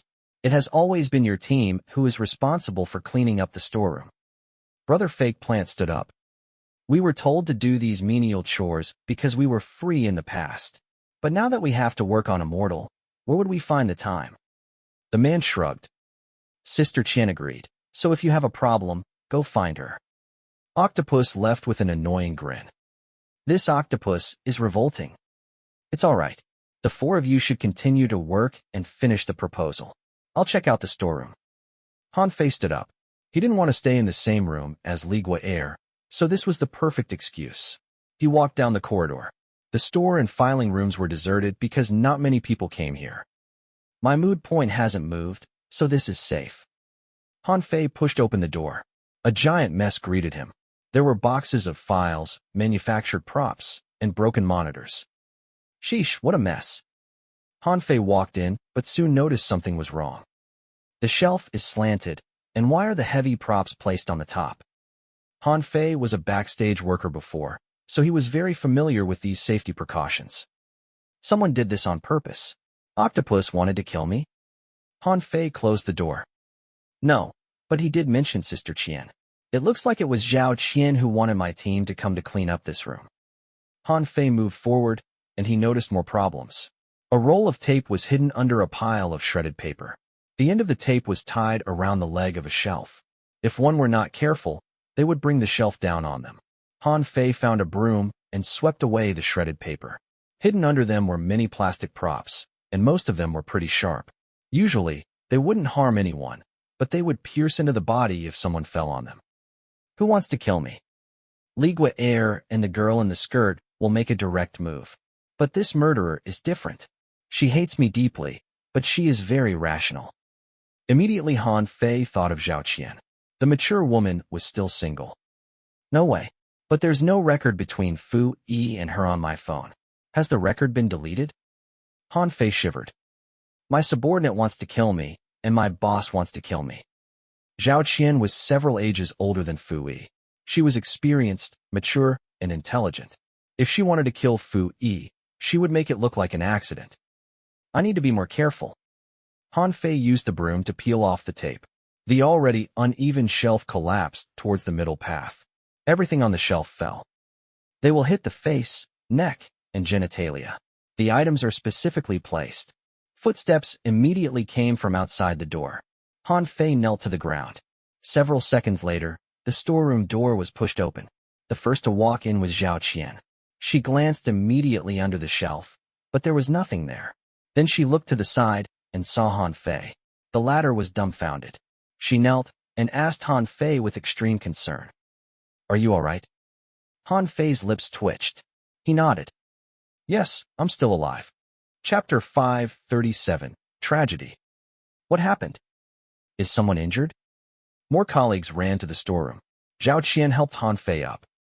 "I'm sorry. I slipped and knocked over the shelf. I will clean up the place." He apologized to the colleagues. He didn't expose Zhao Qian. "Leader, you're not hurt, right?" The design team surrounded Han Fei. "We're a team. We will help you clean up." Their leader is so nice. He came to clean this dirty place alone so that his team members could focus on their work. Li Guo'er glanced at Zhao Qian beside Han Fei with suspicion. The woman held Han Fei. Her face was filled with concern, but her eyes flickered about. "Leader, we'll help you clean up this place." Li Guo'er wanted to enter the storeroom, but Zhao Qian blocked the door. Han Fei stood up and told his members, "You guys need to hurry back to your work. I have been given an ultimatum. If I can't finish the new proposal by the end of today, I will resign." Han Fei turned to the others. "And everyone should get back to work too. There is nothing to see here." The props inside the room had been purposely placed. If the others came in to clean, they might notice the problem. Zhao Qian was worried about that, but Han Fei had helped her resolve that problem. He changed the topic and stopped the others from entering the room. "Old Fu, you better be careful, or you might end up losing both your job and your health." The middle-aged man called Octopus chided. Then he led his people and left. "Leader, are you sure you can do this alone?" "Yes, hurry back to work. Leave this to me." The crowd scattered until only Zhao Qian and Han Fei remained. "Boss, you should get back to work too." Han Fei turned to head into the storeroom like nothing was out of place. But if he didn't notice anything, he'd be heavily injured already. Zhao Qian knew that Han Fei had seen through everything. But since Han Fei did not say anything, she didn't bring it up either. "Be careful when you clean the shelves." Zhao Qian's tone softened. Usually, her tone was sharp. "Normally, not many people come here. It's the best place at the company to hide a body. I need to check this place carefully." Han Fei had experience working at the mall, so he was very good at inventory and cleaning. "I've mastered many things without realizing it. Compared to dealing with ghosts, cleaning couldn't be easier." Han Fei worked from morning until noon. When he took a break, Brother Fake Plant came to ask him to go for lunch. "Leader, I'm impressed. You dare to work alone in that storeroom." A single sentence from Brother Fake Plant, and Han Fei's interest was piqued. "Did something happen inside that storeroom before?" "Apparently, before our company moved here, the last company's employee committed suicide in that room. We don't know the exact reason, but no one dared to use that room. So Sister Qian made it into a storeroom." Brother Fake Plant considered this gossip, but Han Fei saw this as news. "Was the victim male or female?" "I think it was male." "Oh." Han Fei sighed. His interest was gone instantly. "Because of the death, no one wanted to clean that room. We used to work on the company's biggest problem, but now I guess things have changed." Brother Fake Plant sighed. "But it's all right. Leader, we all believe in you. We know you'll lead us to new heights." Han Fei nodded with a smile. At least he was faring well at work. The 5 from the design team sat together. It was unclear whether the other 4 did this on purpose or not. They left a space beside Li Guo'er for Han Fei. Han Fei looked at the drinks Li Guo'er bought for everyone, and he hesitated to touch them. "Leader, come join us." "Okay." Han Fei sat beside Li Guo'er awkwardly. Brother Fake Plant sensed the awkwardness, so he took out Li Guo'er's drinks. "Our new project will be a hit. I haven't seen such a brilliant proposal in a long time already. I suggest a toast for our imminent success." Han Fei didn't plan to touch the drink, but since Brother Fake Plant had asked for a toast, he could do nothing. Han Fei raised the glass with the rest. "Work hard. We will use our ability to prove that even a small project can become popular." Leader is right. When our project has great sales, we'll have Octopus clean the storeroom alone. I'll hide inside with a ghost mask to scare him. Good idea. Bring me with you. The employees were energized. Han Fei took a small sip and ate his lunch. During lunch, Li Gui'er took out her phone to place it before Han Fei. Leader, I've come up with a new idea. Han Fei turned to the phone. Li Gui'er had come up with the eighth ending. The male lead was crushed under the shelf. His brain matter splattered everywhere. Even though our game is adult-orientated, I don't think we should have so much gore. Han Fei gently pushed the phone away. Then do you think it's better to die from being run over by a car or crushed by the shelf? Li Gui'er stared at Han Fei. Her gaze was scary, but her tone was cute. Both are not good. This is extra work for the cleaner. They have to clean so much blood. Han Fei quickly finished his lunch. You guys better hurry too. I will return to organize the storeroom. Try to get the project proposal completed before the day is over. Han Fei then escaped. He closed the storeroom door and leaned against it. If I can turn back time, I need to make Fu Yi sterile before Fu Sheng is born. Han Fei counted on his fingers. Already 4 women wanted him dead, and the 3 people whom he chatted with on his secret account hadn't appeared yet. I better work hard to lower their hatred, or else after the world mutated, I'll have to face not 7 women, but 7 pure hatreds. Han Fei worked in the storeroom until the sun almost set. Han Fei walked to the end of the shelf. He touched the dust on the shelf. How long has it been since someone used this shelf?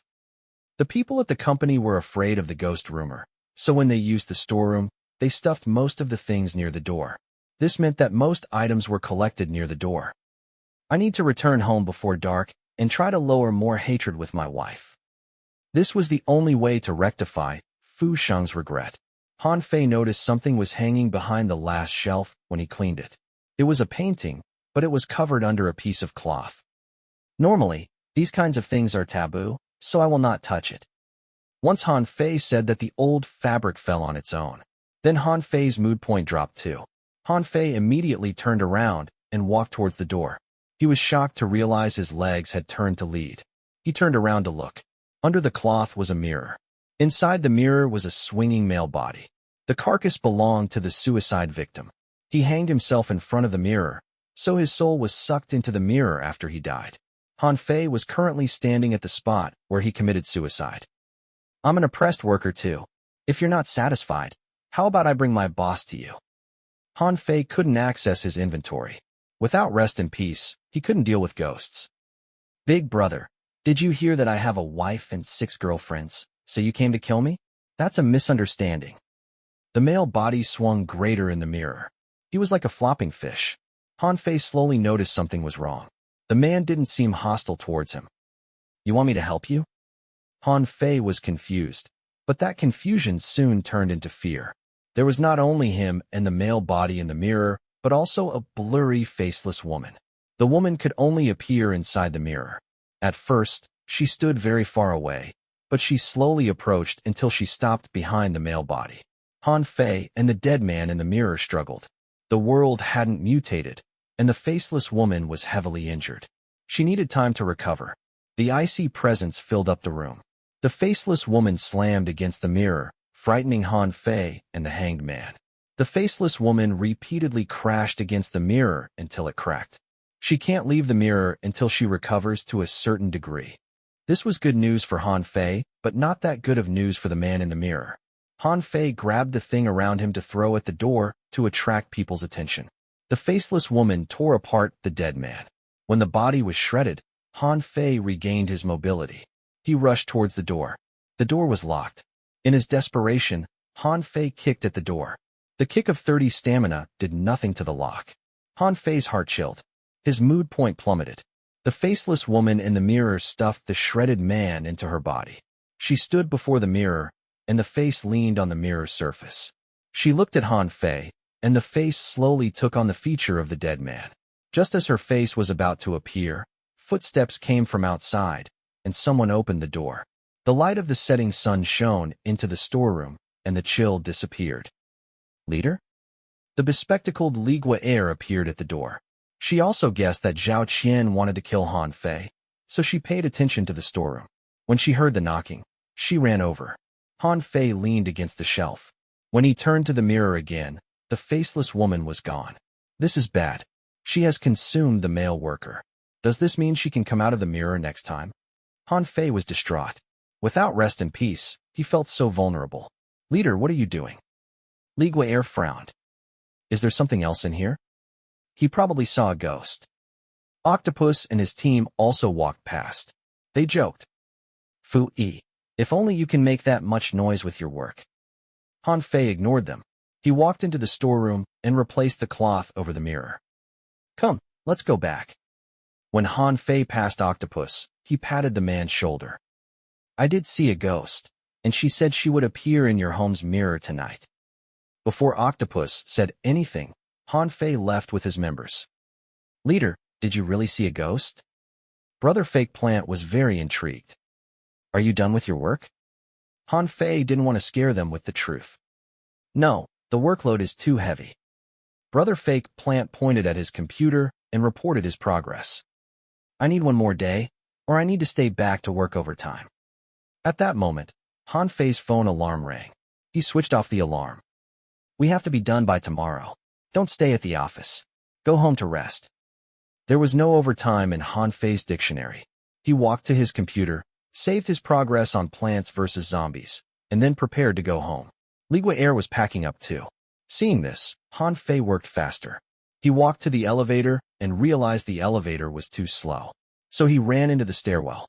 He raced down the steps. When he exited the door, Li Gui'er walked out of the stairs. Han Fei turned his head around, pretending not to see her. Leader, why did you take the stairs? It's for exercise. It was 5:05 p.m., but there was no one in the lobby. After all the team leaders insisted that everyone work until at least 6 p.m. Han Fei and Li Gui'er walked to the exit. They were like students playing truancy. See you tomorrow.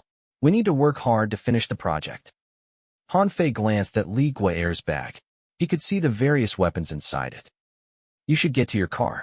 My neighborhood is close. I'll just walk back home. I didn't drive today. Li Gui'er held the bottom of her bag. She smiled sweetly at Han Fei. I felt like exercising. Good for you. I'll be going then. Han Fei turned and flew away. He trained his attention behind him. He had a feeling Li Gui'er would pull something out of her bag. The distance between them widened, and Han Fei sighed in relief. But just as he was about to cross the bridge, his eyes suddenly were pulled to something. A small van with a plastic surgery hospital ad flew past. The doctor in the driver's seat was covered in blood like he was about to faint soon. The man in the passenger's seat wore a patient's outfit. He kept gesturing at the doctor. Shen Luo? Han Fei's eyes twitched when he saw the man. Shen Luo felt something and turned to look around. Han Fei immediately went to hide. So many people already wanted his life. If he brought along a player with zero luck, something worse would happen. I need to leave, and I will not retake this path. Han Fei wanted to leave, but the bloody doctor in the car suddenly turned the steering wheel. The van went out of control and was careening towards Li Gui'er. Li Gui'er, who had been staring at Han Fei, didn't expect the sudden collision. She saw Han Fei suddenly rush at her. Yesterday, she wanted to run into Han Fei with her car. She was determined to kill this liar, but at that moment, everything was in reverse. The man who had been hiding from her suddenly charged at her. The honk and the screams echoed.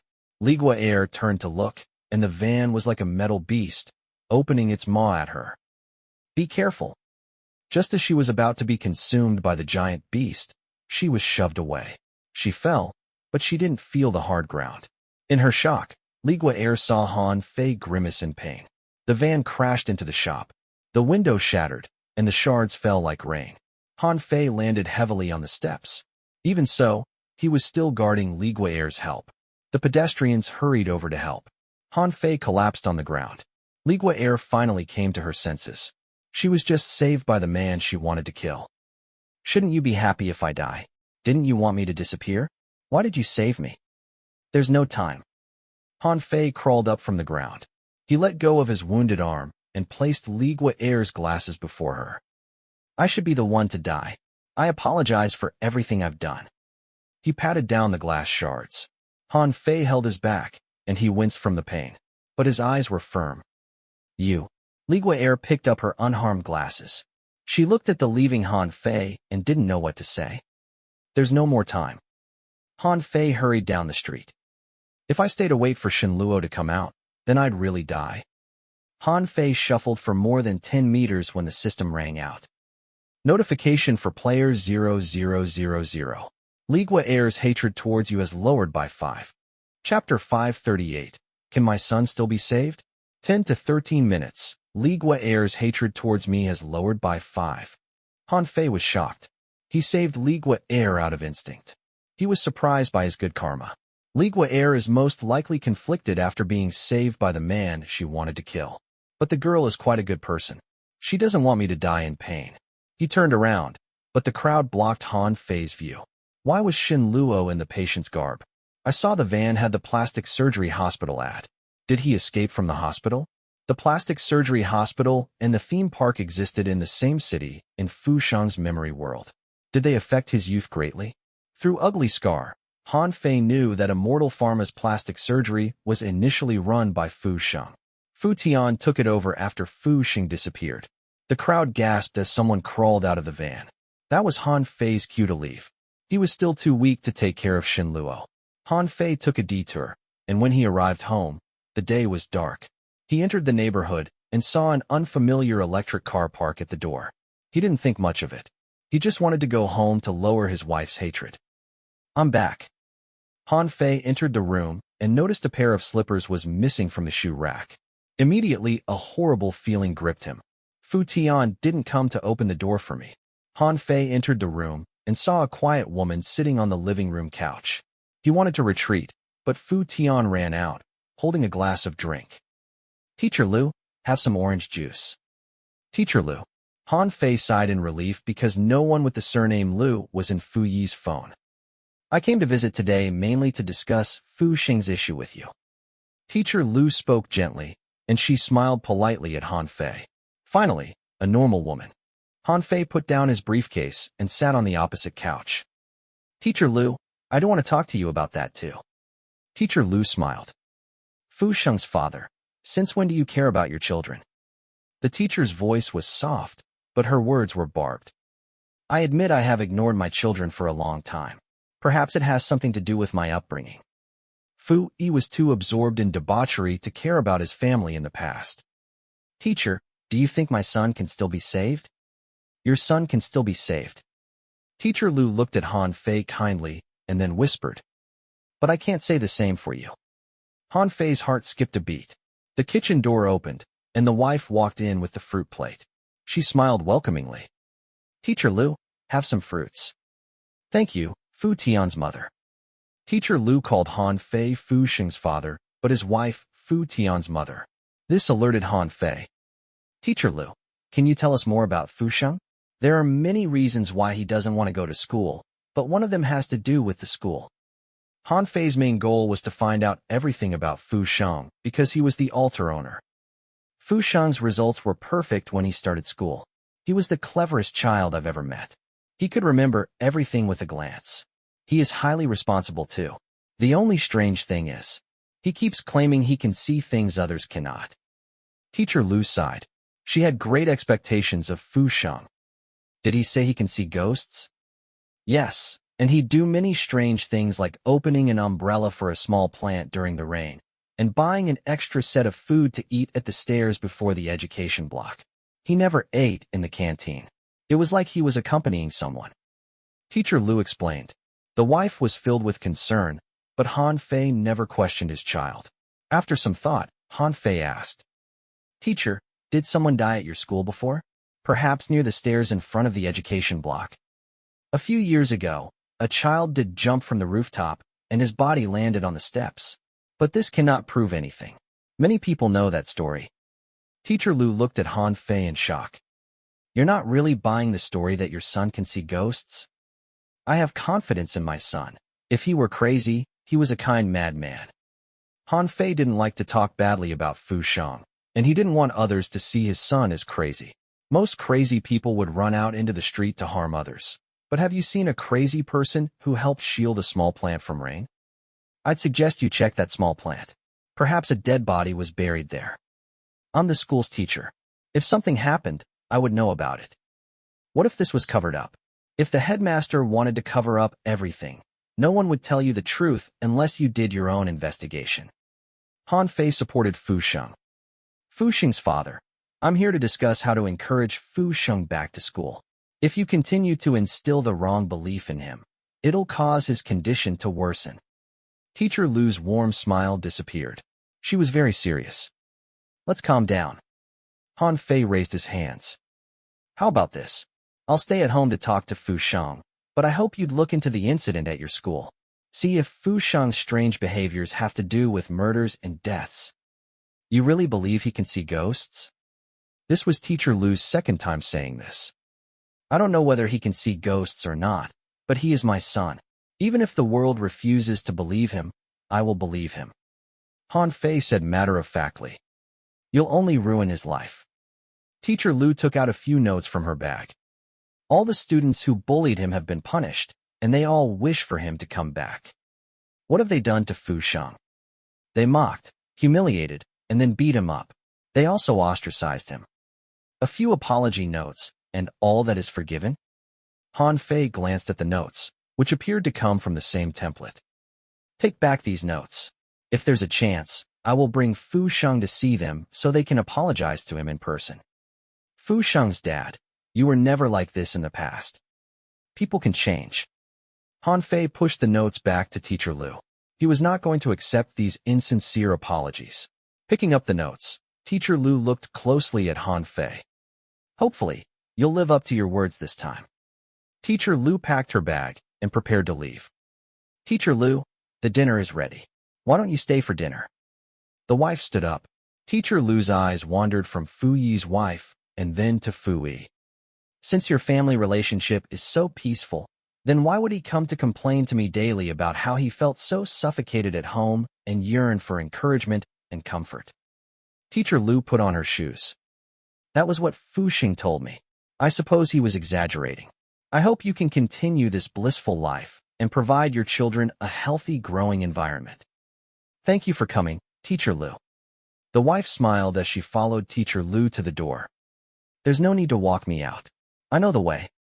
Teacher Lu smiled as she opened the door. As Teacher Lu prepared to leave, she was startled because another woman was standing outside the door. She wore a pair of glasses. Her clothes were tattered. She looked cute and innocent. Ligua Air? The three women stood at the door. Han Fei felt like his soul had left his body. This is not my problem. It has to be Shen Luo's fault. If I didn't turn back to look at him, I wouldn't be so unlucky. What is this? Han Fei hadn't had such an experience before. He was worried he'd be dismembered. The three women looked at each other. The atmosphere was awkward. Leader, I came to return your phone to you. You dropped it when you fell. Ligua Air took out Han Fei's phone, wiped it with her handkerchief, and handed it to Han Fei. The man's phone appeared from the female subordinate's purse, and it was returned after work. If this was not suspicious, what was? Teacher Lu and the wife's expressions shifted, and Han Fei's face paled. Xiaoli almost got into a car accident. I tripped when I tried to save her. My phone must have fallen then. Han Fei accepted the phone. It's true. You'd see it on the internet soon. Madam, please don't misunderstand. Leader is telling the truth this time. Well, she just made it sound like there were other times where things were not so innocent. Everyone would have done the same thing I did at that moment. Han Fei laughed awkwardly. The night is coming. You better go, or else you will miss the bus. Ligua Air and Teacher Lu left. Both of their bags were full, like they were filled with stuff. The two women walked side by side, but it was like they were in different dimensions. Han Fei closed the door, holding his phone. His wife's face was devoid of the previous smile and kindness. Look at the news. I'm not lying to you. Han Fei took out his phone to search on the internet. His wife turned into the kitchen. Soon the sound of butchering came from the kitchen. The cleaver repeatedly slammed on the cutting board. It was harrowing. Why is Mommy angry? Fu Tian ran over from the couch. He raised his head to look at Han Fei. His cute face was filled with confusion. She was smiling so much earlier. This is Daddy's fault. Han Fei knelt before Fu Tian and looked into his eyes. When one day Daddy is gone, you have to protect Mommy, okay? Han Fei had no idea how long he would exist in this world, and he wanted to help this family as much as possible. After 2 days, Han Fei realized the family was very nice. Fu Sheng was kind to both humans and ghosts. Fu Tian was cute and obedient. The wife was beautiful and understanding. They deserved happiness. From the manager mission at Happiness Neighborhood, after Fu Yi's death, this family didn't find happiness but found more despair. The inheritance mission probably needs me to change that worst result within my limited lifespan. Han Fei shook his head. It was easier said than done. He couldn't even look after himself, much less others. Han Fei left Fu Tian to play on the couch, and he walked to the kitchen door. Your feet are still injured. Let me cook. No need. The woman was still chopping even though the meat was already incredibly minced. She probably imagined the meat as someone in her mind. Han Fei stood at the door and wondered what to do when Fu Tian's cheer came from the living room. Daddy is on TV. Mommy, big brother. Look, Daddy is on TV. Fu Tian pointed at the TV screen and ran into the kitchen. Mommy, Daddy is on TV. Hearing that, the woman finally stopped. She wiped her hands and followed Fu Tian into the living room. The local station was broadcasting the news on Han Fei. The security cam in the shop had taken down everything. The van came over, and Han Fei pushed Li Gui'er aside. The van shot into the shop. Based on the witnesses, after the hero saved the girl, he left without leaving behind any contact info. This act of heroism is something we should learn from. Let us find this nameless hero. Chapter 539. You underestimate me. Perhaps it was his first time seeing his family on TV. Fu Tian was very excited. He screamed so loudly that even the neighbors could hear him. Han Fei glanced to the second floor. His eldest son was still in his room, but he would have heard Fu Tian. Han Fei finally felt proud after 2 days in the memory world. This is nothing. Nameless hero is an exaggeration. Han Fei walked to his wife when the latter suddenly switched off the television. You didn't hesitate when you saved her, right? The wife's tone was even. She glanced into the kitchen after she asked the question. The cleaver was sitting on the chopping block. Hearing her question, Han Fei's brain started to spin. All his cells worked overtime to come up with a good answer. If he said no, then he was lying because the camera had captured everything. If he said yes, then it would suggest that Han Fei liked Li Gui'er, that he'd sacrifice his life for her. Han Fei regretted adding his attribute to stamina because he felt like he didn't have any intellect left. Han Fei took a deep breath and looked into his wife's eyes. He opened the masterful acting switch. His eyes turned pained and clear. Then he nodded. The van was coming over. If I didn't save her, she'd die. So I rushed over without any hesitation. The wife's eyes slowly darkened when Han Fei added, I saved her because I was sure I'd be safe. But if my family were in danger, I would sacrifice my life to save you. Because I am not some nameless hero, I am your husband and the children's father. Han Fei lowered his head. His hands raised like he wanted to hug his wife, but he didn't dare to. Guilt, pain, regret. He didn't deserve to hug the woman before her. The wife saw everything. Han Fei's guilt-ridden face and the arms that didn't dare to touch her. You should rest. I will make dinner. Han Fei walked towards the kitchen. The wife then saw the wound on Han Fei's back. He had been concerned about the injury on her feet, but he never said anything about his own wound. In the camera, Han Fei's back landed on the step. The glass also cut his arms. Those must be painful. The wife walked to the kitchen door. Seeing the man inside the kitchen, she felt so surreal. Notification for player 0000. Your wife's hatred towards you has decreased by 1. Total decrease is 2. Soon, the fragrance of meat floated out. Han Fei walked out with the dishes. Fu Tian, wash your hands and prepare for dinner. Okay, I love Daddy's cooking the most. Han Fei then took a tray and prepared a portion for Fu Sheng. He placed it lightly before his door. Let's dig in. Han Fei told his wife and son. Seeing Fu Tian eating so happily, Han Fei couldn't help but smile. There was nothing more proud than getting your children's sincere praise. The wife looked at Fu Tian and Han Fei. Her eyes moved to Han Fei's hands. The cuts from the glass hadn't healed, but Han Fei didn't mind. It was as if spending time with Fu Tian would heal everything. After dinner, Han Fei planned to clean up when his wife stopped him. You should keep your hands away from water. Let me. Han Fei stayed close to his wife as she cleaned the dishes. He was worried about his wife because her foot was injured. The hands washed the oily dishes. The wife suddenly uttered, "Even when I was pregnant, you weren't so attentive." Han Fei knew about this because he had done deeper research into Fu Yi's phone. The hidden account had a lot of information. When his wife was pregnant, Fu Yi was with another woman. "I know I deserve to die, but I want to change something before I die so that everyone can be happier." After that, the family of three sat on the couch. Han Fei asked Fu Tian what happened at kindergarten, checked his homework, and played with him. At 9:30 p.m., the wife brought Fu Tian to bed, and Han Fei was ready to sleep too. Han Fei chose to sleep on the ground. He had cleaned the storeroom on his own and was almost killed by the faceless woman, so he was exhausted. The wound on his back was still slightly painful. After Han Fei removed his shirt, he lay down on the mattress. Not long after that, his wife walked in. After she got into bed, she couldn't sleep. Initially, she lay turned away from Han Fei, but she slowly turned around to look at Han Fei on the ground. Due to the wound on his back, Han Fei had to sleep on his side. The bedroom lights were off. In the dark, Han Fei's wife kept staring at his back. Han Fei's senses were very sensitive, so despite his fatigue, he couldn't sleep with someone watching him. After a whole day of work and an encounter with the ghost, Han Fei's eyelids were leaden, but he didn't dare to sleep because he was afraid that it'd be his eternal slumber. The wife suddenly noticed Han Fei's shoulders shook. He couldn't sleep because of pain. Memories flashed in his mind. The wife hesitated for a long time before she stood up to walk out of the bedroom. What is she doing? Going to grab the knife again? Han Fei felt like crying.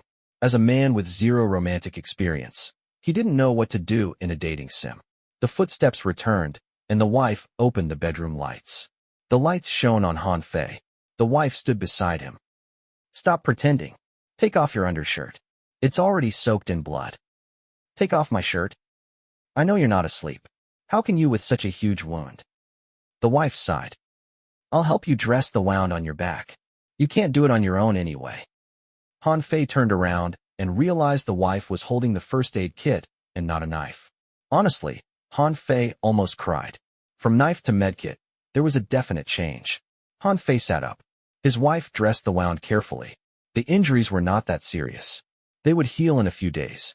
Han Fei had 30 stamina after all. Han Fei felt the chill from his back, but he didn't let his guard down.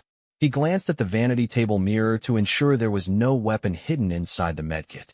Han Fei was worried about his wife, but after he looked at the mirror long enough, he realized there was another woman in the mirror. The woman stood before the bed, and she looked like the dead employee at the company. After consuming the male employee, the faceless woman is closer to me. I have no idea if she can come out of the mirror yet. Han Fei was worried. If the faceless woman came out to kill the wife, her hatred might cause her to evolve into another pure hatred. I need to lower their hatred as soon as possible. When the wife was done, Han Fei looked at his wife with appreciation. How could Fu Yi betray this kind woman so many times? He was a real bastard. "You need to sleep. You have work tomorrow." "Okay." Han Fei lay down and soon fell asleep. The alarm rang. His wounds had recovered already. His mood point and physical condition were relatively high. Time to get to work. Han Fei folded the quilt and mattress. When he was done brushing his teeth, his wife had already prepared the breakfast. He swallowed the food when his wife came down from the second floor. She placed the breakfast before Fu Sheng's door and took Han Fei's tray from last night. Fu Sheng did not touch Han Fei's cooking. The child has a big prejudice against me. Han Fei glanced at the second floor. But no matter, I shall change that. Picking up his briefcase, Han Fei walked to the kitchen. "I'm going to work. I'll be back to cook dinner tonight." "You keep skipping the dinner invitation from your bosses. Won't they be angry at you? They are nothing compared to you and the children." Han Fei left home and purposely avoided the road where he saw Shen Luo yesterday. The man escaped from the plastic surgery hospital. After I complete a few missions and can look after myself, I should find him. Han Fei passed a cafe. The TV screen inside was broadcasting the morning news. "Our city has had many burglaries recently. Everyone, please be careful. We found the hero who fought with the burglar yesterday night. Please watch this interview." "Mr. Chong Wei, what was on your mind when you charged into the fray? The burglar was armed with a knife. Didn't you feel fear?" Han Fei was about to walk away, but he stopped when he heard the word, Chong Wei. He turned to the screen, and the long-haired man was being interviewed. I only wanted to save people. Like the nameless hero, I wish for more people to be courageous. I plan to build a non-profit organization at the business building in the Eastern City. Hopefully, that can help more people. Han Fei watched the recording, and he realized the burglar and Chong Wei's actions looked very well rehearsed. It looked dangerous, but neither party wanted to hurt the other.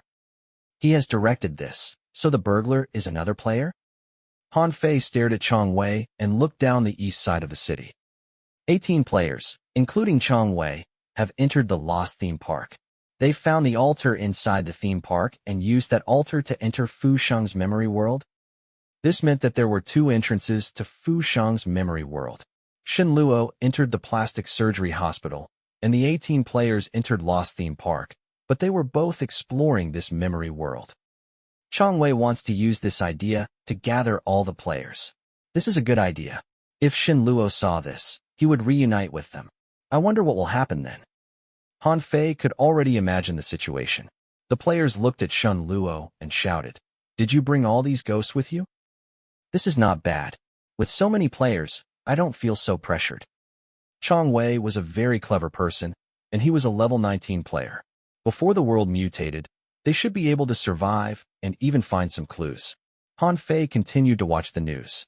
After Chong Wei's report, it was followed by Han Fei's report.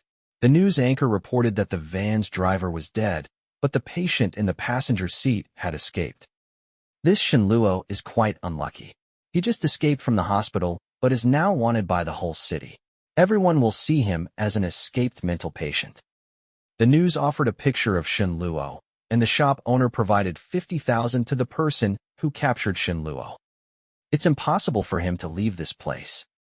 Han Fei quickly rushed to work. He would arrive on time and leave on time. Leader, what a coincidence. Li Gui'er held 2 cups of coffee and stood beside the elevator. She happened to run into Han Fei. When he saw the coffee, Han Fei's eyes twitched. Xiao Li, you should take the elevator. I need to make a call. Taking out his phone, Han Fei entered the safety path. He ran to his company's floor.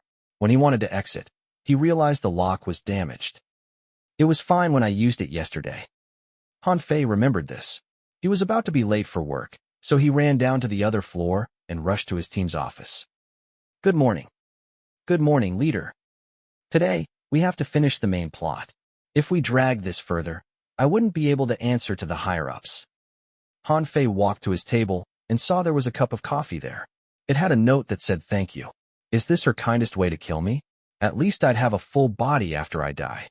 Han Fei glanced at Li Gui'er. She was wiping her glasses. She looked cuter without her glasses. He moved the coffee aside and checked the progress of his members. His members were all elites. They had perfectly captured Han Fei's idea. Well done. We need to push harder today. After the inspiring speech, Han Fei continued his game of plants versus zombies. He held his chin and wondered what kind of plant to purchase for his next round. Leader, after I went home yesterday night, I had a new inspiration. Li Gui'er walked over with her phone. Han Fei quickly switched off the game. What inspiration? I feel like it's quite boring for him to be chased by a single woman or ghost. Perhaps they can work together. Li Gui'er moved to another picture. Leader, what do you think if we use this picture as our cover? Isn't it impactful? The picture shown was not suitable for kids. A man who looked 80% like Han Fei was placed on a white dining table. 7 women with different personalities and appearances sat around the table. They were gorgeous, and everyone had their own charm. Most importantly, they had varying weapons. Some held cleaver, another fruit knife. There were also hammer and saw. The picture was so impactful that Han Fei was sweating. Xiao Li, that is a great idea, but isn't the picture a bit too gory for the cover? I don't think that is good. Han Fei shook his head slightly. I get your meaning now. Li Gui'er nodded. The male lead wants to change his ways, so he should die to one woman. He wouldn't share that with other women. That is his final loyalty. Xiao Li, I think you have a misunderstanding of the word loyalty. Leader, if you're the male lead, would you prefer to be dismembered by 7 females or killed by 1 woman?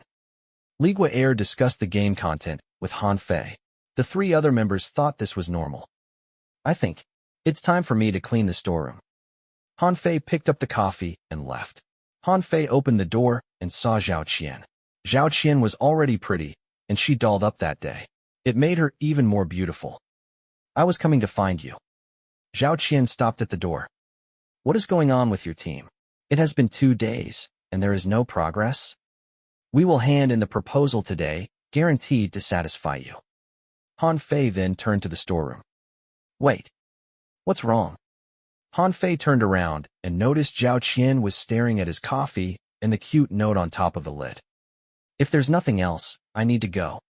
Han Fei reached the storeroom. The place was still deserted. There shouldn't be a ghost because it was broad daylight. I'm going to remove that mirror. Han Fei entered the storeroom and pulled off the curtain. The light filtered into the room. I bet that faceless woman wouldn't dare appear in daylight. Han Fei walked deeper into the storeroom. Before he reached the mirror, he saw something moving along the shelves. Narrowing his eyes, Han Fei picked up the chair. Who is there? Come out. A familiar man in a white patient's outfit walked out of the last row about several seconds later. I am not a thief. I just need a place to hide. When he heard that familiar voice, Han Fei's chair fell to the ground, and his face twitched. I'm really not a thief. Brother, you have to believe me. The whole city is looking for me. I just need a place to stay. Can you? Shen Luo saw Han Fei too. He stopped talking. You look and sound so familiar. Aren't you that superstar Han Fei? Hearing that, Han Fei felt like silencing the man. He had taken the role of the altar owner's father, but only the people in the memory world would see him as Fu Yi. The outsiders, like the other players, would still see Han Fei. Han Fei had been wearing a mask earlier, but this time Shen Luo had seen his face. You got the wrong person. I'm Fu Yi, this company's game designer. Impossible, you're Han Fei. I've seen your twin flowers. You're amazing in it. I said I am Fu Yi. Veins popped on Han Fei's neck. But you are Han Fei. I know you play perfect life, too, because the paparazzi have given up on tailing you. They only saw you in the gaming hub all day. Shen Luo sighed in relief. Brother Han Fei, you need to help me. I am now wanted by the whole city. Can't you let me? Before Shen Luo finished, Han Fei rushed forward to grab his neck, and a sharp prop dangled before Shen Luo's eyes. What is my name? Brother Fu, what are you doing? Han Fei shoved him aside and frowned. Shen Luo was a walking bad luck charm. However, his talent was activated, and he somehow found his way to Han Fei's company storeroom. I was wondering why the safety pass lock was broken, so it was you. I'm sorry. I will pay for that. Brother Fui, do you have anything to drink and eat? I don't feel so well. I think I'm hallucinating already. I'll go buy some things for you to eat. Don't go anywhere. Hide behind the shelf. Han Fei put down the coffee. He was about to leave when the door opened from outside. Sister Qian? Zhao Qian walked into the storeroom. Please stop dropping hints for me.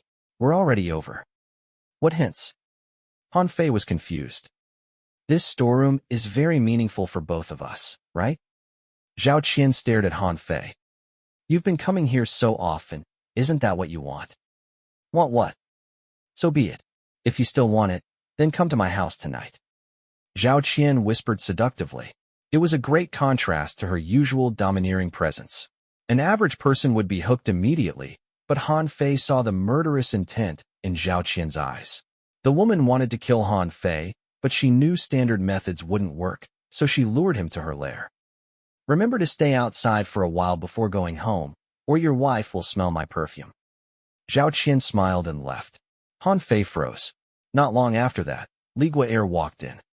Leader, I'm done with my job. You should take a look. I've come up with a better ending. Perhaps it can inspire you. Li Gui'er leaned in closer. Han Fei immediately retreated. Seeing Han Fei act like this, Li Gui'er smiled sweetly. Leader, what do you think of my coffee? Is it better than the coffee the girl in the yellow dress gave you? You should get back to work. Han Fei's back was already on the shelf. After Li Gui'er left, Han Fei sighed in relief. He went to lock the door. The fuck?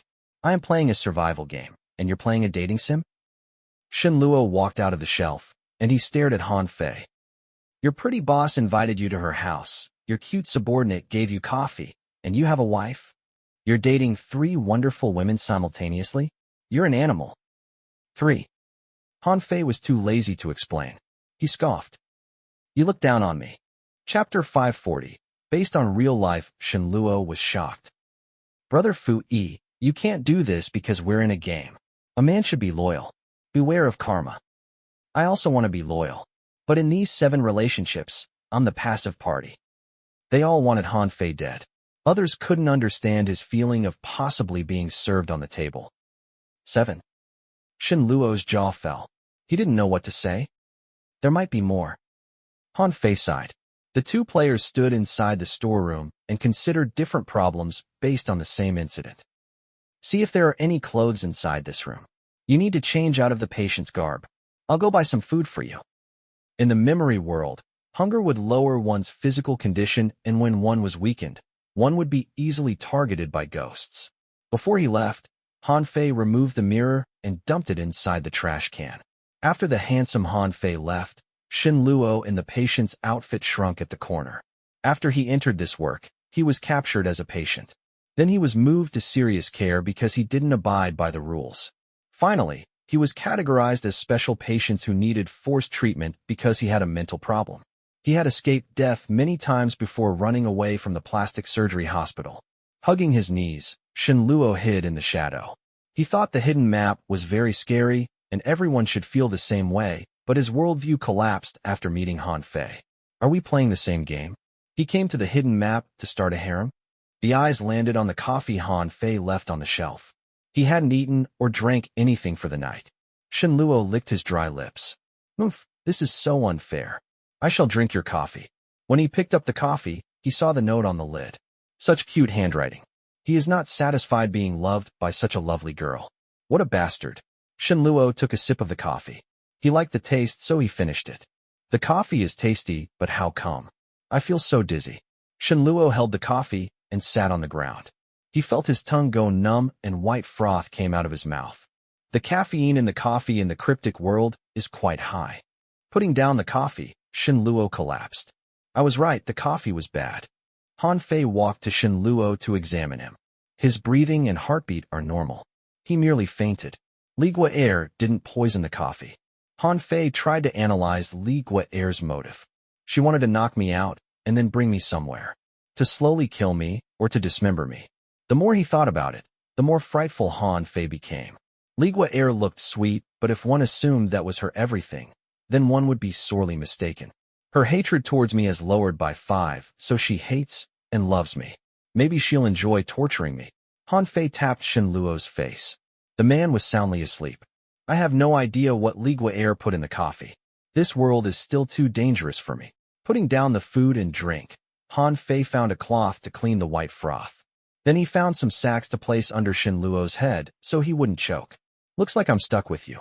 Han Fei left the storeroom and returned to his office. Plants vs. Zombies continued. At noon, when his team members went out for lunch, Han Fei slunk his way to Li Gua'er's table. He checked her bag first. The bag is not that full. It only contains some makeup. That is good progress. Han Fei looked around in Li Gua'er's computer. When he clicked on a normal file, he couldn't look away anymore. Li Gua'er had come up with a hidden ending that she didn't show Han Fei. She had painted an underground dungeon. There were many things inside the dungeon to trap the man, so he couldn't leave forever. I had her design a game, but she has designed her whole life around it. Han Fei returned everything to its place before he left for the canteen. He purposely stayed away from Li Gua'er. Han Fei took the corner seat and ate the food alone. He only took a few bites when he sniffed that familiar perfume. He looked up and Zhao Qian sat across from him. Why didn't you sit with your team? Zhao Qian wiped away her lipstick and crossed her legs. I was busy with the game, so I left the office late. Han Fei swallowed his food. He planned to leave within a minute. Tonight you. Leader, why didn't you join us? Li Gua'er came over with her half-finished meal. She sat down beside Han Fei. I've brought some fruits for you. Li Gua'er was exceptionally friendly before Zhao Qian. Leader, look at the bitter fruit on your plate. It's so wrinkled, it can't taste good. Li Gua'er placed a washed apple before Han Fei. Fresh apple is the best. Han Fei had no idea what the girl was talking about, but he didn't want to understand it either. Wrinkled fruit and freshly picked apple. Zhao Qian's hands that held the chopsticks tightened, but she tried to maintain her composure. Caught between them, Han Fei's hands trembled. This must be Shen Luo's fault. I need to send him to the other players as soon as possible. Sister Qian, why are you eating here today? Octopus jogged over with his tray. As a puppy, he sat on Zhao Qian's right side. I was looking for you. We're almost done with Immortal's combat system, but there are a few minor problems. I wish to get your opinion. Octopus deliberately talked about Immortal before Han Fei. Han Fei found the man's smugness and gloating so cute. Brother Octopus is such a good worker. Han Fei finished his food in 50 seconds. Han Fei stood up. I'm going back to work. Enjoy the food. What's wrong, Brother Fu? Aren't you going to stay? Did I say something wrong? Octopus smiled smugly. He believed Han Fei was leaving because of him. Octopus had no idea the two other women at the table were staring viciously at Han Fei. When Han Fei returned to the storeroom, Shen Luo was still asleep. He placed the apple beside him. With your talent, normal people can't kill you. Have a good night's sleep. At 2:30 p.m., the team completed the new game's proposal. Leader, let me explain it to you.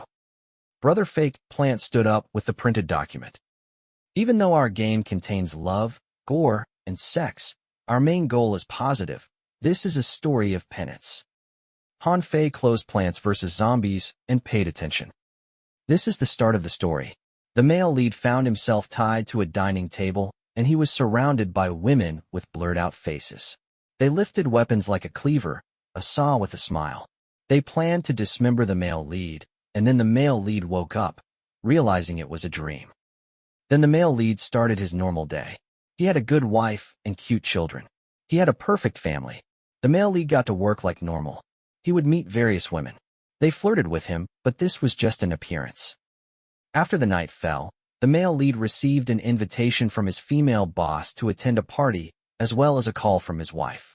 If he chose to go home, he'd be safe. If he chose to attend the party, he'd face another choice, whether to bring her female subordinate with him or leave her at the company for overtime. After that, the female boss would get drunk and have the male lead drive her home. The male lead would have 5 choices. The wrong choice would get him killed by the boss. If the male lead didn't drive her home and return to the company to check on the female subordinate, he would trigger other choices, but he'd be killed by the female subordinate in the end. We now have 27 deaths. At this point, I have to praise Xiaogua. She has come up with 17 of them on her own. Her storyboarding is very detailed too, like she has really considered the deaths in her mind. Brother Fake Tree praised Ligua Air, and Han Fei wiped at his cold sweat. Leader, are you feeling warm? It's fine. Continue. All the romantic choices are traps with death as ending. Every time the male lead died, he would wake up in the morning again. Eventually, he'd realize he had sunken into an endless nightmare. To escape from this nightmare, there is only one solution, and that is for the male lead to make actual penance. He has to eliminate every woman's hatred towards him and then kill himself in the end. Wonderful idea. Han Fei clapped. But internally, he wondered if he handed this proposal to Zhao Qian, the woman would think the game had been created with his life as the basis. If the game was published with the fact that it was based on real-life experience, it would outsell many other games. Everyone has worked hard. I will show this to the boss. Han Fei sent the proposal through email and walked to Zhao Qian's office. Chapter 541. Fu Sheng School. The creation of this dating sim reflected the desire in Li Guaer's heart. At least for Li Guaer, Han Fei had to die. His best ending was to lower everyone's hatred and then choose the most respectful way to die. Han Fei headed to Zhao Qian's office. He wanted to know what he had to do for Zhao Qian to forgive him. Unlike Li Guaer, who had her emotions on her sleeves, Zhao Qian was his boss, exceptionally experienced and incredibly cunning. She wouldn't waste meaningless words, and she hid her murderous intent well. CEO Zhao, are you in? Han Fei knocked on Zhao Qian's door. As the boss, Zhao Qian had her own office. Come in. Our team has completed the new gaming proposal. Please have a look. Han Fei placed the storyboard on Zhao Qian's table. Shouldn't your team take over Zhang Qin's dating sim? Why is the cover so gory? There's even a saw. They only knew how to sell sex. That is getting old. After some consideration, we decided to restart and redo a new game. Han Fei walked forward so that he wouldn't miss Zhao Qian's micro-expression. Dating sims are like that. What new elements can you introduce to it? Zhao Qian stopped working. She picked up the materials. Slowly, her expression shifted. It felt like your boyfriend was the victim inside the horror movie you were watching. She was happy and excited. Seeing the smile on Zhao Qian's face, Han Fei averted his eyes. In the game, he represented the male lead, while Zhao Qian represented the other women. Very good. Zhao Qian studied it for 15 minutes. If I have to nitpick, I think the boss is not three-dimensional enough. Other than that, she should have a few more endings, like after the male lead drove her home. Many other things could have happened. CEO Zhao, do you think the deaths need to be changed? Even though this is an adult game, I don't think it should be too gory. After all, we're ultimately a dating sim. Han Fei said in a whisper. You're right. Some of the deaths are too gory and impossible to replicate in real life. Zhao Qian wrote down a few more endings on the board. I have some ideas. How about the male lead is pushed into the pool after he was drunk? He is electrocuted when he is in the shower, or Zhao Qian wrote down 4 new endings. Hearing them made Han Fei's spine tingle. Fui, you are still a good designer. There is nothing like this on the market. I believe no one will come up with something like this either. Work hard and try to get the game out. If the sales are good, the higher-ups might make you the lead of Immortal again. Zhao Qian praised Han Fei. She urged Han Fei to finish the game as if worried that he died before the game could be done. Thank you, CEO Zhao. We will continue to work hard. Han Fei answered officiously. Right. As Han Fei reached for the materials, Zhao Qian suddenly pressed her hand on it. Games are games, don't treat it too seriously. I notice you've been under a lot of pressure recently. How about we go for a drink at the old place tonight? The plot was so familiar that Han Fei's hair was standing. Just as he pondered how to reject her, his phone rang. I'm sorry, CEO Zhao, I need to answer this. Han Fei dragged the materials away and rushed out of the office. That was close. If I go to her home tonight, I wouldn't be able to leave. Han Fei answered the call. Hello? Can you come to the school? We want to talk to you about Fu Shang. Earlier, he has injured other students. The other students' parents want to find a truce. The voice on the phone sounded polite. Teacher Liu? Han Fei's heart trembled again. Now was not the time to relax. Fu Shang has beaten someone. Both parties were responsible. The kid also beat Fu Shang? Okay, I'll be there now. Han Fei hung up and returned to his office. I have 2 things to announce. 1, our game has gained the higher-ups' approval. They also think it'll be a hit. Brother Fake Plant and the others cheered. If the sales were good, the bonus was higher than the average salary. 2, I need to go out for a moment. Please stay and complete the work. Han Fei walked to his computer and closed the minimized Plants vs. Zombies. He was clocking out. He grabbed his briefcase and then went to check on Shen Luo. The man was still asleep. I've bought you food and water. It's not my fault if you're caught again. Han Fei left the building and called a cab to the school. Honestly, he was pretty interested in Fu Shang's school, but the constant need to watch over his back meant that he didn't have the time to explore. It was still school hours, so there were not that many adults around. Teacher Liu, I'm already at the school gate. Han Fei messaged Teacher Liu.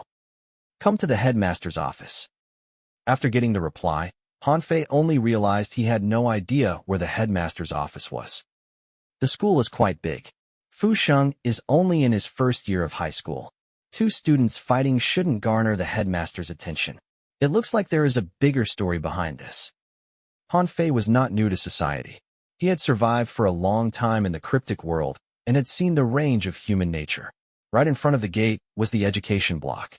Han Fei planned to walk around it when he saw a girl student sitting on the steps before the building. It's school hours. Why is she sitting there? Han Fei walked to the girl, and the girl turned and disappeared into the education block. That's the girl Fu Shang has been accompanying? A few years ago, a female student jumped from the roof. Her body landed on the steps. Many people knew about this, but the school had suppressed the news.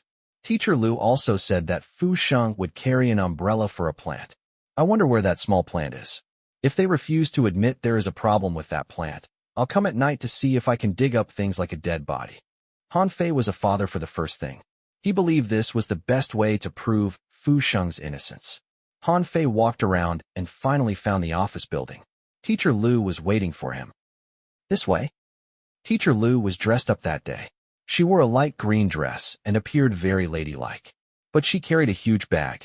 With Teacher Lu leading, they came to the top floor and entered the headmaster's office. There were several people in the room, and they looked at Han Fei with hostility. Such tardiness, as expected of an uncultured man. The man who spoke was a middle-aged man. He wore an expensive suit and pushed out his big belly proudly. Next to him was Fatty in school uniform. He was both tall and wide. This student, who was as high as Han Fei, stood obediently beside his father. His arm was bandaged. Next to the two was a short man who sat on the sofa on the left with a severe face. Behind him stood a student with dyed blonde hair. The blonde didn't even button his shirt. He even had the smell of cigarettes on him. Fu Sheng's father, is Fu Sheng doing better? The voice came from the office table. A kind-looking elder sat behind the table. He waved his hand to signal Teacher Lu to close the door. Now that all three parents are here, I'll cut right to the chase. The headmaster's eyes swept everyone. Since the students violated the school rules and fought in class, they deserve to be punished. Fu Sheng injured your children, and he was wrong, but he has been suspended for so long already. I'm sure he has learned his lesson. In my opinion, you two shouldn't keep on hounding him. They are just kids. How about we just let this be?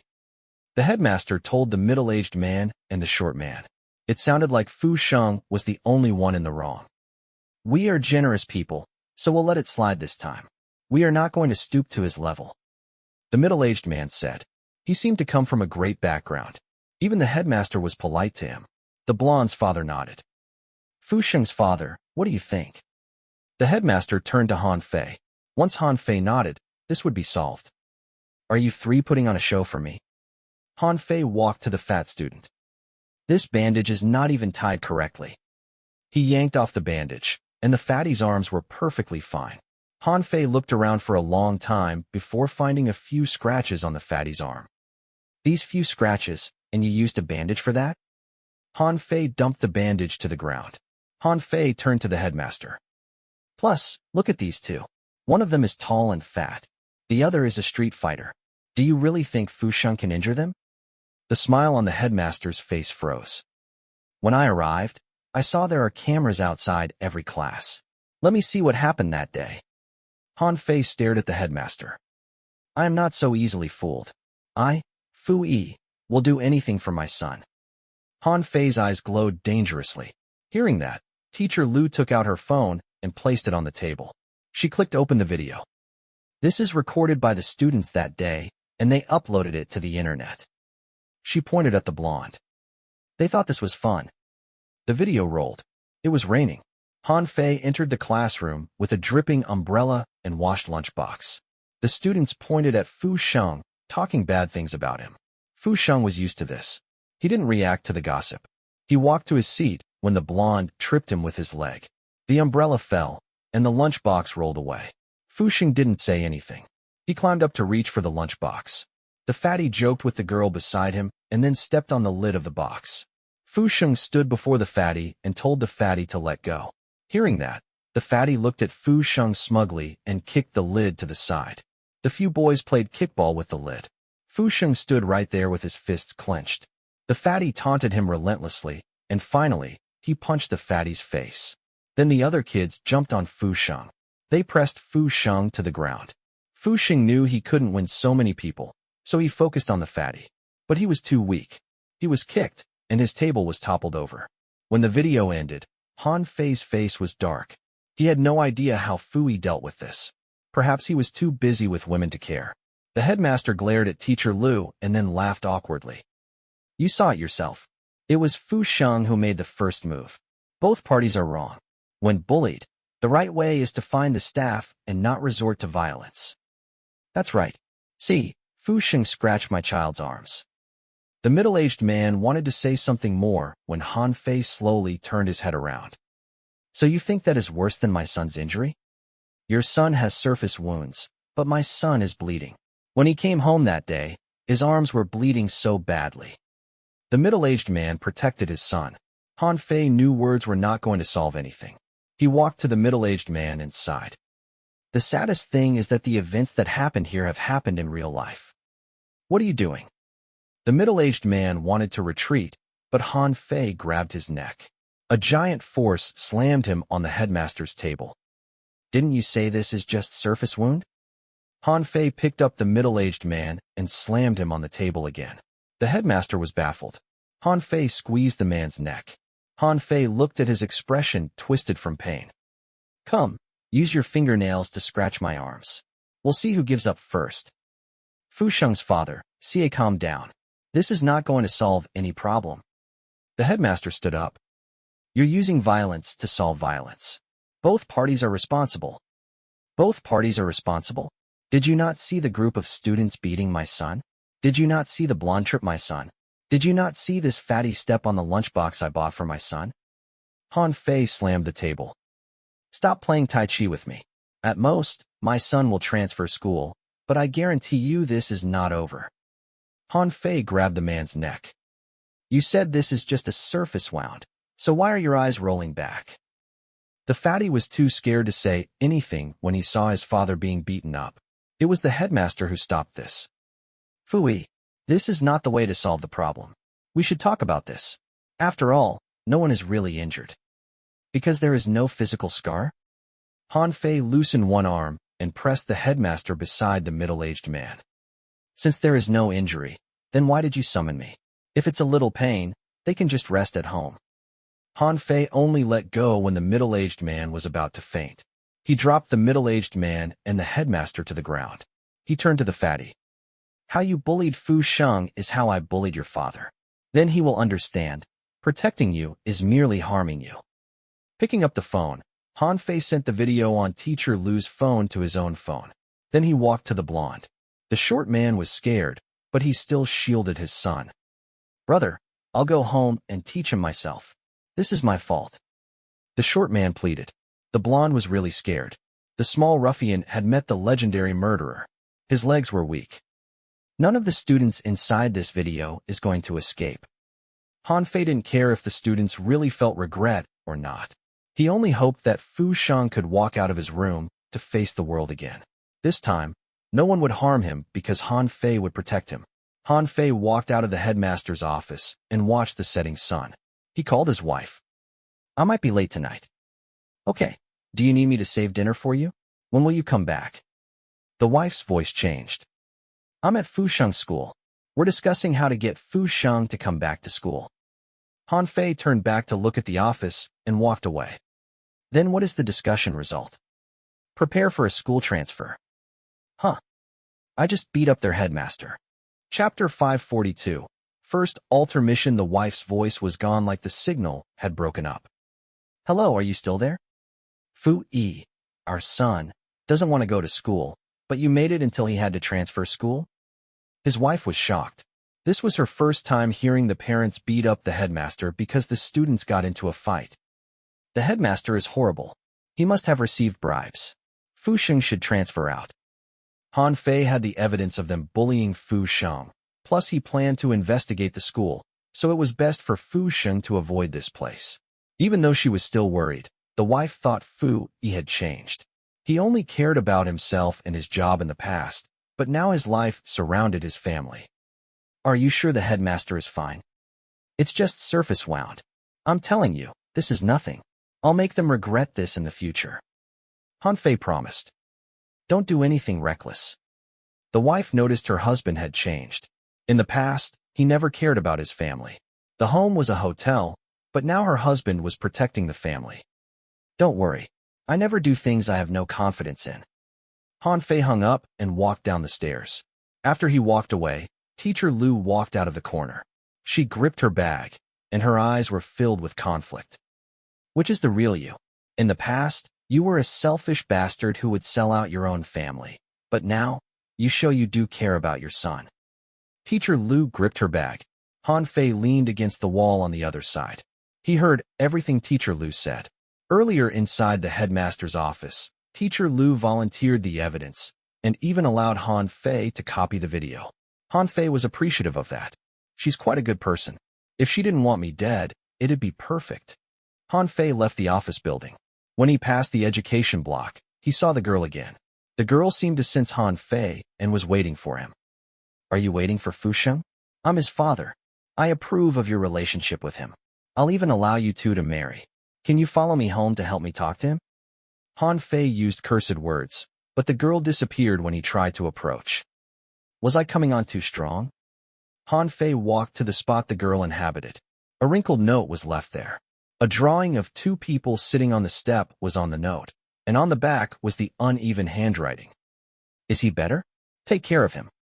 He. Does she mean Fusheng? Han Fei didn't expect the girl wanted him to help Fusheng. This showed Fusheng had a good relationship with ghosts. Humans bullied him, but ghosts cared about him. But this confused Han Fei further. Why would Fusheng choose to destroy the cryptic world if that was the case? I'm now living through Fusheng's schooling years. Did something happen to him after he became an adult? The sides of the black box represented destruction and salvation. The person with the black box had to make a choice following their heart. In other words, Fusheng wanted destruction. There is nothing good left in his world? How come I still haven't seen anything good in his memory? Even in the real world, no one remembers him. Han Fei believed Fusheng was above the simple dichotomy of good and evil. Han Fei put the note away and shouted at the stairs. Our Fusheng is going to change the world. Miss, if you miss this chance, it's not going to come back. The female student didn't reappear.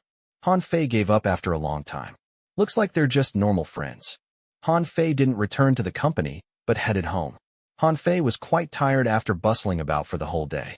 Before he walked in, he smelled the fragrance of dinner. Fu Tian, who heard his footsteps, ran to open the door for him. Han Fei didn't even need to knock. You're waiting for me? Han Fei entered the room and realized his wife had prepared a great meal. His family hadn't had dinner yet. His wife was still in the kitchen. She looked the same, but Han Fei could sense the change in her. Wash your hands, and let's eat. You've worked hard today.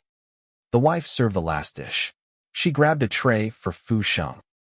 I have communicated too little with Fusheng in the past. The child was bullied at school. Han Fei took the tray from his wife. The family should give him energy, but I have been holding him back. I have failed as his father, but I will find ways to make up. I've owed this family too much. Han Fei carried the tray to the second floor. He knocked on the door, and this time, Fusheng didn't react too violently. Han Fei placed the tray at the door and took out the paper note. He whispered at the door. The girl at the education block stairs worries about you. She wrote something for you. If you have something to tell her, I can help you relay it. Han Fei left after he eased the note through the door. Let's eat. Han Fei was used to Fusheng closing up. Han Fei was ready for a long battle. Han Fei went downstairs to join his wife and Fu Tian. Han Fei didn't bring his outside emotions home. He smiled so his family wouldn't feel pressured. The father played an essential role in the family. A good father could hold up the whole family, bringing his wife and children strength. After dinner, Han Fei asked Fu Tian about his kindergarten, and then they sat in the living room to watch TV. At 9 p.m., after his wife sent Fu Tian to bed, Han Fei closed the living room lights and waved for his wife to join him in the bedroom. We should talk about Fusheng's school transfer. Han Fei took out his phone and showed her all the better schools in the area. There has to be one which is suitable for him. Are you sure? I think we should get Fusheng's opinion first. Even though Fusheng wasn't the woman's biological son, she treated him very well.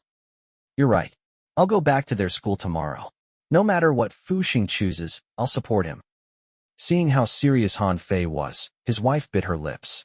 She had some questions, but in the end, she said nothing. We should rest too. By the way, in the future, we need to cover all the mirrors in the house at night. Why? Fu Tian kept saying there is someone in the mirror. Children can see things adults can't. Han Fei was not going to say a female ghost was haunting him through the mirrors. After all, Fu Tian could see ghosts too. Don't scare me. His wife slept alone in the bed at night. She opened her eyes, and the first thing she saw would be the mirror. Better to be careful than not. Han Fei placed the mattress on the ground. Before he lay down, he heard a click. Fu Sheng's door opened. Han Fei and his wife understood each other. Neither of them spoke. When the door clicked for the second time, they went out. They sneaked to the second floor. The food on the tray was gone. The girl's note to Fu Sheng was gone, but there was a new note. Did Fu Sheng leave this for me? Han Fei told his wife excitedly. He is finally willing to communicate with me. For Han Fei, Fu Sheng was the key to the memory world.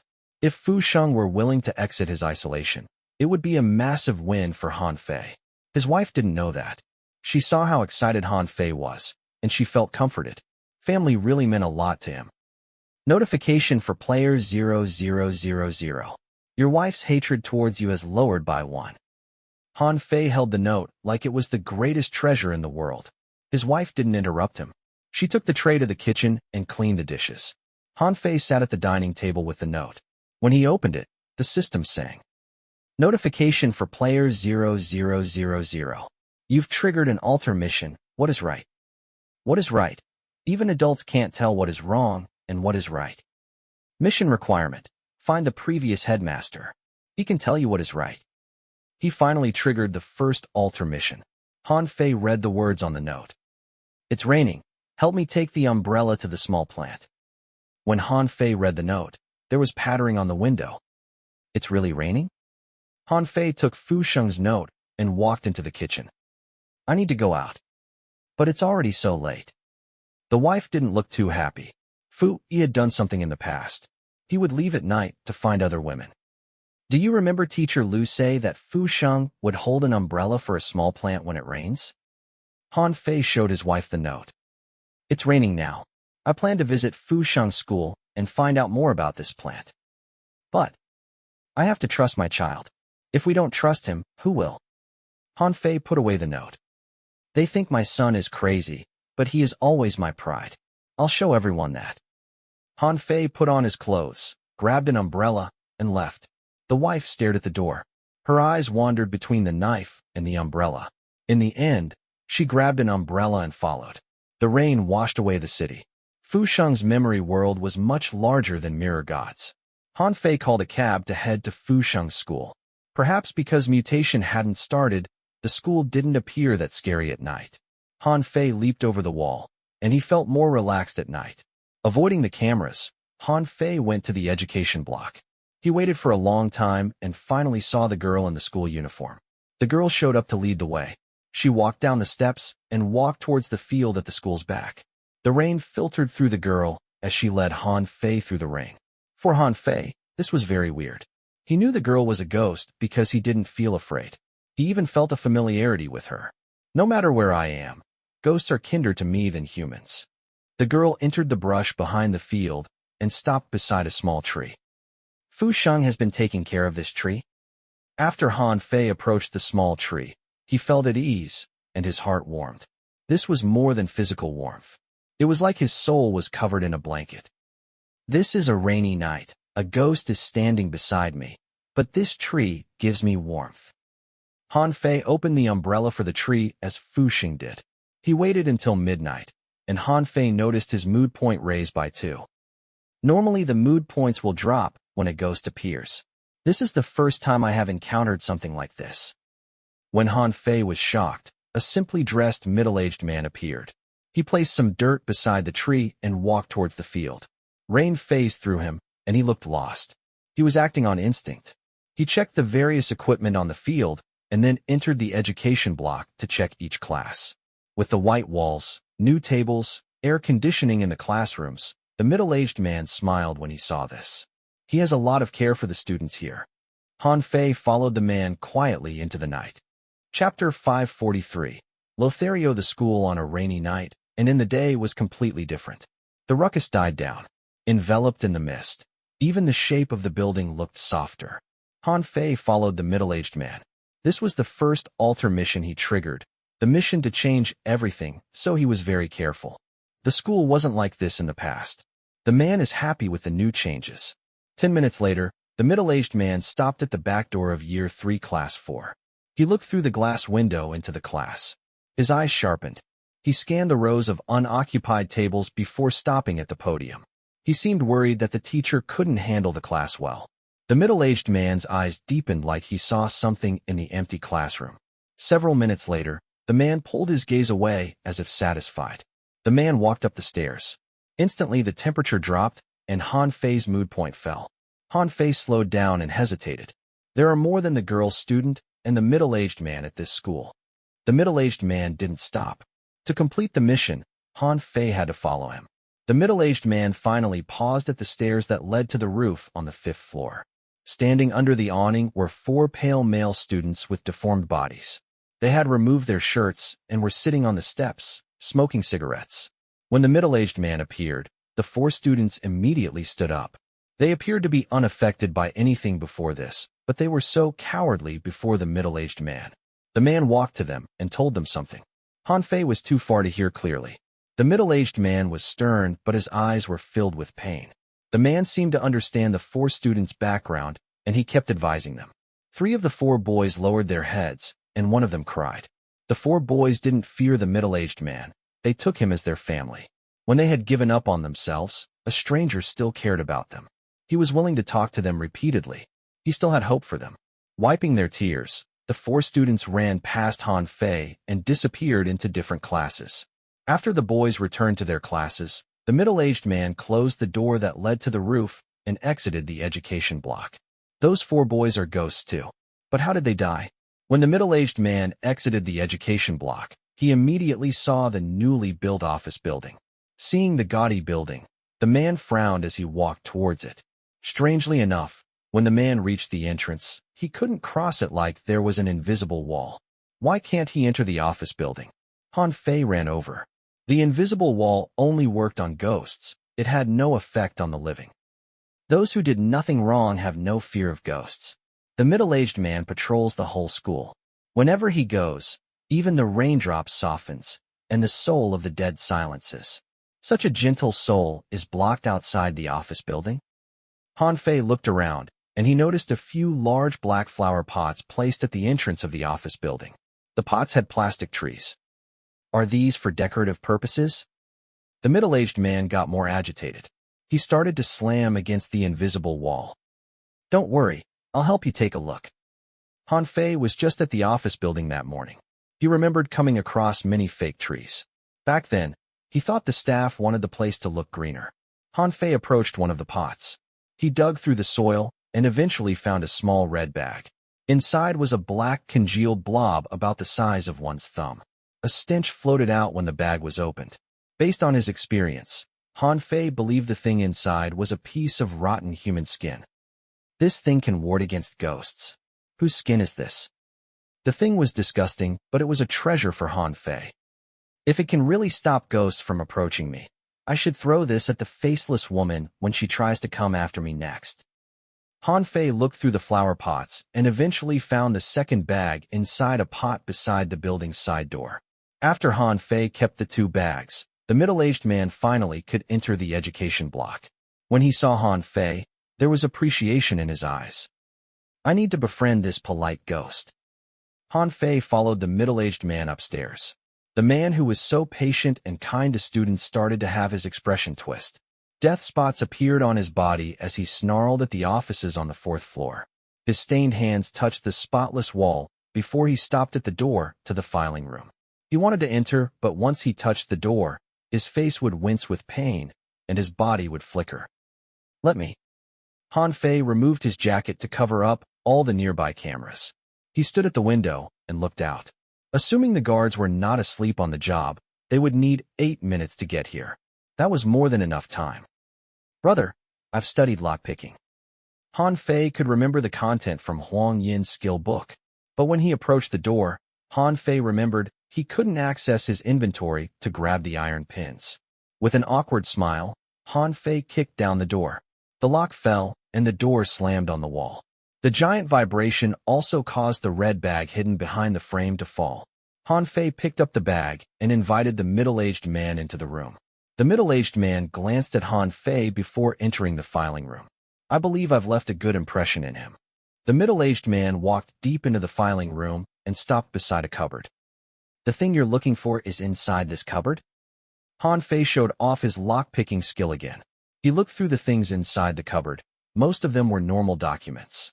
Han Fei would have given up if not for the man standing there not moving. Han Fei looked for a long time before he grabbed a file that looked just like any other.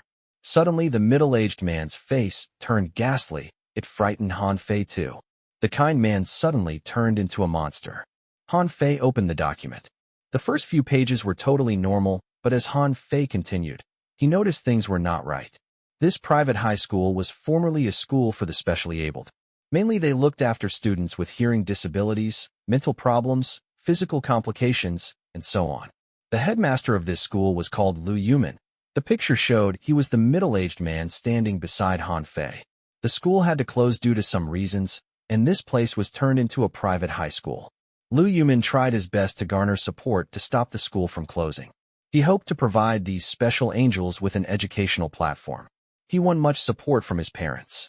But all of a sudden, a scandal erupted regarding the married Lu Yuman. He was said to have a romantic relationship with one of his female teachers. Many media reported their relationship and supplied pictures. There were pictures of Lu Yuman and the teacher staying late after school, standing close together, and so on. No one listened to Lu Yuman's explanation, and the female teacher said nothing. Soon Lu Yuman disappeared from the city. Some said he committed suicide from shame. Others said he had run to another city, abandoning his wife and daughter. In the past, Lu Yuman was a well-respected headmaster. The parents of the special children saw him as an ally. But in the end, Lu Yuman was a heartless man whom everyone spat on. The higher they were, the harder they fell. Lu Yuman's wife had a fragile constitution. She died in pain and despair. His daughter, Lu Lina, had to suffer many gossips and complaints. However, she became a teacher and worked at his father's former school. She was very serious at her job. The students loved her dearly. Perhaps she was trying to make up for what his father did. You are framed by those people. They slandered your character and then killed you so you wouldn't have the chance to clear your name. Han Fei put away the file. He looked at the man. You're a good man. I'll help you clear your name. After Han Fei found out the man was Teacher Lu's father, he was quite afraid. Now Han Fei understood why Teacher Lu hated him so much. Her father was painted like the bastard Fu Yi was. I have to correct my mistakes, but before that, I need to clear your name first. After the middle-aged man heard Han Fei, he turned to head to the headmaster's office. Han Fei entered the office and found a secret compartment behind the bookshelf with the man's help. He took out a USB and several pictures. The pictures were taken from a distance. On a rainy night, two men in black raincoats were digging in the bush behind the field before dropping something in. Looks like the new headmaster has kept this as security. He probably worries that he'd follow your footsteps. Thinking of the old man who didn't know how to do anything, Han Fei smirked. Harboring criminals is a crime. Since you've bullied my son, I'll send you all into prison. Han Fei looked out the window. There was no one in the dark. Han Fei inserted the USB drive into the headmaster's desktop. There were a few videos, and they were all taken in secret. The first few videos were of Lu Yuman arguing with some people inside the old headmaster's office. The group told Lu Yuman to cooperate and chase the retarded students away. The usually gentle headmaster chased them out of the office. The latter videos were quite scary. The same people paid a young female teacher to ruin Lu Yuman's name and purposely lean close to him at public settings. The work at the school was heavy, and not many wanted to work at this school due to the extra workload. So Lu Yuman often had to stay overtime. Those people told the female teacher to wait at school for Lu Yuman so they could go home together. Everything was set up. It was not complicated, but it was effective. The perfectly good man is framed, but he will be cleared by the big evil that is Fu Yi. I guess this is poetic justice. After he got the evidence, Han Fei decided to leave. He grabbed the USB drive and his jacket. He cleaned his trace and left. The altar mission is not yet completed. Looks like I need to clear the headmaster's name. But this is the right thing to do. After Han Fei left, a woman walked out. She removed her jacket and wiped away the footprints that Han Fei didn't spot. Han Fei leaped over the wall. He frowned. Fu Yi doesn't have a sterling reputation. It wouldn't be persuasive if he's the one who exposes these things. People are always prejudiced. The best way to help the previous headmaster is to convince Teacher Lu and have her help her father. Furthermore, when the headmaster comes to school tomorrow and realizes the things inside the compartment is missing, he will move the body. That will make things interesting. Then again, Han Fei didn't want to find trouble when he didn't have rest and peace. After some thought, Han Fei decided to call Teacher Lu. The call was answered after many rings. Teacher Lu's emotionless voice came. Fu Yi, why are you calling me? Don't tell me it's because you've been chased out by your wife and you need to stay with me. Can we meet? I know your father is framed and I have the evidence. I also found out where he is buried. The phone was silent. After a long time, Teacher Lu said, I've lied to me many times. If you used my father to lie to me, I will kill you. We'll meet at the internet cafe near the school. Okay, I'll be there. Half an hour later, Han Fei saw Teacher Lu at the door of the internet cafe. She wore a tracksuit and carried the large bag. Han Fei waved at Teacher Lu. Do you have your ID? I didn't carry mine. They won't let me use the PC without one. A person who frequents hotels doesn't have his ID? Teacher Lu refused to believe Han Fei. Regardless, they entered the cafe and found a secluded spot to sit. It's all in this USB drive. See for yourself. Han Fei handed the evidence to Teacher Lu. Teacher Lu clicked on the videos. Her fists involuntarily gripped. Her eyes watered and tears slid down her cheeks. Her father didn't disappoint her and her mother. Even until the last moment of his life, he was a principled man. But the whole world had misunderstood him. The truth surfaced. Teacher Lu stared at the screen. She looked through the videos repeatedly before lowering her head to look at the pictures. The place where Lu Yumin was buried had no grass. Instead, a small tree grew there. Han Fei placed a paper beside Teacher Lu. He had written down the whole process of how to inform the police, the evidence chain, and so on. You need to find the police in the morning. Bring these with you and follow my instruction. Your father's name will be cleared and your father's murderers will all be captured. Teacher Lu leaned on the keyboard. The energy had left her. Han Fei stood beside her because he was worried about her, but he didn't get too close. After crying for a long time, Teacher Lu put away the USB drive and photos. She carried her large bag and left. Just as they were about to leave the cafe, she turned back to look at Han Fei. She wanted to say something, but in the end, she just turned and ran into the rain. Notification for player 0000. Lulina's hatred towards you lowers by 5. Her father's incident was a thorn in Teacher Lu's heart. She finally found the truth, but she didn't expect it was her most hated man who helped her find it. Notification for player 0000. You've once again completed the conditions to gain the hidden profession, lapidarist. You've gained affection from 3 spirits after lowering them. Will you activate the mission for the lapidarist? No. Notification for player 0000. Your compatibility with the profession lapidarist is 98%. Are you sure about your choice? Yes. I'm not interested in the profession. I won't toy with people's emotions, especially not after this altar mission. Cheaters deserve to die. Notification for player 0000. You've rejected to unlock the hidden profession, lapidarist, 3 times. Congratulations for obtaining the hidden profession title, Lothario.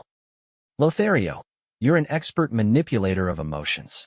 You enjoy this excitement, like an ice dancing on fire. After you gain this title, you'll gain affection level faster from people who like you and gain hatred faster from people who hate you. Han Fei almost coughed out blood. I'm a Lothario. I did this to survive. Did you see me enjoy any of these? Chapter 544, Love Saw. Notification for player 0000. After becoming the lapidarist, the effect of the title, Lothario, will become more effective. The friendliness level from the ghosts who like you will increase double its usual speed, and you have the chance to turn hatred of the ghosts from the opposite sex into love. The rise of hatred from people who hate you will not change. No. Han Fei denied the choice clearly. This profession was very dangerous. It could help Han Fei increase the friendliness level, but if he was not careful, he would be chased by endless ghosts. This was a risky profession. The system was right on one thing. The profession was like ice dancing on fire. The player had to be on constant alert for the risks. Fu Yi's life is a cautionary tale. I didn't follow Fu Sheng's footsteps when I faced the black box, and I will not follow Fu Yi's footsteps when it comes to romantic relationships. Han Fei turned around and was startled. His wife stood outside the cafe holding an umbrella. She held her dirty jacket. She had seen everything between Han Fei and Teacher Lu. Please, listen to my explanation. It's all right, I heard everything. You were helping her find the cause of her father's death. His wife seemed to know what Han Fei was thinking.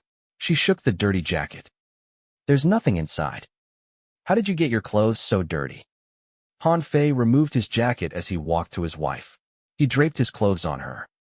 I've clarified everything with her. Shall we go home? Han Fei didn't ask why his wife was following him. He didn't dare to ask. He held the umbrella and shielded his wife from the rain. His wife saw how wet his shoulder was and leaned towards Han Fei.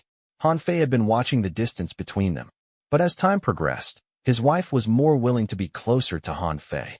It was already late midnight, but the rain showed no sign of stopping. They walked down the road outside of the internet cafe and saw an old couple. They were pushing a cart selling Odin. Perhaps it was the rain. Most of their stuff was not yet sold. We haven't been out like this, sharing some street food in a long time already, right? Han Fei looked at his wife. Since it's already late, why not we stay out longer tonight? Normally I'm so busy with work that I never have time for you and the kids. They put away the umbrella and sat beside the small cart. The rain slid down the tent.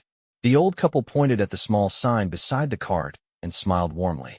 Han Fei read the sign. The basic meaning was the granny was mute and the grandpa had hearing difficulty. He needed hearing aid. Hopefully, the customers wouldn't mind. Even at their age, they can still rely on each other. That's nice. His wife had on Han Fei's jacket and looked at the steaming Odin. I want to try this. I don't think there are many more customers. We should eat more. Han Fei was a midnight butcher. He'd eat anything that had meat. On this rainy night, the light from the stall was very warm. There were not many customers. Only Han Fei and his wife sat beside the cart. If I'm not wrong, Fu Sheng should be able to return to school soon and his life will become more interesting. Han Fei looked at the rising steam. He believed he was doing the right thing. Actually, it's my fault that he became like this. This was the first time his wife told Han Fei things like this. When we just got married, I wanted to have a better relationship with him. I also wanted him to be happier. But an accident happened on the day we visited the theme park. I got separated from him. I knew he was scared, so I kept looking for him. The theme park? Han Fei's expression didn't change, but he perked up his ears. Perhaps from that moment onwards, he thought I'm a horrible woman. He assumed I lost him on purpose. But it was an accident, and I have been trying to make up for it. The wife lowered her head in shame. I know his biological mother has brought him to the theme park once before she died. I wanted to be his mother. Then, on the day of your big fight, I had so much regret. I had no idea how things turned out like that. Perhaps I was wrong from the start. The day of the big fight? Han Fei looked at the woman with confusion. There was a fight between Fu Sheng and me. He started to hate me since then? His wife nodded. After we had Fu Tian, we indeed gave him more attention and had ignored Fu Sheng. It is why he did what he did. My mind is fuzzy. Can you tell me what Fu Sheng did on that day? You forgot about it? His wife looked at him with confusion. That day we were both not home. Fu Sheng brought Fu Tian to the theme park. He wanted to lose Fu Tian, just like how I had lost him. I remember it now. Han Fei massaged his temples. He knew the plastic surgery hospital and Lost theme park featured heavily in Fu Sheng's memory world, but until now he had no reason why. Fu Sheng said he wanted to bring Fu Tian to the theme park because Fu Tian couldn't stop crying. But neither of us believed him. You even slapped him and forced him to apologize. That day you two argued madly. I had never seen Fu Sheng so out of control. The rain dwindled, but the wife's emotions became more agitated. If I chose to believe Fu Sheng that day, the rest won't happen. The theme park represents separation in Fu Sheng's mind. Is it possible that he brought Fu Sheng there because he wanted to leave Fu Tian behind and then he'd disappear completely from our lives? Han Fei had no evidence. He made this judgment based on his understanding of Fu Sheng. The boy is very kind. He tried his best to protect a picture of the dead by the roadside so that the dead wouldn't be bullied. I know, so I've been trying to apologize to him. But ever since that day, he locked himself up. After the suspension, he trapped himself in his room and refused to see us again. The wife felt guilty and saw many things as her fault. I will resolve this misunderstanding. Han Fei finished the soup. I have the confidence. You found the way to reach Fusheng? Not yet. Han Fei shook his head. My confidence comes from you. I have the world's kindest wife and greatest kids. I believe that will change the so-called destiny. You're talking nonsense again. I can see into the future. You'll become a great mother and help the two children reach their maximum potential. The brothers will become big characters who will change the world. Han Fei didn't lie. That was the truth. His wife thought he was only running his mouth. She rubbed her eyes. What about you? What will become of you in the future? Me? Han Fei hesitated. He took out his phone to look at the date. Fu Yi about had 30 days left in his life. It's getting late. We should go back. You're right. You need to get back home to sleep. You need to work tomorrow. The wife opened the umbrella and Han Fei turned to the grandpa. Grandpa, can you pack up the rest for me? I'll take them away with me. It was late and raining. Han Fei wanted the senior couple to be able to go home and rest too. Carrying the bag, Han Fei left the cart. His wife saw everything. Notification for player 0000. Your wife's hatred towards you lowers by 1, accumulation of 4. Han Fei approached his wife, and she shared the umbrella with him. Come on, let's go home. I bought some extra. We can have them for breakfast tomorrow. Han Fei held the umbrella in one hand and the bag in another. Okay. The rain became lighter. Han Fei and his wife reached the neighborhood around 3 a.m. They just entered the neighborhood when Han Fei heard a sound. He turned and saw a young woman in a brown-yellow dress standing at the corner of the street. The woman's wet hair stuck to her face. Her expression was scary. That's Fu Yi's online friend. Why is she here? Han Fei handed the umbrella to his wife and rushed over. If this was a common movie plot, the girl would have seen Han Fei with his wife. When she saw how happy Han Fei was, she would burn with anger before starting to plot revenge on Han Fei and his family. Han Fei, with 30 stamina, went on a full sprint. A normal ghost couldn't shake him off, much less a weakened girl. With his hide-and-seek talent, Han Fei soon found the girl hiding at the corner. What's wrong with you? Han Fei slowly approached. He noticed the girl's body swayed, and she held a sharp glass shard in her hand. Let's get you out of the rain first. Have you had anything to eat? Han Fei slowly approached. The girl swung the glass at Han Fei, but before she could reach him, she collapsed. Han Fei touched the girl's forehead. She was burning up. You had to come out to kill me even when you have such a high fever? It's not worth it.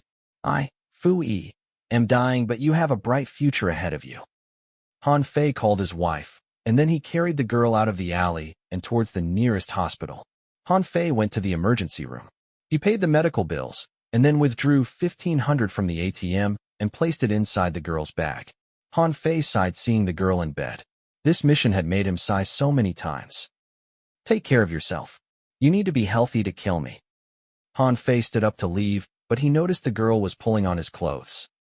Oh well, I'll stay to accompany you for a while. Han Fei felt the urgency.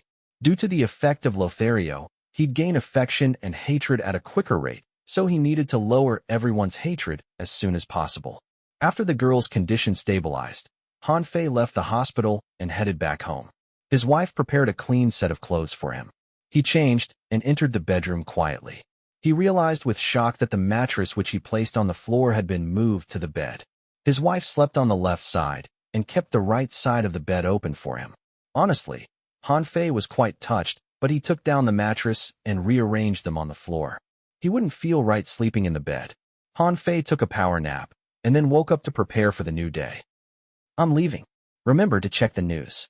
When the previous headmaster's name is cleared, you have to share the good news with Fu Sheng. Han Fei reminded his wife before he left. Don't worry. Han Fei rushed to the company, but he was still late. Shit, Zhao Qian is going to have it in for me. I even rejected her invitation yesterday night. Today will be a hard day. I have to be careful. Han Fei clocked in, but he realized with a shock that Zhao Qian didn't find trouble with him, and more confusingly, his 4 members were all gone. Where are they? At that moment, cheers came from the meeting room. Han Fei removed his jacket, grabbed half a cup of coffee, and pretended he had been there for a long time already. He walked towards the meeting room and opened it. He realized everyone was there, and many people were taking pictures. Han Fei walked closer and spotted a woman about 1.8 meters tall. She was wearing the Resistance's outfit in Immortal. She held a saw and assumed different poses. Octopus had pushed the concept of the less you wear, the greater your armor, to the maximum. The outfit he designed was pretty, but it barely covered anything. Leader, when did you arrive? Brother Fake Plant stood on tiptoe to take pictures and accidentally bumped into Han Fei. I have been here for a long time already. You were so obsessed with taking pictures that you didn't see me. Here, leader, I'll give this spot to you. It's all right. I'll get back to work. Han Fei turned around. As he opened the door, the sound of saw roaring came from the other end of the room. Han Fei's heart pounded. No way. Ligua Air merely wrote a casual example. I'm overthinking this. Han Fei couldn't resist the temptation to turn around to look. When he met the eyes of the woman holding the saw, the woman's icy face broke with a cruel smile. Han Fei's eyes twitched. Yup, this was another woman who wanted to kill him. Han Fei pretended not to see this and hurried back to his office. He took out his phone and checked his secret account. These days, he stopped chatting with the girls. But yesterday, one of the women sent him a lot of messages. The basic meaning was, if you don't come to find me, I'll have to go find you. Han Fei clicked on the woman's profile, but the woman was using a smurf too. Everything was fake. Leader, why are you sweating again? Ligua Air handed him a paper napkin. Everyone couldn't wait to take more pictures of the model, but you saw her and ran. Do you know her? If everyone stays to watch the model, who is going to work? Even if you look at something 100 times, it won't be yours. But if you work hard, money and future will be yours. But the first thing the model said when she came to the company was, is Fui around? When Sister Qian heard that, her face was stunned. Ligua Air chuckled. Leader, you better think hard. Have you met her somewhere before? Right, the model's name is Love.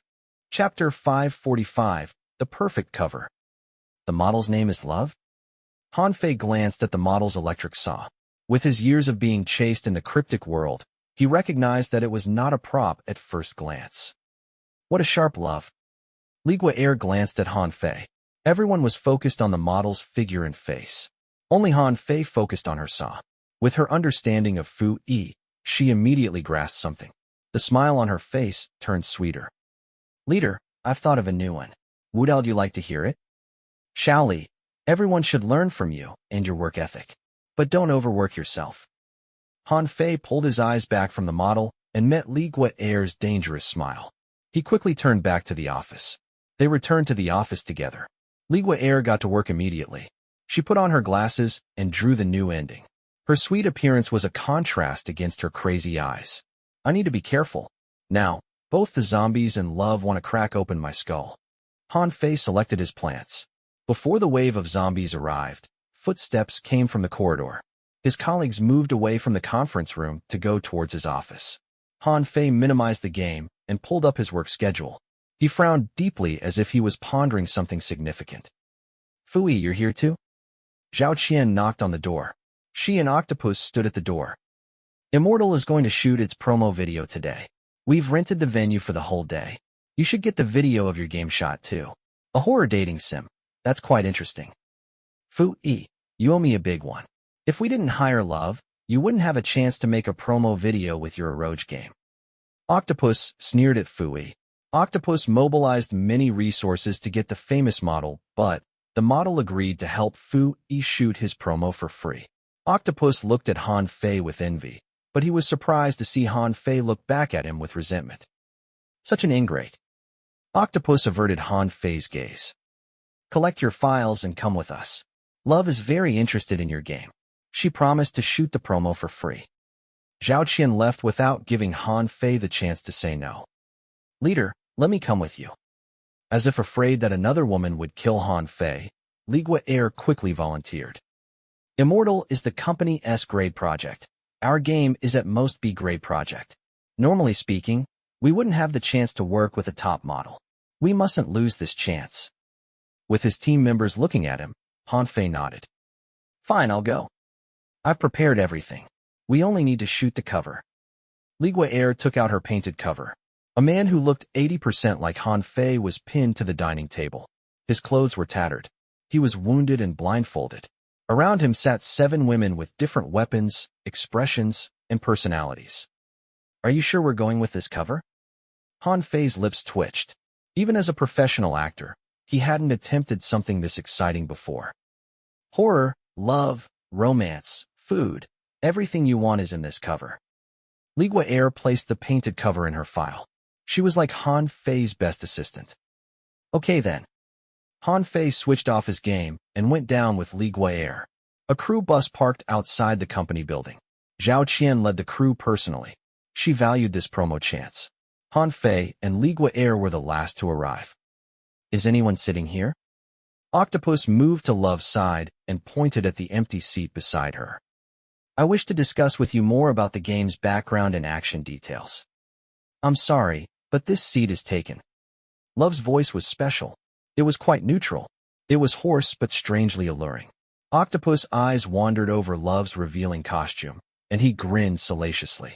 Then he spotted the empty seat beside Zhao Qian. Since Zhao Qian was the company manager, the normal workers would be too pressured to sit beside her. Octopus walked towards Zhao Qian. Before he arrived, Zhao Qian saw Han Fei ascend the bus with Li Gui'er. Her eyes flashed with annoyance. Zhao Qian stood up to pull Li Gui'er over to sit beside her. She asked her about work. The engine started, but Han Fei and Octopus were still standing. There were supposed to be enough seats, but Zhao Qian suddenly said Han Fei was tagging along. The two of you just find a seat to squeeze together. Don't stand on the aisle. The driver urged. Han Fei sighed. He slowly moved towards Love. It was the only empty seat left. Can I sit here? Of course. Love caressed her nails, which were painted red like blood. Your eyes are still as brilliant as ever. There might be some misunderstandings between us. Every beautiful encounter starts with a misunderstanding. Love focused on Han Fei as if she was trying to brand his face into her mind. No, this is a real misunderstanding. Han Fei had read through Fu Yi and Love's chat record. The most recent 2 weeks of chat records were standard, but the previous chat records had all been erased. Han Fei had no idea what Love chatted with Fu Yi, but he had a feeling these were unsavory topics, or else Fu Yi wouldn't need to delete everything. While Han Fei pondered this thing, Love kept staring at him. It caused Han Fei to be anxious. Seeing how Han Fei didn't recognize her, Love's gaze changed. A thin blood vein popped in her eyes. Fu Yi, do you really think avoidance can solve everything? Han Fei really had no idea what the history between Love and Fu Yi was, so he could only whisper back. We'll talk about this in private. Han Fei then ignored Love. He turned his head forward and saw the dumbfounded octopus standing there. Why are you standing there? Find a place to sit. Octopus' fists gripped. He invited the model. He booked the bus. It felt like he had done everything, but Han Fei had swooped in to steal everything from him. Leader Zhang, come sit with us. The cameraman said and offered a seat. This is not going to be a long ride. The hotel is not far from here. It'll take at most 40 minutes. The driver started the engine once Octopus sat down. Hotel? The venue is a hotel? Han Fei was confused. Immortal was a game set in the future. It didn't have anything to do with a hotel. Immortal describes a horrible future. Immortals live in the intelligent city, while the rebels and refugees live in ruins outside the city. Starry Art Hotel was abandoned 5 years ago. It was once luxurious and royal, but now it's a total ruin. It fits our requirements. A worker explained. The hotel used to be our city's landmark. However, no one dares to stay there anymore after that incident. What incident? It's nothing good. You don't need to know. The worker stopped talking, so Han Fei took out Fu Yi's phone to do his own research. He keyed in Starry Art Hotel, and the search results came back immediately. The Descent of the Demon, or Mental Chaos. 21 lives encased in cement to build Satan's hotel. The hotel boss is still at large. Starry Art Hotel, near Perfection Plastic Surgery Hospital, provides accommodation, dining, and so on for the rich people coming for plastic surgery. No one knew this building closest to Perfection hides so many ugly secrets. The case remains unsolved. The hotel staff died from a mysterious death. The guard died from being scared. Their dying messages mention the dead looking for their faces. Is it a plastic surgery hospital or a murder hospital? What is the connection between Perfection Plastic Surgery Hospital and Starry Art Hotel? Dark attraction, 500 per night. Han Fei was reminded of many things. There was also a hotel near the hospital built by Immortal Pharma. Everything here matched Fu Sheng's schooling day memory. Han Fei was curious.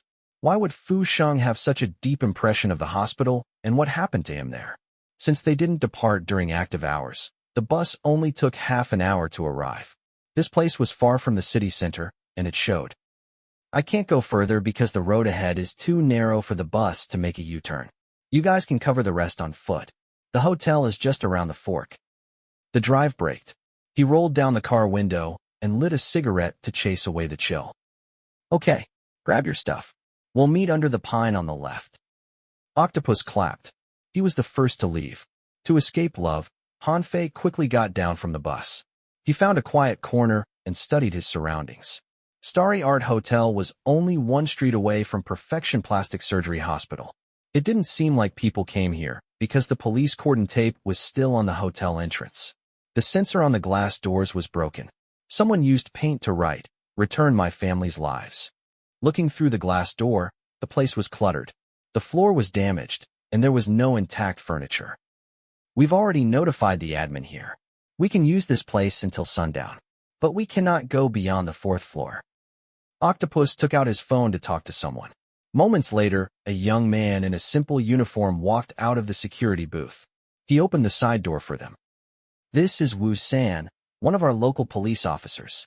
If you need help inside the hotel, come to find him. Wu San then walked towards the rest of the crew. I am responsible for watching over this building. You can call me Xiao San. The young man smiled as he scanned the crowd. His smile froze when he saw someone. He studied the man repeatedly. His eyes were filled with shock, and he uttered, Han Fei, the actor? Han Fei was also staring at Wu San. He could sense that Wu San was different from the normal citizens of the altar world. He's another player? He's quite clever to join the police force. They were astute enough not to expose the other. We have a promo to shoot, so let's not waste time. Octopus led the way into the hotel. He communicated with the shooting crew to set up the background. Where's the model? And we need a prop manager. You guys help Fu Yi and his team first. Setting up the scene and cameras needed time, so Zhao Qian had Love, the prop manager, and some cameramen to help Han Fei. Immortal will take about an hour to set up, so your team can go first. CEO Zhao, our request is straightforward. Ligua Air took out her drawing. A big dining table, various murder weapons, and 7 models with different personalities. 7 models? Then we will take the pictures first. I'll key in the models in post. Zhao Qian waved over Wu San. Officer Wu, do you know if there are a big dining table and different weapons at this place? I'm just a normal officer. Please call me Xiao San. Wu San smiled shyly. There is a large circular dining table on the 2nd floor ballroom that can fit 25 people. 25? That's too large. Is there one smaller? There is another in the 1st floor basement, and there are weapons around, but... Wu San hesitated. We suspect the killer has used that table before.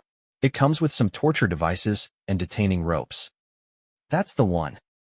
Ligua Air, Love, and Zhao Qian said in unison. Wu San was startled. Okay, I'll bring you there. Wu San took out the key. When he passed Han Fei, he looked at Han Fei with confusion.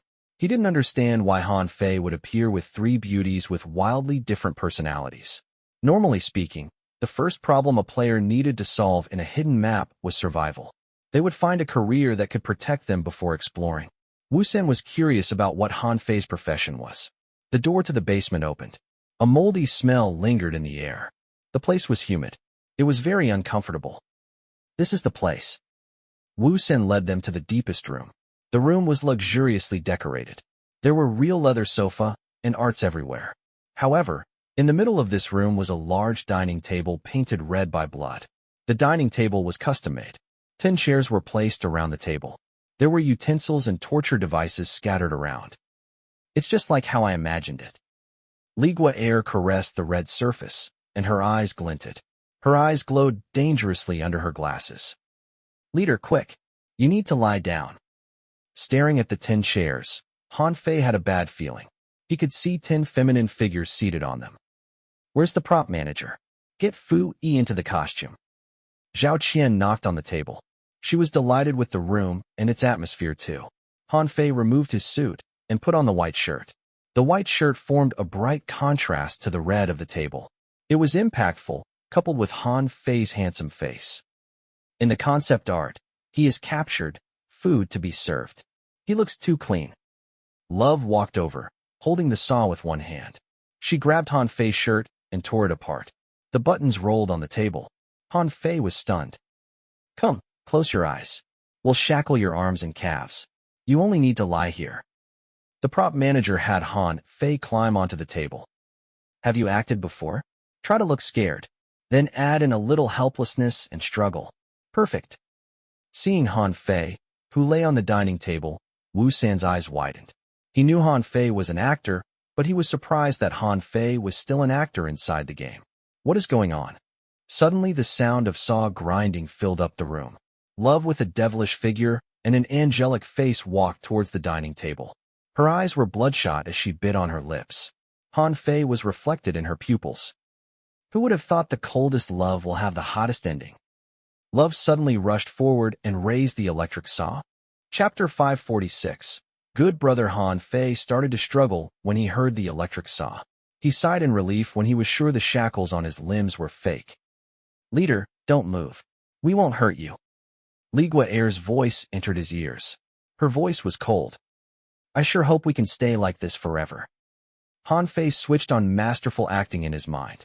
His body trembled as if he was a boy thrown into a nightmare. Veins popped on the back of his arms, and his forehead was covered in a cold sweat. The chain rattled, and the saw buzzed. The women picked up the weapons on the ground and placed them around the dining table. They were so graceful, like they were picking their dining utensils. Seeing the three women, Wu San's heart rose. Are they doing this for real? He tried to turn his head away, but he was too curious about what would happen next. He swallowed nervously and glanced at the dining table from the corner of his eyes. The slender arms reached towards Han Fei. The tapered fingers fell on his shirt like surgical scalpels. They seemed to be measuring Han Fei's body and planned to split him into 10 different parts based on his weight. The cameramen were in place. No one shouted for the scene to begin. Everything felt so natural. Han Fei struggled harder until the bloody shackles formed welts on his wrists. His face was twisted from fear. His lips were bloodless. Wu San was shocked by what he saw. He is so serious even inside a game. No wonder he's so successful. The electric saw came closer. Various instruments brushed against Han Fei's shirt like they were caressing him. The more he studied this, the more Wu San was confused by this. He had to ask, are they not acting? With a few coughs, Wu San knocked on the table. It's best if you don't touch the weapons on the ground. They're most likely still evidence. This is perfect. The cameraman walked over with excitement. I've never had such an easy shoot before. I couldn't see any acting element on you. It's like your movements are filled with that twisted desire. Shouldn't we take a few more shots? The shoot was already over before Love even reached Han Fei. She frowned with dissatisfaction. I don't think the result can be better. The cameraman showed the result to Zhao Qian and Li Gui'er. The layout is perfect. Didn't you want to feature a bastard being cruelly murdered? I've left enough space on the sides to add the other women. The bastard lay in the middle, and the 10 women whom he had hurt in the past surrounded him, delivering him death with unique methods. This is art. How about we call it pure love, the Last Supper? Not a bad idea. Zhao Qian glanced at the video result. Can you change our faces in post? Of course. Plus, you need to add that this is inspired by a real story. The names of all the characters will be changed out of respect to the dead. Zhao Qian pointed at the screen. The character has to die? Han Fei sat up. I think there's a chance the male lead might survive. We can discuss the details back at the company. Zhao Qian waved her hands. She sat down beside the table. This table can seat 10 people, but it'll be hard to find 10 female victims. Her eyes scanned Li Gui'er and Love. She mumbled to herself. The intern, the model, the boss, the female client, the internet friend, the son's teacher, and the wife. That's only 7. Hearing that, Han Fei shivered. His boss didn't say anything, but she knew everything Fui did. Zhao Qian knew more than Han Fei did about Fui. Han Fei hadn't met the female client. Has she been planning to kill Fui for a long time? Han Fei changed back into his suit. He had the title Lothario, so the people who hated him would hate him even more. He needed to lower their hatred as soon as possible to prevent that from happening. Hey! Wu San silently approached Han Fei and shot him a glance. You've done well for yourself. Can you show me some tricks? Even Wu San could tell these three beautiful women had a special relationship with Han Fei. You misunderstand me. Han Fei was too lazy to explain. I understand. Everyone has their unique talent and gaming style. Wu San still misunderstood Han Fei. By the way, brother, how did you get in here? I have no idea, but this is a strange place. I think it's a hidden map. I can't quit the game. Han Fei frowned. You seem to know this place well. Time flow at hidden maps is different from outside. It might be related to the secret at the core of deep space tech. Wu San lowered his voice. My teammates and I entered here from a theme park's maze. We've been here for a long time already. Teammates? There are others? There are 3 teams of us, 18 players in total. We entered this place in 2 batches. Now, I've gained contact with 10 of them. Wu San said mysteriously. Have you heard of Chong Wei? He's the nation's earliest black box hunter. He's a level 19 top player. He's our leader. Level 19 is impressive. Han Fei was level 19 too. Aren't you worried that you've been stuck here for so long? I have no other choice. For a professional player at my age, we could be fired by our agency at any time. If I don't grasp this chance, I won't find another job that easily. Wu San was about Han Fei's age, but 27 was considered old for the professional gaming industry. Who would join this dangerous team if not for the sake of livelihood? If you're not careful, you die in-game. Perfect Life is strange. It's supposed to be an Iyashikei game, but it has the most stringent death penalty. Once the player dies in-game, everything will be wiped away. That is so cruel. You're right. Han Fei agreed. Ace, a big celebrity like you won't understand our pain. You're adored both in real life and in-game. I am so jealous of you. Brother, everything is an illusion. Han Fei smiled politely. How about we exchange contact method? Since we're trapped here, we should help each other. Sure. Wu San gave Han Fei his name card. The messaging function is blocked here, so this is the only way. If you run into other players, you can tell me. We'll try to look after them. Other players. Han Fei was instantly reminded of someone. Shenluo was still trapped inside the company's storeroom. It was a waste for the player with 0 luck to stay with Han Fei. He would fare better with the other players. I actually have a friend who is stuck here. He ran into some trouble. If you don't mind, I'll have him go find you. Of course not. To be honest, I also have a friend who violated the rules here by robbing people. He was made a fugitive. This is very normal. Wu San nodded.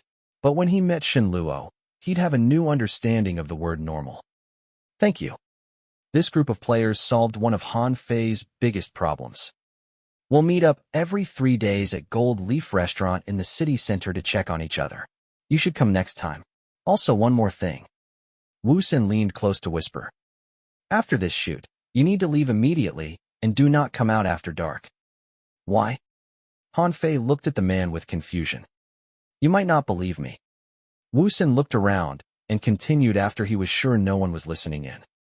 This hidden map is haunted. It's wildly different during the day and at night.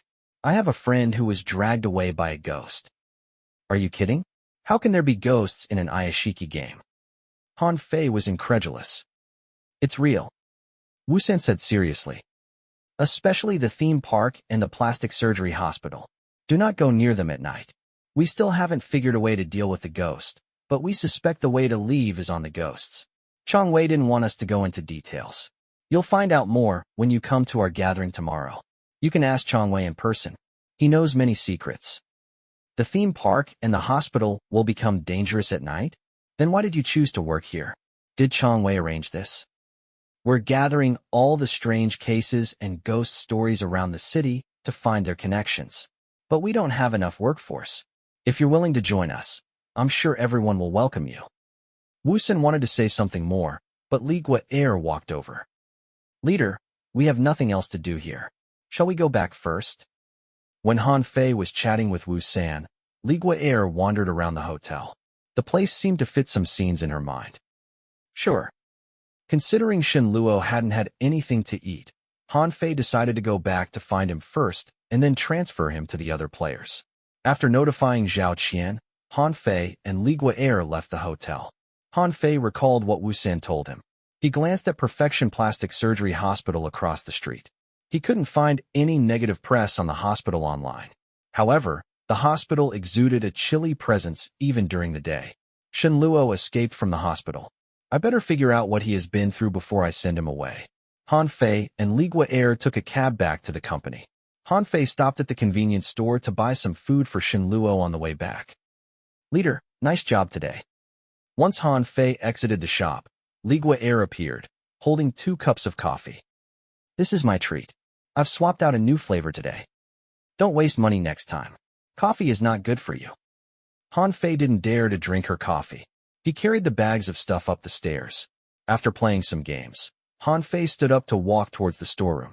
The door was locked. Han Fei coughed. Are you still there? You're finally here. I thought you'd already forgotten all about me. A man's voice came from inside. Shen Luo crawled out of his hiding place. How's the situation outside? The shopkeeper is looking for you and has offered a reward of 50,000 to have you captured. Han Fei added. But I have good news. I've gained contact with the other players. Once the sun sets, I'll have them transfer you to somewhere safe. I didn't know how to thank you. If you need any monetary consultation, come and find me. I'm Xian Lu's best investment consultation. Shen Luo tapped his chest and said proudly. I don't need that.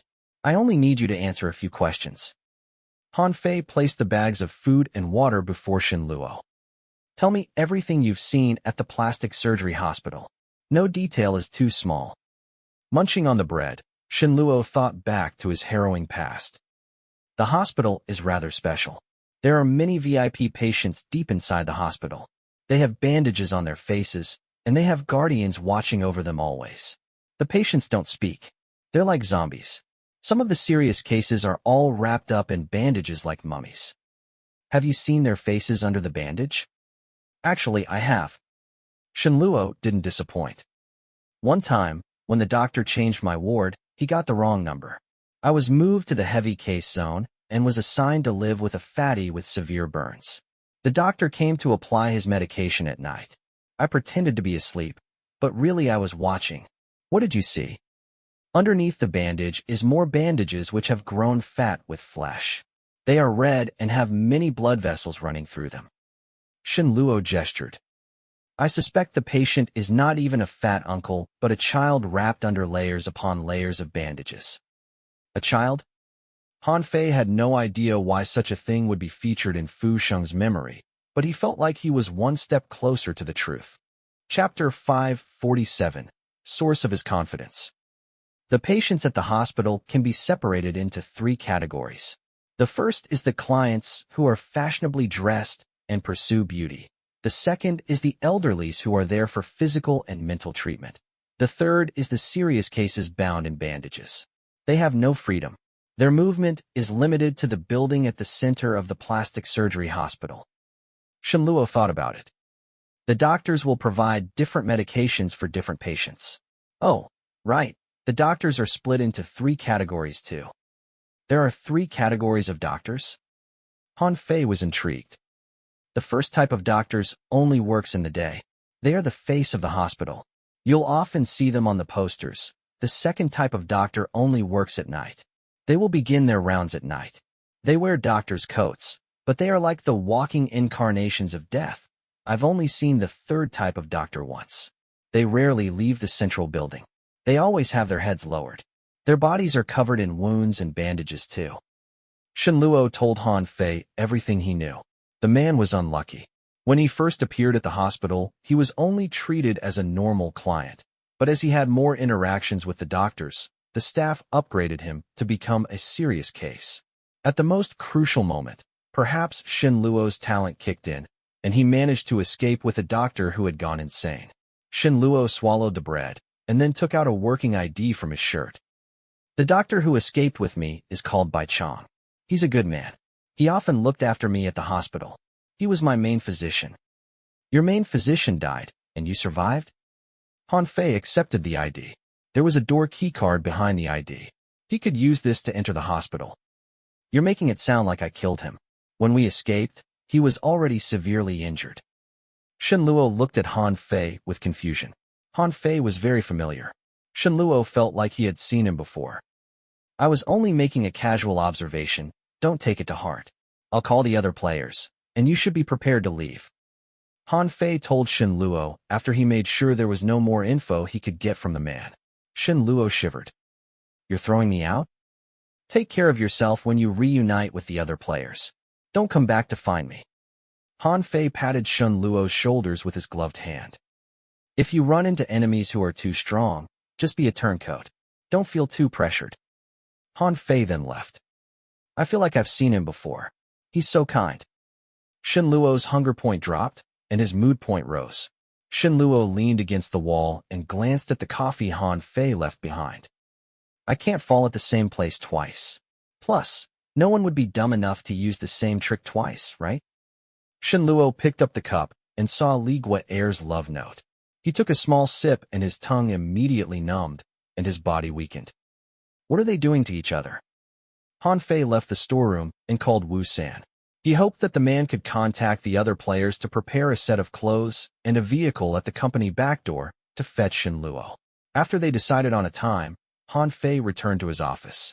Han Fei settled into a comfortable pose and started a game of solitaire. After a while, he grabbed his mug and prepared to go for lunch. Leader, let's go together. Brother Fake Plant wrapped up his work. CEO Zhao has given us the green light. She went to negotiate with the different departments. We'll probably see the beta test soon enough. She probably can't wait to play it herself. Han Fei and his 4 team members sat at the same table. The big television in the cafeteria played the local news.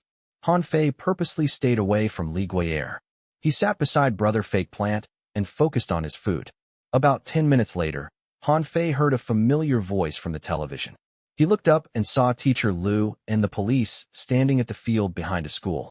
They dug out the previous headmaster's body under a sapling. The reporters kept taking pictures. Teacher Lu knelt among the mud, and she cried uncontrollably. The current headmaster was detained. At first, he denied everything, but when the evidence piled up against him, he wet his pants despite his age and lost his face. The parent beaten up by Han Fei was one of the murderers. He was a contractor who was responsible for expanding the school. However, before the police arrived, he had already gone on the run. It looks like Teacher Lu has handed the info I gave her to the police. The truth is finally revealed. When the police dug out the last headmaster's body, Han Fei received notification too. Notification for player 0000. You found the previous headmaster and completed the altar mission. What is right? What is right? Growth is not wandering between right and wrong. It is not following the crowd blindly. Growth is having fear and respect as well as determination. Rectification of Fu Sheng's regret increases by 5%. Fu Sheng's hatred towards you is lowered by 1. Congratulations on gaining a large amount of EXP and a chance to access your inventory. You've obtained a random altar title, Good Samaritan. Good Samaritan, altar title. This title only works in Fu Sheng's memory world. Whenever you act as a Good Samaritan, you'll gain EXP and increase mood points. Notification for player 0000. You've completed your first altar mission. You are now faced with 2 different choices. Choice 1. Keep repairing Fu Sheng's regret and lowering his hatred towards you. But your life will go into a countdown. Your physique will worsen, and the world will be against you. Your enemy is fate. This choice is perilous. If you die, there is a significant chance you'll lose your memory and be assimilated by the memory world. Choice 2. Push Fu Sheng deeper into despair and destroy his memory. You will become the altar's new altar. You'll personally restore the past. You will be reborn in Fu Sheng's body and inherit his everything. Of course, that includes his pain and despair. Han Fei had entered this memory world for a long time, but he hadn't triggered any mission until recently. This memory world is much larger than the mirror gods. Now it even gave me two choices. One is salvation, the other destruction. Han Fei saw the notification and felt like he was looking at the black box. Notification for player 0000. You have to choose within the next 3 minutes, or the choice will be made for you. The second choice will be taken because it matches the original owner's memory better. Fu Sheng had chosen destruction. Rationally thinking, Fu Sheng would want Han Fei to choose destruction too, so that Han Fei would inherit everything he had. What is the right choice? The old headmaster chose to do the right thing. He was framed, died in shame, and was buried under a tree. Insisting on doing the right thing can be very dangerous. But if everyone is stopped by fear, the next generation will forever live in a wrong world. Two choices represented two completely different paths. Han Fei hesitated for a long time before sighing. I'm sure you wish to be saved. Han Fei picked the first choice. He wanted to rectify Fu Sheng's regret to pull him out of the twisted memory. When Han Fei made his choice, a drop of blood hit the table. Han Fei noticed his nose started to bleed. This was a bad omen. Leader? The weather is too hot. I'm fine. Han Fei wiped away the blood. He put back the tray and rushed to his office. My body will worsen, and this world will continue to mutate. Those who hate me will start to go insane, and I will slowly lose the power to protect my family. Han Fei knew the consequence of choosing the first choice. The former Fu Yi ruined Fu Sheng, but now Han Fei needed to pick up the responsibility Fu Yi had shed. After the world mutated, the females might turn into pure hatreds. I need to make them calm down first. Han Fei took out Fu Yi's phone. He slipped into Zhao Qian's office. He wanted to find out the identity of the female client. Han Fei was a well-respected detective. Thanks to his scary criminal instinct, he instantly found the info he needed on Zhao Qian's computer. The female client's name was Du Zhu. She was one of the company's investors. She had a complicated relationship with the plastic surgery hospital. She was close friends with Zhao Qian and had once invited Zhao Qian to go to the hospital for treatment together. The female client is highly suspicious. She has been trying to induce Zhao Qian to kill me. The female client was not a good person. She was extremely controlling, but Fu Yi was not a controllable toy. Instead of bowing down to her, Fu Yi even cheated on her. Du Zhu comes from a good background, but she has a perverse personality, and she is also inhumanly beautiful. Han Fei already had a good understanding of Fu Yi. A bastard like him would be vulnerable to Du Zhu. However, Fu Yi wouldn't settle on one woman either. Fu Yi tried really hard to get himself killed. It's a miracle that he survives until now. Han Fei recovered everything. He received an unknown call when he left Zhao Qian's office. Hello? Han Fei, we're here. Bring your friend. Han Fei hung up and entered the storeroom. The scent of coffee wafted in the room. Han Fei saw the collapsed Shen Luo. It looks like Li Guo doesn't want to kill me anymore. She just wants to entrap me. That is an improvement. Brother, do you have some problem with your wife? Which wife you're talking about? Never mind. Shen Luo shook his head. Get changed. We're leaving. After Shen Luo changed, Han Fei helped him downstairs. It was lunchtime, so there were few people at work.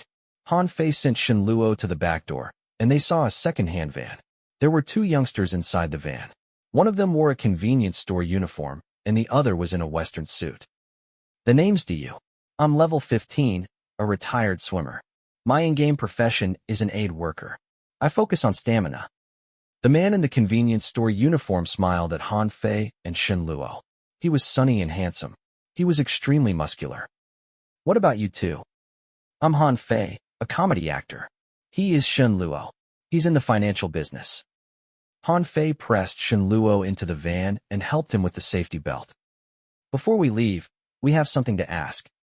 The man in the suit frowned. If you wish to join us, you need to specify your attributes and profession. Don't hide anything. My level is low. I haven't received a profession yet. Shen Luo was trapped inside the memory world for days. Regarding my attributes, Shen Luo was quite embarrassed. He was already low level. If he told them his luck was 0, they might kick him out. He said after some hesitation. My attributes are quite even except luck. It's only 2. That's quite low. The man in the suit said before turning to Han Fei. What about you? I don't plan to join you yet. I like to explore on my own. Han Fei rejected the man. He only contacted these people was to find a good home for Shinluo. It looks like you still have no idea the danger you're in. This map is very, very dangerous. The man in the suit wanted Han Fei to join them. It's all right. Han Fei had his own mission. He said and left. The man in the suit frowned as he watched Han Fei walk away. He grabbed Shinluo's arm. Your partner seems confident in himself. Where does that confidence come from? Shinluo gave it some thought and explained. He has 7 wives. Chapter 548. Fu Sheng's first step. The van was silent, as if time had stopped. The man in the suit and Diyu looked at Shinluo to confirm they heard correctly. 7 wives? The man in the suit asked again. Yes. Shinluo nodded. He's a kind person and incredibly handsome. I believe he has a very high charm point. It's why he's so popular with the ladies. There are unlimited ways to play perfect life. No wonder he's so calm. Diyu started the van and looked at himself in the rearview mirror. If I had 7 wives, I won't hurry to leave the hidden map either. No matter how high his charm, he won't have 7 wives. He probably has some kind of rare items or profession that can improve his charm. The man in the suit said sourly. Actually, I don't know Han Fei that well. I am pursued by the locals, and he saved me. Shinluo felt the effect of the drugs fading away. Big brother, how do I refer to you? Everyone calls me boss. I'm one of Absolute Truth's investors. The main reason I'm playing this game is to help my friends earn big money. The man took out his phone to call Chong Wei. We've gained contact with Han Fei. He has a unique talent. We'll talk in person. Han Fei only turned back into the company after the van left his view. The players can't deal with ghosts, but they are clever. They should be good cannon fodder. Han Fei was not afraid that Shinluo might spill his secrets. After all, in Shinluo's mind, Han Fei relied on his female friends to survive. Han Fei didn't mind for the other players to have that misunderstanding. They'll know what I am really capable of when I find Big Sin. Dying in the memory world didn't equal actual death. The player's memory would be wiped, so Han Fei didn't worry too much. Han Fei wanted to continue his work at the office, but he received a surprise call from the police. Teacher Lu didn't lie to the police. She admitted that it was Han Fei who helped her. The police wanted to ask Han Fei some questions, so they hoped he'd come to the school. Han Fei wished to reject it, but considering his Good Samaritan title, he ultimately chose to cooperate with the police. Han Fei called a cab and left after calling Zhao Qian to leave early. Once Han Fei arrived at the school, he was stopped by the guards. Han Fei was quite famous now. On his first visit to the school, and he beat up the headmaster. Who wouldn't be afraid of him? Fu Sheng's father, the headmaster, told us specifically that you can't enter the school. The 2 guards blocked Han Fei. The old man has already been arrested. Why are you still abiding by his orders? Or you were there when he buried the dead body? Han Fei's single sentence caused the guards' faces to pale. Don't worry. It was the police who called me here. Han Fei walked past the guards and headed to the admin building. He soon heard Teacher Lu's crying. He knocked on the door and entered the office for the Year 1 high school staff. Teacher Lu was crying heavily. A female officer and 2 female teachers were consoling her. Since she was young, Teacher Lu was bullied because of her father. Many people said horrible things to her. The truth was finally revealed that day, but it came with a hefty price. She thought her father escaped to another city alone because he couldn't stand the public pressure. She believed her father was still alive. She came back here to teach because she wanted to use her power to wipe away her father's stain. She hoped that one day she'd see her father again. However, all her dreams shattered the moment the soil was dug through. Teacher Lu did see her father, the man who insisted on doing everything right. The officer signaled for Han Fei to enter the room next door. They asked Han Fei many questions. Dealing with the police was as easy as ABC for Han Fei. On the way there, he practiced many questions in his mind. His answer was flawless. When Han Fei left the questioning room, the 2 officers were impressed. Han Fei studied the emotionally unstable Teacher Lu and decided not to stay. He thought back to the chat history between Fu Yi and Teacher Lu. He turned to leave. About 10 minutes later, Han Fei returned to the office. He bought Teacher Lu's favorite food at the convenience store and placed them at the office corner. Then he left. Every woman is wonderfully perfect. Fu Yi, you deserve to die. Han Fei wandered along the school corridor. Fu Sheng's hatred towards him lowered. If possible, Han Fei hoped that Fu Sheng would return to school. The headmaster was arrested, and the parent who bullied him was now a fugitive. No one would target Fu Sheng at school anymore. He'll see these good changes if he comes back to school. Han Fei came to Fu Sheng's former class to ensure that Fu Sheng wouldn't be bullied again. A bespectacled male teacher was teaching math. He only paid attention to the 2 rows of students in front. He didn't care about the rest. Han Fei politely waited for the teacher to finish before entering the classroom. Good afternoon, teacher. I have something to ask you. And you are? I'm Fu Sheng's father. As Han Fei said that, the math teacher's face changed. He was annoyed and impatient. I have to prepare for my next class. I have no time. 5 minutes. I only want to know who has bullied Fu Sheng because I want to talk to them. I hope they will treat Fu Sheng better if he chooses to come back to school. Han Fei said politely. Come back? I don't think he should. Students like him will be more efficient studying on their own. Humans are social animals. I hope he can have a similar childhood memory as the other children. Han Fei gave off a presence of a very kind person. He was not bullied. He was too strange. I'll be honest with you. Even if he comes back to class, he'll sit at the corner alone and makes the class feel uncomfortable. The teacher picked up his things and prepared to leave, but Han Fei blocked him. In that case, shouldn't a teacher try to help them?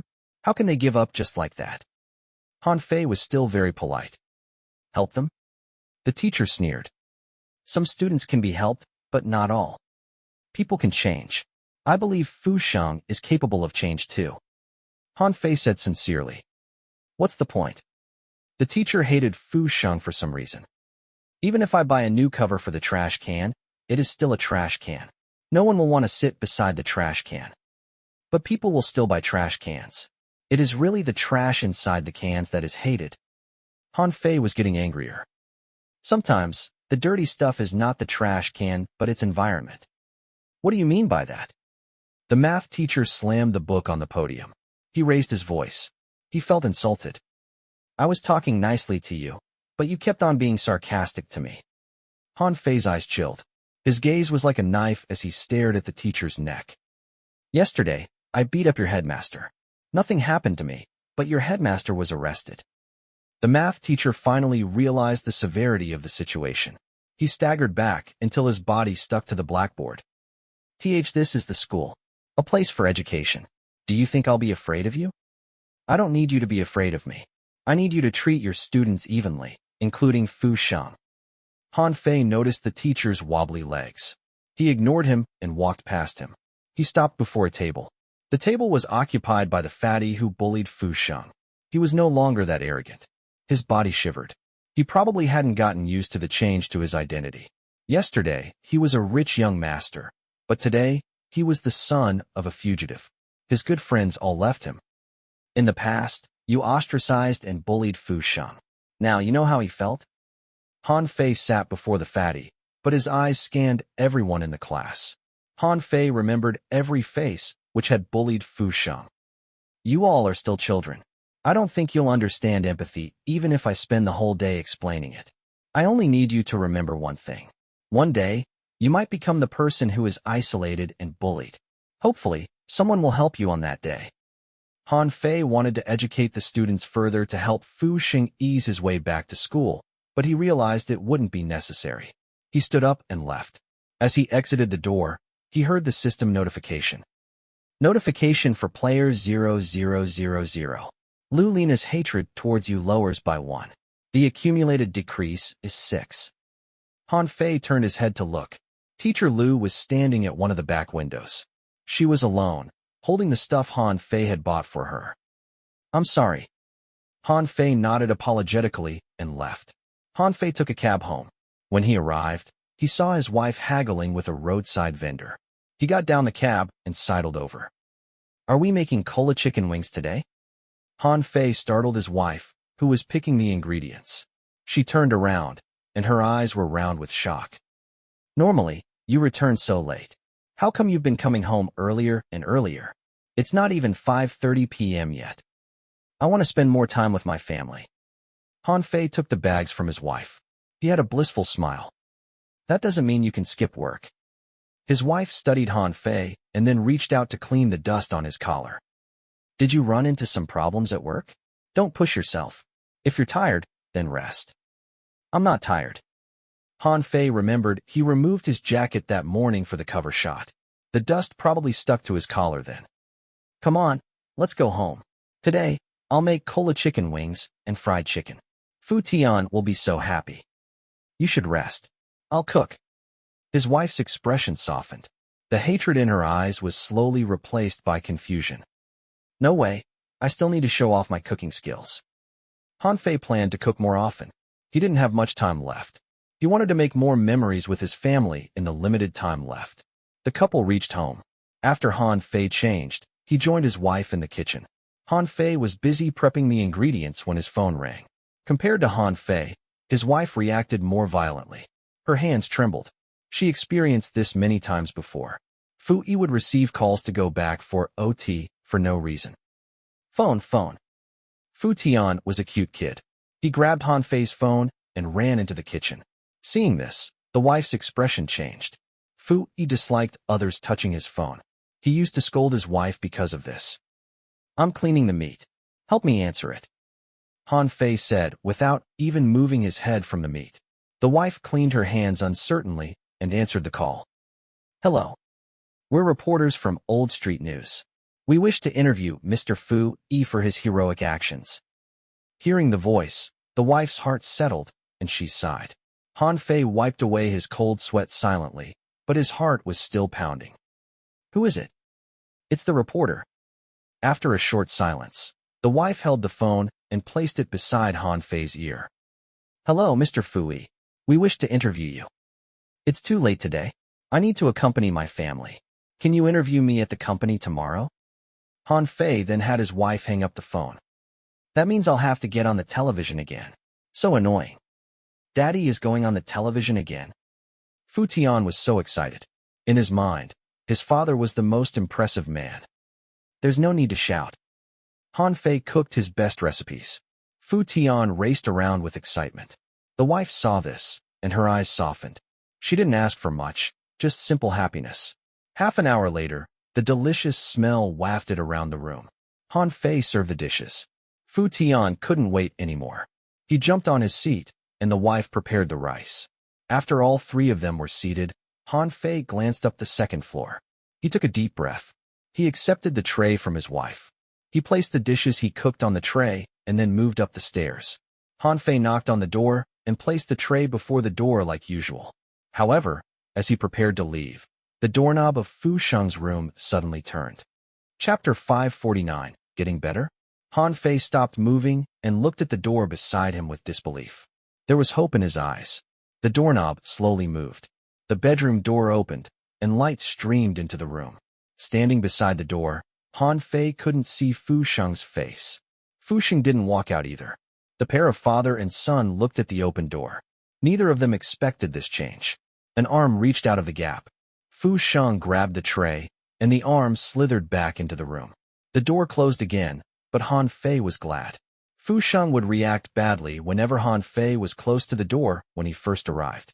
He wouldn't eat anything Han Fei touched, much less open the door to grab Han Fei's cooking. His wife was shocked too. Fu Sheng had voluntarily opened the door. That was something she didn't expect. Her eyes moved to look at Han Fei. Instead of saying Fu Sheng had changed, it was more like Han Fei's hard work was seeing results. She smiled and walked towards Han Fei. Things are getting better. Take it slow. You're right. Han Fei was overwhelmed by a special emotion. It might be joy. Let's go back down for dinner. Han Fei's wife held his hand as they walked downstairs. The dinner was very joyous, as if they were celebrating. After they had their fill, Han Fei played hide-and-seek with Fu Tian. Fu Tian recently had taken a liking to this game, but to his annoyance, he was always found by Han Fei. However, he could never find Han Fei. I'll go hide now. You can't look. Han Fei had the passive hide-and-seek. He didn't really try to hide.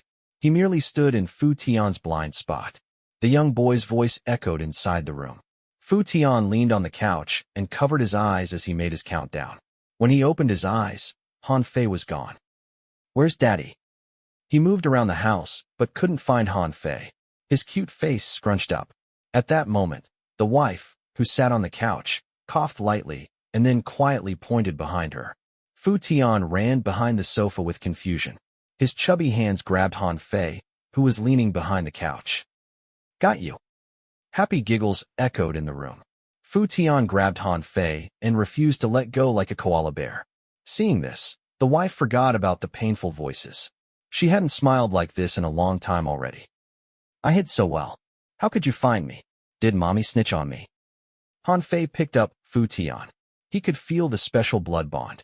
The child was his flesh and blood, his family hat he needed to protect. All right, that's enough fun for the night.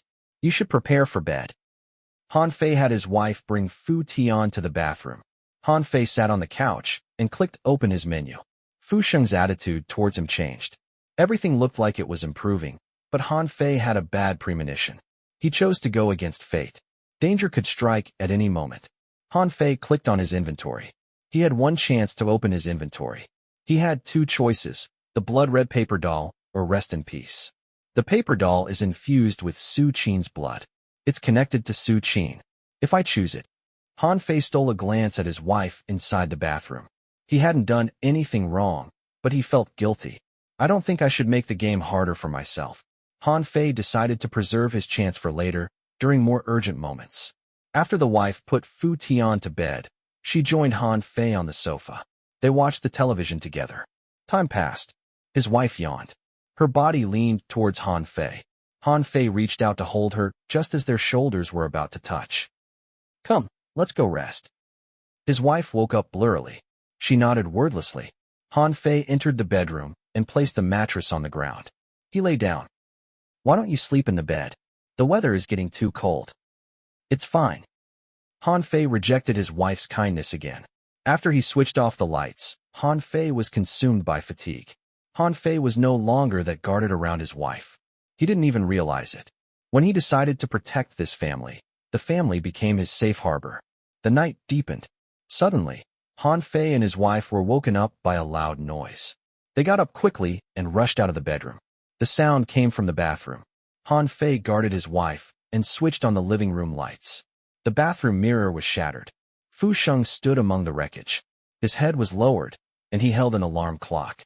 Blood slid down the hour hand as if it was trying to dye the time red. Fu Yi, in the past, would have scolded Fu Sheng for this mess, but Han Fei, who knew the truth, did no such thing. Han Fei rushed to get the medkit. Han Fei didn't demand an explanation, but checked Fu Sheng's wounds. Fu Sheng was not used to this. He wanted to struggle loose from Han Fei, but he eventually gave up. The father and son didn't say anything, but focused on what was right. Fu Sheng, what did you see? The wife ran over to ask. Before she got an answer, she heard Fu Tian crying from his bedroom. The wife put down the broom and moved to check on Fu Tian. After Han Fei dealt with Fu Sheng's wounds, Han Fei picked up the broom to sweep away the mirror shards. Fu Sheng touched his bandaged hands and whispered. There was a ghost in the mirror, a faceless woman. I know. You believe me? I met the old headmaster. He told me many things. I misunderstood you. No, everyone misunderstood you. Han Fei put away the trash and probed. The sapling of the old headmaster is planted under the sun, and the girl who shared your meal is still waiting for you. If you have time, why don't you visit them tomorrow? The school is no longer the same as before. Han Fei didn't force Fu Sheng back to school or lecture him. He only brought up Fu Sheng's friends. For Fu Sheng, the girl and the old headmaster were the only things he cared about at the school. Go back to bed. I will cover all the mirrors with a black cloth later. Don't use the mirrors at night anymore. Han Fei knew that the faceless woman was coming after him, so he didn't blame Fu Sheng. If anything, he agreed with Fu Sheng. He wished Fu Sheng would break more mirrors. Fu Sheng still had trouble interacting with his father. He wanted to help with the cleanup, but he couldn't raise his hands. It was as if his body resisted being close to Han Fei. The faceless woman will come back to find you. After saying that, Fu Sheng returned to the second floor and entered his room. After I made the choice, this world started to mutate and the ghosts became more alive. After cleaning up the bathroom, Han Fei entered Fu Tian's bedroom. The boy was frightened and he couldn't stop crying. Fu Tian and Fu Xing seemed to have the ability to see ghosts. Why? Could it be hereditary? But Fu Yi doesn't seem to possess any special ability. Han Fei compared the two brothers' life trajectories, but he was still confused. The two brothers would change the world, but their father was the worst man in the world. While his wife tried to put Fu Tian back to sleep, Han Fei found the black cloth to cover all the mirrors. He even covered stuff like the television screen and glass coffee table. You believe the children? After Fu Tian went back to sleep, Han Fei's wife communicated with him. Should we bring them to the doctor? His wife didn't believe in ghosts. Han Fei saw how Fu Sheng was treated like a madman when he did the manager mission. He was stripped of his freedom. Fu Sheng is improving. He doesn't need doctors, but people to accompany him. Han Fei looked at his wife seriously. I know you treat Fu Sheng as your own son. You've suffered a lot for it. I will try my best to make up to you, but... The wife had a bad feeling. She grabbed Han Fei's arm. If I am gone, please remember to trust Fu Sheng. He is the world's brightest mind. Do not see him as a burden. Try to rely on him. Han Fei had seen the future. He knew what kind of persons Fu Sheng and Fu Tian would become. Okay. Go to bed. You need to send Fu Tian to the kindergarten tomorrow. Han Fei and his wife returned to their bedroom, but they couldn't fall asleep. Eventually, the sun rose. Han Fei just finished washing his teeth when his phone rang. He glanced at the caller ID. Han Fei frowned. The caller was the player he met yesterday, Wu San. Wu San, what's up? You and the boss ran into some accident when they returned yesterday. We have lost contact with the three of them. Wu San was guilty. He was the one who asked Shen Luo to join, but the man was gone. But they had returned yesterday afternoon. Han Fei was startled. We've been searching for them the whole night, but it was like they had disappeared. They can't be contacted. We have no idea where they are. Wu San sighed. When their van left the city, they collided with an ambulance. Chang Wei suspects their disappearance has to do with that ambulance, so we're looking through the city's various hospitals. A car accident? Han Fei sat on the couch. He didn't tell Wu San Shen Luo's luck was 0, and this might have to do with Shen Luo. Han Fei's brain tried to process the information. The van got into an accident once they left the city. Shen Luo and the two players disappeared. The other players were looking through all the hospital to look for them. If they found out about Perfection Plastic Surgery Hospital, they might all disappear. If I didn't know Shen Luo personally, I would suspect he's the mastermind. Han Fei arranged his thoughts. I was ambushed by some ghost yesterday night too.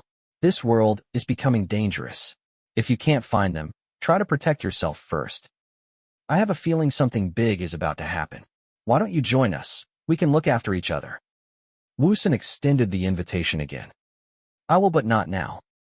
After hanging up, Han Fei also didn't know how to reach Shen Luo. Was he recaptured by the hospital? Even if his luck is 0, he shouldn't be this unlucky. Han Fei studied the city map on his phone. The hospital and theme park were on either side of the town. Once they left the city, they would be in the two locales' territory. I should let these players scout ahead, and I'll stay inside the city. After I remove everyone's hatred, even after the world mutates, I might gain extra help. Han Fei sighed. Theoretically speaking, he could gain many help, but he had to survive until then. Based on the current situation, his best outcome was to stay with his wife forever, and the next best solution was to be Luo Guer's trapped toy. After this mission, I doubt I'll be in any relationship again. Han Fei finished breakfast and ready to leave for work when the door on the second floor opened. Han Fei looked up in shock and saw Fu Sheng put on his school uniform. He grabbed his school bag and was ready to get to school. Fu Sheng raised his eyes to shield his eyes from the sun. Ever since he was suspended, Fu Sheng only came out at night. His room was dark even during the day due to the heavy curtains. He hadn't seen sunlight for a long time already. The family of 3 turned to Fu Sheng. They were all shocked. Fu Sheng put on his cap and left the front door without stopping. Chapter 550. Change? After a long time, Fu Sheng finally walked out of the small room. He might run into many scary, disgusting things, but at least he found the courage to face them. Fu Sheng didn't stop to talk to his family. He walked past Han Fei and disappeared down the corridor. Han Fei pulled back his gaze to look at his wife after Fu Sheng left. His eyes were filled with excitement. Things were happening faster than he thought. His wife smiled. She was really happy for Han Fei. The family was improving. The days of bliss were coming. You should head to work, or you'll be late. His wife reminded. You should buy more ingredients today. I'm going to cook a feast to celebrate. Han Fei was in a good mood. He carried his bag and headed towards the company. My wife's hatred towards me is decreasing. Li Gui'er no longer wants to kill me. Teacher Lu's impression of me is complicated, but at least she doesn't wish me dead anymore. Han Fei felt quite accomplished.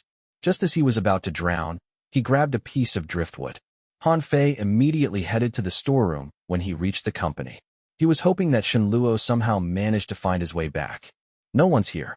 It looks like they are really in trouble. Han Fei thought back to Diyu's attributes. Before the world mutated, a normal NPC wouldn't be able to harm the players, so they probably ran into ghosts. They ran into ghosts in the middle of the day. In a way, Shen Luo is quite beloved by the ghosts. Han Fei entered his office. Instead of gaming, he started to research supernatural-related news. Han Fei gained the title Good Samaritan after completing the first altar mission. He could gain a large amount of EXP when he did good things. It was much easier to gain EXP in the memory world than the cryptic world. Han Fei wanted to level up and explore the city's secret before his body failed him. Han Fei started with cases 5 years ago. He took out his phone and came up with a murder board. This had become his instinct. He was very familiar with it. He didn't look like a game designer at all. As Han Fei looked deeper, he realized that even though this city had a low crime rate, it was far less peaceful than it appeared. There were many missing people every year. This is Fu Sheng's memory world. The ability of the police depends on Fu Sheng's impression of the police. I can't rely on them. Han Fei jotted down all the crime scenes. Based on his wealth of detective experience, he marked down a few dangerous zones. Compared to the theme park, more murder cases occurred around the hospital. If I connected all the crime scenes, they would form the shape of a blooming flower. The plastic surgery hospital sits in the middle of this flower. Han Fei exchanged this information with Wu San. These players also started to look into strange stories and cases. Some of them entered this memory world earlier than Han Fei, and they had been to many places. Based on these players' descriptions, many murder scenes were different day and night. Some of the players had gone missing when exploring haunted houses. Looks like I should visit these places during the day. Han Fei sat in his seat and pondered. He had seen 6 ghosts so far: the car accident ghost, the female student at the school, the old headmaster, and the 3 ruffians at the rooftop. They could be Han Fei's aide, but they wouldn't listen to Han Fei. To approach them, Han Fei needed Fu Sheng's help. Everything circles back to Fu Sheng. If only I could unlock his heart and find out what really happened. Han Fei was writing in his notebook when the office door opened. Li Gui'er and Brother Fake Plant walked in. That octopus is too much. I so wish to punch him. Brother Fake Plant was fuming. When he saw Han Fei, he ran over to complain. Leader, you have to stand up for us. What happened? Our game's plot has been decided. We have worked overtime to come up with all the proposals and designs, but when we went to the programmers and art team, they told us that the company suddenly decided to focus all the resources on Immortal. Octopus has stolen all the resources CO Zhao has given us away. Brother Fake Plant was annoyed. He worked under Fu Yi, so when Fu Yi was demoted, he was demoted too. Finally, their new project was warming up. Octopus was back to make things difficult for them. Our indie game wouldn't even take up much resource. Octopus is clearly trying to corner us. The other team members were angry too. They were loyal to Fu Yi, and if the game were popular, they would get a lot of year-end bonuses. I can do the modeling, art design, and animation. Li Gui'er was originally part of the art team, but for some reason, she moved to work for Fu Yi. The 5 of us can't do much. The development period will take too long. Brother Fake Plant frowned. Here, I thought we could turn things around, but people don't even want to give us a chance. If Han Fei didn't do anything, the game would definitely be left in development hell. At least in Fu Yi's limited life, he wouldn't see the game produced. Han Fei was about to say something semi-inspirational when the system sang. Notification for player 0000. You've triggered an alter mission, the last game. The last game. He didn't realize that Immortal became his obsession from that moment on. It was carved in his mind and became part of his soul. Mission requirement. Before death, complete your last game. Han Fei swallowed back his words.